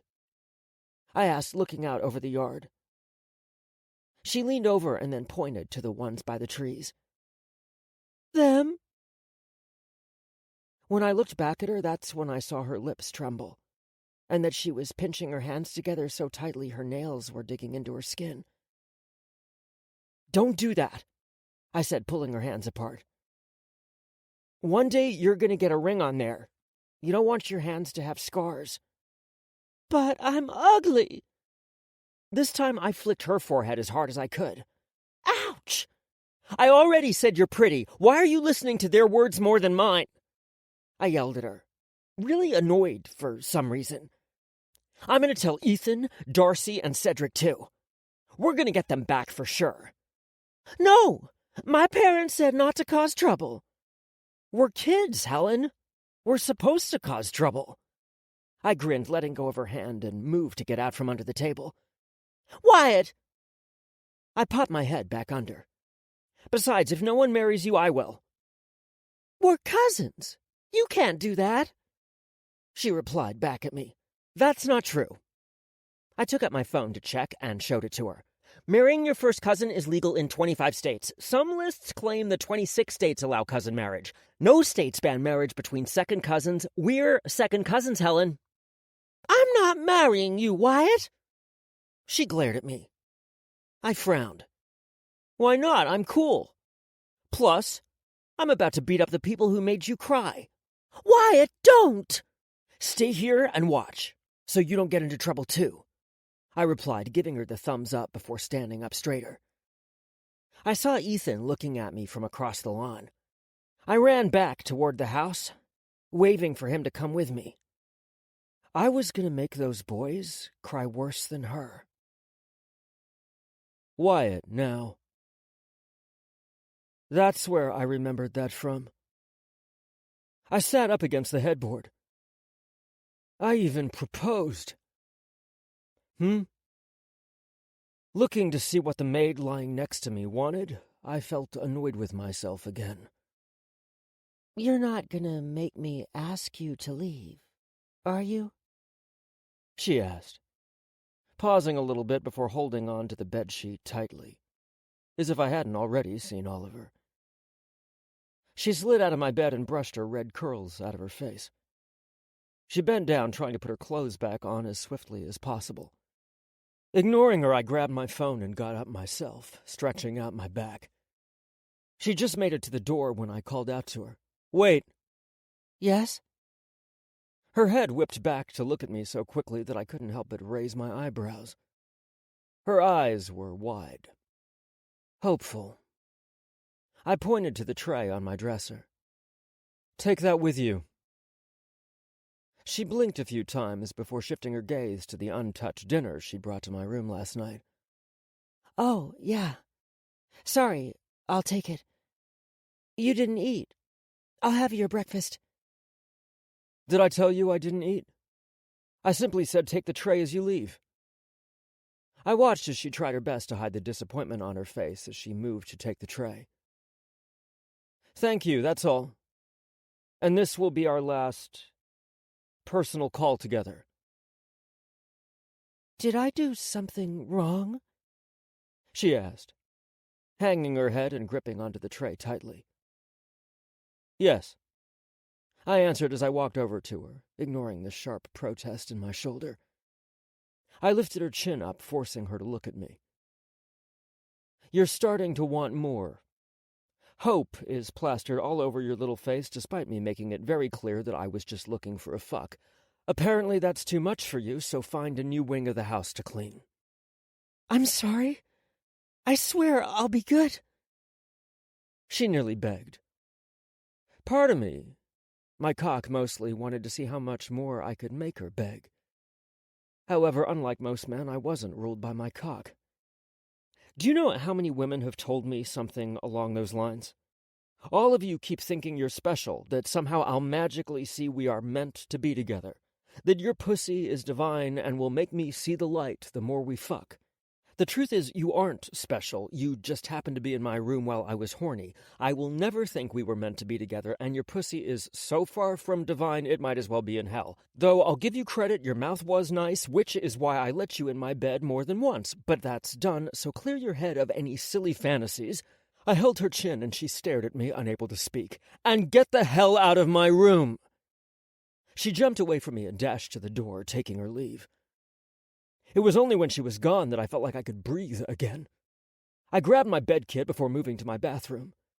I took the bandage off my shoulder, and a whole rush of memories engulfed my mind. I could feel her long fingers on my shoulder. "God fucking damn it!" I hollered, slamming my fist on the kitchen counter. I thought screwing the maid would help. Instead, I found myself imagining her. Why the hell, out of nowhere, was I thinking of her like this? She was drunk. But she'd always been the most honest when she was drunk. That's why I wanted her to drink. Fuck me, I grumbled to myself, picking up the alcohol to clean my wound. This was all my fucking fault. I made a mistake. And because of that mistake, I went to her. I wanted her to stop being angry, so I tried to make her talk it out while giving her wine, and she did talk it out. Too much, in fact. But it was my own goddamn fault for doing this. But why am I always pushing her? The question came out of my mouth before I even realized it. I looked at my reflection as if that was going to help. Instead, I just saw how pitiful I looked. Putting another bandage on, I covered my shoulder wound, sealing it over with tape. I turned on the shower, stepping in under the hot water, inhaling the steam. I'm always pushing her. I'm always pushing myself for her. Just like the memory I recalled. Ethan thought it was a bad idea to cause a scene at our Uncle Neil's wedding anniversary back when I was 11, but I told him I'd do it alone and make sure he got in trouble anyway. I wanted to get Darcy and Cedric in on it too, but he told me not to go overboard. Back then, I didn't know I was going overboard. I wanted everyone to know and everyone to be just as angry as I was. Was I wrong? Was I going beyond my role as her cousin then? I killed to bring her back home. If it wasn't Helen, would I have done the same thing? Yes. If it was Donna, I would have. But when my father sent her to boarding school, I hadn't really fought him. When Gabriel came, I was pissed. I wanted her to stay, but I didn't go to the extreme. With Helen, I'm always forcing her to stay with me. I even made sure to help her open a company in Boston so she'd have to stay. Why? What did this mean? Stepping out of the shower, I grabbed 2 towels, tying one around my waist before drying my head with one hand. As I headed back into my bedroom, I saw one of the last people I wanted to see waiting. "Isn't sex supposed to relax you?" Darcy questioned as he flipped through a book on my sofa. He was dressed in tan trousers and a light blue dress shirt. "Not when I'm thinking about your fucking sister," I hollered back in my mind. Instead, I said, "If you ever have sex, let me know." I heard him curse me when I walked into the closet, only to come face to face with Thing 2. "You're relaxed afterward? I'm just hungry. Though sometimes I just pass out. Is that healthy?" Cedric questioned before stuffing pudding into his mouth. "I don't fucking know. Move!" I snapped at him before pushing him to the side. "Your bedside manner sucks." I flipped him off before grabbing my black boxer briefs. "Don't both of you have other things to be doing this morning?" "We penciled in bothering you, so we're right on schedule," Darcy responded, and I rolled my eyes, putting on my trousers before stepping toward the closet entrance. "So that means I don't have to worry about your press conference this afternoon?" I asked, looking between them both. "It would be a shame if you both fucked up on your first day on this side of the family, especially after those passionate speeches you gave your fathers." Cedric's demeanor changed as he glared into my eyes. "It seems our cousin has mistaken our teasing for weakness, Darcy. Ironic, seeing as he's the one who ran away from his responsibility the second he had the chance." Darcy replied, rising from the sofa. Smirking, I nodded in agreement. "True, I did run.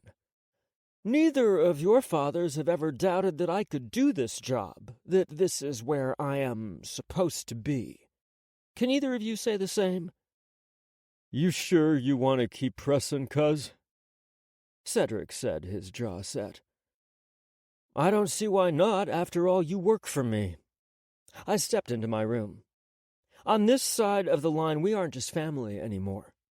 You're one of the men, the guards, the workers, which means you work for me. You die for me if I need you to die for me. So tell me, cuz, what is an employee gonna do to his boss?" I can almost see the tension in the air. At the sound of her voice, I wanted to crawl back into bed and restart the whole fucking morning with the door locked. "What's going on?" Helen asked, stepping closer to us. And without meaning to, I looked her over. Wishing I hadn't noticed how short her plaid skirt was or how tight the black sweater she had on was, I could just see how full her breast— "Stop! Wyatt apparently woke up on the wrong side of his maid this morning," Declan stated, and I wanted to smack him to the goddamn moon. "We're supposed to fight our enemies, not our family," Helen said, looking between us. "Fighting? Who's fighting? Are we fighting?" I asked them, but before I could, Thing 1 and Thing 2 decided to abandon me, walking out as if I was the one who had done something wrong, grumbling as they left. The damn traitors. "Did the maid upset you or something?" she asked after they left. I could only stare at her. Really, she was bringing up the maid. Fuck the maid. She was my problem. How the hell could she even ask? "Earth to Wyatt? What's wrong? Why are you looking at me like that?" "Huh?" She frowned, tilting her head to the ground. "You're looking at me like you want to strangle me." Is that how I looked? Maybe it's because I want to strangle you, Helen. I imagined it for a quick second, and all I could see was her on my bed, my hands around her throat as I fucked. "Helen?" My voice drifted off because I honestly had no fucking clue what to say to her. "By the way, when did you leave last night?" I froze at her question. "What?" She sighed. "Seriously, what is up with you? You haven't been able to form a single sentence." You've got to be fucking with me. She didn't remember. I didn't fucking believe it. You asked me to leave, Helen. I did? She said slowly, her brows bunching together. Okay. Anyway, I just came to say I'm still pissed at you, but to spare myself another lecture from Donna, I'm going to help you with whatever you need. Hurry up and get dressed. Nana is waiting to start breakfast. What the fuck was happening? Did I fall through a wormhole? Was I losing my bloody mind? Helen! I hollered at her, and she jumped, turning back to me before she made it to my door. Her brown eyes wide as she stared at me. What? Why are you yelling at me? You don't remember what happened last night? Again, her eyebrows bunched together. You came over, shot, I took a bullet out of you. You're welcome, by the way, and then you said you left? What else happened? And it better be good for you to yell at me like that. She didn't remember. Inside my mind, there was an internal war raging, and she didn't fucking remember throwing me into this chaos. Bullshit! Fucking bullshit! Wyatt, seriously, you're starting to worry me. You should be worried. Sorry, it's fine. I'll see you downstairs, I muttered, and she gave me one more strange look, as if I was the one who didn't have his sanity together. Okay, then. She nodded before gripping onto the handle of the door. Right before exiting, she turned back and said, And if you're going to screw the maids, at least have the decency not to rip their clothes. It's a long walk from here to the service wing. Was she really in love with me? How could she lecture me about the treatment of some woman I just finished screwing? Did she really fucking forget? 12. Do you think we can be friends? I asked. He stared up at the ceiling. Probably not. But we can pretend. Priya Ardis. Helen. I stood in the hallway trying to breathe. But I couldn't. My mind was going crazy. He remembered. Shit! He remembered. Not only did he remember what I did, he was acting weird. Just like I knew he would. So I could only do one thing. Lie. I had to pretend as if I didn't remember. Yes, it was cowardly.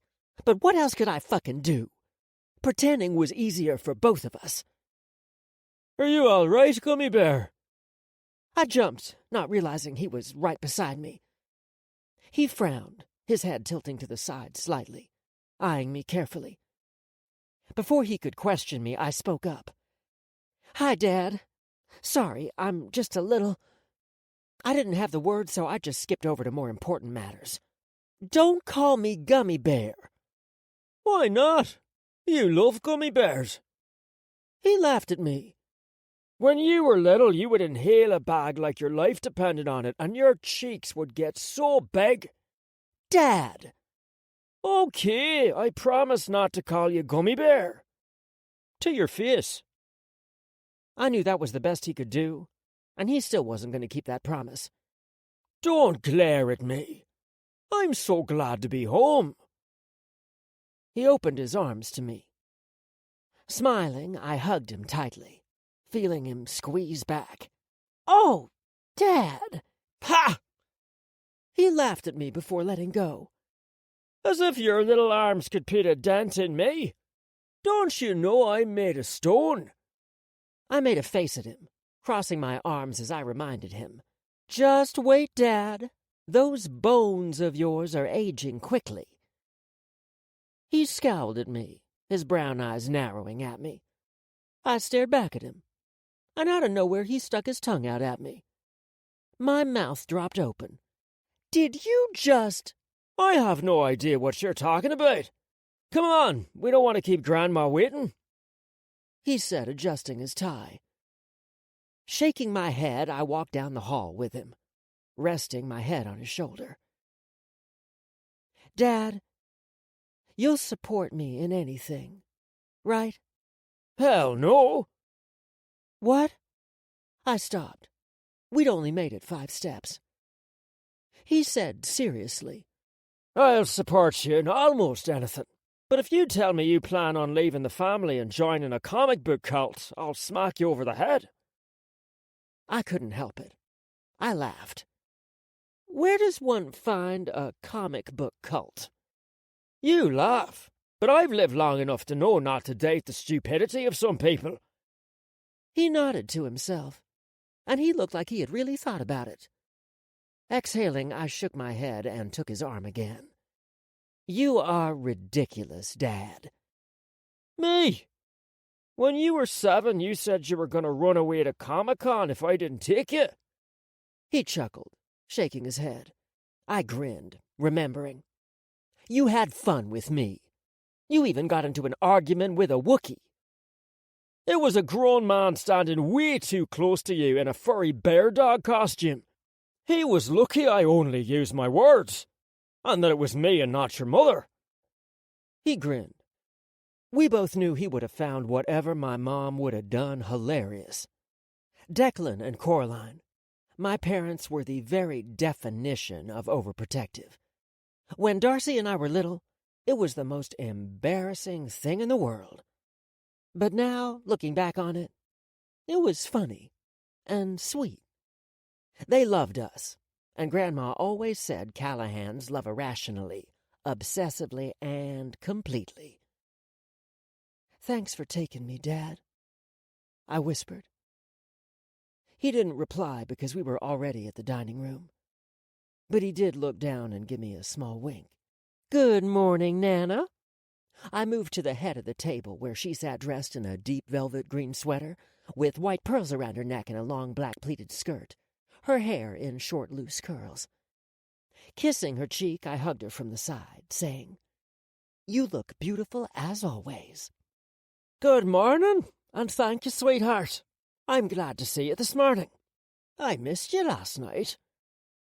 Her voice was sweet and gentle, but I knew from the look in her eyes that what she really meant was, "Good morning and thank you, sweetheart. You skipped family dinner when I told you I wanted everyone here. I forgive you, but don't do it again." Yes, one look said all that. Evelyn Callahan had raised me just as much as my parents, and unlike my parents, she very much believed in the family code. How Ethan ever got his way with her proved just how strong he was. I gave her a pout and the best puppy dog eyes I could muster. "Nana, forgive me. I won't miss dinner again, I promise." She stared briefly before the corner of her gracefully wrinkled lip turned up into a small smile. "Good. You must be hungry. I know you probably only ate junk food all night." "Me? Never," I gasped, moving over to the other side of the table near my mom. "Morning, dear." My mom smiled so wide it looked almost painful, even though I knew it wasn't. She sat at the left side of the table, now 2 seats down from the head. She was dressed in a solid dark red one-shoulder tied-waist culotte jumpsuit and diamond earrings. Her hair straight and pulled behind her ears. "Mom, you look hot," I said as I moved over to her and kissed the side of her cheek, too. "Are you going somewhere?" "I told you I booked a spa date for us." My eyes went wide. "Today?" What spa? My father stood by me, behind her chair, kissing her cheek as well before taking a seat ahead of her. Because you don't look like you need to go to the spa. Oh, Dad!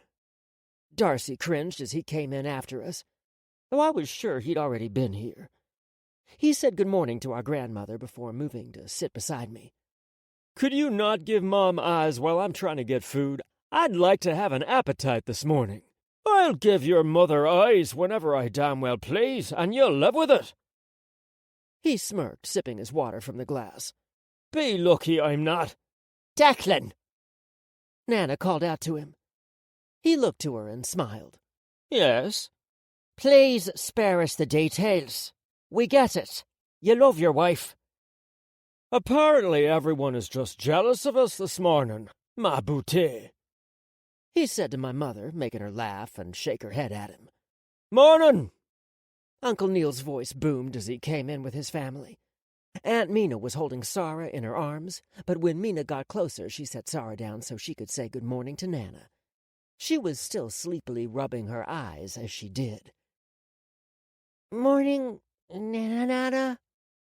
"Marnin', precious," Evelyn replied, kissing Sora's forehead before she walked back to Nari, who sat opposite of me. Her hair was slicked back into a ponytail, and she wore a deep orange sweater and brown trousers.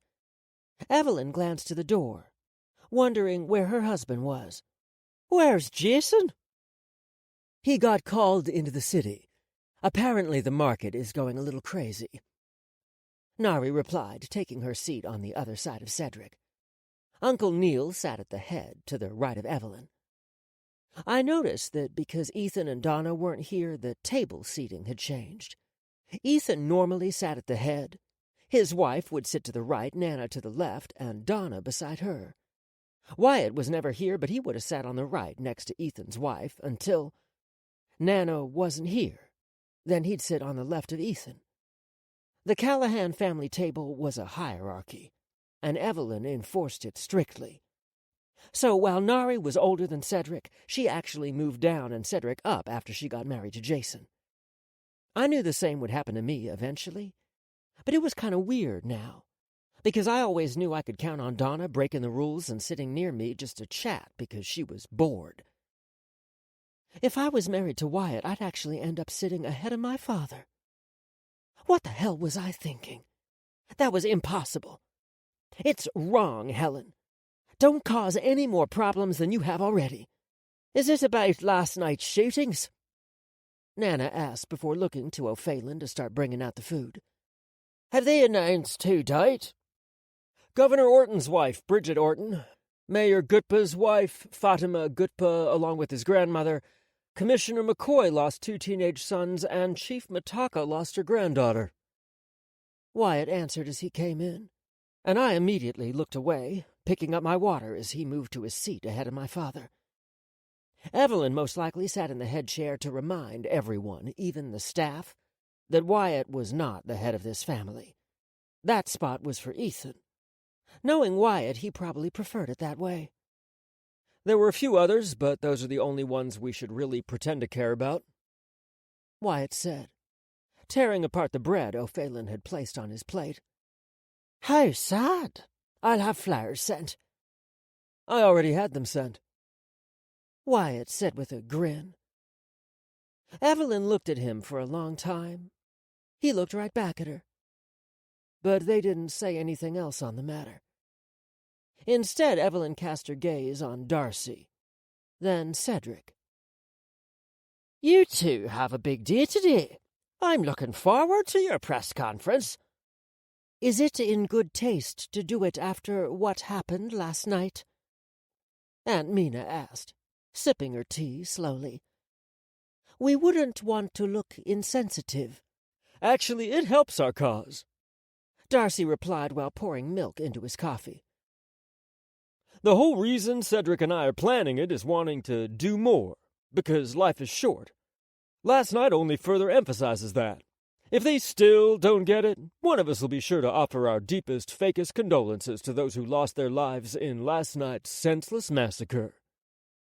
Sarcasm dripped off his voice, making Wyatt snicker as he looked down at Darcy. However, I was right between them, and because I was overly conscious of him, our eyes met. Whatever dark joke he was going to make faded away as he looked at me. For a second, he looked like he was scowling at me. I wanted to look away, but if I did, he'd know I remembered.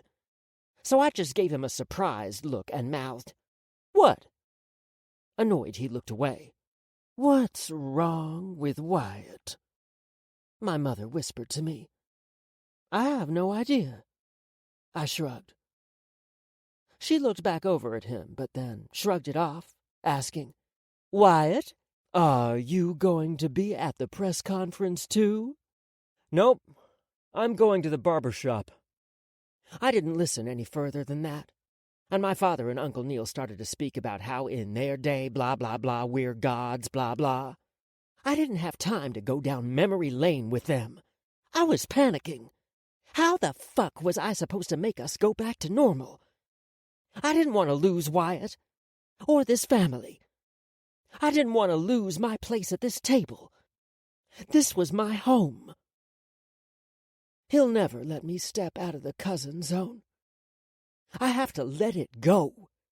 Get over this stupid crush before I end up screwing up everything.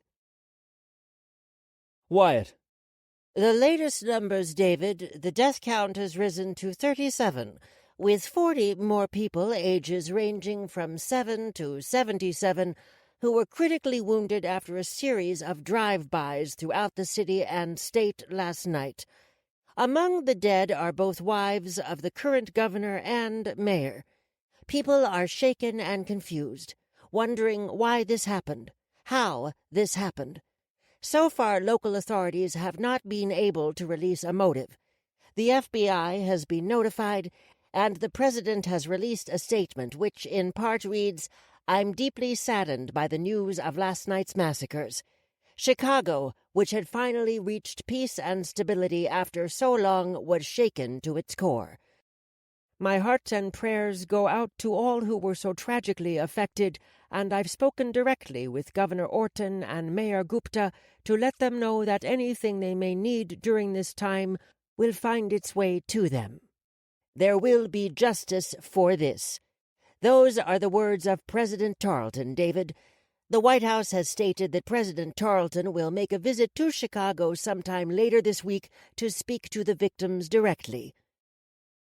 God, her voice is annoying. I couldn't help but think as I listened to the television playing behind me.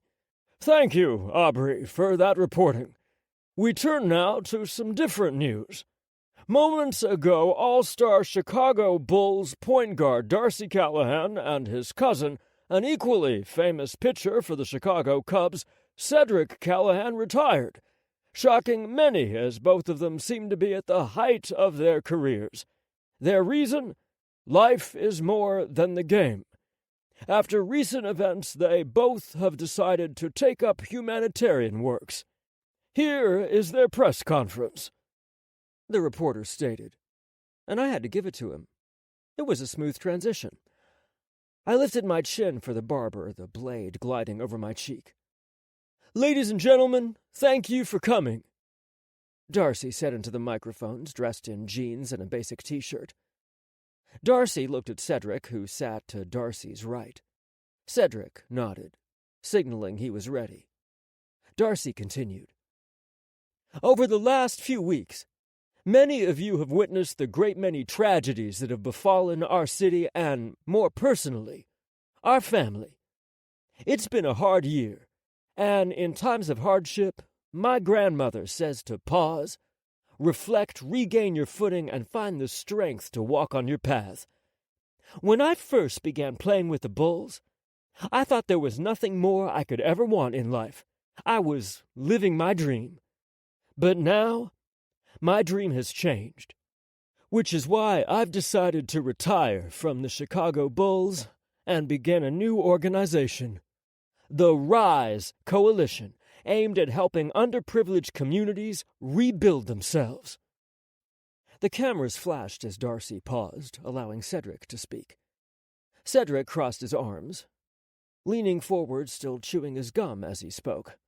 "I'm also retiring from the Cubs to partner with my cousin." Cedric preferred short, direct conversations with people who weren't family. This often made him seem cold to people who didn't know him. In reality, he was kind of like his dad, always ready to provide comic relief, which was probably why he and I got along. Is this just a publicity stunt to distract from the rumors surrounding your family? One of the reporters asked before Cedric could lean back. "What rumors?" Cedric asked, cracking his jaw to the side.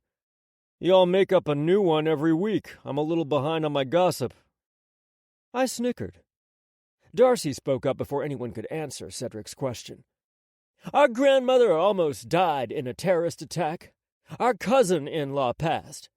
You never know when you could lose your life, and I just want my life to be more than being a Callahan or a baller. So you could say we're having a quarter-life crisis. You can call it a publicity stunt. Whatever. To make the world a little bit better than the way we found it." "Or a little worse," I whispered under my breath. "I really can't believe it. I was betting the Bulls were going to take the playoffs next year." One of the customers in the barber shop behind me said, staring up at the screen. "I'm calling bullshit. Ain't no way talented fellas like them just up and quit to help people. Another man in the chair farther down from us said. What, you think they were forced out? Huh! You mad, Jerry? There's no way anyone could force a Callahan to go if they don't want to go. Those people run this place. You heard of the shooting last night? Some people are saying the Callahans were the one who called them hits. Another one whispered to the group of loudmouths over near the corner window, though it could hardly be called a whisper since I could so clearly hear them. Ah, man, you really believe those old rumors? That the Callahan family is part of the Mafia? People been saying that since my father was a boy, and yet not a single person has proved it. They're just stupidly rich. Yeah. Us, Mafia? Gasp. Never. I fucking loved barbershops. It was like having an ear in the homes of normal, everyday people. Where you think that money came from, Jimmy? Huh? I'm telling you, drugs. They built this city on drug money. I've been paying off cops and politicians for decades. That's why they ain't never been caught. Everyone is working for them. Okay, Jerry. Jimmy? I think it was Jimmy who was speaking, but who goddamn knew? If they got everyone in their pocket, why was it the police commissioner, the mayor, and the governor all targeted? If they really wanted them dead, those people would long be dead. It's true, though. They probably crossed him, and it was a warning. Oh, this Jerry guy is good. Ain't Ethan Callahan lose his wife recently? How'd that happen, then, huh? Did they get into a drug war at the airport? Well, it wasn't really that far off. Who knows? But it's possible. They are Mafia, not gods. Allegedly. I spoke up when my barber, Aylin, moved to the mirror, grabbing the alcohol from my face. It was like everyone but Aylin froze as I spun around in the chair, looking over the wood paneling at the men in the window. My family is allegedly part of the Mafia, but as you said, Jimmy, the rumors have never been proven. They gawked as Aylin handed me a hot towel. I wiped my face with it, and then my hands as Aylin took the drape off me. I rose from the black leather chair, handing him 100. I told y'all the Callahans come sometimes, Aylin said, tucking the bill into his back pocket. But no, all of you called me crazy. In their defense, Aylin, you are a bit crazy, I teased. He even looked odd. He was short, no taller than 5'4", but he had a very muscular frame despite his old age. He had this white mustache which he twisted up at the ends like a late 1900s cowboy western villain, and underneath that he had a thick, snow-white beard cut perfectly. One man's crazy is another man's genius, Aylin said as he gazed up at me. He snapped his fingers like he remembered something. The clippers you ordered came. I got a new catalog if you want to see, too. I checked my watch before nodding. Sure. Besides, everyone knows we Mafia members don't have to worry about being on time anyway. We have everyone in our pockets. They'll wait. He gave me a look and I beamed as we walked to the back of the store. He held the door open for me, and without another word, he pulled the key from under his neck. Moving behind the couch, he opened the fake light switch and inserted the key, which caused a split in the wall to my right. Without him, I walked down the iron staircase until I reached the basement. There, rows and rows of large scented candles stood in front of dozens of naked women and men. The only things covered was their hands, mouth, and hair, as one by one they poured the cocaine into the false bottom and melded the glass bottom back together. The biologically engineered scent of the candles masked the scent of the drugs even from the best dogs. None of them dared speak, and certainly none of them looked up as I walked behind them, looking over their shoulders. We're shipping out tonight, I told Aylin as I watched. How many?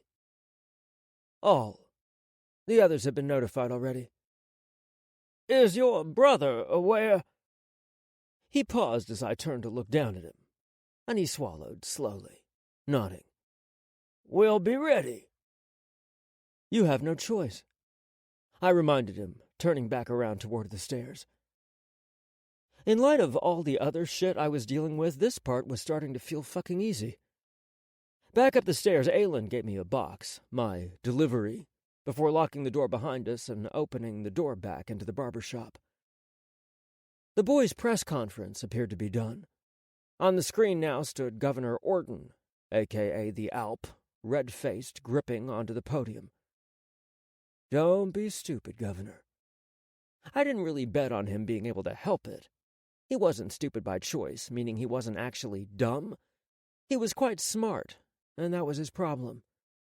He kept thinking he could fight us. If he was just bold enough, clever enough, he could take on my family and win. I have seen a lot of horrible things in my life. But this...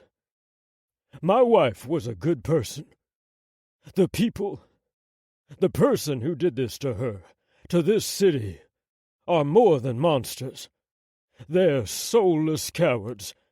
Cowards who feed off chaos and spew misery everywhere they go. I know who this... He paused. Everything paused. Except me. Smiling, I watched as Adam put his hand on the governor's shoulder. It looked like Adam was trying to give support to his boss during this emotional time. But I knew better. So did the governor. Gotta love HD cameras. I grinned. I could see the lump in the governor's throat, also known as his balls, his pride, his sense of dignity lodged in there. Perfectly. And just as perfectly as he swallowed it all to say what came next.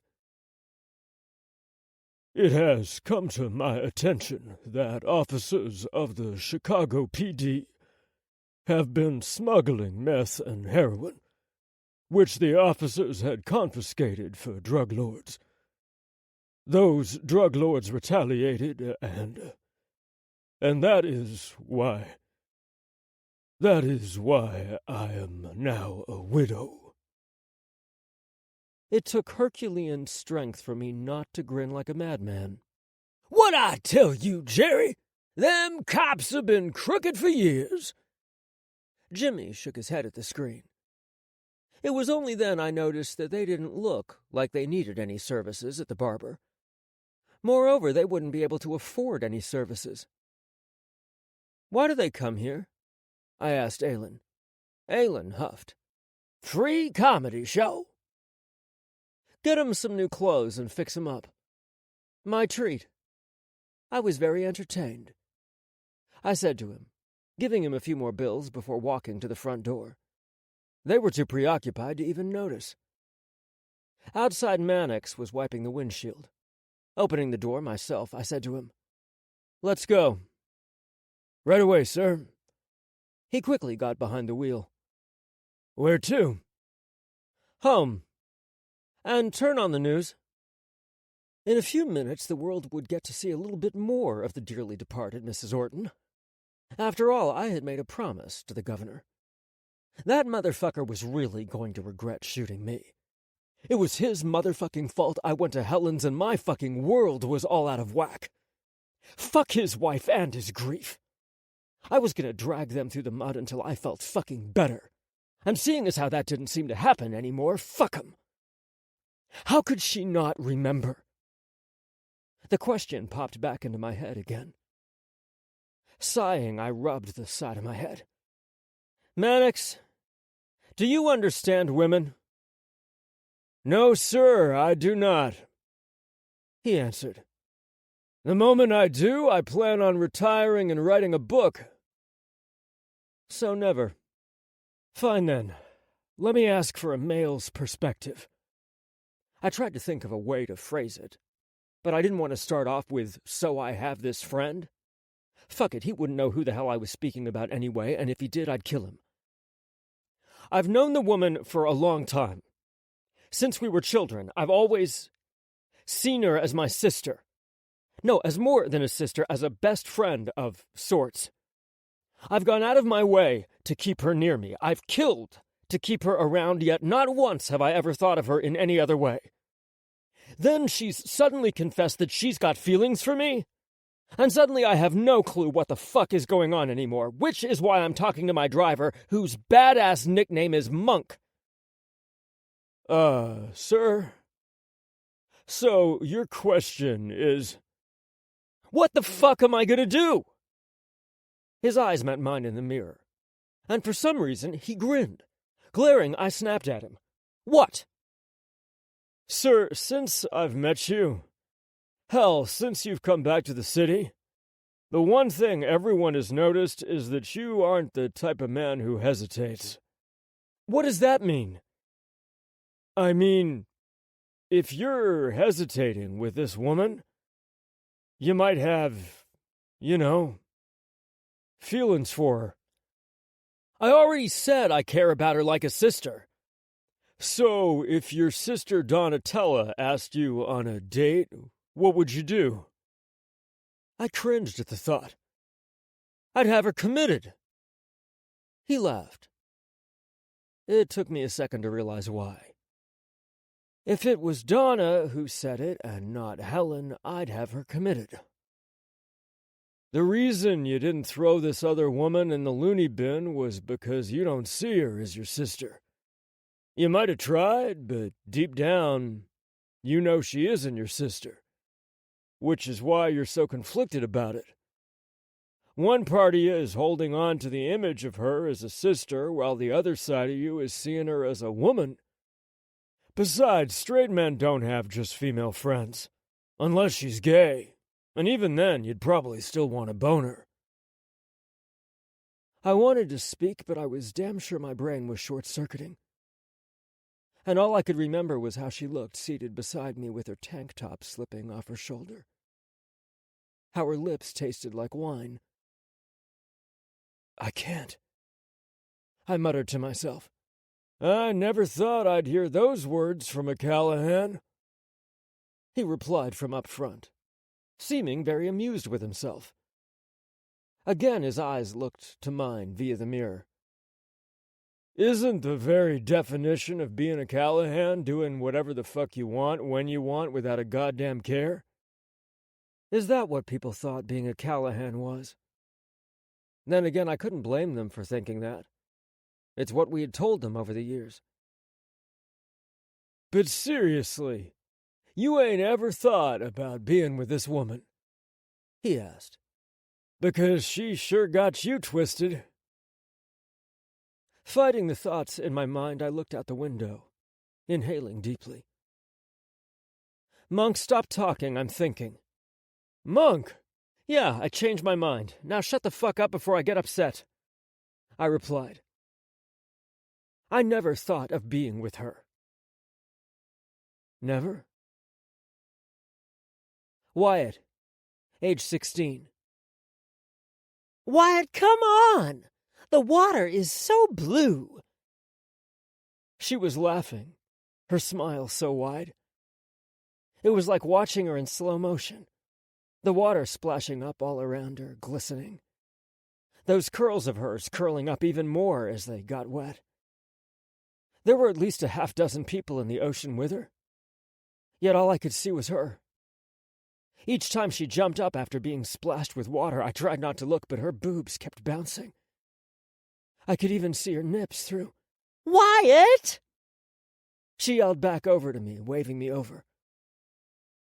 I wanted to get up, but I couldn't. Glancing down and then back up, I couldn't. I'm okay! I yelled back. She shifted her head to the side and then in a split second dashed through the ocean onto the beach. What the fuck? Is this Baywatch? She looks so good in yellow. Wyatt. Now. Fuck! I bolted into a sitting position with my hands over my mouth. How the fuck had I forgotten about that? Dad died a week later. We'd gone to Marisusa Beach while on vacation in southern Italy. The locals there called it La Costa dei Dei, the coast of the gods. To me, it was the beach where I couldn't even say it. I couldn't even remember what I was thinking back then. I just thought Helen was pretty, and that she ended up being one of our family friends whenever we went to the beach and came back. I didn't think much of it then. And then my father passed away. He'd been getting sicker and sicker, but I tried to pretend I hadn't noticed. When he died, I pushed everything, my whole past, into the back of my mind. I didn't want to think about my family, or anyone else. I pushed Helen to the back of my mind, too. What other memories was I suppressing? More importantly, what the fuck am I supposed to do now? Stop running. The moment I thought it was the moment I felt like I could breathe again. All of the issues I had, well, most of the issues I had, came because I ran. I ran from home, my past, my own thoughts. I wanted to be done with all the things that had weighed me down in the past. I wanted to be who my brother, my father, my family, I wanted to be. So I can't run from this. And neither can she. 13. There is an enduring tenderness in the love of a mother to a son that transcends all other affections of the heart. It is neither to be chilled by selfishness, nor daunted by danger, nor weakened by worthlessness, nor stifled by ingratitude. She will sacrifice every comfort to his convenience. She will surrender every pleasure to his enjoyment. She will glory in his fame and exult in his prosperity. And if adversity overtake him, he will be the dearer to her by misfortune. And if disgrace settle upon his name, she will still love and cherish him. And if all the world beside cast him off, she will be all the world to him. Washington Irving. Evelyn. He's starting to remind me of Liam. Declan whispered beside me as we both watched the motion on the screen from the study. Was he only now noticing? He always has. I'll come back to... I don't need you hovering. I finally shook your wife off my back. Don't make me worry about you too, I said to him. He frowned but nodded, walking toward the door. I waited for him to leave before I dialed. It rang, and rang, and rang, until finally he answered but did not speak. Have you found him? Silence, which I took for a yes. He's needed back home. Whatever you both need to do. Mom. For some reason my eyes watered at his voice. I missed him. I wanted him, I understood, but I wished it wasn't like this. I'm glad you're all right and still with him. I love you. That was it. The rude son of a bitch hung up. Glancing back at the video feed, I shook my head. Like father, like sons. Liam, Ethan, Wyatt. All of my boys were so damn stubborn and prideful. Once they set themselves on a path, there was no change in their minds. Cedric, my dear, you really left me a goddamn handful. 14. Once upon a time, an angel and a devil pressed their hands to their hearts and started the apocalypse. Laini Taylor. Helen.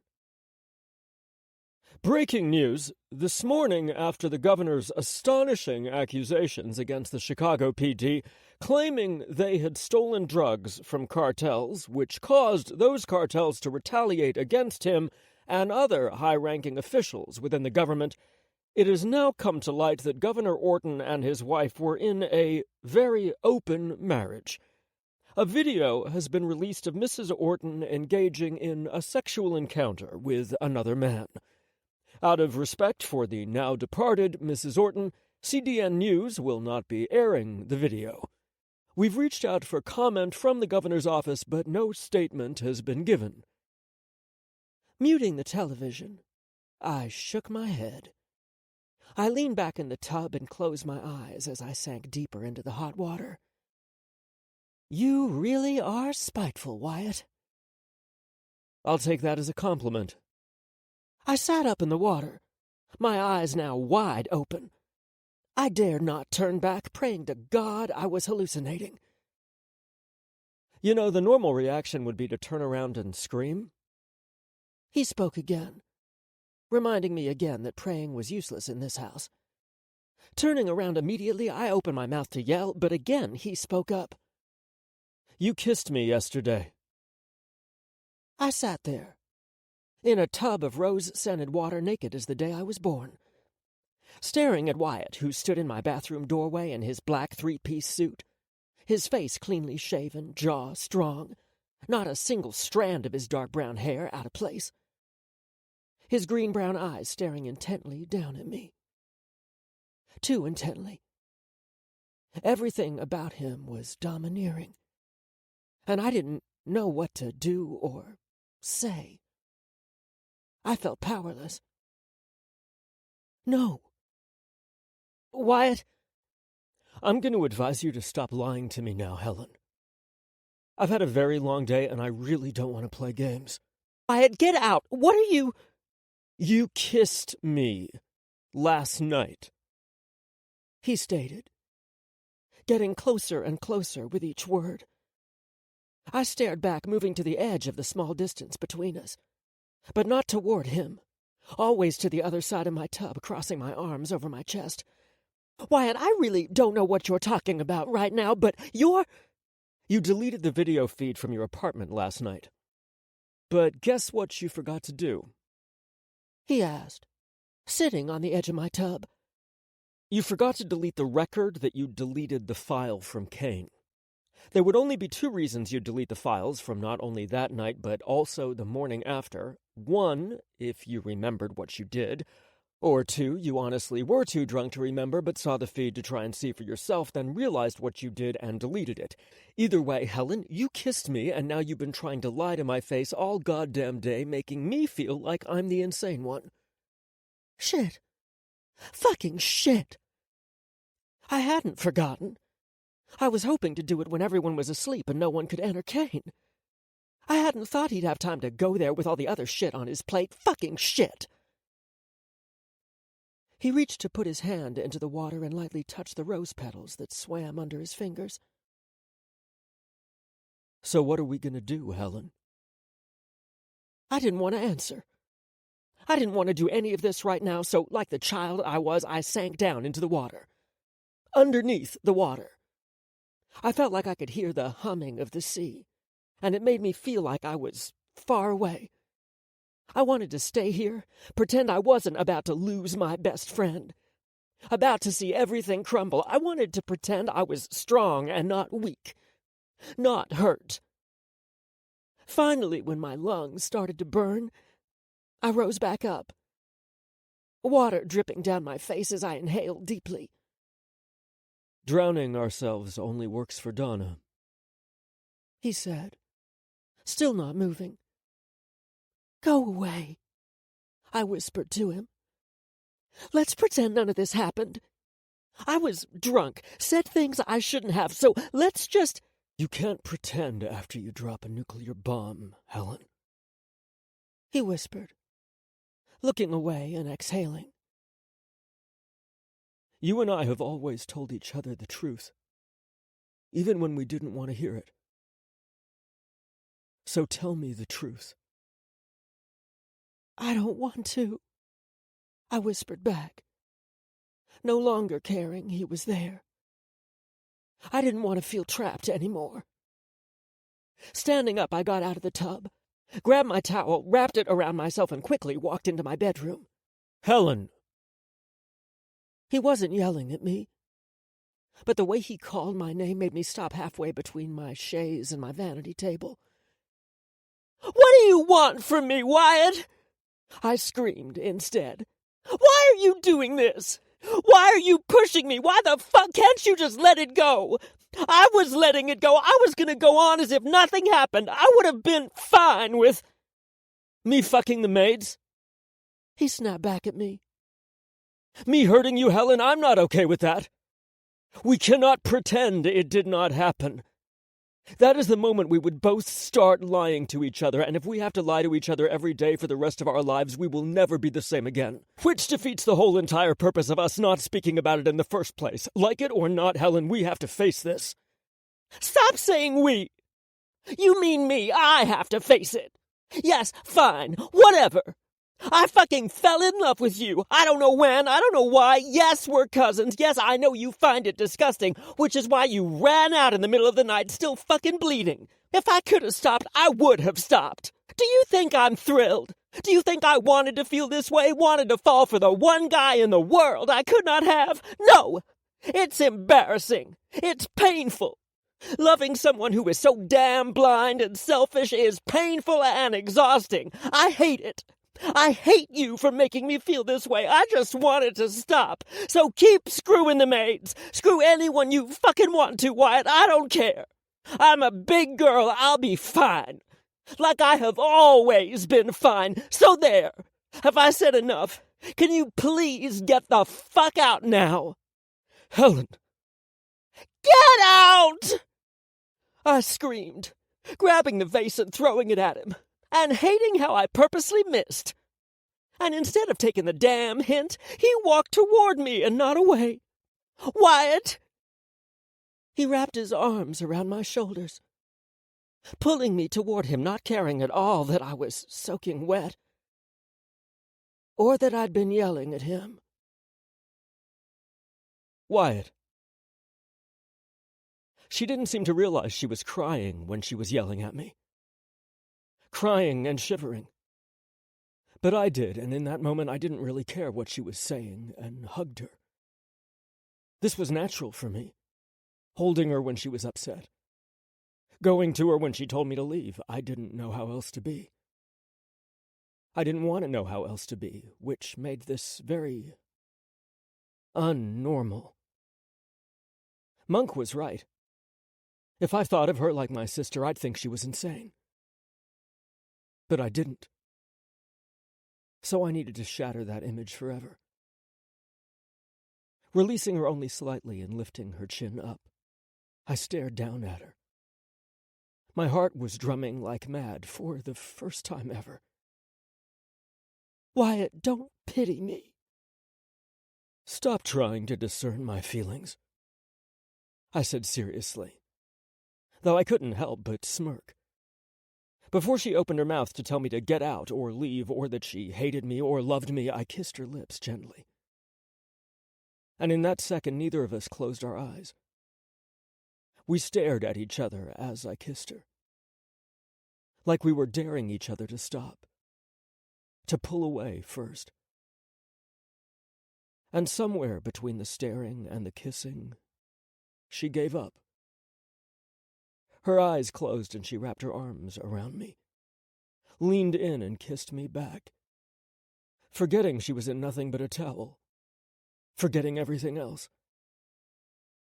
And when she forgot, I could too.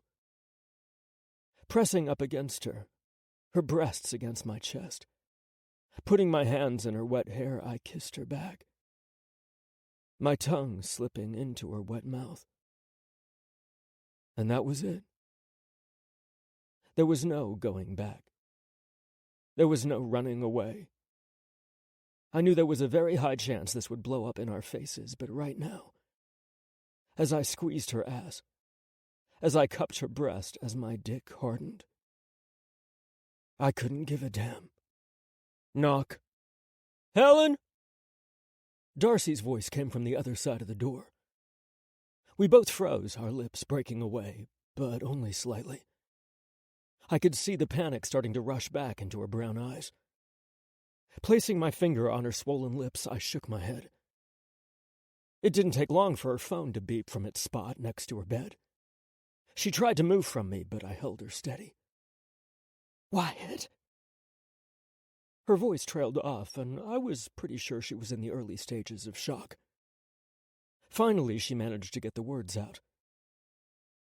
This is insane. Everything this family does is insane, I reminded her. We're cousins. We're second cousins, and you're adopted anyway. We can't do this. Haven't you noticed I make a habit of doing what people tell me I can't do? I grinned. She just frowned, trying to pull away. Trying being the key word. This isn't a joke. What we're doing is what we want. That's where I was getting confused. That's why I felt so conflicted. I was fighting what my body clearly wanted and what I thought I should be doing. That wasn't me. I'm selfish, remember? I do what I want. I don't want to think. I want to simply enjoy. Enjoy with me, Helen. Let's forget about everything else and everyone else and give in to our instincts. If that makes us bad, fuck it. We do bad things daily. Let's see how deep this goes. How bad we are. Let's figure out what it is we're feeling. No one has to know until we know. How do we manage to do that? Sneak into each other's rooms at night? For now, no. We didn't need that type of stress now. Releasing her, I took a step back. Your place in the city. Outside of the city, if we must. Like your mistress, she shot back at me.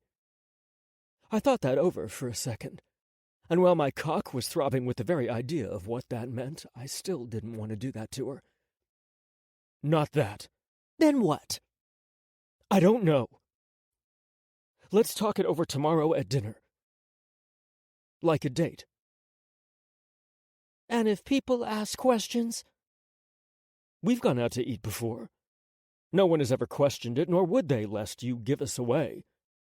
You're the one with the heart on right now, so you'd give it away, not me. She shot back. And hearing the word hard on from her lips, the same lips I'd just been kissing, shouldn't have turned me on as much as it did. And by damn, it did. The facade was gone.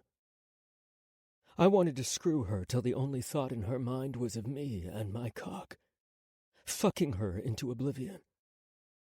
I wanted to see how far she was willing to go with me. How far could we go? That was it. This didn't disgust me. It excited me. I was excited by this. I was the moth this time. To her flame. I couldn't help it. From the new look in her eyes, I could see something had switched for her, too.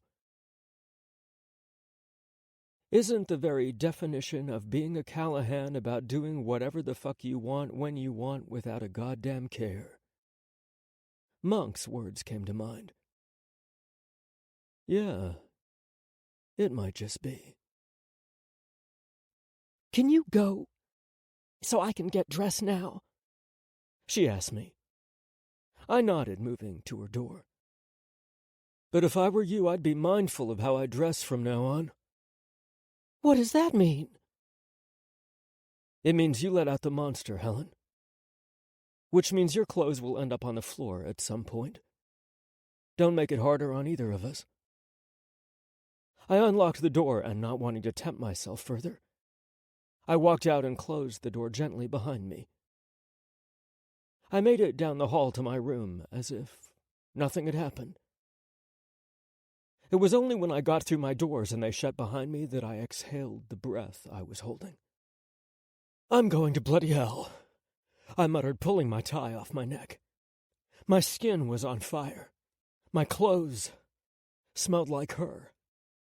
Like roses.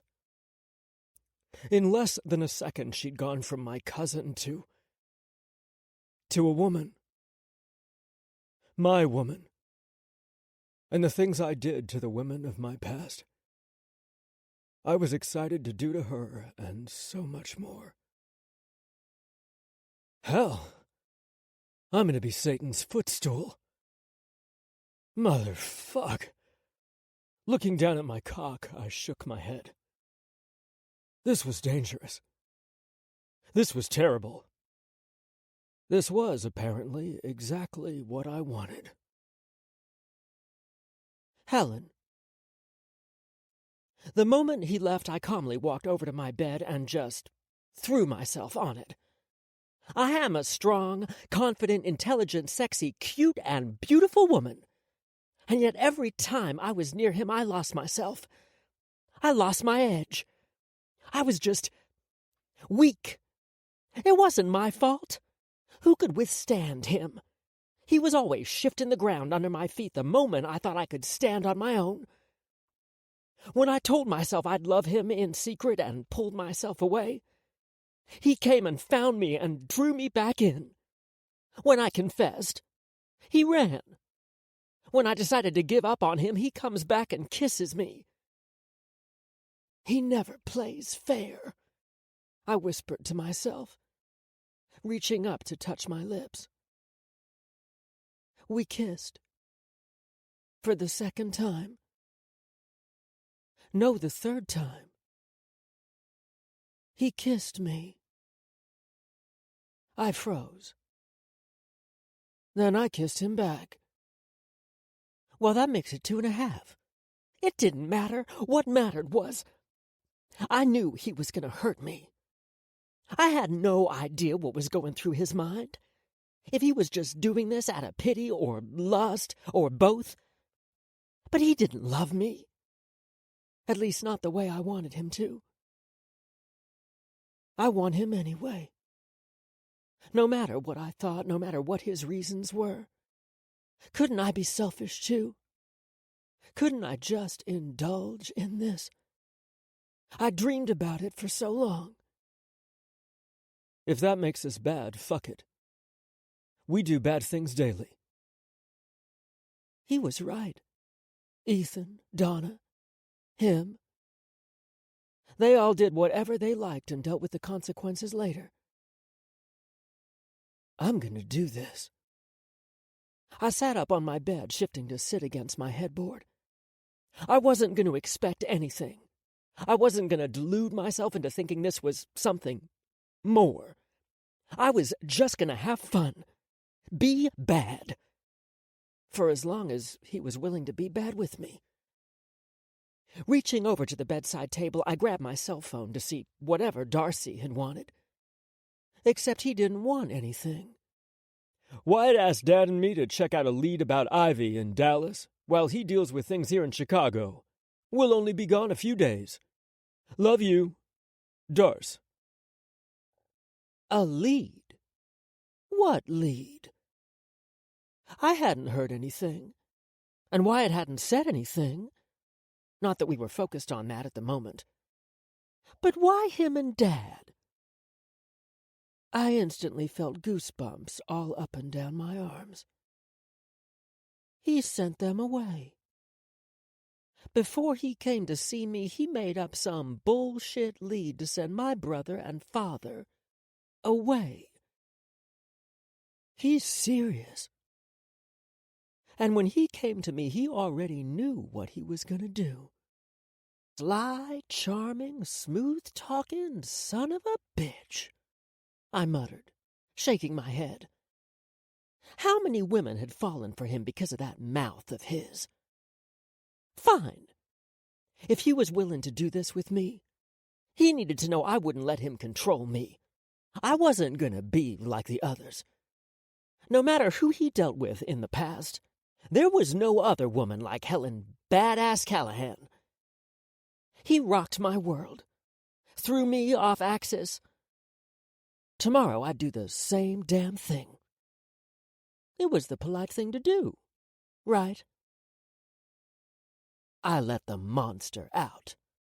No. The moment he kissed me, he did. He just didn't know it.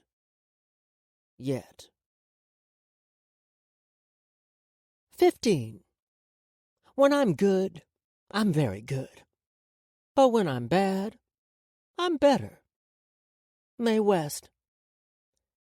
Helen, aren't you a bit old to be hunting down gangsters, Dad? I asked, lifting my heels out of the display case before taking a seat on my Sherwood sheepskin settee. These old jokes are getting old, he muttered, and I could hear Darcy laugh in the background. And to answer your question, dear young daughter, I am the right age to be hunting gangsters. Aren't you too young to be going around calling people gangsters? You sound very lame, Helen. Darcy must have busted his gut because the laughter got louder. Darcy, shut up! And Dad, don't call me lame. Don't call me old. I rolled my eyes, even though I couldn't help but smile, too. That's a little immature. Just as you enjoy teasing your brother, I enjoy teasing the both of you. So, if I'm immature, so be it. The joy is worth it. Enjoy your gangster, Dad. Love you. Bye. Love you too, Chipmunk. What did I say about the nicknames? You said not to call you Gummy Bear, so I didn't. I meant. Sorry, Chipmunk, losing signal. Love you, he said before hanging up on me. Glaring at no one in particular, I took out my earpiece, setting it down and rising to look in the mirror. Turning to the side, I grinned. I wasn't sure how long it would take before Darcy and my father finally realized they were on a wild goose chase.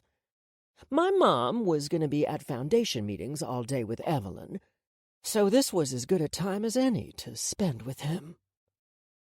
Make him eat his heart out, I said to my reflection. Wyatt. I'm in a very bad mood. Would you like to know why? I tilted back in the chair, closing my eyes as I breathed in, slowly enjoying the sound of my heart as it beat steadily in my chest. It was so silent it was all I heard, and had it been any other time I would have appreciated it more. The sound of life. My life. I had a very busy day yesterday. Came home to deal with a personal matter, and just as I was about to call it a damn night, I was suddenly called into the hospital. 12-car pileup on I-58. Can you believe that shit? The nerve of them. So before I could even lay my pretty little head on the handmade Italian goose-feathered pillows, I had to go to the ER. Didn't complain to their faces, of course. I mean, I'd been taking a lot of time off, so I did the graveyard shift, saving everyone. They all lived. I even let a random stranger, a grown-ass man, hug me. He was that grateful to me. He even confessed it was his fault he was speeding.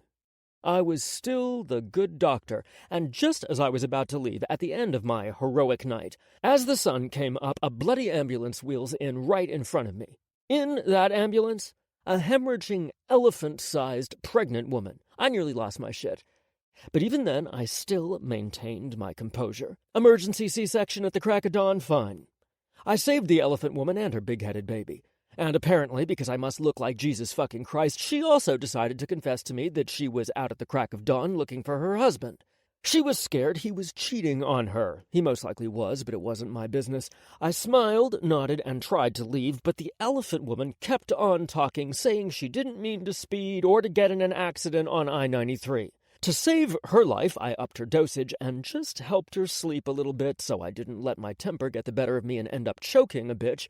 I washed up, pretended not to hear or notice anyone, and drove myself back home.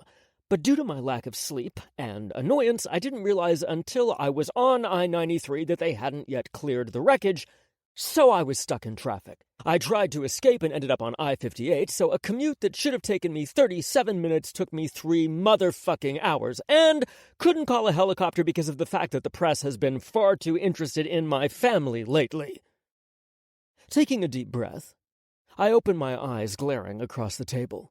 Finally, I make it home, dreaming of my handmade Italian goose-feathered pillows, and instead, I'm told you two have made a damn house call. So, Mayor Gupta, Chief Mataka, what is so goddamn important I can't go to fucking sleep? They both shared a look. Mayor Gupta nodded to Chief Mataka. She sat up straighter in the leather chair. We've come to stop the bad blood from worsening. You fucking failed. Have a nice day, I said, raising my hand toward the door. Orton and McCoy are planning something. Against you. Mayor Gupta spoke quickly as Chief Mataka reached her wrinkled white hand to put the file on the desk. I stared at it, then back at her, not speaking. We also brought you the names of the officers who stole the drugs. Like I said. Chief Mataka smiled, showing the cracks on her pink lips. We don't want there to be bad blood between us and your family. Your wife is dead, I said, pointing at Mayor Gupta. With my other hand, I pointed to Chief Mataka. Your granddaughter is dead, yet you come to me with outstretched hands. We said it that night, too. Chief Mataka leaned back in the chair. We knew what we were getting into when we joined hands with your family. Besides, she was my least favorite granddaughter. I looked over to Mayor Gupta, and he frowned. I loved my wife, but this city needs a leader. One who can keep it stable when chaos rages all around. And you're that leader? I asked, lifting the file off the table, opening it and thumbing through the profiles of each of the officers they had essentially laid at my feet. And I got to that position knowing what bridges not to burn. He replied. Before I could speak, there was a knock at the door, and without a reply from me, the door opened. I nearly wanted to cry.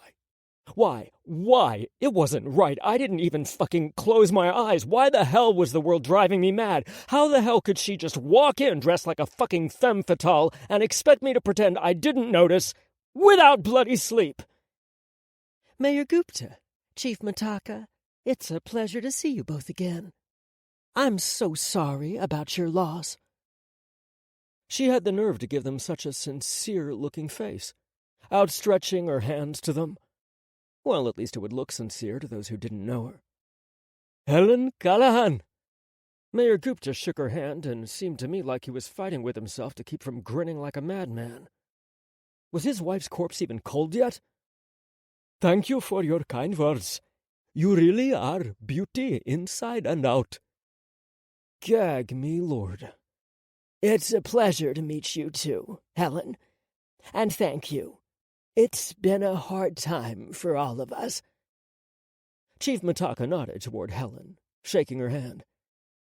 Well, if there is anything you need, please let me know. Helen still spoke softly before looking at me. I immediately didn't trust the look in her eyes. Wyatt, Ethan called. He'd like you to meet him and go over some plans. What the hell? And that sickly sweet voice, like she had no idea about anything going on, was apparently part of whatever game she was playing this morning. I opened my mouth to speak, but she beat me to it. Mayor Gupta, I've spoken to some of the women from the Foundation, and we'd love to open a park in your wife's name. Hopefully later, next time, we can talk about it. Maybe you'll join us for dinner? Yes? He said a little too quickly. And Helen smiled. Brilliant. I'll call. Mayor Gupta, Chief Mataka. O'Phelan came to the door. It seems my brother has summoned me. You'll have to forgive me for not walking you out. I nodded toward the door. And thank you again for your partnership. Of course.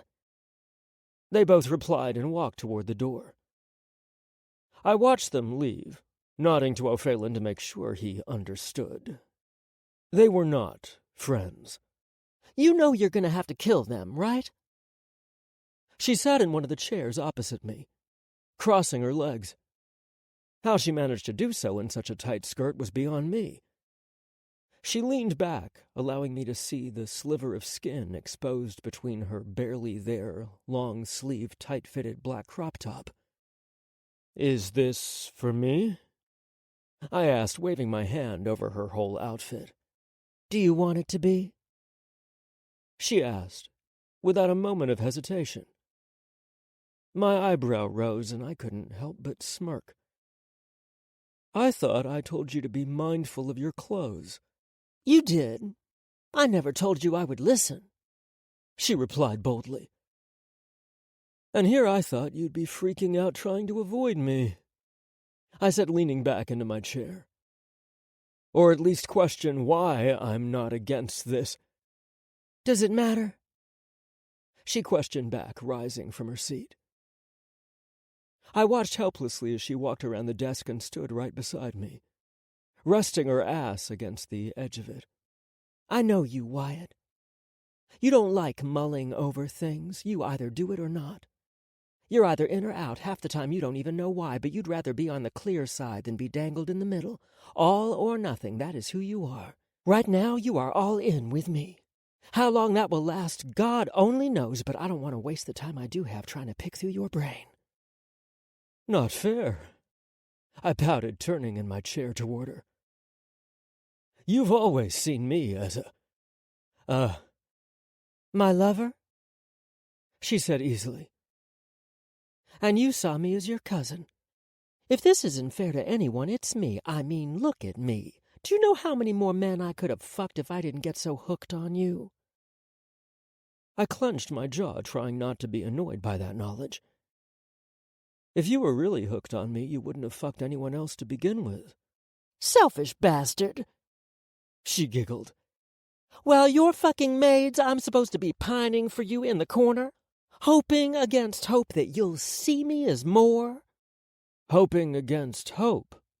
I asked, getting up from my chair to stand in front of her. That can't be right. Because here we are. Yes. If only I knew I'd get lucky. I wouldn't have fucked. Are you trying to make me jealous right now? I asked, quickly cutting her off. She stood up straighter. The heel she wore brought her right to eye level with me. No, but I won't lie. I wouldn't mind if you were. So, all of this morning is to tell you I'm not going to be easy for you. Unlike the other girls you've had, I'm not going to fall at your feet. Everything you have, I already have. So you can't give me anything but yourself. The guy I dreamt about. But what if now, in reality, you aren't that guy? What if, even now, in reality, you could not live up to my fantasies? That means you can't offer me anything. And I wasted a decade of love on you. She reached up and fixed the collar of my shirt. So I came to you, dressed as beautiful as I always am, to tell you, don't ever think you have me. Because I am more than capable of going back and pretending like none of this ever happened. Is that so? Her hand shifted to the side of my face as I glared down at her. She leaned forward and kissed the side of my lip. It is. Now, get some rest. You look like you need it. She moved to walk back around the desk, away from me, swaying her hips slowly. Reaching to the desk, I pressed a single button before going up behind her, grabbing onto her waist and holding her still beside me. The curls of her hair brushed my face as I brought my lips to her ear. You're right, Helen. When I make a decision, I'm either in or not. Fuck whatever happens after that. So when I made the choice about you, I realized I was going to face another problem. I told her as my hand slowly worked down to her ass. And what was that? She whispered back, leaning against me. How the hell was I not gonna fuck you right away? I replied as I slowly unzipped the back of her skirt just a tiny bit. You see, some men pretend that they really care so they can get between your thighs. Me? Oh, you are just my kind of sinful today. I added that last part, realizing she wasn't wearing any underwear.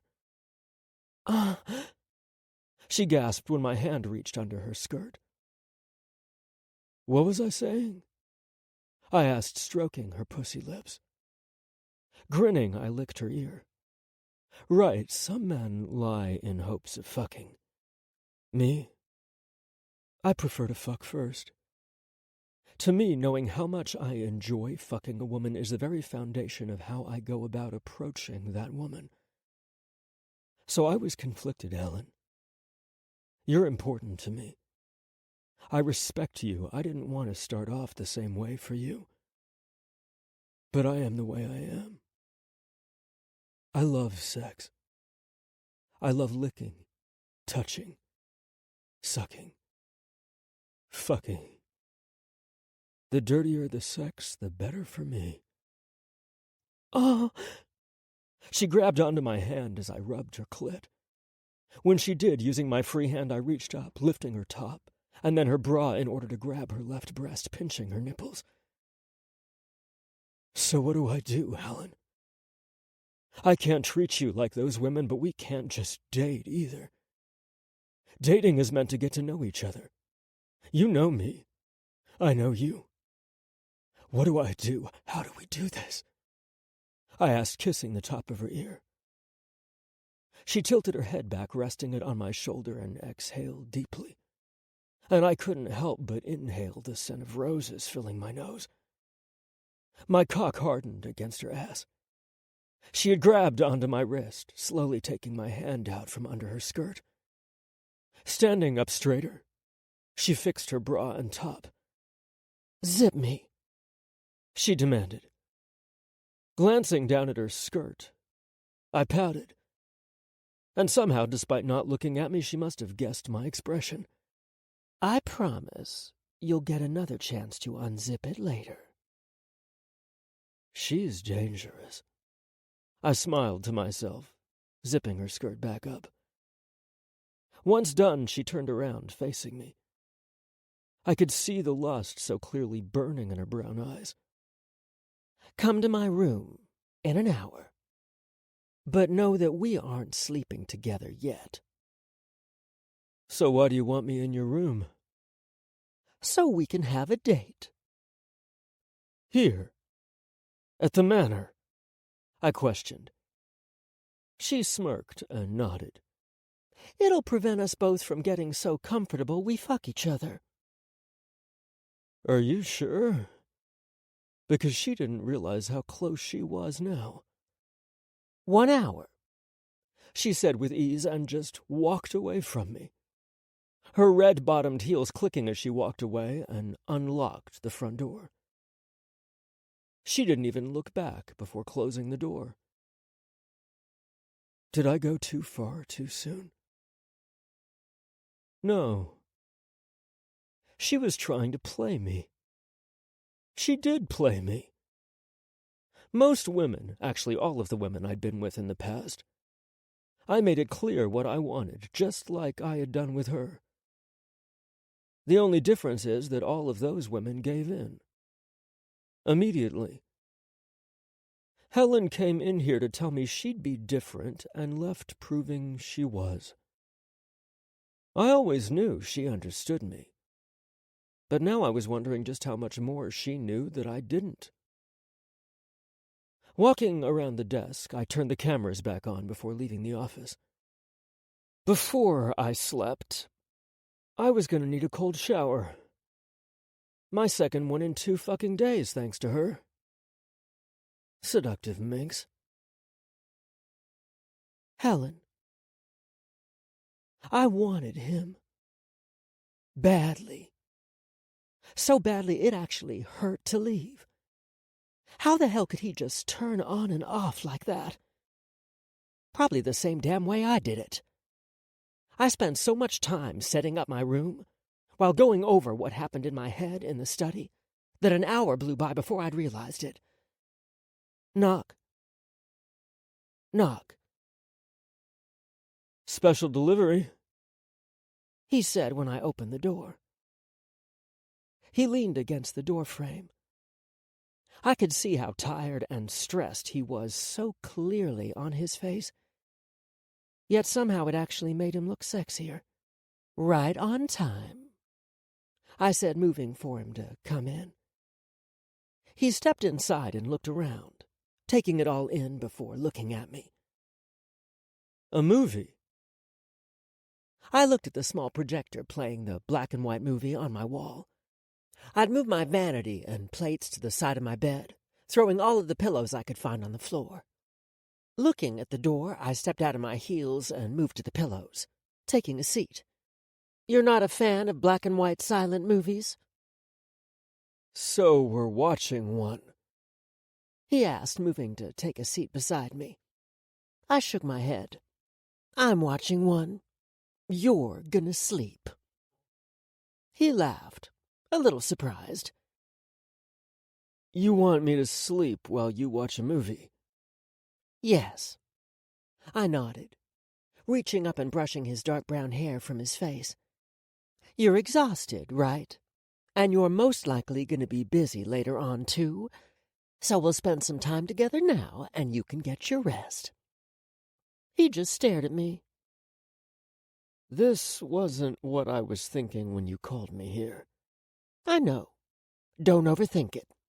Come on," I said, tapping my lap for him to rest his head on me. Again, he stared. "Wyatt, lie the fuck down." He grinned and nodded, laying his head in my lap. "Your legs might go numb." "With all the squats and leg presses I do, I doubt it." I lifted a few of the grapes to the side of me, up and into my mouth before pressing play on the movie. "How am I supposed to sleep with your beauty all in my face?" At that I actually snorted and giggled, shaking my head. "Oh, that was so cheesy." "You like cheesy lines. I bet this movie is filled with them." "It is. Now go to sleep." "You're not going to look at me?" I shook my head, swallowing the grape in my mouth. "Nope." "Why?" "I don't want to molest you while you sleep." At that he outright laughed, and I still didn't look down at him. "Please, go ahead." "You better not complain and give a long-winded story about how you couldn't get sleep later," I said before eating another grape. "My story was not long-winded." "It was so long-winded that I took a nap and you still hadn't gotten to your point," I replied, and he laughed again, this time softer. "You're cute." "Not the look I was going for today, but I'll take it," I shrugged. And in all honesty, I wasn't really paying attention to the movie. He made me too nervous for that. "Helen?" "What?" I sighed. "You're free to touch me whenever you want," he whispered, shifting onto his side, still a little on my lap. I waited until I saw his whole body relax and his breathing start to even out, before I finally exhaled. He was a little heavy, but my thighs were fine. Nothing on earth was going to make me move him. I waited a good half hour before reaching down and gently touching the side of his face. "If you only realized how happy I am just to touch you, for you to be here. Love isn't fair, and whoever loves the most automatically loses. I know I'm going to lose, but this moment is still worth it." "Wyatt." I was exhausted. But in her room, on her lap, I felt so relaxed I couldn't sleep. It was a new feeling for me. Relaxing. Which was why I was awake. My body had calmed down. My mind has calmed, but I couldn't sleep. However, the moment she started to speak, I forced myself to close my eyes. Whatever she was going to say, I wanted her to say it the way she wanted. Privately. But as I started to drift off, I couldn't help but think, she's dangerous. 16. I feel like a traitor, a phony, a fake. But I am a hypocrite with the best intentions, and I need kissing desperately. Coco J. Ginger. Wyatt. When I woke up, the movie was over, and when I looked at her, she was sleeping while sitting. Rising up off her lap and onto my knees, I lifted her up, carrying her over to the bed and laying her down. "Are you making your escape?" She whispered, her eyes still closed. "Unlike some people, I have to work," I whispered back, brushing the hair from her face. "Want to switch places with me?" She smiled. "Do you have a doctorate in computer science and computer engineering systems?" "Show off," I grinned. She opened her little bit of a smile into a full grin, too. "Don't be jealous. I make genius look easy." I laughed, lying beside her on top of the sheets. Some people would call me a genius, too. "They're kissing your ass." "Aren't you supposed to be in love with me?" I half joked. "I am, so what? I'm still not going to lie to you, though," she replied, and I couldn't help but just stare at her. "What? Are you realizing I'm your one true love? Are you seeing fireworks?" Yup, the whole 9 yards. In fact, everything is now all rose-colored in my eyes. We might need to slow down, or tomorrow I'll be holding a stereo over my head at your window. "Oh? What song are you going to play?" I was thinking Weekend Love by TGT. She broke out into a fit of laughter, just shaking her head. "What? You don't like it?" I asked. "It's a good song." "Oh, I have so much to say right now." "Bring it." I waited, my head propped up on the pillow. "First, someone is apparently thinking they'll get lucky tonight if you're playing that song tomorrow." I nodded. "You already guaranteed I'm going to get the chance to unzip your skirt, so I'm thinking my luck is a sure thing." Her mouth fell open a little, and I just winked. "Secondly, that's the song my parents used to play when we were younger whenever they were about to do it. You might just give the game away." I tried not to laugh.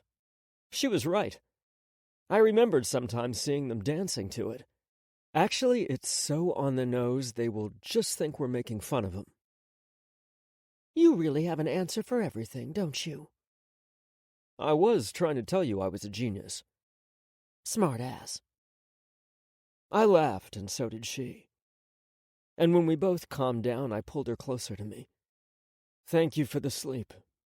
"Don't thank me. You have no idea what I did to you while you were sleeping." "I'm sure I enjoyed it," I whispered back, placing my thumb on her bottom lip. We were both quiet and didn't move any further than that. Finally, she spoke up and said, "Do you need help with anything? I can look into the list they gave you this morning." "That reminds me. How did you know I was going to have to kill them?" She shrugged, covering her mouth with her hand when she yawned before speaking. "Because no one is as cold as us, as heartless as us, and even we would never work with people who killed someone from our family unless it was to help kill them in the end. So whether the information they gave you is true or not, they are not on our side. Besides, the moment you gave the order, you knew you were eventually going to have to kill them." I did know that. But I hadn't really thought about it when I gave the order. I just wanted to hurt them badly at that moment. I can't get rid of them now. If the whole government collapses, it's not going to work in our favor. "No one ever said you had to do it now. It's just you'll have to do it at some point. Elections are this November anyway."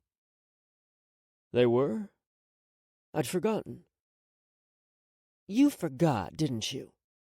She giggled at me, and I frowned.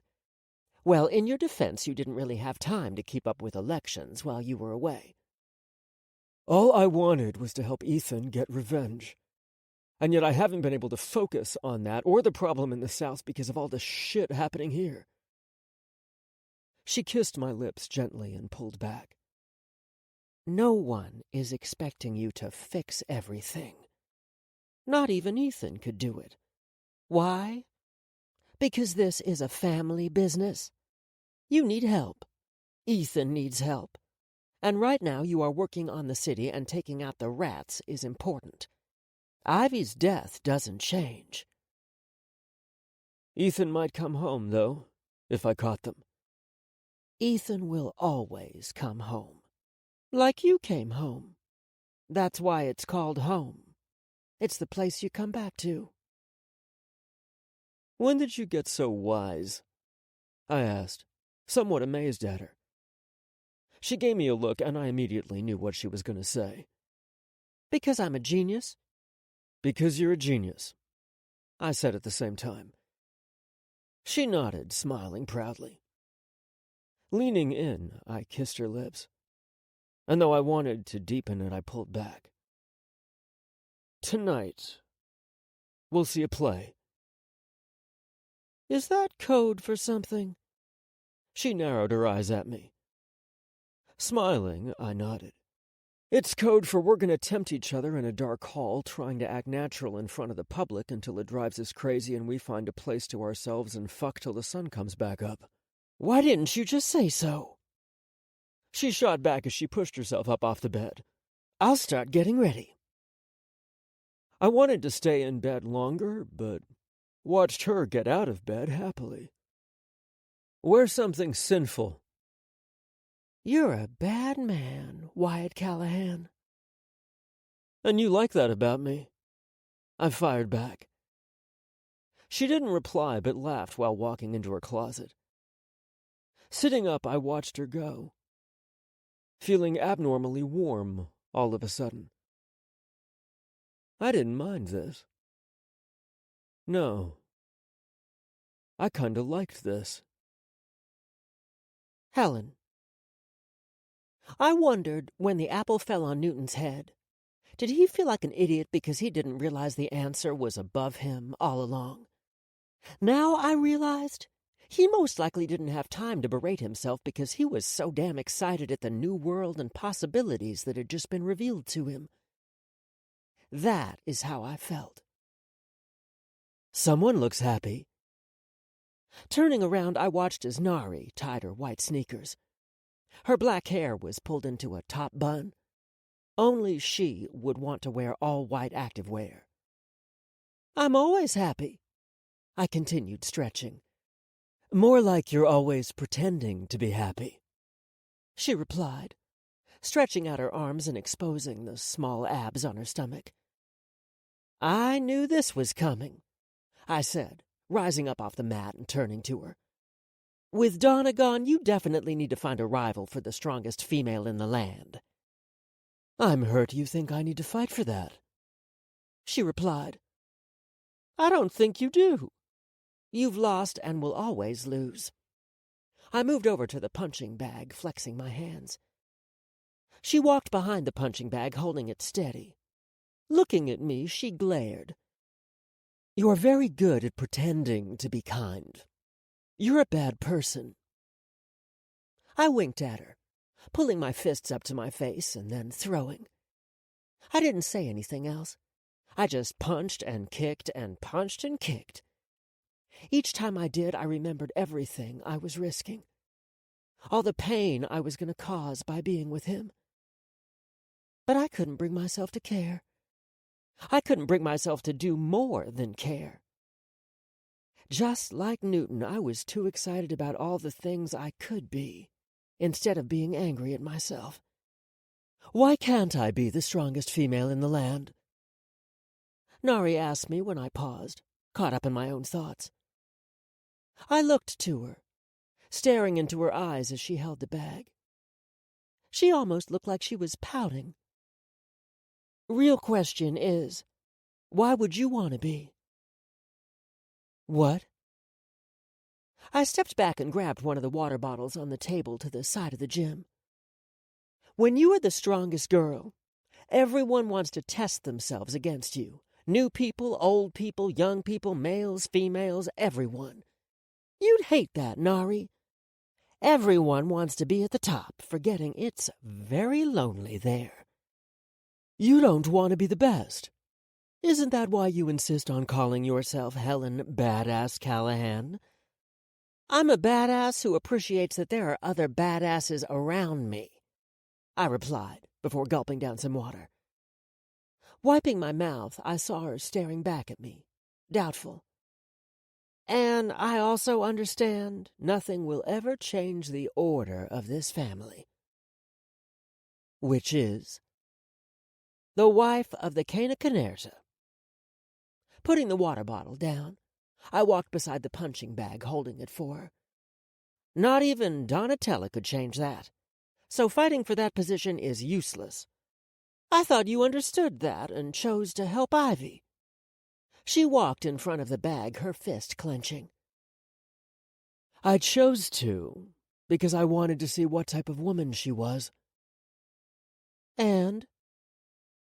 She punched the sandbag so hard I felt the vibrations throughout my body. She was as weak as a newborn kitten, but she was growing. Nevertheless, she was disappointing to you. You wanted to be able to look up to her, compete with her, stand beside her just like Donna, not raise her to be better than you. But what could you have done or said? She was the one Ethan chose.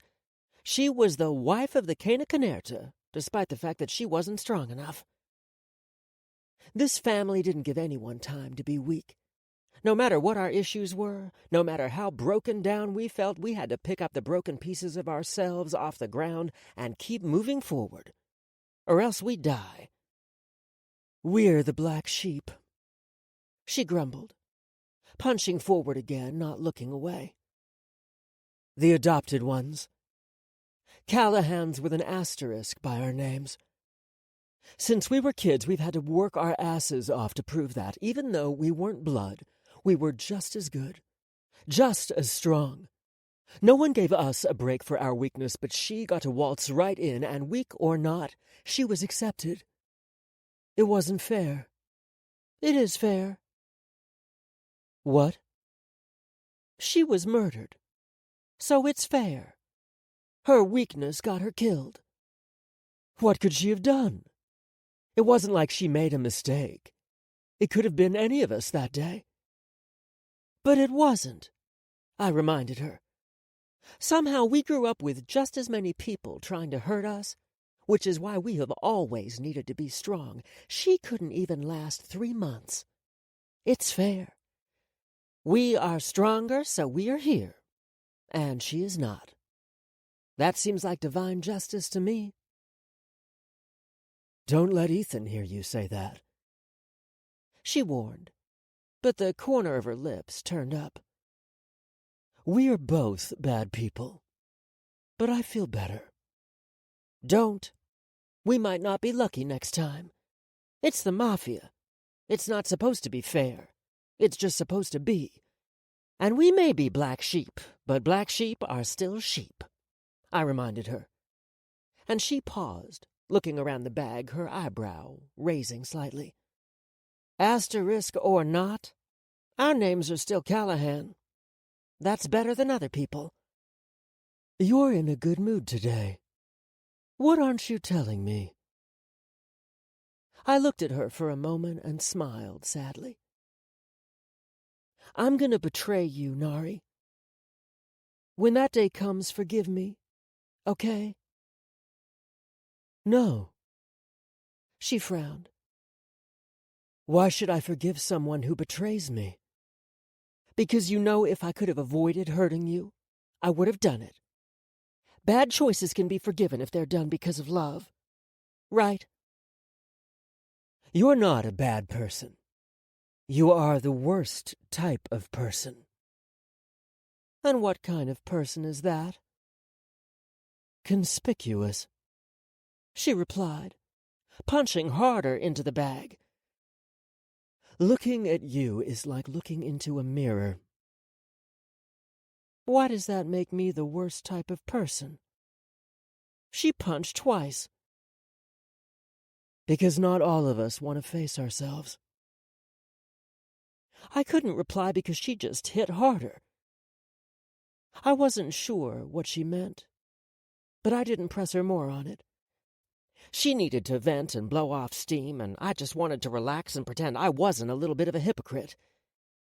She wanted to get strong, be more useful, and I told her not to reach too high, even as I was reaching.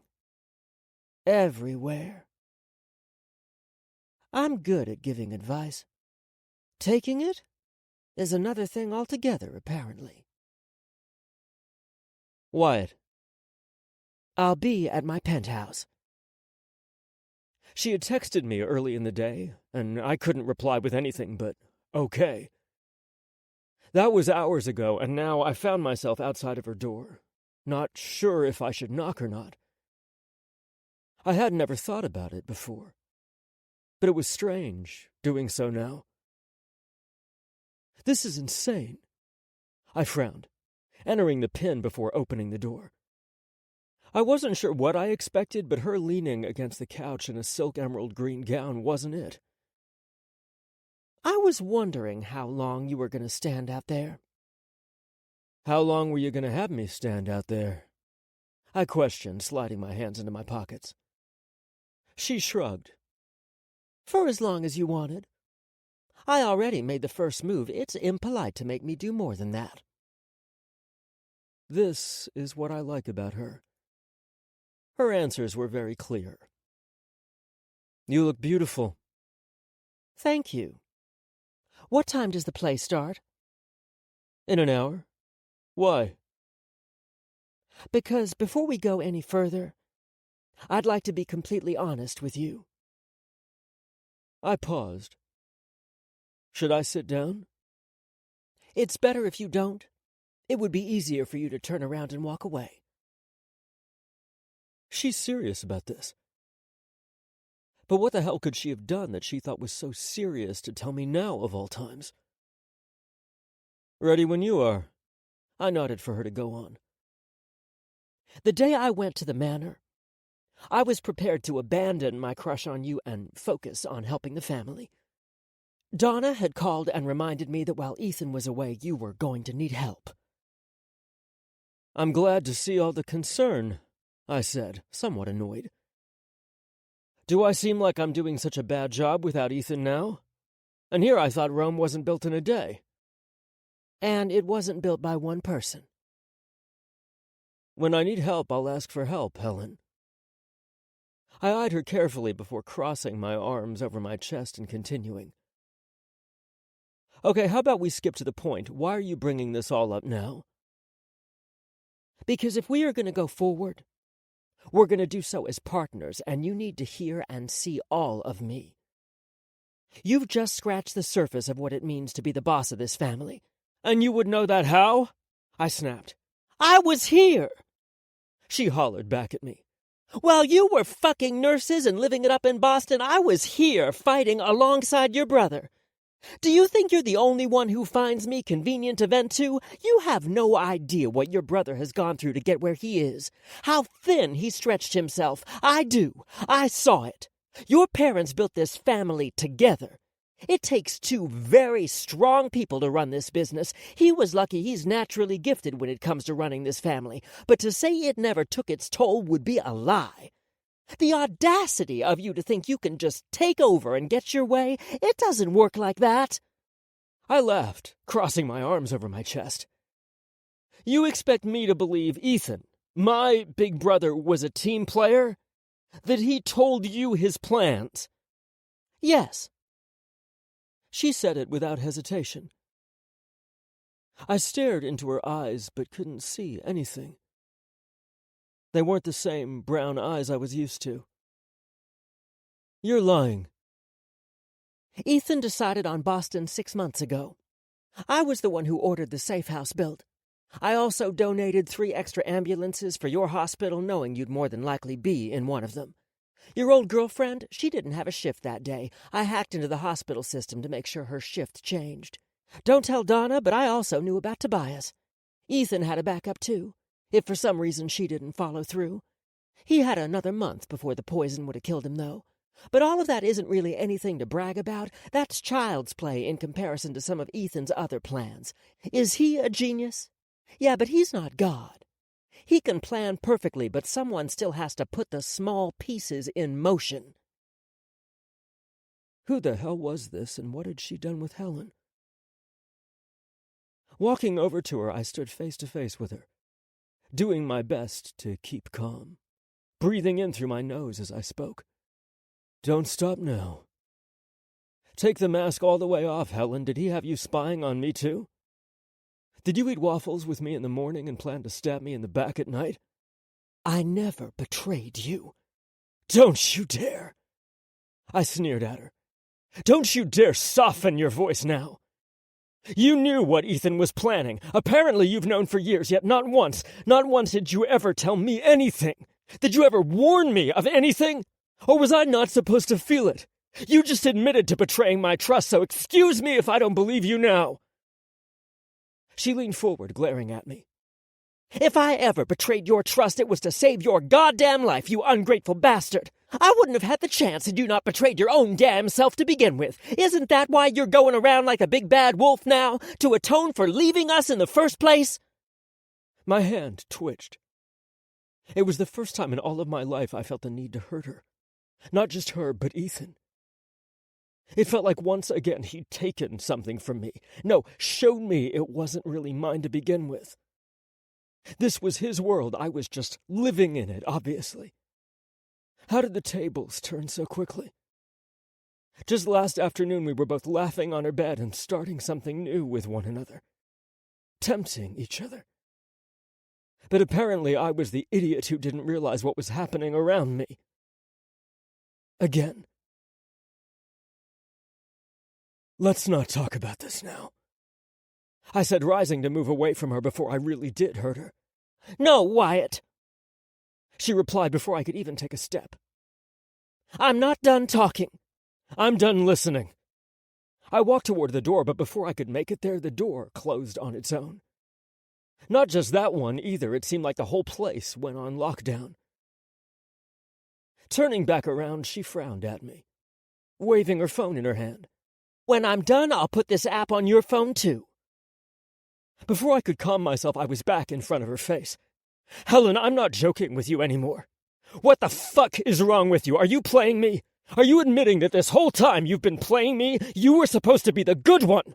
The one who rose above this, who wanted more than this life. You were supposed to be the black sheep in the field with me. Why does everyone keep saying that as if black sheep are not still sheep? She snapped back at me. We've been trying to be good people to each other. Pretend that we are different from the other people in this family, but we aren't. And right now, we can't afford to because our family is being attacked. I want to be open with you about everything. The good, the bad, the worst of myself. I want fun. But I also want the type of relationship your parents had. The type mine have. I'm confessing that I'm all in. I didn't know what to say to her. As she moved closer to me, reaching up to touch my face. Show me your dark side. Your worst side, too, because I'm all in. I'm on your side and no one else's. Not even Ethan's anymore. Just yours. She slipped the straps of her dress off her shoulders, letting it fall to a pool of green around her feet. I knew without a doubt this really was payback. Payback for all the times I'd forced her to confront me and my actions. She kept throwing one curveball after another at me, and each time I had little to no time to adjust to her. You aren't going to let me escape, are you? I whispered. I didn't realize you were so greedy, Helen. I learned from you, Wyatt. she replied softly. Total surrender. That is what she wanted. That is what I had apparently taught her. And now I could see why so many people were pissed off at my selfishness. I gave them no other choice but to bend to my will. I sighed, glancing down only to see all of her again. Your nipples are hard. It is a little cold. And I am naked. I guess we aren't making the play now. She kissed me. And the moment she did, my arms wrapped around her waist, holding her to me as my tongue entered her mouth. Reaching down, I grabbed onto her thighs, lifted her up and moved her over to the couch. Seeing her like this, feeling her under me like this, it was like she was bewitching me. Fuck me, Wyatt. The moment she said those 3 little words, I knew I was in serious trouble. So this was how men became slaves to their women. I'm screwed. 17. What's a fuck when what I want is love? Henry Miller. Helen. How many times had we fucked so far? I'd lost count. All I knew was I was going to need a new damn couch at this rate. What has you so distracted? He asked from above me. I grinned. Only you. He smirked, taking my nipples into his mouth while his hands found their way between my thighs again. I bit back the moan, trying to escape from my lips. He kissed my breast, moving up my chest, my neck. I grabbed his hair when he got to my lips. He kissed me briefly and pulled back, but I wanted more than that. So when he left enough short kisses on my lips, I held him in place. Sliding my tongue into his mouth, our tongues rolled over each other in wet, languid kisses. God, your pussy is so wet for me. He moaned into my mouth before pulling his fingers from me. He brought his hand to my lips, and without hesitation I tasted myself, eagerly sucking my wetness off his fingers. His eyes glazed over as I grabbed onto his cock, running my finger over the tip of him. Fuck, Helen. He bit his lip as I moved my hand slowly up and down the length of him. I enjoyed the look on his face more than I ever thought I would. The pleasure rippled through him, and the way he stared into my eyes only made me crave more. I need you, he whispered, taking my hand into his, forcing me to stop. I need you too, I replied softly as he kissed me, hard. He paused, neither of us saying anything. We just stared, our lips hovered over each other's. I knew what he was trying to say. I belonged to him now. We'd gone too far to ever stop now. We couldn't pretend this was just an accident, that we didn't know what we were doing. We'd made the choice. We'd made it repeatedly. Wyatt, before I could even get his name out, he was slamming himself into me. I hissed as my back arched off the couch. Fuck! God, Helen! He gasped out from above me, holding my thighs as he pounded his cock inside me. No! I moaned, unsuccessfully gripping onto his back as he pulled out slowly. Surprising me, he thrust back in suddenly, just once, before pulling out at the same tortuously slow pace. Ah! I tried to protest, but he simply kissed me, biting my bottom lip before burying himself deep inside me again. I could barely grasp what was going on, my mind going into a daze. He grabbed onto my hips, and it was like he couldn't hold himself back. I could feel him in me, feeling every inch of him as he drove himself in and out. Wyatt! I couldn't help the tears that started to fall from my eyes. I was feeling so many different things at once. And he didn't stop. How could he? Instead, he lifted my leg up onto his shoulder. I could feel my toes curl. I grabbed onto his hair, and the way he kissed the length of my arms felt so loving, so tender, such a contradiction to how he normally was. I felt so damn alive. He was rough.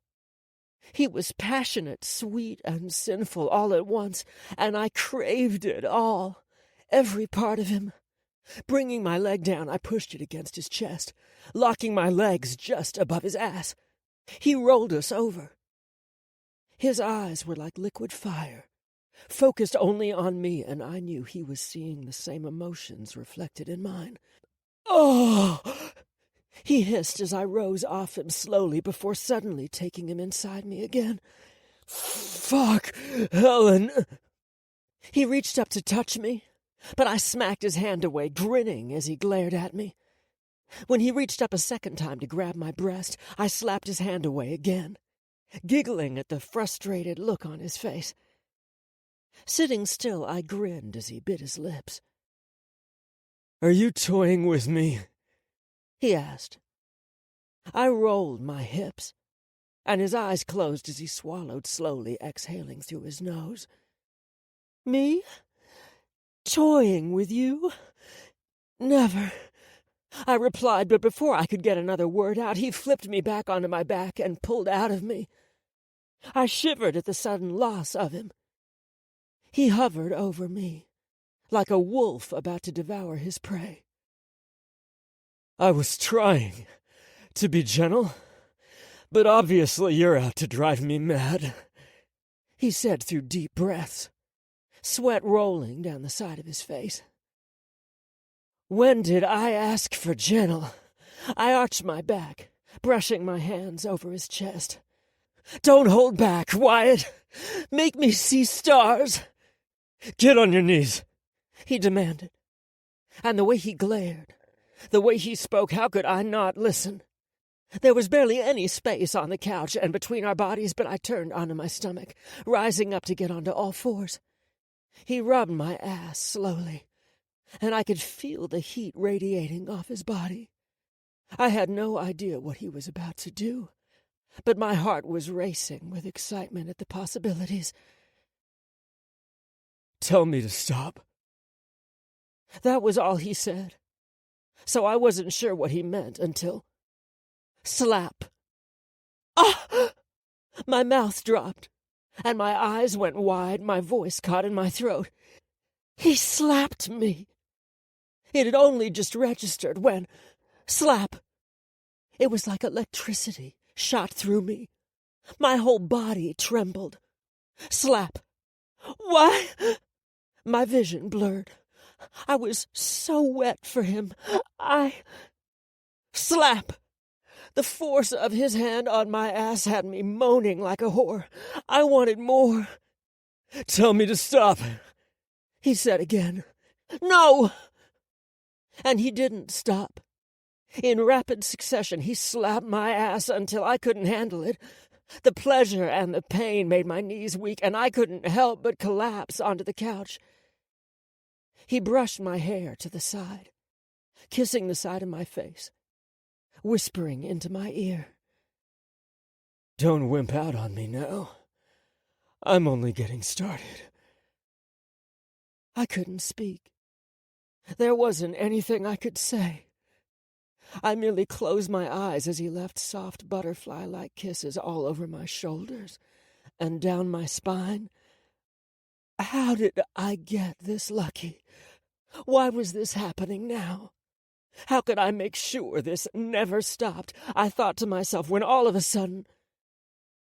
He made it down my thighs and I shifted onto my side.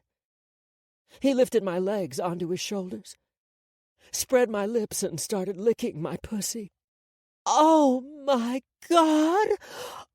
Oh! "You're so wet, you're dripping," He moaned against me, holding on tight as he licked and sucked. My breathing was all kinds of fucked up, and I couldn't help but move against his mouth. I was on fire. I was fighting the urge to come right there and then, but I didn't want to be the only one. This hot Wyatt! I cried out as I came. Grabbing a fistful of his hair, I pulled away from him. He glanced up at me, no longer licking, and breathed deeply. Excuse you. I was eating there. The son of a bitch was grinning. Not a hint of shame anywhere on his face. "Let me help you," I replied, getting back onto him, this time with his cock in my face and my pussy in his. He was rock hard, his cock even twitching eagerly. I took it into my hands and kissed the tip before running my tongue slowly down the full length of his cock.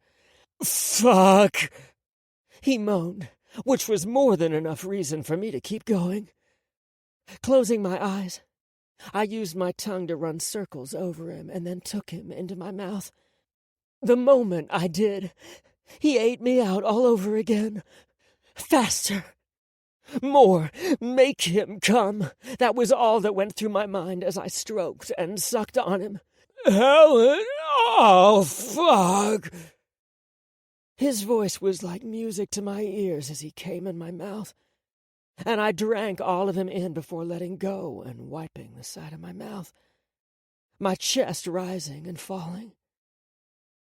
Sitting up in the small space beside him, I turned to look at him, but he had his arm over his face, his chest rising and falling too. "I have a confession to make." He spoke while still not looking at me. "I'm all ears," I said, repeating the same thing he'd said to me earlier. "I've been attracted to you for years." "What?" He took his arm away and looked at me with that devilish smile on his face. "I've wanted to fuck you for years. Not just fuck. I've wanted to make love to you for years. I didn't understand my feelings then, and so I did what I always do. I buried them. I forced myself to look at you in one way, and because of that, you've been watching me screw around with other women. Because of that, I've been hurting you. I'm sorry." I inhaled, unable to say anything, so I turned away. Obviously, all the sex is messing with you. "What have I told you about determining my feelings for me?" he said, sitting up, and I couldn't help but shiver when he brushed the side of my cheek. "I thought you just wanted fun." He leaned in to kiss my neck, and just like that, I was under his spell. My eyes closed. I couldn't help but lean into him. "You grew up with me, Helen," he whispered into my ear. "You saw what I saw. So you should know that no Callahan just wants fun. We settle for fun until we find what we really want." "And that is?" I knew the answer, but I didn't dare say it. "Obsession," he replied softly, smiling at me. "Someone to obsess over, to live for, to fight for, to love to the brink of insanity, that makes everything else worth it." "Can I be that person?" "Aren't you already that person? Didn't you swear to choose me?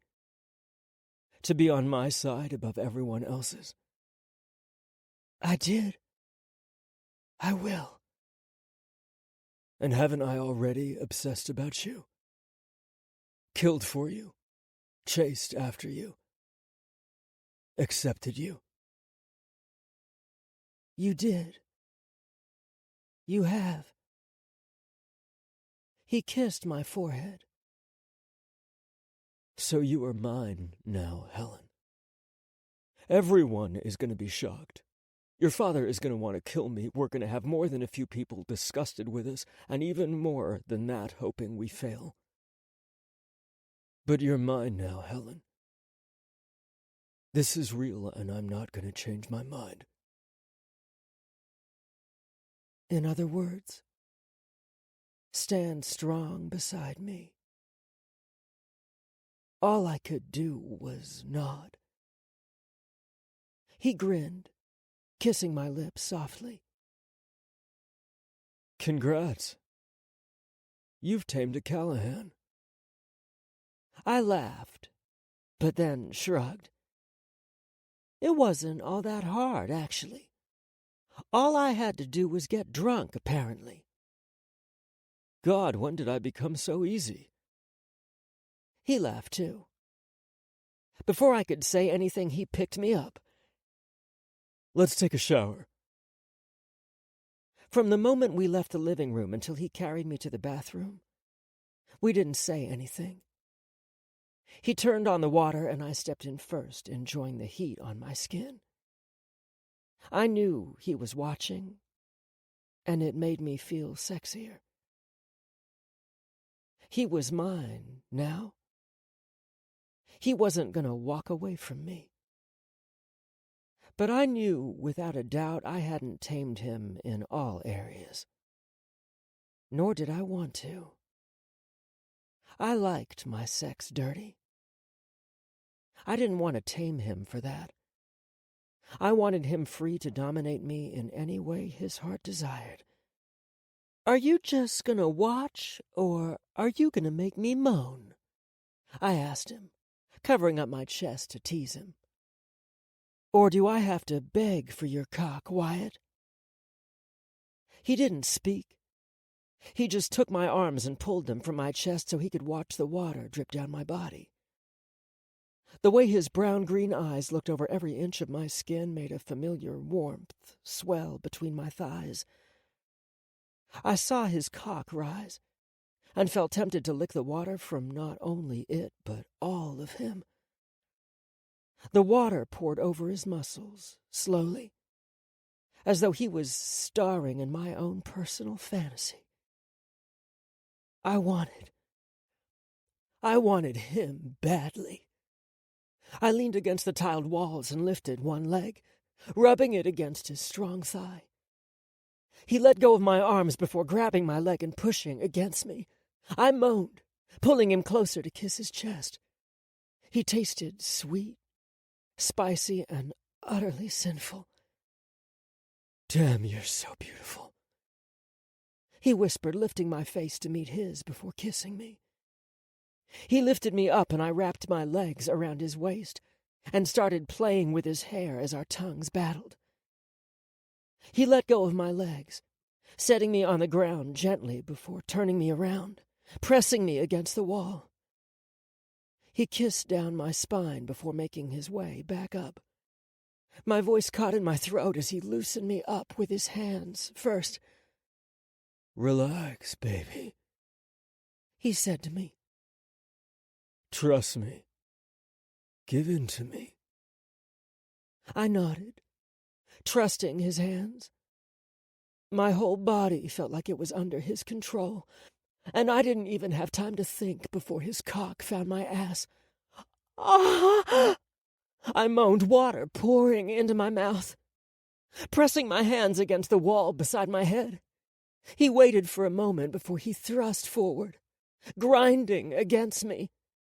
He kissed my back and shoulders while grabbing a hold of my breasts, pinching my nipples. Oh!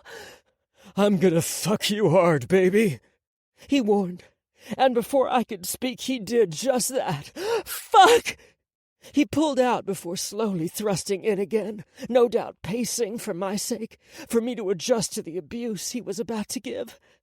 Excited, I grabbed his hands, forcing him to pinch me harder. That's my girl! That was the last thing I heard before he gripped my hips and began a punishing pace. Slam, slam, slam, slam, slam, slam. The sound of our skin slapping together and his moans, the feeling of his hard body behind mine, it was all perfect. Wyatt, please, I pleaded as he spread my legs apart, fucking in and out of me faster than I thought possible. My legs shook, and I wasn't even sure what sounds I was making. I just hoped the wall could hold us. He lifted my left leg up and just went deeper. My natural wetness dripped, which encouraged him to slap my pussy over and over as he fucked me in the ass. So good! Oh my God! More! Please! I screamed as I came with his next slam. I was lost. The whole world seemed to fall apart. I was in heaven. He bit my neck, ramming himself deeply into me. Before this night is over, he grunted out, I'm gonna have you in every way humanly possible. Ah! He gripped onto my breast as he came inside me, and I wanted him even more. I wanted everything he could give and more. Slowly he slid out of me, but held my body to him. Slowly I turned back to face him, and then, reaching up, I brushed the water from his face, and he kissed my palm. Wyatt? More, I said through deep breaths, breathing just as deeply as me. He stared into my eyes, and I hoped he saw what I wanted more of. I wanted him to explore his darkest desires with me. His eyes rolled back and his chest heaved. Taking a deep breath, he stared down at me. I noticed the corners of his lips turn up as he took me in. He enjoyed seeing me with his mark, and it was only when he was ready that he grabbed a washcloth and wiped the evidence of his obsession off my face. Rising from my knees, I watched as he turned off the water, even though we were both still dirty. Wyatt, I had always heard people say that right before you die, your life flashes before your eyes. But why hadn't anyone ever told me that when you fall in love, your future did the same thing? The moment she opened her mouth and told me I was hers, that I would come first before anyone else, I saw it. All the obstacles that could come, all the fights we would have, the places I'd make love to her, what we would laugh about, who our kids would look more like. I saw what would happen if I lost her. I saw myself staring off into space like my father did. That image scared me more than anything else. It made me hold on to her tighter as she slept in my arms. I understood him now. For the first time in my life, I understood my father. I understood why he always looked like he was dying back then. My mother was a part of him. The most precious organ in his body was her, and when she died, he died. He loved us, her children, but he resented the fact that we wouldn't just let him die. So for the first time since I'd lost my mother, I felt warm. And I knew where that heat was coming from. It was Helen. She loved me. She chose me, even with all my faults, even with all my shortcomings. Despite the fact that I was often weak and blind and pig-headed. Despite my past, despite all the times I'd hurt her without even knowing it. She chose to stand beside me. I tried to think of secrets, things I couldn't tell her, and I had none.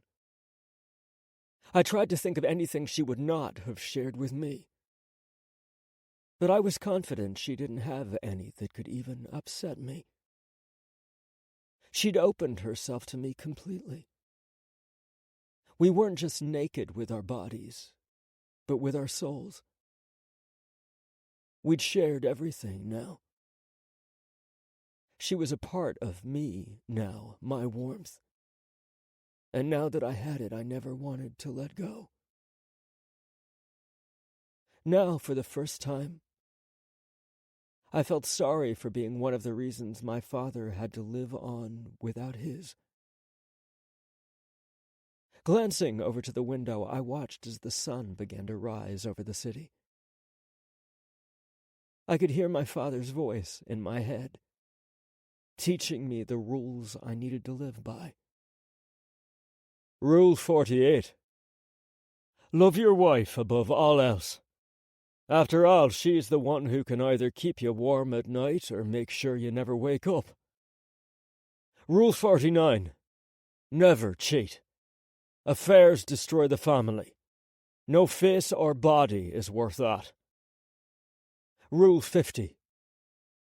We're Callahans. If anyone ever disrespects us, don't just end them. End everything they have ever cared about, both past and present. Make them the example of what happens when you fuck with the wrong family. See? I was paying attention, Dad. My eyelids got heavier and reaching up. I grabbed the remote, closing the blinds before drifting back to sleep, hugging closer to Helen. And even asleep, she clung to my hand. 18.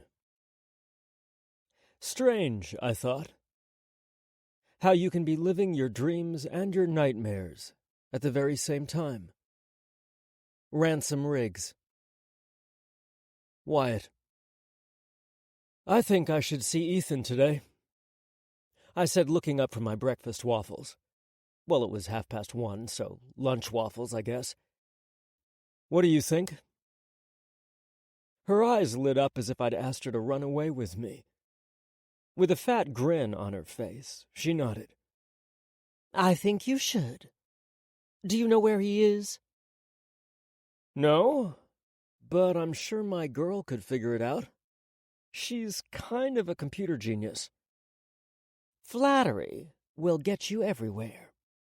She laughed and set her tray aside, getting up off the bed, still dressed in only my shirt, and dashed out of the room. I heard a large thump before her cursing. Are you okay? I called out to her, about to get up to see for myself, but she came back, tablet in hand, and limping slightly. Never better. She sat beside me, and I couldn't help it. I laughed, moving my tray over to check her foot. I'm good, seriously. You do your job, I'll do mine, I said as I lifted her ankle to inspect it. She made a face, but I knew it was to hide the fact that she wanted to smile like bloody mad. It's been 2 weeks, and he hasn't touched any of our accounts, she stated softly, leaning back into the pillows as I massaged her ankle. What about the trackers? All off. She frowned. Even his cell phones. I tried to think of some other way. We have sensors in most of our properties, right? Scans, she said, her eyes completely glued to the screen in front of her. I have no idea how I'm going to do this, I muttered. Do what? She asked, her eyes still not on me. Share your attention with your gadgets? I'm already getting jealous, but I need your help. She paused, moving the tablet to the side as she glared at me.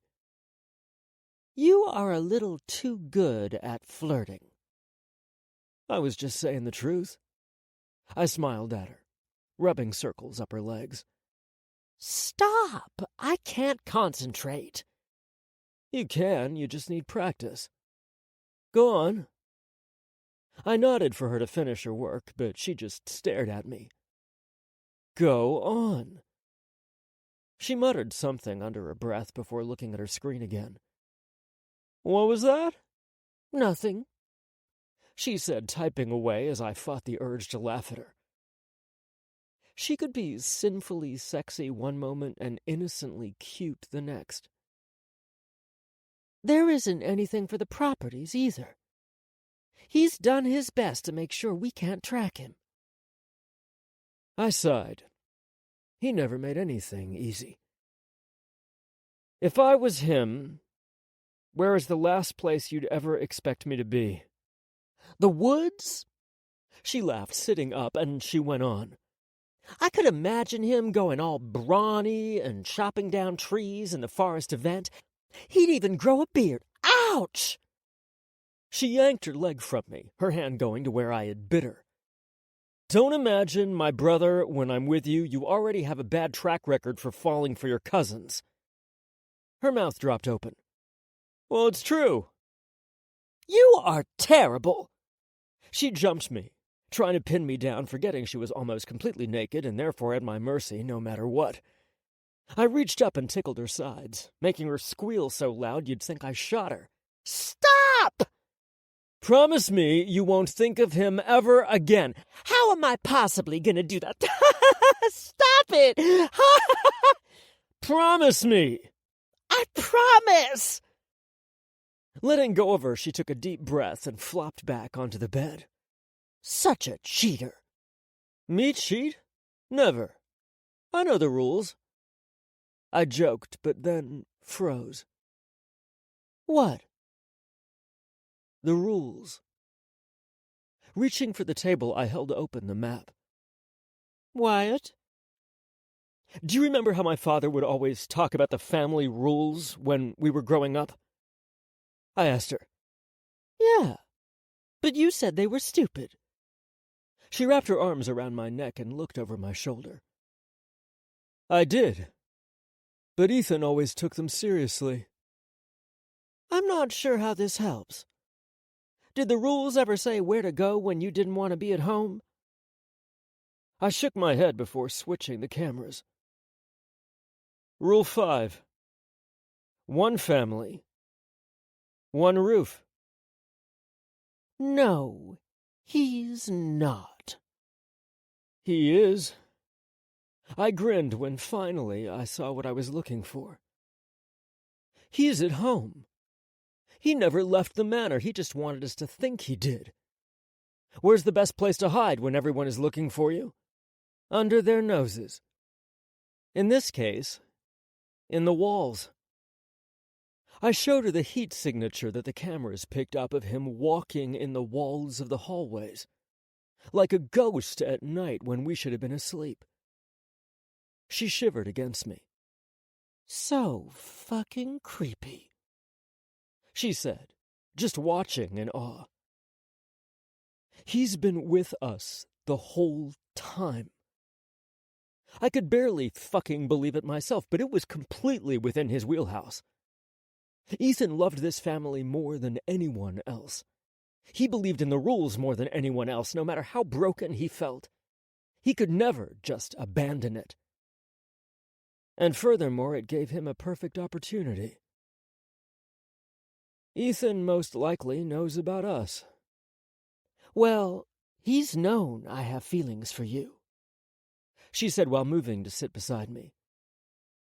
But do you think he's been watching us? I don't think so. I know so. He might have been hurt the first few days, but I'm sure he wanted to know how someone was able to break through all of our defenses and kill Ivy. He did it also to make sure no one in the family betrayed him. He's most likely been listening to everything. Shit, she whispered, her eyes wide. What? I hardly doubt he's pissed we were. Not a lot of people liked Ivy. And with her gone, Even if they didn't do it, didn't kill her, they still spoke down about her. I spoke down about her. She frowned, putting her hands on her head. We hurt him more. Yeah. I frowned, picking up the tablet to watch when I suddenly saw another heat signature next to Ethan's. No fucking way. It's not Ivy. How do you know? I asked her, and she reached over, typing on the screen. The height difference. And the posture. Ivy's sometimes hunched. This person looks like she's never not stood tall in her whole life. Who are you talking about? Who knows all and never worries? She whispered, looking at me with a small smile on her lips, but I wasn't sure what she meant. Who can survive a church falling on top of them and still walk in heels? Nana? I looked to the screen again, and just like that, it hit me. Rule 39, have at least one man on the inside. Who is the one person who loves this family, has lost for this family? Evelyn Callahan. I cracked my jaw to the side, feeling as if I were a dog at the end of its leash, not realizing I ever even had one on. I'm now certain, without a doubt, that Ethan's her favorite. He was the first grandchild. She reminded me while I pouted. I am very hurt by this. Those two are thick as thieves. I grumbled, and she just laughed, kissing the side of my face. If it makes you feel better, you're still my favorite. I thought for a moment and leaned back into her. Yes, it does. Let's have sex before I have to face these two. You just ask for it now? You aren't even gonna set the mood. We've only spent one night together, Wyatt. You are a little too short. Oh! She moaned when I kissed the spot right at the curve of her neck, my hand reaching up to cup her breasts, loving how they felt in my hand. With each kiss, that same feeling rushed through my veins. Wyatt. She moaned my name as if it was the only word she knew. I pushed her gently, and she fell back on top of the bed. The food we'd been eating found its way to the floor as I climbed on top of her. Say it, I demanded, staring down into her brown eyes while pinning her hands on either side of her. Say what? The same 3 words you used to bring me to my knees in front of you. I was drunk, remember? She inhaled deeply when I squeezed her wrist, her chest rising from the bed toward me. If only she knew how beautiful she looked right now. Wild, how sensual. It was better she didn't know, or I knew I'd never be able to say no to her again. Say it, I demanded again, leaning in to kiss her. Her head rose to meet me, and I smirked, my lips hovering over hers. Say it so I can say it back and kiss you. Her eyes went wide like she wasn't expecting that. But I didn't know how she couldn't have known. Helen, I've been in love for so long I couldn't even see it. Not until you told me how you felt. So say it. Not like it's a bad thing, something you regret, something you never wanted to happen. Say it. Say it like we're the best love story ever told. A tear threatened to fall from her eye, and all I could do was kiss them. I love you, Wyatt. And this time, when that feeling came, like everything else was falling away, I leaned in and not away. I love you too. Her arms wrapped around my neck and her legs around my waist as my lips met hers. And despite my efforts, to be sweet, to go slow, to be a gentleman, I couldn't. The more passionately she kissed me, the more I wanted to dominate her, to have part of her to make her ache and beg for me.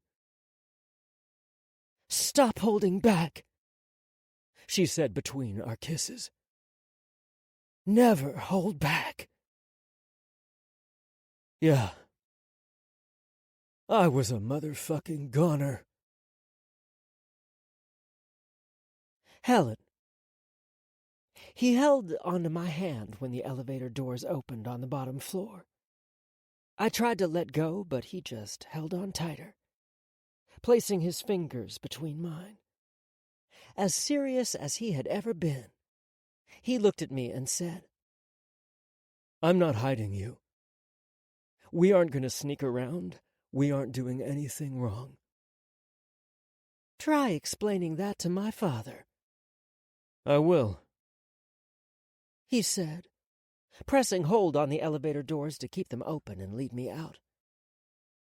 And I never knew walking across the white and gold marble flooring would mean so much to me. It all felt like a dream. I wanted to pinch myself. I was so happy. Have a good day, Mr. Callahan. Miss Callahan. The lobby man said to us. And even though he didn't mean it that way, it still felt like we were together. Husband and wife. "You too." Bang. Suddenly everything was a blur. My eyes only just barely caught the sight of the chandelier as it shattered into a million pieces of crystal which rained down on top of us. One moment Wyatt's hand was in mine and he was holding on to me, and the next he was pushing me back with all his might, and I was on the floor. I was up against the marble desk. There was throbbing, and I reached up to touch the back of my head. And then everything went silent. "Wyatt!" I called out, but I couldn't even hear myself. Looking up, I saw him. The guns he'd put on under his coat now in his hands as he fired at the broken glass doors and window. Not just one or two or three had come, but a dozen. At least a dozen, too many for him alone. Help. He needed help. I turned to see both the guard and the lobby man on the ground, their blood crawling over the marble toward me. The guard was the closest, his gun the closest. I tried to stand, but my legs wouldn't move. I looked down and immediately wished I hadn't, because it was then I saw all the blood over my thigh. I was shot. I looked to Wyatt, who was still firing, still standing, and I wondered how the hell he wasn't hit. And it was only then that I saw. He was taking bullets. He was taking bullets. Oh, God, he was fighting and taking bullets. Crawling on my stomach on top of the glass, I dragged myself over to the guard, and just when I was about to reach, it felt like my hand was on fire. "Helen!" I watched his lips scream through the silence. I looked to him, and he looked to me, wide-eyed and screaming something I couldn't hear. All I saw was the man in black pointing his gun toward Wyatt. Ignoring the pain, ignoring the blood that now soaked my fingers, I grabbed the gun, turned onto my side, and fired. Gripping on for dear life, I fired at them again. I watched two of them go down, but I didn't stop. My throat hurt, and I thought maybe I was screaming, but I didn't stop, not until the gun wouldn't fire anymore. When I stopped to breathe, they were on the floor. The only one still standing. The only one covered in blood, shaking, was him. His eyes were glazed over, but he smiled. Good shot, baby. "Wyatt!" I screamed, pushing myself off the ground as he began to fall. I caught onto him just before he went to the ground, his hair soaked in blood. I held on tight, inhaling quickly, and he just looked at me with that stupid, beautiful smile of his. Why do they always gotta Gotta ruin my day. Just like that, his eyes closed. Wyatt! Wyatt! No! I screamed, frantically looking around for help, but no one was there. Wyatt! Please, no. Please. I take it back. I'll give it back. I'll give him up, but please just let this be a dream. Please. So Callahans can cry, a voice said behind me, and I felt the gun pressed against my skull. I'll let the commissioner know. Bang! No, I'll let him know. Turning around, all I could see were the bright headlights, and then suddenly a dark shadow. The closer it came, the better I could see the leather of his jacket, and then his face. I smiled, and everything blurred after that. I told him you'd grow a beard. Just like that, everything was black. But I wanted to cry because this isn't how you wake up from nightmares. Wyatt, you wouldn't leave without me, would you? I have no future without you. So don't go. Please don't go. Let's go back. Let's just go back to the time when we were kids. I want to go back. Please. 19. He was my most beloved friend and my bitterest rival. My confidant and my betrayer. My sustainer and my dependent. And scariest of all, my equal. Greg Lavoie. Ethan, age 7. Someone has a cold. No, I don't, I grumbled, trying to get out of bed. But she pushed me back down. Ethan, if you get out of this bed again, I'll find a new one. One with chains and tie you down. She snapped at me. Frowning, I yanked the covers up, then back over myself and turned away from her. But she hugged me anyway.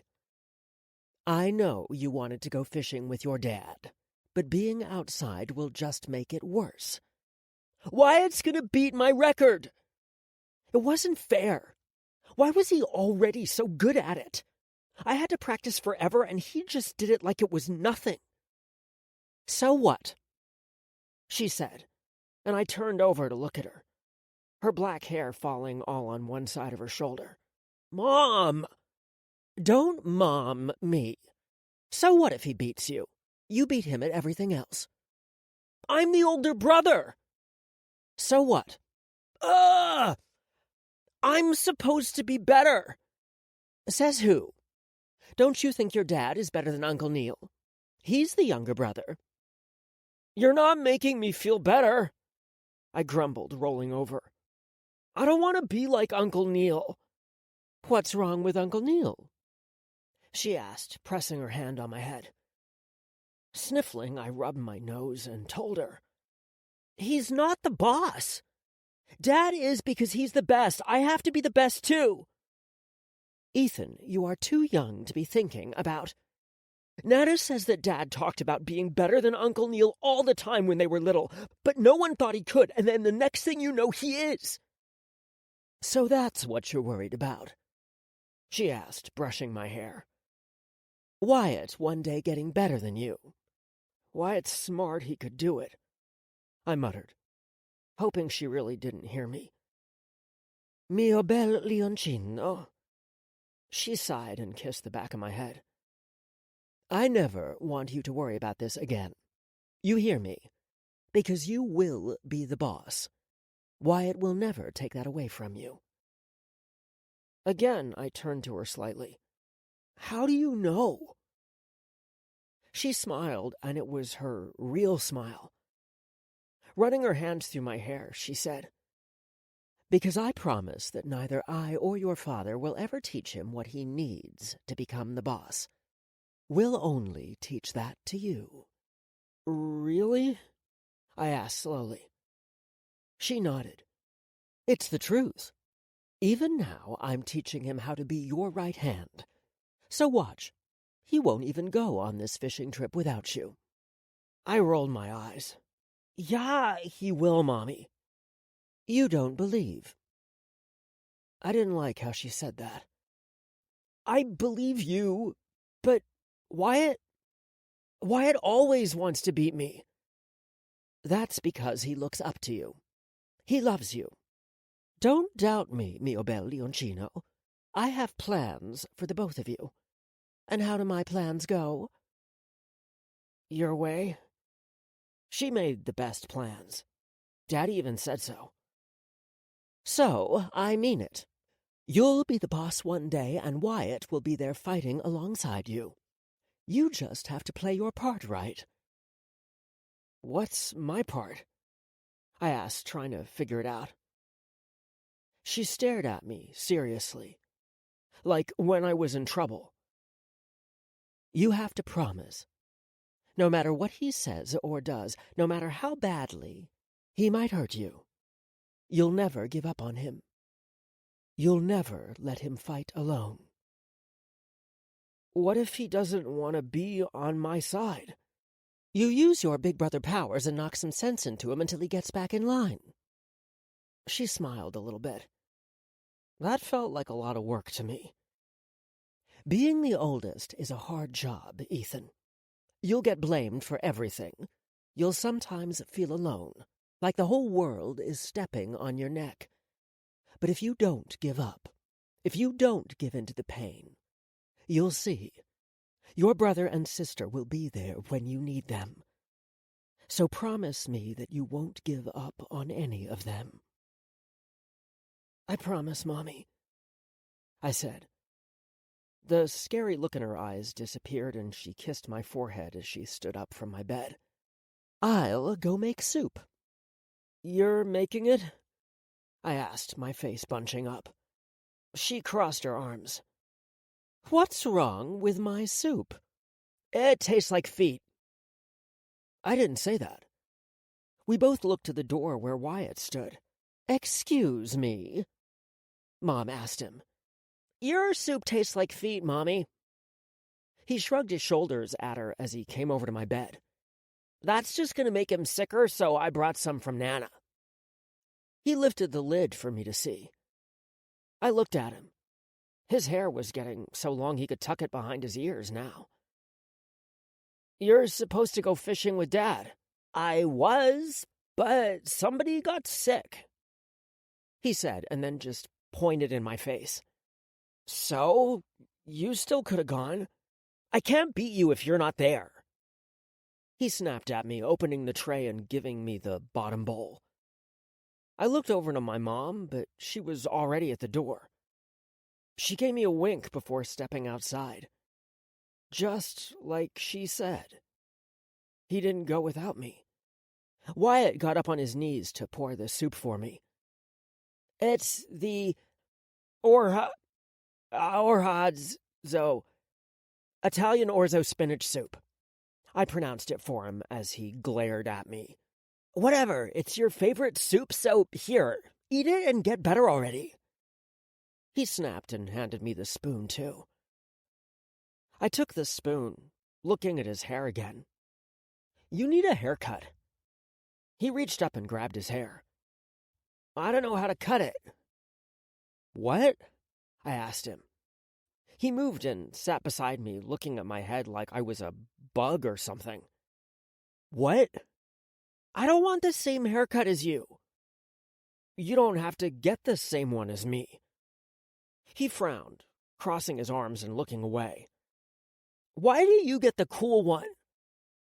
It's cool? I can pick one for you, I offered. I can do it. Okay then, I said, taking a bite of my soup, which really was good. Fine, he sighed, and I looked to him, swallowing again. He took a deep breath, and then smiled wide, pointing at me again. You better pick me a cool one, or... Or what? I'll put mushrooms in your food forever. He stuck his tongue out at me before getting off my bed. I'm gonna go get Donna so we can watch a movie. I'm supposed to be resting. I'm supposed to be fishing, but you don't see me complaining, so we're watching a movie. He yelled, marching to the door, slamming it behind him.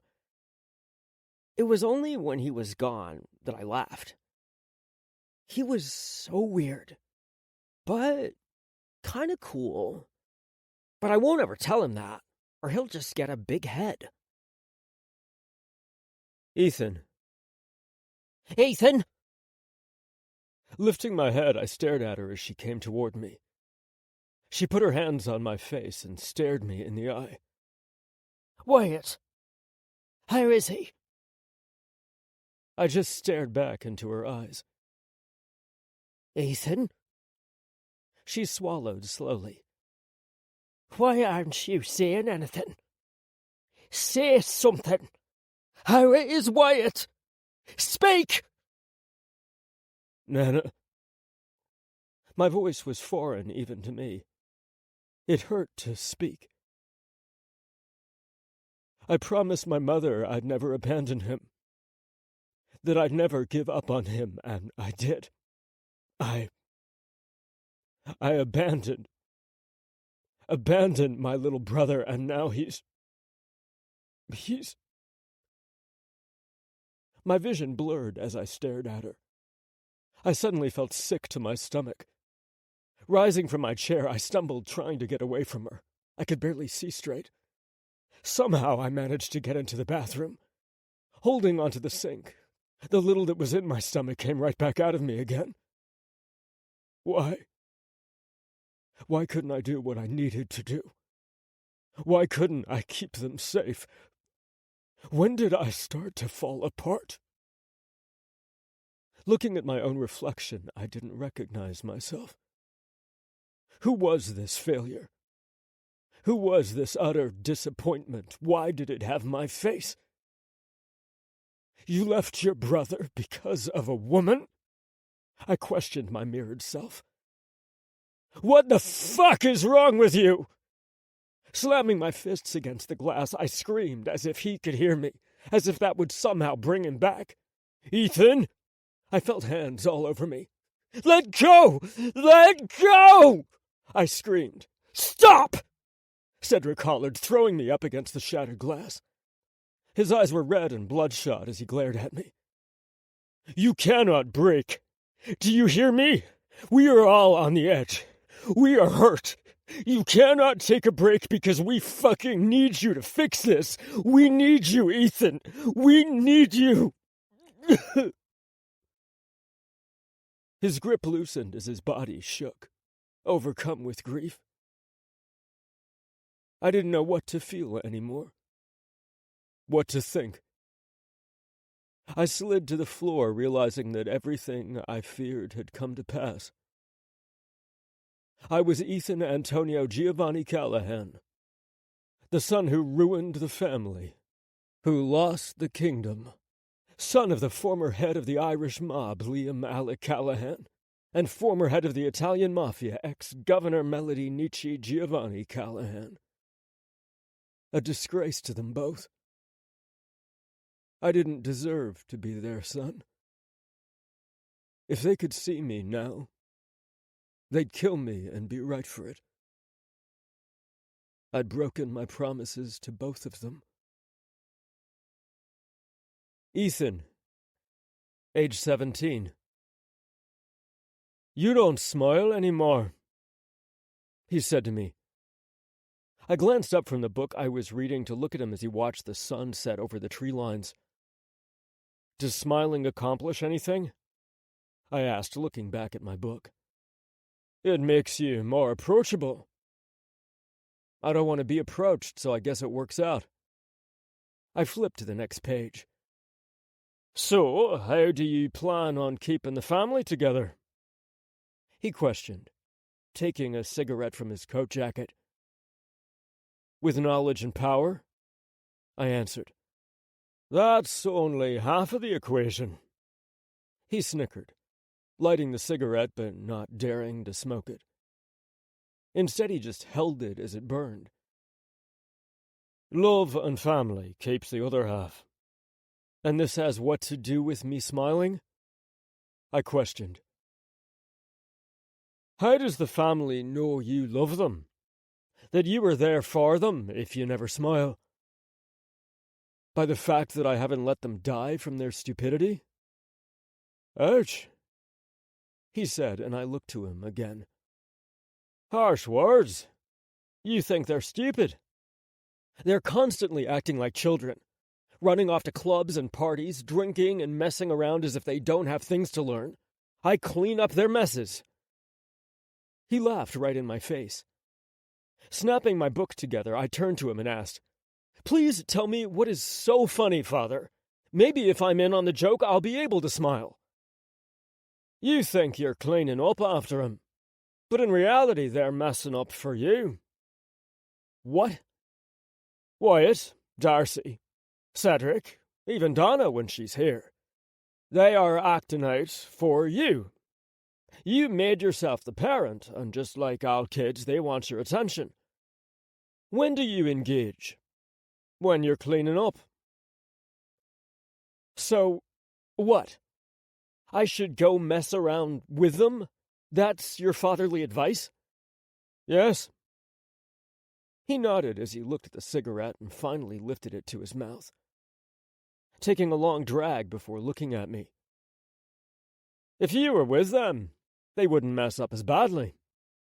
They simply want to get close to you, but you've decided to build the Berlin Wall between the both of you.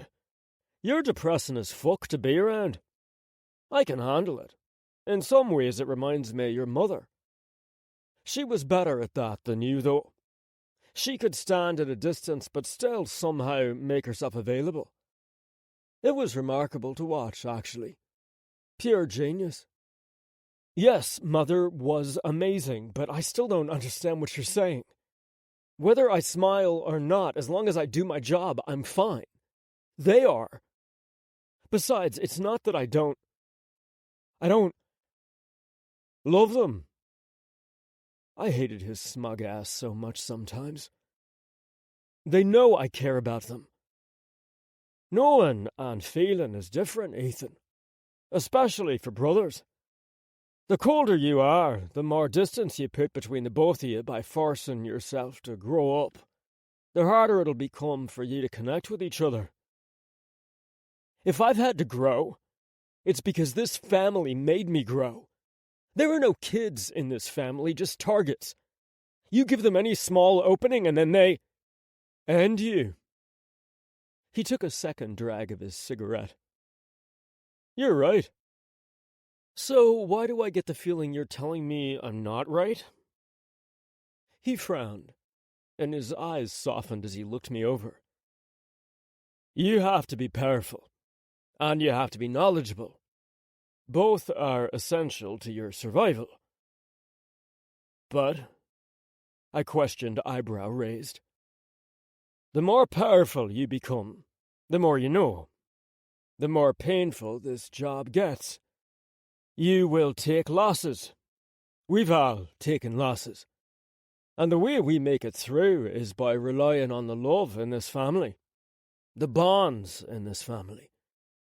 If you do not connect to them, when the time comes, when you feel like you've gotten to the bottom of the barrel and simply wish to die, promise you'll turn to family and not just depend on the knowledge and power you have.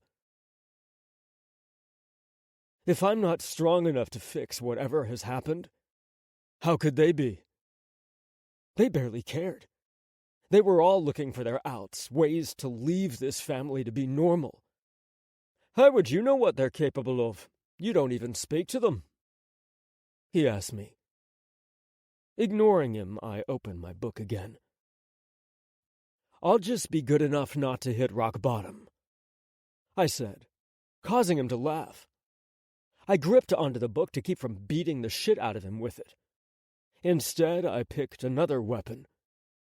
Words. What's the matter, Father? Are you scared that one day I'll outdo you? That you'll become nothing but a memory as I take over? I'm smarter than you were.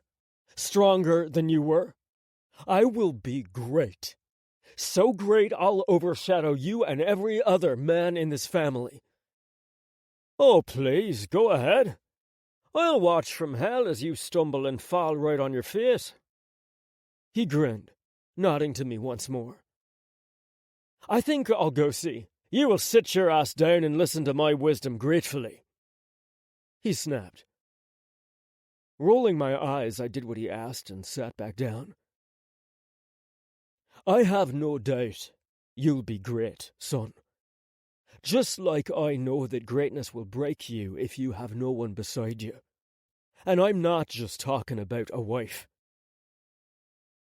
So this is really about Wyatt. I should have fucking known. It's about the both of you! He hollered at me. I will not always be here. One day you will take over and you cannot shoulder that alone. When your mother died, you both decided to feel nothing and turned away from each other. I wonder who we learned that from. I sneered back at him, rising to my feet. I apologize, but I've got work to do. Shoot me if you like. Ethan! He called, not bothering to look behind him as he took his third and final puff of his smoke. Promise me when that day comes, you'll turn to your brother. Fine. I give my word. Let's see if he'll actually be there. I muttered the last bit to myself as I walked back into the manor. But of course, the very last person I wanted to see came walking in my direction. He didn't say anything and just kept walking as if I didn't exist, his hands in his pockets. You don't know how to say hello? I asked when he passed me. Hello. Oh, look at that, I do. I just must not have wanted to say it to you. Inhaling deeply, I held my head high. One of these days, Wyatt, you're gonna need me and I'm not gonna be there for you. I promise not to need you then. Win-win for us both. I won't be such a burden, right? Then before I could even say another word, he was out one of the glass doors. I watched him take the seat I'd just been sitting in, pulling out a deck of cards from his pocket. My father grinned as if he'd just been shown a treasure map, turning to face Wyatt and taking the cards from him to shuffle. I had to count on him? Ha! He was a joke. He could die for all I cared. Take it back. I tried to look away from them. Take it back. Oof! Why was I the only one tortured? Why didn't they understand me? Mom, I hate this. I hate them all. Ethan, age 18. You're the Cana Canerta, he stated, leaning against the door frame, still dressed in his blacks. The funeral had ended hours ago, but he was still walking around like the dead. You must be happy. You finally earned the keys to the kingdom. Let's not do this today, Wyatt. Do I have to call you boss now, or would you prefer the less formal sir? He snickered as he moved into my room. I watched as he stammered. The closer he got, the more I could smell the alcohol coming off of him. I'd prefer if you weren't drunk and in my face. I glared down at him. He ran his hands through my hair. Who do you think is gonna die first? You or me? The way you're headed? I hope to God it's me. He smiled cruelly and pointed his finger into my chest. You have to live. Outlive me, brother, because if you don't, we all know I'm going to be the one to bring this thing down, so let me go first. What? Don't you dare save me! He hollered at my face. Because I refuse to go to another funeral for the people I love. I won't! You can't make me! He pulled off his tie and threw it at my feet. "I'm done! I'm free! I'm not joining this death march! I'm gonna go to medical school! I'm gonna live a normal life and forget you're my brother! You die here like everyone else and I'll stay out of your way! Deal?" The moment he held out his hand, I wanted to punch his face in.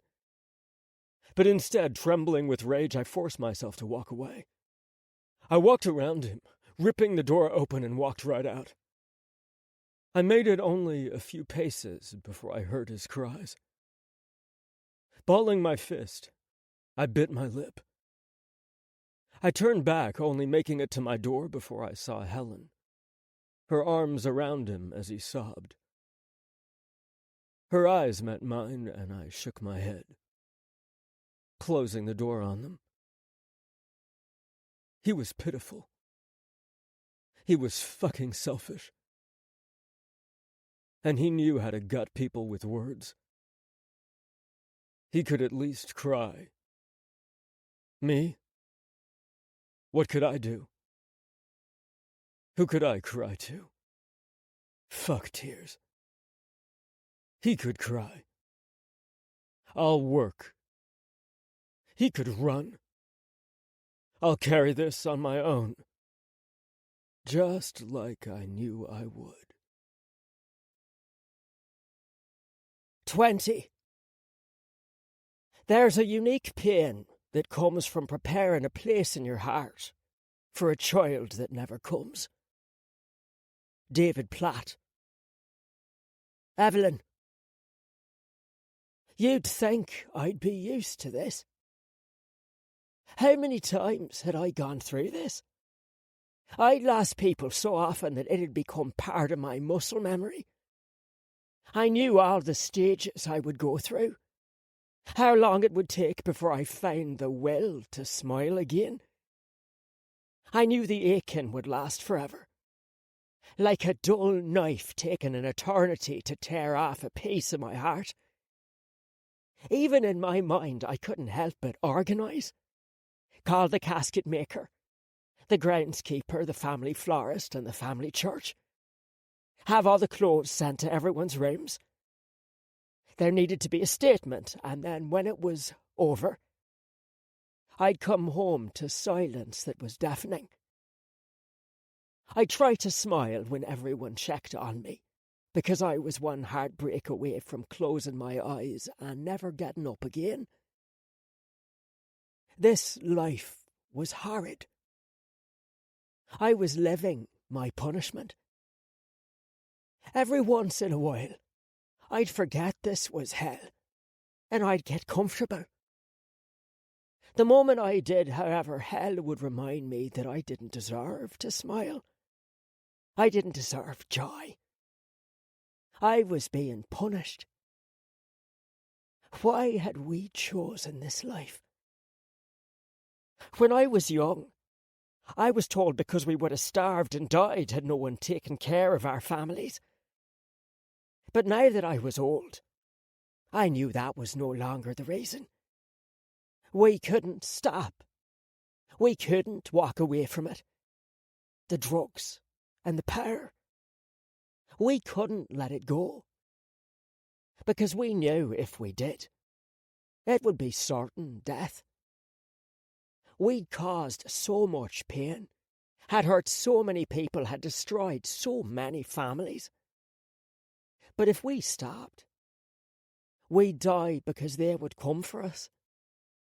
How could they not?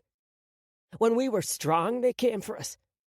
If we were weak, they'd come even more. So we had to commit. We had to walk this hell.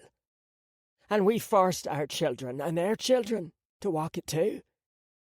Because no matter how evil we were, the one thing we wanted more than anything else was for our children to live. So we fed them the poison, forced them to get used to it, corrupted them, stole their innocence. Because we loved them. We loved them so much that even if it meant hurting them, we'd do it. because it meant they could live. But when they stopped living, when they died, all we could see were our mistakes.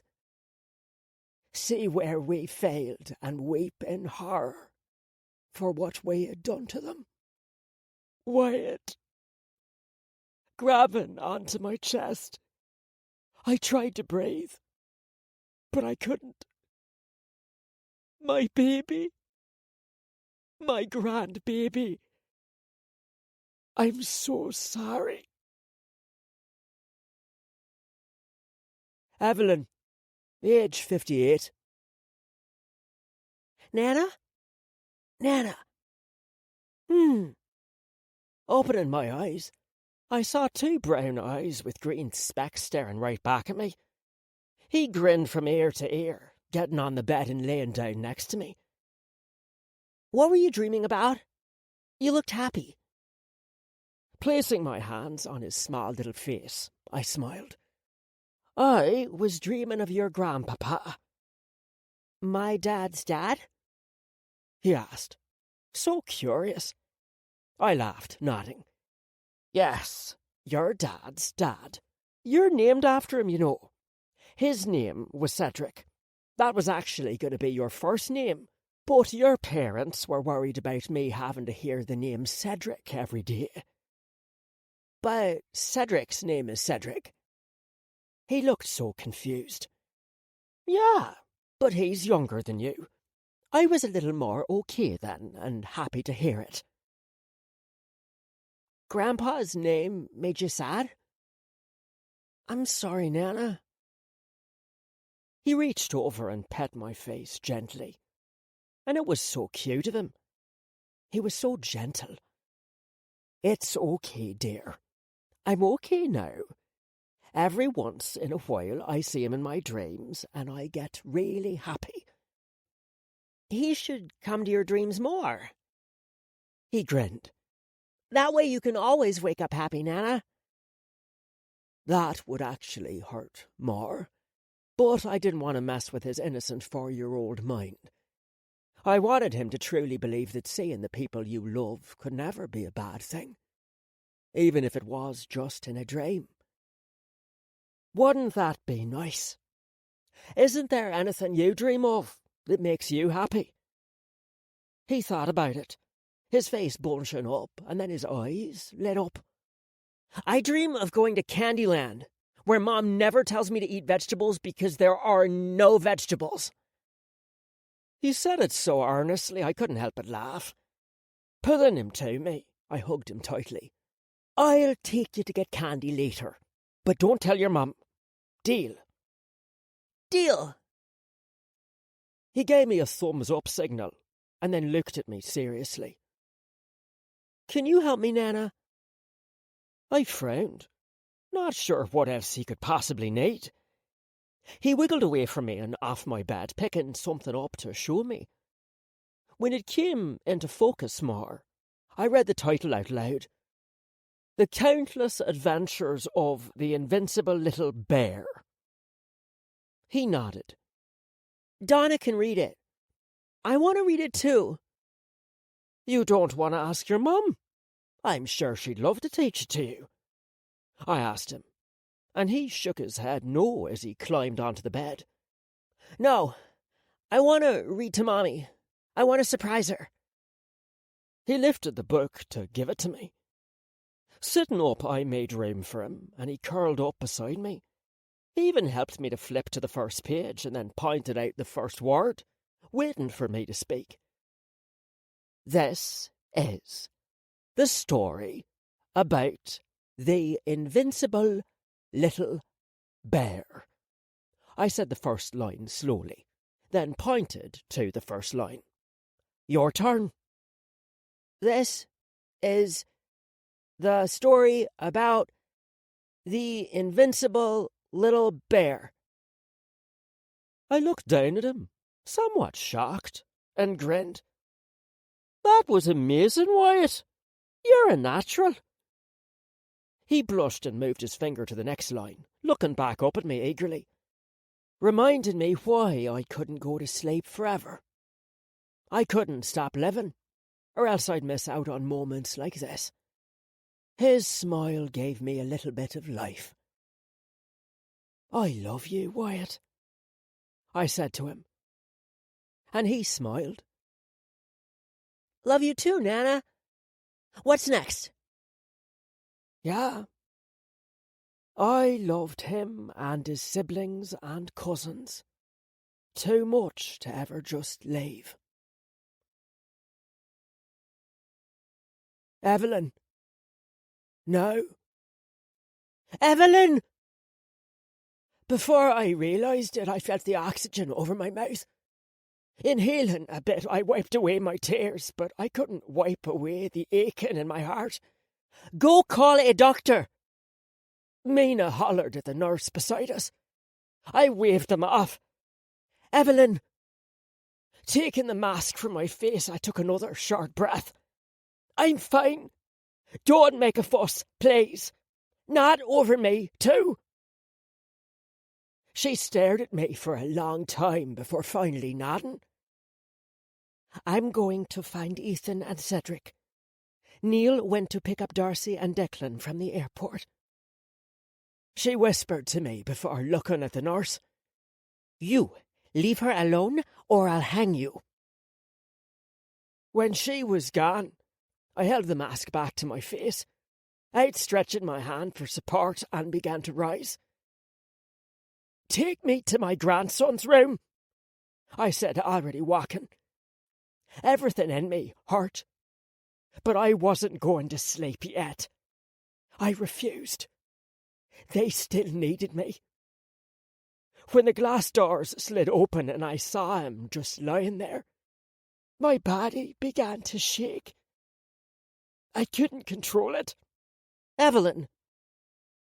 Freezing, my eyes widened so much. The tears dropped from them as I turned to look at her. Those green eyes that were as sharp as razors, filled with tears she would not let fall. "Melody!" I said through gritted teeth, grabbing onto her arms tightly. "Where the hell were you? Where were you? You said you did this for them, so you could watch out for them. Where were you? Where is Liam? Where is—" The needle was cold and quick, like a small bug bite, and before I knew it, my legs couldn't hold me anymore. But I didn't fall. Instead, his arms were around me. He squeezed my shoulders before setting me back down on the wheelchair. Coming around me, he lifted my legs onto the steps, and my heart pounded against my chest. I wanted to see him. I hated the blonde wig on his head. I wanted to see my son. "Liam," I called out softly, and he paused for a moment and looked up to me. Instead of his green eyes, I saw brown, but I knew it was him. "Sweetheart." "We were late, Mom. I'm sorry." The pain in his eyes was real. It only added to my own, but he held it back. He kissed my hands and then my forehead before moving over to the bed. My eyelids felt heavy and everything started to blur. I could see them. He tried to pull her away from the bed, but she broke out of his hold and just sobbed over Wyatt. I don't think I could remember the last time I saw them cry. Liam hung his head, trying to breathe, running his hands through his hair, before finally grabbing her arm and yelling something into her face. She froze, still not letting go. But whatever he did must have worked. She wiped her face, lifted the surgical mask over her mouth, and turned. She didn't want to move. And just when I thought she was going to leave again, she turned back around to put a kiss on his forehead before walking away I caught her eyes as she left. I remembered those eyes. Green or brown. I remembered those eyes because they were so familiar to my own. I wished I'd had the strength to ask where she was then. When she was gone, I stared over at them. My boys. Liam said nothing. He didn't weep. He didn't lose himself in rage. It was like he and Melody had switched personalities. Instead, he put his hand on his son's head and whispered something into his ear before turning and leaving too. The last words I heard from him this time were, "This isn't over, Mum. They will pay for this. The world will pay." That was the problem. Everyone had to pay with their children. 21. Love is breathing in each other with all madness. Seema Gupta. Helen. It hurt. Everything hurt. Like the world was trying to crush me to pieces. Helen. Mom? Helen, sweetheart, can you hear me? Dad? Come on, sis. Darcy. Why was everyone here? No, not everyone. Wyatt. Where was Wyatt's voice? Why do they always gotta ruin my day? I heard them, but not the one voice I wanted to hear. No. Please, no. It was a nightmare. Panic flooded me as I remembered the blood, the bullets. He went down. He went down. Beep, beep, beep, beep. Helen! Helen, calm down! My dad yelled at me, but I didn't understand. Where was Wyatt? Sweetheart, please! It hurt. Opening my eyes, the lights were so bright they were blinding. I coughed and struggled against the tube in my mouth. Helen, hold on. Mom? She's choking. Get it out of her. Dad, where's Wyatt? Where? I coughed. My throat felt like sandpaper and tree bark, but I needed to speak. As I opened my eyes, they wandered all over until finally the blurs became steady and I could see them. Mom and Darcy were on one side and my dad on the other. They looked like they hadn't slept or changed in weeks. Sweetheart. My mom put her hand on my face, and tears came pouring down. I tried to reach up to brush their hands away, but my hands felt weird. Looking down, I saw the large bandages and wires in my hand holding it down. Again, my heart felt heavy and my throat closed up. It's okay. My dad put his white hand over my wrist. You're okay. 5 fingers, 5 toes, you're okay. Breathe. I took a deep breath and looked around again. It was a hospital. Okay, we're in a hospital. That's right, sweetheart. Breathe. My mom said as she brushed my hair from my face. Looking at her, I took another deep breath. Ignoring the pain, opening my mouth. All I could manage to say was, What? I waited, looking toward her and waited. But she just stared back at me. Why was she just staring at me? Was my voice too low? Swallowing slowly, I opened my mouth one more time, making sure to say it clearly so she could hear me. Wyatt. Again, she didn't reply. Instead, her eyes, they looked like she was about to cry. Looking away from her and to my father, I asked again, Wyatt! He made a face, like he cringed, and maybe he thought I didn't notice because he forced himself to smile. Rest, sweetheart. We'll talk later. Wyatt! I screamed, shifting my gaze around my parents to my brother, knowing he wouldn't lie to me. But he wouldn't look me in the eye. Since they wouldn't tell me, I looked to my left, and thankfully, that hand was listening to me. Gritting my teeth, I lifted it and tried to yank the wires off myself. Helen, stop! My dad hollered, grabbing onto my hand. Wyatt! Helen, you just need to relax. You've been asleep for a few days. Why couldn't they hear? Wyatt! Where is Wyatt? Answer me! He's brain dead!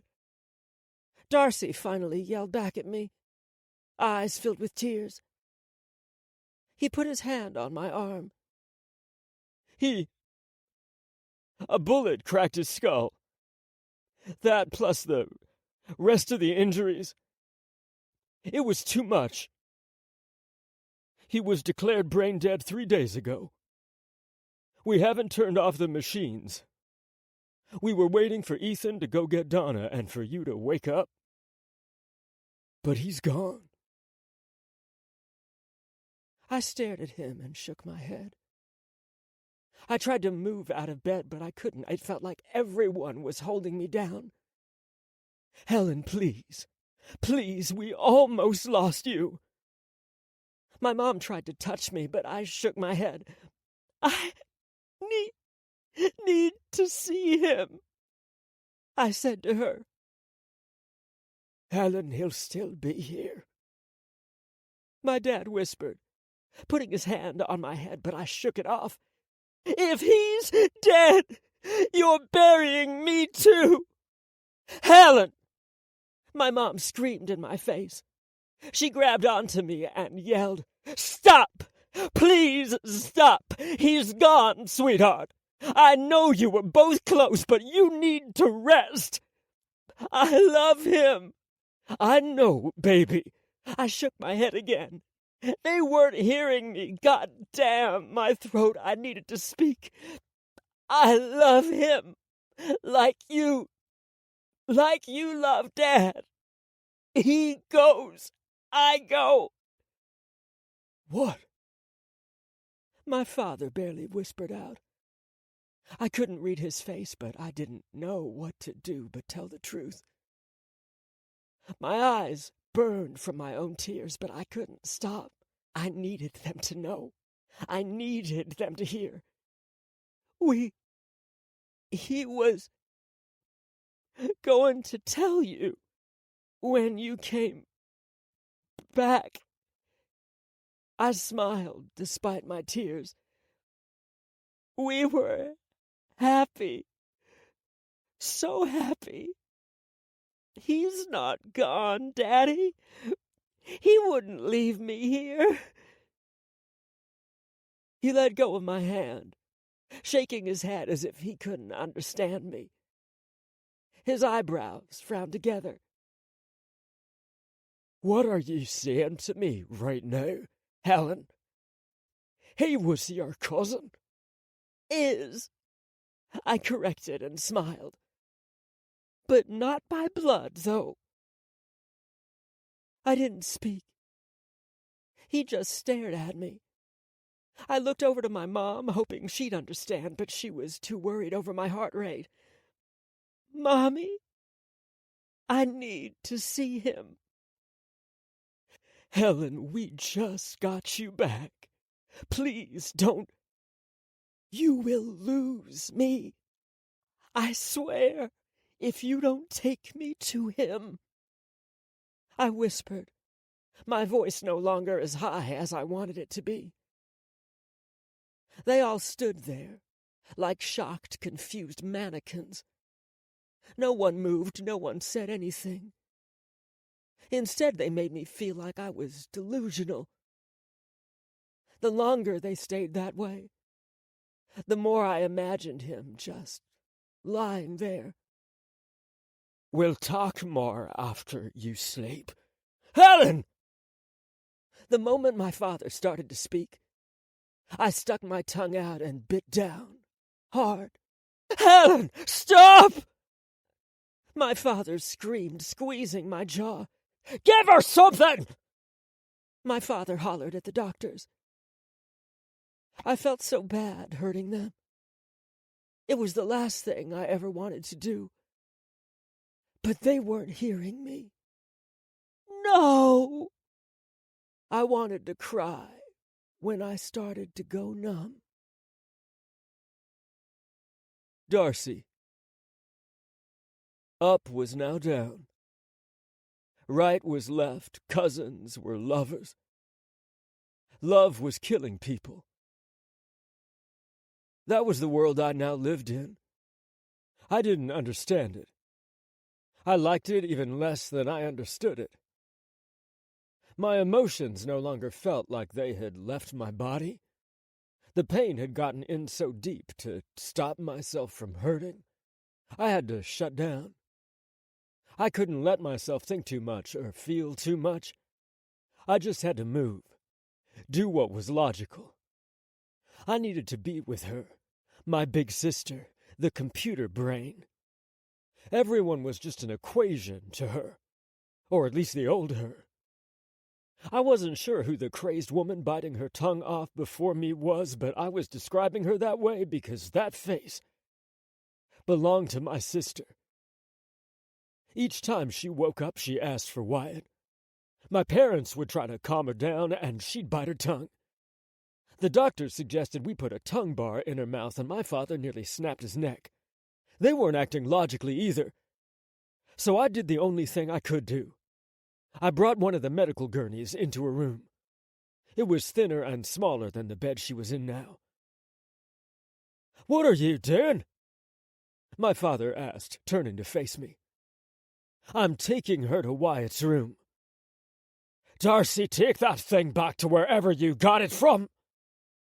He tried to push it away, but Helen reached out and grabbed onto it. He looked down at her and she glared back, breathing heavily. "She will just bite her tongue until you take her, so take—" "She just woke up!" he hollered at me. "Don't put more on her right now. She needs to get stronger." Apparently she wasn't hearing him because she drew the bed closer, already trying to shift herself over despite her broken leg and shattered hand. "Helen," he whispered, his shoulders dropping when he looked at her. But she just looked at me and smiled, managing to muffle out the words. "Help. Please." I stepped up to him, and I knew on any other day he would have slapped the hell out of me. But he was tired, and Helen wasn't helping. The moment he found out what happened, I thought he was having a stroke. He started to pack, screaming at me that we needed to go. His eyes were dead. Then he completely zoned out for the whole ride over. And it was only when I called Cedric after the dozenth time that I finally understood why he couldn't speak. The fear that goes through you when you hear that your loved one was hurt, was dying, had died. It had the ability to leave you soulless. Grabbing onto her wire lines and moving the mover first, I lifted her off the bed and onto the gurney. She sat up, and I honestly wondered if her pain medication was so strong she was high or if she had just blocked out the pain like me. She reached to grab her IV and wheel it with us, but our mother grabbed it. She didn't lift her head, but she just walked alongside Helen, who looked like she was trying to comfort Mom. Because, again, nothing made sense in this world anymore. It was a short walk across the hall. After all, this whole level of the hospital was emptied for our family. With each step, I felt my heart start to pound, dread sinking in, and I pushed it back. "Helen!" Our grandmother whispered, getting out of her chair and moving to us. In the corner of the room, like a stone, was Ethan. He didn't move. He didn't speak. He just sat there staring at Wyatt's body, which had every fucking machine possible hooked up to it. Two men I admired, that I was often jealous of, but loved and wanted to impress. Both of them were broken and useless. It didn't make sense. "Wyatt?" I heard her painful voice call out to him. I wheeled her as close as possible until the beds were side by side. She reached over, put her hand on his cheek. "Wyatt, baby? It's me. Wake up." The baby didn't go unnoticed by my Uncle Neil and Aunt Mina, nor by Cedric. They all looked to us, confused, but what could we say? "Wyatt, you have to wake up," she said, shaking him. "Wyatt, you're not gone. Wake!" With each passing word, she seemed to get more panicked. "Helen!" Our grandmother reached out, stroking his hand. "He's gone." "No!" Helen screamed at her.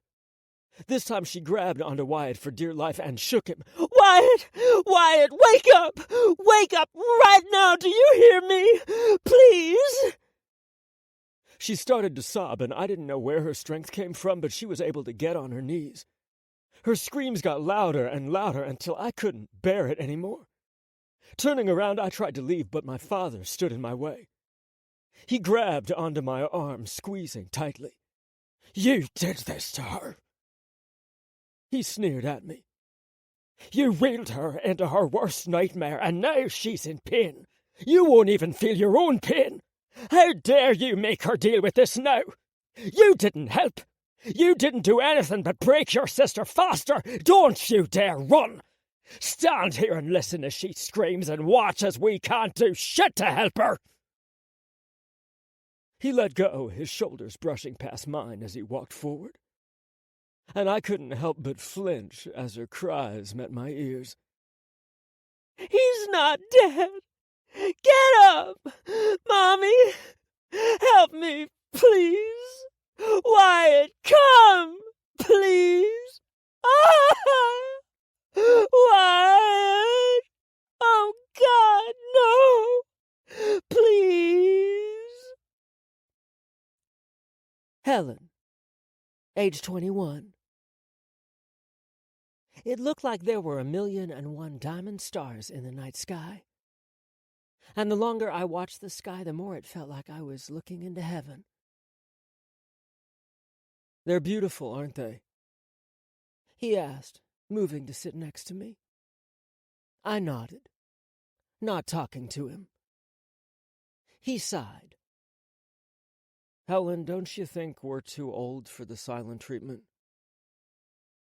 I still didn't reply. In fact, to distract myself, I started to count the stars, knowing it wasn't possible, but at least it would help to distract me. And he kept quiet. I knew he was waiting for me to get annoyed at him being near me while being quiet too, but I wasn't giving in this time. I'm not sure how many minutes went by, but by his fourth tongue click, I knew he'd had enough. Helen! What? I sat up, turning to glare at his stupid, handsome face. What do you want, Wyatt? Go! Do whatever you want. Move to Boston for all I care. Leave me alone here, whatever. I'm not leaving you alone. You can come too. He hollered back at me, and frustrated, I smacked his chest. Ouch! You want me to pack up everything I'm doing here to just hang out with you in Boston? He really didn't care about anyone but himself. You want me to stay in Chicago just so I can hang out with you? You're from Chicago. I'm not asking you to pick anything. I'm saying stay where you belong. He cracked his head to the side and clenched his fist. Why is this where I belong? Why can't I decide where I belong on my own without everyone else trying to force me? Because this is home. This is where your family is. Why didn't he get it? This was where our memories were, where we were surrounded by everything we could possibly need. Why are you so dead set on leaving? On leaving me? He hung his head, brushing his hands through his hair. I want to know who I am beyond this family, Helen. I want to find myself by myself. Why is that such a bad thing? Why is everyone trying to fault me for finding my own path instead of walking the one they laid out for me? Isn't this what we're supposed to do? Okay, then, go, I muttered. I don't want to go and then not talk to you because you're upset with me. Everything always had to be on his terms. Fine. Go, I won't be mad. I'll call when I have time and fill you in. He didn't say anything, so I looked toward him. He was giving me a face. What? When you have time? He repeated in disgust. What am I, an ex-boyfriend you're trying to get rid of? If only. What more do you want from me? Jeez, you're so bloody needy, I muttered. He laughed, bumping his shoulders into mine. Just want to make sure my best friend isn't bailing on me. Says the best friend who is bailing. How did we become best friends anyway? He questioned, and pulled out a Twix bar, opened the wrapper and gave me one Twix stick before taking the other. You were jealous of me? Say what? He questioned, trying not to laugh. Taking a bite of the Twix, I nodded, chewing and swallowing before continuing. You hated how close me and Donna were getting. You felt like I was taking your twin away, and so you made me play with you instead, since Donna wanted more girlfriends. But then we had more fun doing things Donna didn't want to do. Donna then got jealous and made me spend more time with her, and back and forth like that. I don't remember that, he said seriously, taking a bite. The look on my face must have been hilarious because he couldn't stop laughing. Shut up! Sorry! You just looked like you wanted to rip my head off. He snickered and then took a deep breath. Donna and I must have been hard on you. You were the more difficult twin, I admitted, taking another bite. What? Why? Way too complicated for me to even begin to explain. Actually, it wasn't. I liked him. So being around him all the time took much more effort than it did with Donna. Well, anyway, just promise you'll at least visit this difficult twin as much as you can. I don't like being separated from you, he said, and then a grin spread across his face. I feel like Donna will make you forget all about me just to spite me. Why do I feel like there's a competition between you both for me, even though I've done nothing? I questioned, looking him over. Helen, you've done a lot for us. For me, at least. I might not always say it, but I'm thankful. I couldn't imagine not having you in my life, which is why you must come for a visit. You can leave your cooking at home, though. He laughed at his only little joke. I punched his shoulder, and he laughed harder, reaching out and grabbing me. Don't you forget about me, or I swear I'll... You'll what? I snapped, trying to push him away. He paused and said, Or I'll die of a broken, lonely heart. I stared at him, and he stared at me. Then we both broke out laughing. Finally, when we were both calmed down, I held out my hand, and we shook. You better not forget about me either. or I'll die of the same thing." "Deal." He took my hand, shaking as if he were trying to yank my arm off. "Helen. Now. Wake up," I whispered, lying next to him, even though I was too tired to move. I couldn't even look at him anymore. He wasn't there, and yet all I could do was keep speaking. "Or I'll die of a broken, lonely heart. I'm not joking. Wake up, please. My parents are going to be so sad if I die too. I don't want to die, Wyatt.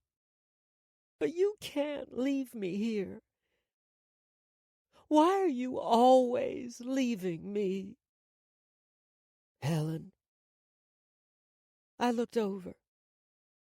It was my mom. She smiled, but it didn't reach her eyes. I didn't like looking at her, so I just rested my head back down next to him and touched his arm. We were so happy. They ruined it. Everything was gone now. The more I thought about it, the more I wanted someone to blame. And the only other person I could think to blame was the pitiful man in the corner, who used to be someone worth a damn. I didn't want to blame myself. I couldn't blame Wyatt. So Ethan was the best one to blame. "He figured it out," I whispered, staring at him, but he didn't lift his head. "He figured out you were in the walls." For the first time, he shifted. Dazed, he looked up at us. "He said he needed to talk to you. He was so happy. He asked me to help find you, and we had looked everywhere. And then he said you followed the rules, that no one loved this family more than you. He beat himself up for you. He wanted you to forgive him, but you wouldn't, so he had to do it by himself. You left him by himself. It wasn't his fault you lost Ivy, but you still blamed him and left him to die." He couldn't even speak. "He might have left Chicago, but he never left you." The tears came even though I wanted him to cry, not me. "He never left any of us. All you had to do was call and he'd come. But you never asked him to come. So he needed excuses. He was there when the church was bombed. He came back for us and you mocked him. He stayed for your sham of a wedding and you belittled him." "Helen, that's enough," my mom said, but I wasn't finished. "You wanted him to come back your way. You wanted him to bend at your power, so you went through this whole stupid scheme to get him back when all you needed to do was humble yourself just once, just fucking once. You couldn't. When you were dying, he came right on time and saved you. He saved Ivy. He got revenge for you. That still wasn't enough for you. Are you happy now? He gave up everything to get your forgiveness, so he could show you he was serious. He fought every day while you were scheming in the motherfucking walls. Does he have it now? Can you stop hating him now? Now that he's on his deathbed, has he redeemed himself enough for you?" "Helen, I know you're in pain, but enough," Uncle Neil demanded. I could only laugh. "Protect him! Let's all protect the great King Ethan. Who's next, Your Highness? Donna was smart to get out when she could. She'd be dead by the end of next year, thanks to you. Helen! My mother yelled and I kept quiet. Not because I wanted to, but because it felt like my throat was closing. My heart ached and I couldn't breathe anymore. Helen? Call the doctor! Helen! Ethan. I was in denial.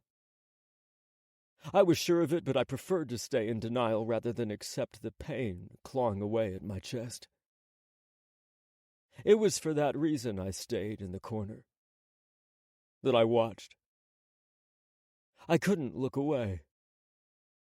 I heard her words. They cut deeply. It exposed me for the fraud of a man I really was. I tried to apologize to her. Then when I looked back at them, I noticed something. The angrier she got, the more insults she threw. I could have sworn I thought his finger twitched. It's just a muscle spasm. The doctor said it would happen. I waited to see it again, but it was gone. The hope was gone. Helen! My eyes shifted to her, and I got up as she started to convulse. I wanted to help, but again I saw something. This time it wasn't his hand, it was an eyelid. Helen! Call the doctor! Aunt Cora screamed, and again his eyelids moved. I wasn't insane. He was trying to do what I wanted to do. Help her. He was trying to help her. He was there. What happened? The doctors rushed in, and at their voices his eyelids stopped. Step away from her! I yelled, everyone's eyes now on me. She can't breathe, one of them said, and I didn't look to see her. I just watched him, and again his eyelids moved. Lift her head up. We'll get the... I said step away from her! I snapped, pulling my gun on the doctor's as I moved over to his bedside. Ethan, what are you doing? Put the fucking gun down! Uncle Declan hollered at me. And there it was. It happened so quickly, so suddenly that if I blinked, I would miss it. Moving to him, I put my hand on his head, brushing back slowly. Little brother, if you do not open your eyes, I will let her die. Ethan! Bang! I fired, and the doctors screamed. Two of them ducked. Wyatt! I called again. She's turning blue, Wyatt! She's gonna suffocate right next to you! Helen! Help her! Aunt Cora screamed. Didn't you become a doctor so that you wouldn't have to go to any more funerals for this family? She's gonna go before you. I swear to God, I will kill her myself. 3, enough! 2, Ethan! 1! Bang! His eyes snapped open as if he were awakening from the dead. No, that's exactly what he was doing. His eyes wide, staring at me in panic and fear. Wyatt! My grandma screamed, rushing over to him. He just kept staring at me. Can you hear me? I asked him. It looked like it took all his fucking might. But he blinked. And the gun slipped from my hand. My body hunched over and I put my forehead on his. Thank God, you motherfucking bastard. Thank God. 22. I didn't want the easy kind of love. I wanted the crazy love. The kind of love that created and destroyed all at the same time. Julie Murphy. Ethan. We all stood hovering around his bed, and a new doctor checked him over. Standing close, I couldn't help but pinch my fingers, watching to the point that I was annoyed. Well, he's not brain dead. I figured that part out myself. What the hell is going on? I was one quack doctor away from losing my damn patience with them all. It's called locked-in syndrome, or pseudocoma. Your brother is aware of everything that is going on around him. The trauma from the accident must have left his brain unable to connect to the rest of his body. We call it locked-in syndrome because it's as if he is trapped inside his own body. How long has he been like this? How do you fix him? There are no known treatments or cures. Let me get this straight so I know whether or not to kill you. Inhaling sharply, I was trying to get my head around what he was telling me.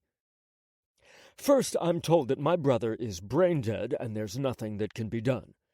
So my family and I are losing our minds with grief while my brother listens, helplessly trapped inside his own body, which none of you highly trained medical professionals caught. I'm willing to bet that my brother has been cursing you and this damn hospital to every damn level of hell. Instead, by God's good grace, I'm pig-headed enough to hope and watch him despite what everyone else is telling me, and therefore able to catch the fact that he is not dead. I once again call all you highly educated, overpaid motherfuckers, and once again you all tell me there is nothing that can be done. Am I just supposed to leave him like this? I caught Wyatt's eyes move, and I smirked. Right now, he's cursing me for even suggesting that. What made you realize he's there? The doctor questioned, rolling the smooth end of his pen over Wyatt's forearm. But this time there was no response. He was panicking. It was the only way I could describe it. Panicking? When our cousin started yelling, I noticed Wyatt's hand twitch. Then when she started struggling to breathe, I got up to help, and I looked at him, and it felt like he was trying to get up too, like he was trying to get to her. So the only thing I could think of doing was threatening her. He panicked, and he opened his eyes. He fought to open them to save her. It was so like a scene from a cheesy romantic telenovela or Cingiati. Well, now that we know he's in there, we'll run more tests and see if there's anything else we can do. I didn't have anything else to say. I just nodded to him. He and the white coats left, and it was only when he was gone that I turned to my uncle. Uncle Declan, His fist collided with my mouth so hard I could taste the blood. Swallowing it, I turned back to face him. I deserved that one. If you ever play with my daughter's life like that again, I'll set you on fire, rip you apart limb by goddamn limb. I don't care who the fuck you think you are. I understand. I nodded to him. He said nothing else and walked away. Everyone was in Helen's room now to watch out for her, but also to give my brother and I space. Pulling up the chair beside him, I took a deep breath, hunching over the rail of his bed. How the mighty have fallen, I snickered bitterly. We're a bunch of... No, I'm the fool. I'm the one who needs redemption. I've resented you. Resented you for leaving me. For not seeing I was in pain too. I always just wanted what Mom and Dad said we'd have. That we'd end up fighting side by side. When they killed Ivy, I felt exposed. Not just to them, but you too. I always wanted to be the role model for you, and because of that, I kept hiding what I was thinking and feeling. Dad warned me, or at least he tried to warn me. And I didn't listen. I went back on my promises to them and to you. And you ended up like this. I can't even tell if you can hear me or you're asleep. Reaching over, I lifted his eyelid, and his eye immediately shifted to mine, like he was glaring at me. "Oh, you're awake. This must be annoying for you, but for the record, this is very creepy for me," I said, letting go of his eyelid. I smiled. "Despite everything, despite how pissed off you might be at me right now, I'm so fucking happy you're alive. Donna." When I said her name, his eyelids twitched again. "She doesn't know. She'll kill us when she finds out that we kept this from her, but I couldn't bear to break her heart. I was waiting for courage. I should thank the coward in me for not going to get her. She would have found some way to blame herself. He almost died. No, I thought he had died. I thought I lost him. And it gutted me worse than I ever thought possible. Worse than Ivy. I had to change. I had to be better. I had to find a better balance. I didn't know the answer. I just knew I was going to need his help. I was going to need to figure out who I was without the ice. How to be more a part of this family. I had made a mistake. I thought I could do it. And they all suffered because of it. I'd heard them all, and I knew they cared. The problem was me. I'd hit the bottom of the barrel. Exhaling, I looked down at him. "Before I can go any further, brother, I'm gonna need you. And if you can't pull yourself out, I'm gonna drag you out. Uncle Declan can set me on fire. I don't give a damn. If I need to threaten Helen to get to you, I will. And I'm sure you heard her. She's willing to do anything to get you back." His eyes snapped open again, and he defiantly glared. "Look at you," I smirked sadly. "You're really in love with her, aren't you?" He couldn't speak, but in his eyes, his message was clear. I simply did what any older brother would do and ignored it. "My number one priority is you, little brother. So if I have to torture her at your bedside in order to get you up, I will. I swear on our parents' graves, I will." I could see the anger. His whole face twitched. I smirked down at him, nodding. "That's the only way you can save her. If you don't fight, I will force you. If you're trying, try harder. Because if I can't see you move, I won't even have to drag her in here. She'll come herself. She even tried to bite her tongue off to get in here." His nose flared.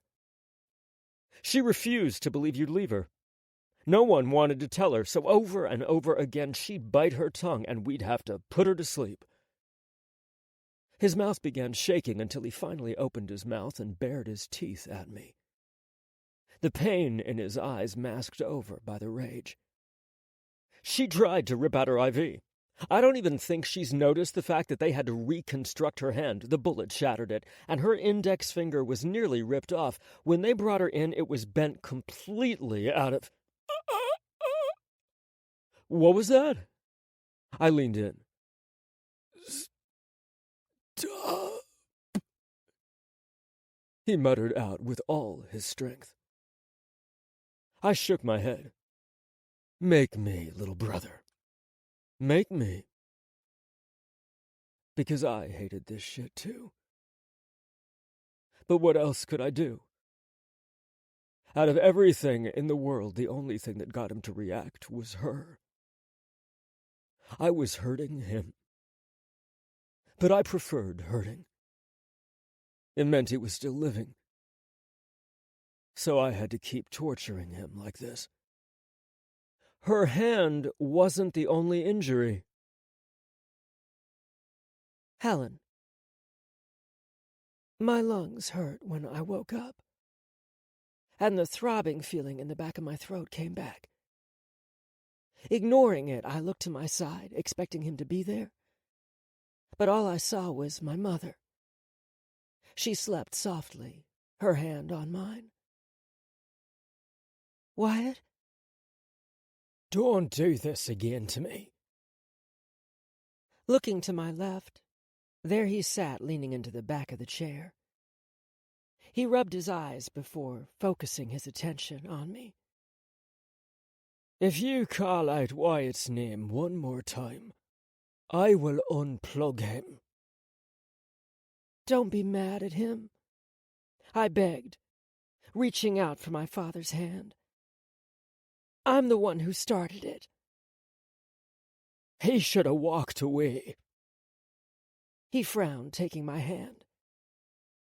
He should have been the smart one and walked away. Maybe. But I'm glad he didn't.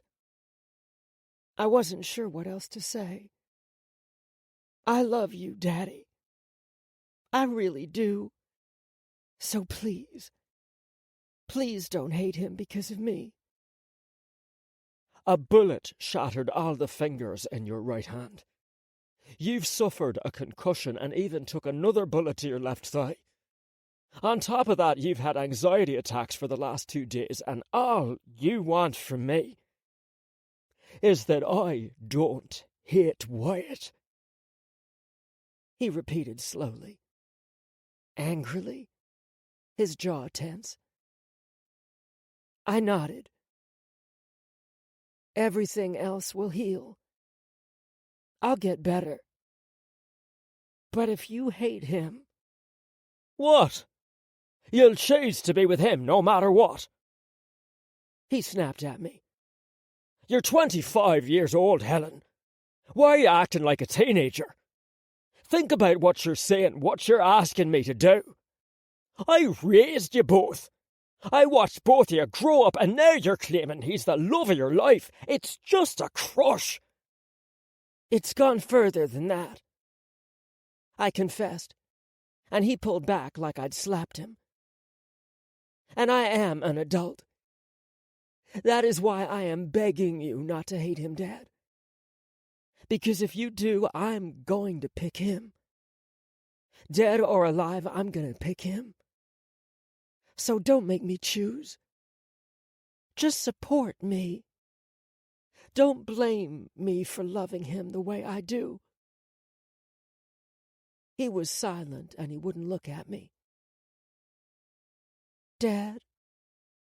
He got up and walked toward the doors. And I couldn't feel how badly it hurt because of Wyatt. I bit back tears, looking out the window. Helen, my mother whispered, lifting herself off my bed. She rubbed her eyes and looked at me. I wasn't sure what face I was making, but she stood up and put her hand on my face. It's okay, sweetheart. Stop crying. Wyatt's gonna be all right. What? How? What happened? I was trying to sit up, but she pushed me back, not answering. He's apparently the very opposite of brain dead, Ethan said as he entered the room. He looked different, but I didn't know how to describe it. Not that it really mattered to me now to figure it out. I don't understand. I looked to my mom. She smiled at me, and despite how tired she was, I knew she wasn't forcing it. He opened his eyes for you. He's awake? I asked, my vision blurring, but I could still see her nod. I let out a cry, all of me shaking with relief. Lying back on the pillows, I put my good arm over my face and cried. Happy. tired, overwhelmed, but mostly happy. Coraline. He sat outside her room, glaring at the glass doors across from him in the hall. Sighing, I took a seat beside him, but he didn't look at me. He didn't speak. He just sat there like a protective, pissed-off father. The lines on his face looked like they had gotten deeper. "You've become an old man," I whispered as I rested my head on his shoulders. He exhaled before leaning into me. "Can I call you an old woman now, then, too?" "Only this once," I muttered, taking his hand and squeezing. "Because right now I feel like one." He let go of my hand and wrapped his arms over my shoulders. Kissing the top of my head, he said, "She's gonna be all right." "Only if Wyatt is." "Don't," he muttered, letting go of me and sitting up on the edge of his chair. "What's going on? How could they do this? I kept wondering why in the hell Wyatt sent us off, and now I realized it was to fool around with my daughter. Is he fucking mad? There are some lines you just don't cross. I didn't realize I had to explain to him why the hell his cousin was that goddamn line." "She said she started it." "Whose side are you on?" His head snapped back to glare at me. "Tell me you didn't know about this." "Calm down. I learned about it when you did. You know I wouldn't have kept something like that from you." "Then why are you so calm? You need to talk to her." "And say what, Declan?" I didn't want to fight with him. I was tired. "I can understand why you're upset, but I can't bring myself to care right now because she's alive. They're both alive. We got so lucky, Declan. When I found out, when I saw her, and I heard about him, I thought the world was ending. I kept thinking that we were going to have to bury them. I kept thinking she'd never wake up. And now she's awake. And he's awake. The only thing that has changed from last week is that they are a little broken and bruised, and they're in love with each other. They're kids. They don't know what love is." "Wow," I said with a gasp. Maybe it was the exhaustion. Maybe it was because he didn't realize how old and stupid he sounded right now. "Wow, what?" he snapped. I was about done with his mood. "Declan, I was 2 years younger than Helen when I met you," I yelled. And he stared at me like he didn't even realize.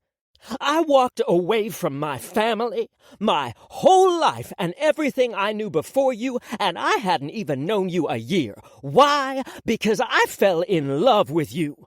If I had a father who loved me as much as you love Helen, he would have tried to stop us too, and who knows where we would be now." "Here," he whispered, but didn't turn to face me.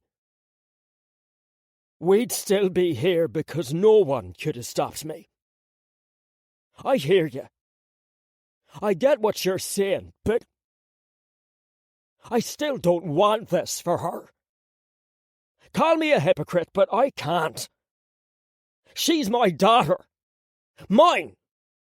Everyone has tried to take her away from us, to say she is somehow less than our child, and we did everything to make sure no one has ever questioned who her parents were.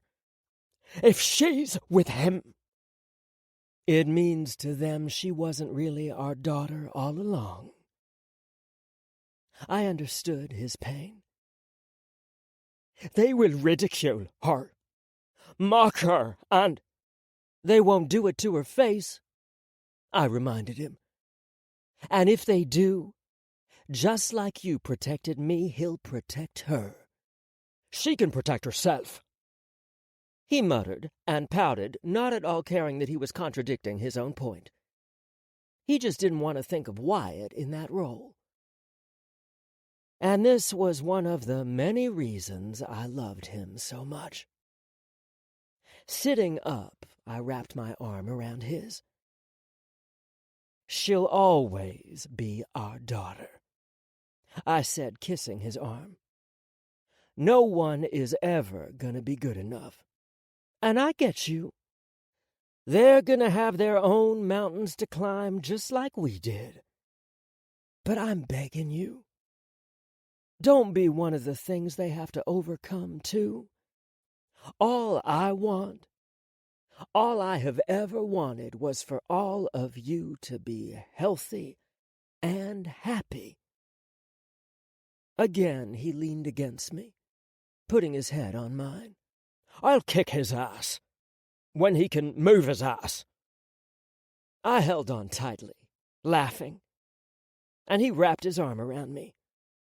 "Do you need a shotgun and a rocking chair, too?" He snickered and then groaned. "Over 300 million people in this country.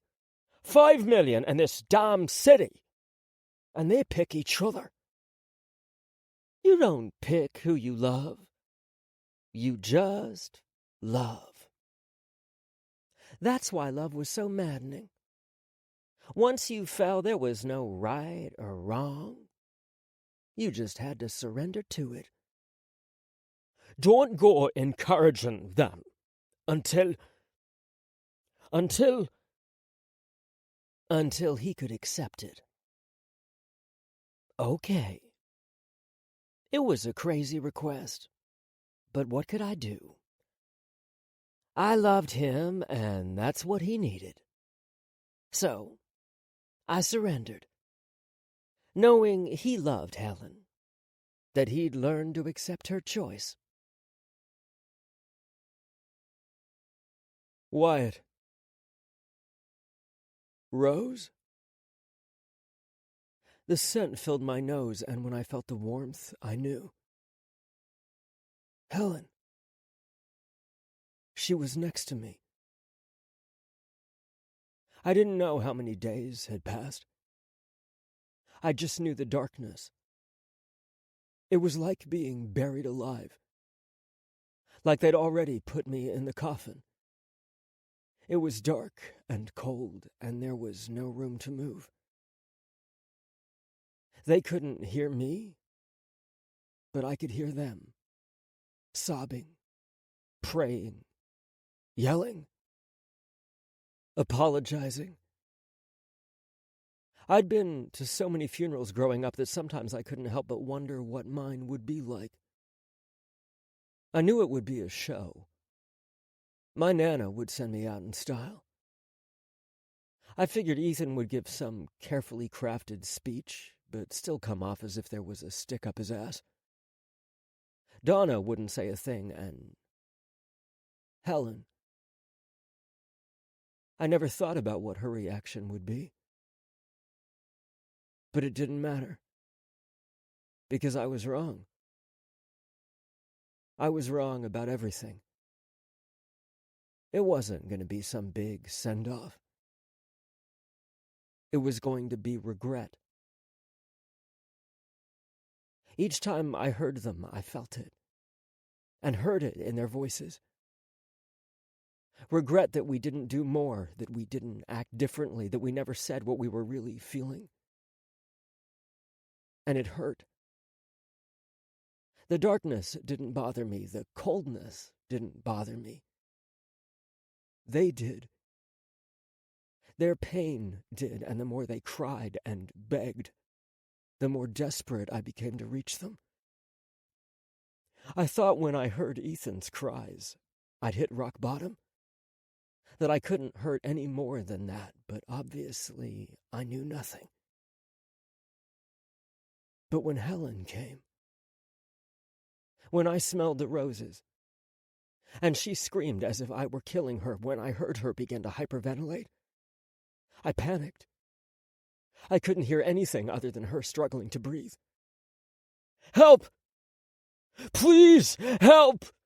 Not me! Her! Helen! Come on, baby! Breathe! Then it was like the lights were suddenly turned on for a brief second. I didn't know how, but then everything was so bright.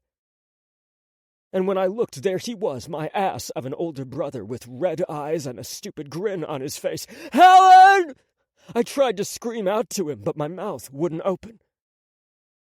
And just like that, my eyes closed again, and the light was gone. But I had an escape. I knew what to do. I just thought of that sound, her gasp for air, and when I did, just like that, my eyes opened. Wyatt? I felt her hand on my face. Slowly, she came into focus. She had cuts all over her brown face. Her hair was a tangled mess, and worse, her natural scent was mixed in now with the smells of the hospital. But even still, she was beautiful. You nearly gave me a heart attack, she whispered, her eyes filling with tears. Stop leaving me.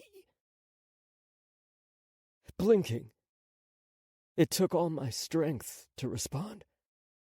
I'm not going anywhere. How could I, when she was apparently my driving force? Good. We're gonna have a long talk. Uncle Declan grumbled as he came up beside us, glaring down at me. Dad? I look forward to it, I replied. And when the look on his face didn't change, I tried to smile, adding, Sir. He clicked his tongue, but didn't say anything, causing Darcy to stand up beside him. You do know we're gonna have to fight about this later. Bring it. Guys, he needs to rest, Helen said, and they all looked at her as if she were insane. Ethan called her out before I could. Those who do not take advice shouldn't give it, he said, and then his gaze shifted to Darcy. You fight on your sister's behalf. I'll have to fight you on his. And they all lived happily ever after. But what happened to King Ethan? Cedric gasped, placing his arm around his mother as he leaned into the circle forming around us. Well, in Callahanville, they say that Ethan's small heart grew 3 sizes that day. And then the true meaning of family came through, and Ethan found the strength of 10 Ethans, plus 2. Everyone was silent, and nothing, not even my current state, stopped me from looking to Ethan to see his reaction. His green eyes stared at Cedric, who just kept grinning, his eyebrow raised. What is that joke supposed to be referencing? Everyone let out a sigh. It's the Grinch, Uncle Neil replied, but Ethan just stared at him blankly. You know, the Christmas movie where the green monster tries to steal Christmas because he's a Grinch. But in the end, he comes to love everyone and returns Christmas, then carves a chicken. Cedric filled in more. It's a turkey, Uncle Neil corrected. Turkey, chicken, whatever. Cedric rolled his eyes. They eat a fat bird and everyone is together at the end. We could make millions if we used them as a comedy skit. Ethan shook his head, and I finally spoke again.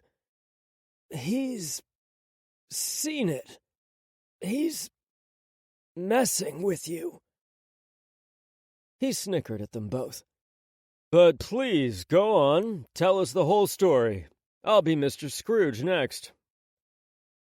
He's making fun of us, Pops, Cedric said to his father, making a face. I'm not really sure how to react to this, Ethan. Let's give it a few days. He might be in shock. Uncle Neil replied, as if we weren't all there. And for some reason, Helen started to laugh. I could feel the whole bed shaking with her. It wasn't that funny, but her laughter was contagious and maybe a little bit odd, making everyone else laugh along with her.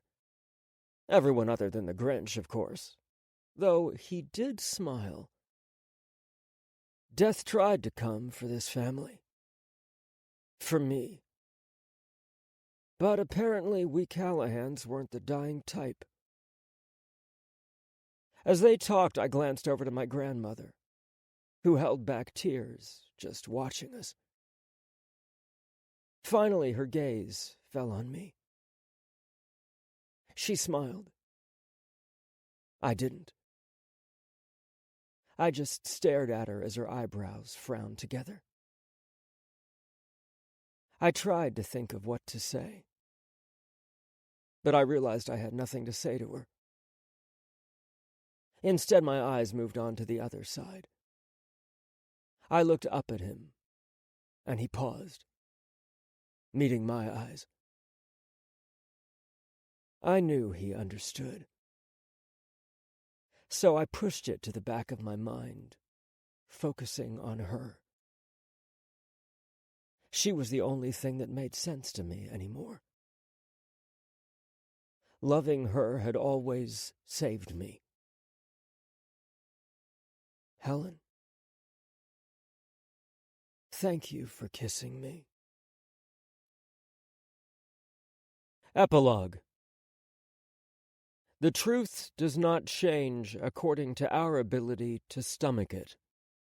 Flannery O'Connor. Wyatt. Do you feel this? Doherty Hahn, chief of surgery at Chicago Medical, asked me as she pressed into my legs. Yes, now fire the morons who declared me brain dead.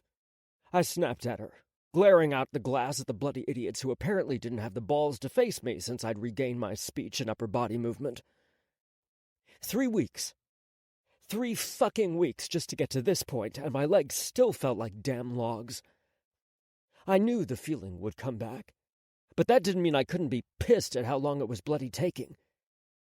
Your condition was dire when you were brought in. They followed protocol. If you mean they almost had me buried alive, yeah, sure, I snapped, annoyed.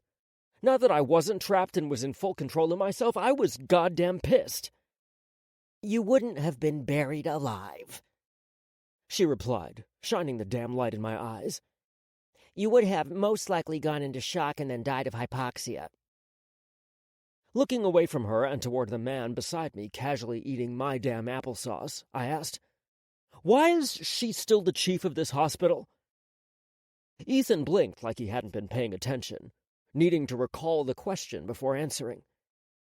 His green eyes looked to her and then back to me.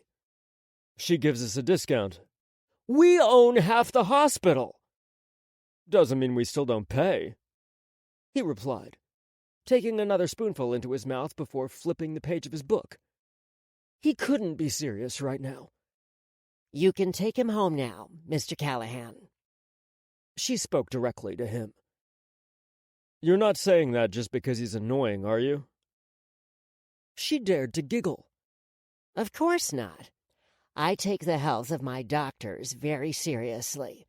He's cleared all the tests, but he'll need a wheelchair while undergoing therapy.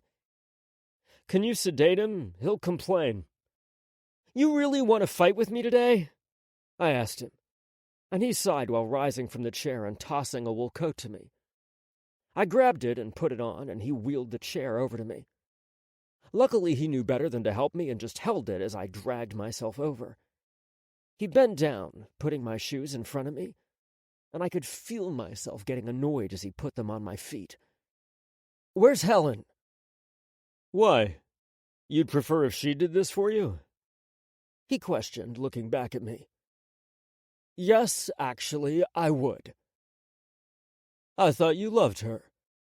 She's working so hard to get all the motion back in her fingers, and you want her tying your shoes.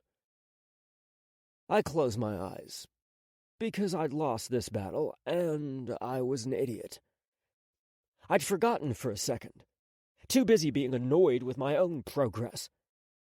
I felt weak, and after everything that had happened, all I wanted was control over myself.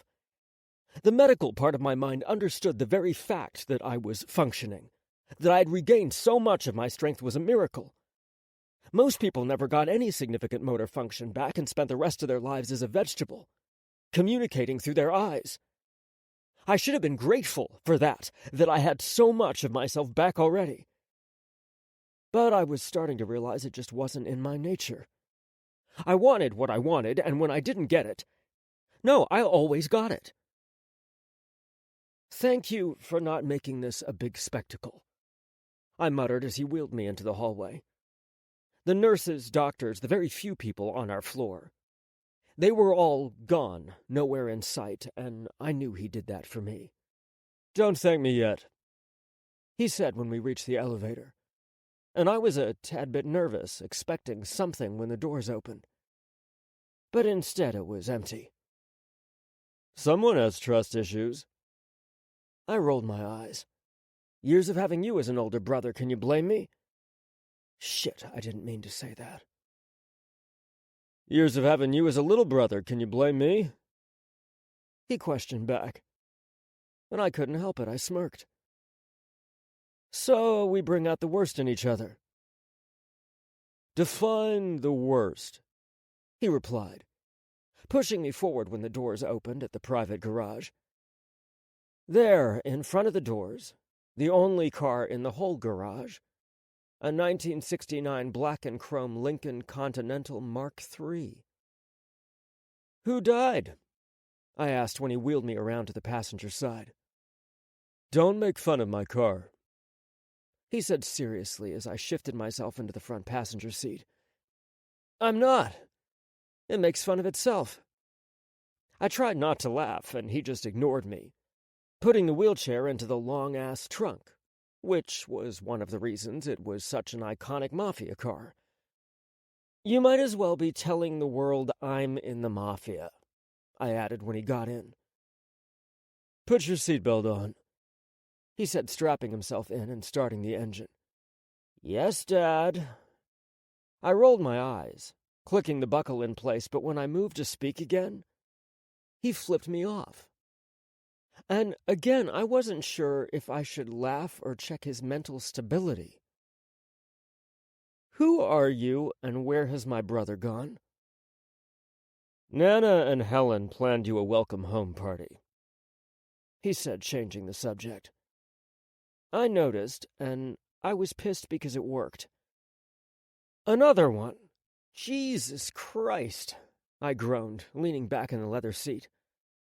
I swear they look for any reason to have a party. It also serves another purpose. Of course it does. All our parties serve another purpose. We know that. The people who come know that. We're just calling them to show we're still here, that nothing could break us. However, seeing as my legs really aren't at their best right now, they don't need to know that, he replied, turning onto the off-ramp even though it wasn't our exit. For all they know, you could be pretending to cover up your other crimes. What crimes? He pulled to a stop, clicking one of the buttons, causing the Lincoln's top to lift up and go back. The cool air rushed in, flooding the air around us, and he pointed to the left of me. Those crimes. My mouth dropped open, and I couldn't help it. I broke out laughing. He was insane. He was fucking brilliant. So much for a new Chicago, I finally managed to say, tilting my head to see them all because it was too far. Chicago will always be Chicago, he said, looking at their cold gray bodies as they hung from their toes.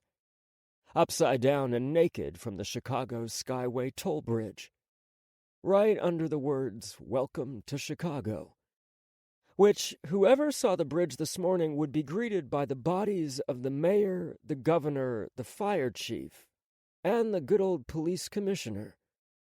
Carved into each of their stomachs was one word, forming the perfect sentence. "Welcome to Chicago, the rats die first." Grinning, I nodded. "Bravo! Has the president declared a state of emergency yet?" "I told him to give it a day." I frowned after thinking about it. I really wanted the commissioner and the governor for myself. "We have bigger issues, remember?" he said seriously, then brought the top of the car back up.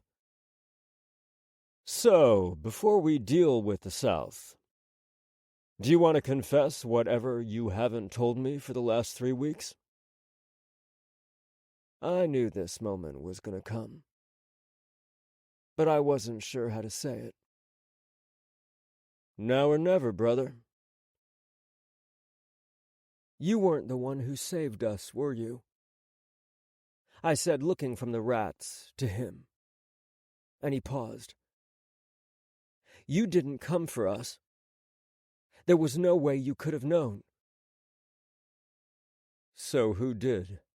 he asked, and all of him tensed. "Did you? Say it, so I'm not insane." His eyes were hard, and I saw the old him, the cold, impenetrable Ethan in those eyes. "Say it."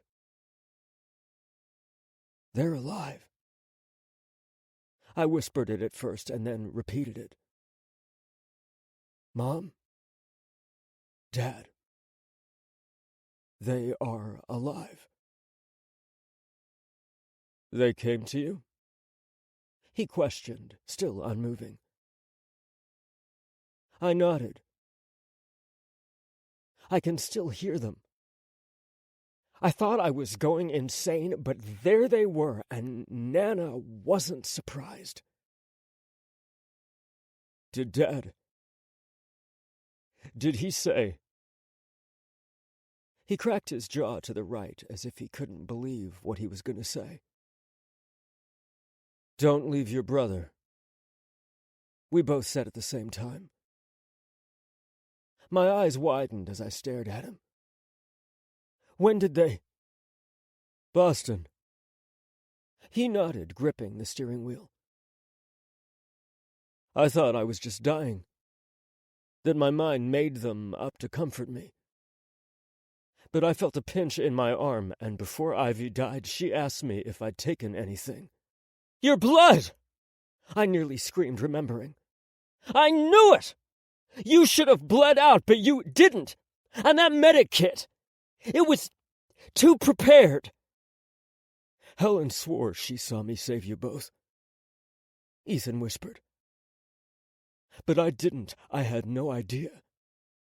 I'd gotten an alert and our men were already on the way. I went back to look at the security footage and it was gone. Not just for that day, but that whole week. Just gone. Even away from Kane, and I have no way of finding out if we were hacked without speaking to Uncle Declan or Helen." "Exactly." We both sat there, silently trying to process the fact that the last decade, no, almost the last 2 decades, were a lie. "What are you going to do?" I finally managed to ask him. He sighed and then shifted the car out of park and moved back onto the street. "There's nothing we can do." "What the hell are you saying? Do you hear yourself, Ethan? Our parents, both of them, they are alive. They are out there, and they're never going to let us find them." He snapped. And I saw the rage, the pain, the shock and confusion in his eyes, which I must have shared. "They know we know. For me, If you never said anything, I wouldn't have thought it possible. No, in all honesty, I would have forgotten about it. Between the city, the family, and the business, when would I have time to really think about it? If Helen hadn't thanked me for saving you both, I would have never brought it up. But she did. And I knew. There was only one man I could be confused with. And that look you gave Nana. I knew then. You were trying not to think about it, just like I was. They made a mistake. They thought you were gone.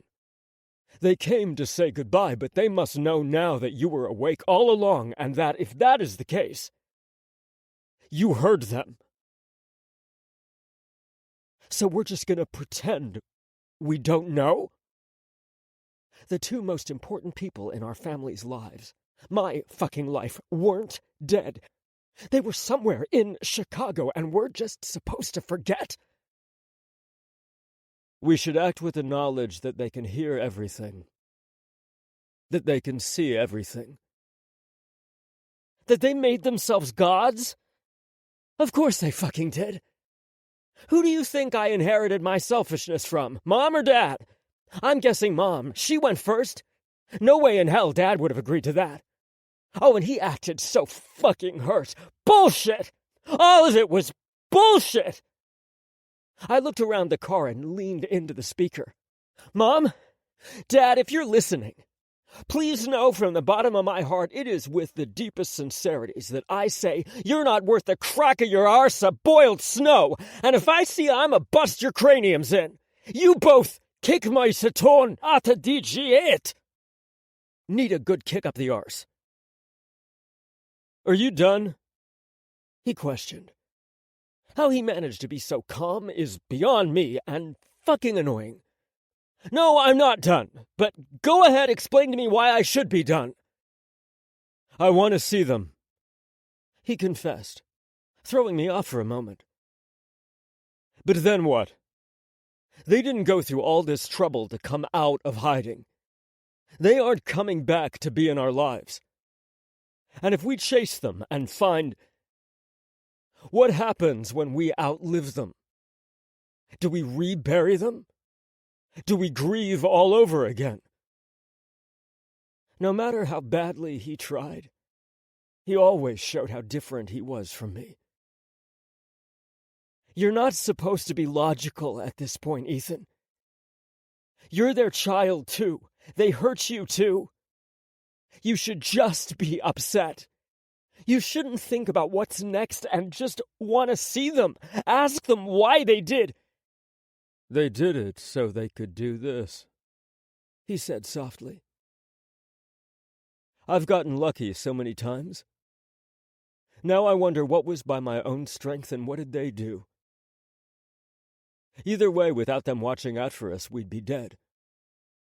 I'd be dead before you came to operate. You would have died in the lobby. You are logical for me, too, I grumbled, staring out the window.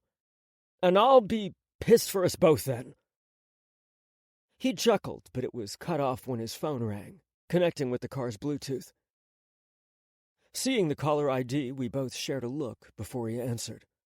Nana? The party is cancelled. You need to get home right now. Her tone was completely off. What is it? Can't talk over the phone. Just get back now. And with that, she hung up. Remember the days when you used to run this family? Or at least you thought you did? I said to him. Now you're chauffeuring your little brother and our grandmother is bossing you around. You're in the front seat next to me. I'm not chauffeuring anyone. He replied, unbothered. How could he still be so calm? The more I thought about it, the more it hurt. All those tears, all the begging, everything I devoted myself to. The very fact that I became a doctor was because they died. And now? Now I knew my life was built on lies. If Donna ever found out. Donna, if she ever... It's only a matter of time before she knows too, he said. And I could tell he was doing that thing where he got lost in his plans. You think they'll go to her? How convenient do you think Gabriel was? He asked slowly. And I paused, trying to understand. He went on. He came at just the right time. He knew exactly how to approach Donna, how to approach us. Nana was on his side from the beginning, and Mother would never have made a deal for Italy. I don't care how well she knows Donna. She wouldn't have done it. They planted Gabriel. So he knows too. I couldn't stop the curses that flew out of my mouth. But who was I cursing? Them? Gabriel? Cazzo! Che due coglione! Figlio de puttana! Shit, what the fuck, son of a bitch! Yes, we are, he whispered, exhaling. It's only a matter of time before he tells her. They'd kill him. They couldn't kill us, but they would kill him. Not if Donna fell in love with him, he replied. And I was really starting to wonder whose side he was fucking on. Helen was ready to die at the chance of losing you. What do you think Donna would do? She isn't that type of person. She's a Callahan, he reminded me. She is that type of person, whether she knows it or not. Did you of all people think you'd ever fall in love?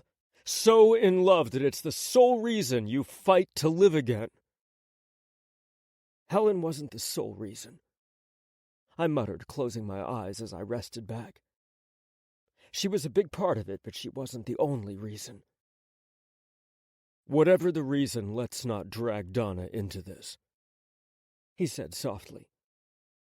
Let her live her fairy tale for as long as possible. She deserves that much at the very least. Careful, your heart is showing again, big brother. I teased him, expecting him to come back with something. But he didn't say anything. Lifting my eyelids, I saw he wasn't listening anymore. He was back to his master planning. But for what? Our parents? The southern gangs? Donna? Ethan? Uh-huh, he muttered, proving how deep he was in his thoughts. Gritting my teeth, I lifted my leg to catch his attention. When he glanced over at me, I continued. I'm gonna walk soon, so whatever you're fucking planning, you better have me included in it. He stared and smirked. Careful, little brother. Your heart is showing again. I can't let you have all the attention now that you're back. You did good while I was gone. I wanted to thank my dad. Really. But now that we knew our parents were alive, it didn't feel right. There was never a dull moment in this goddamn family. What the hell? He muttered as the gates of the manor opened, and I looked to see what he was looking at as we drove forward. There were 2 small black dogs chasing each other around the water fountain in front of the house. What was even odder was the fact that no one was removing them.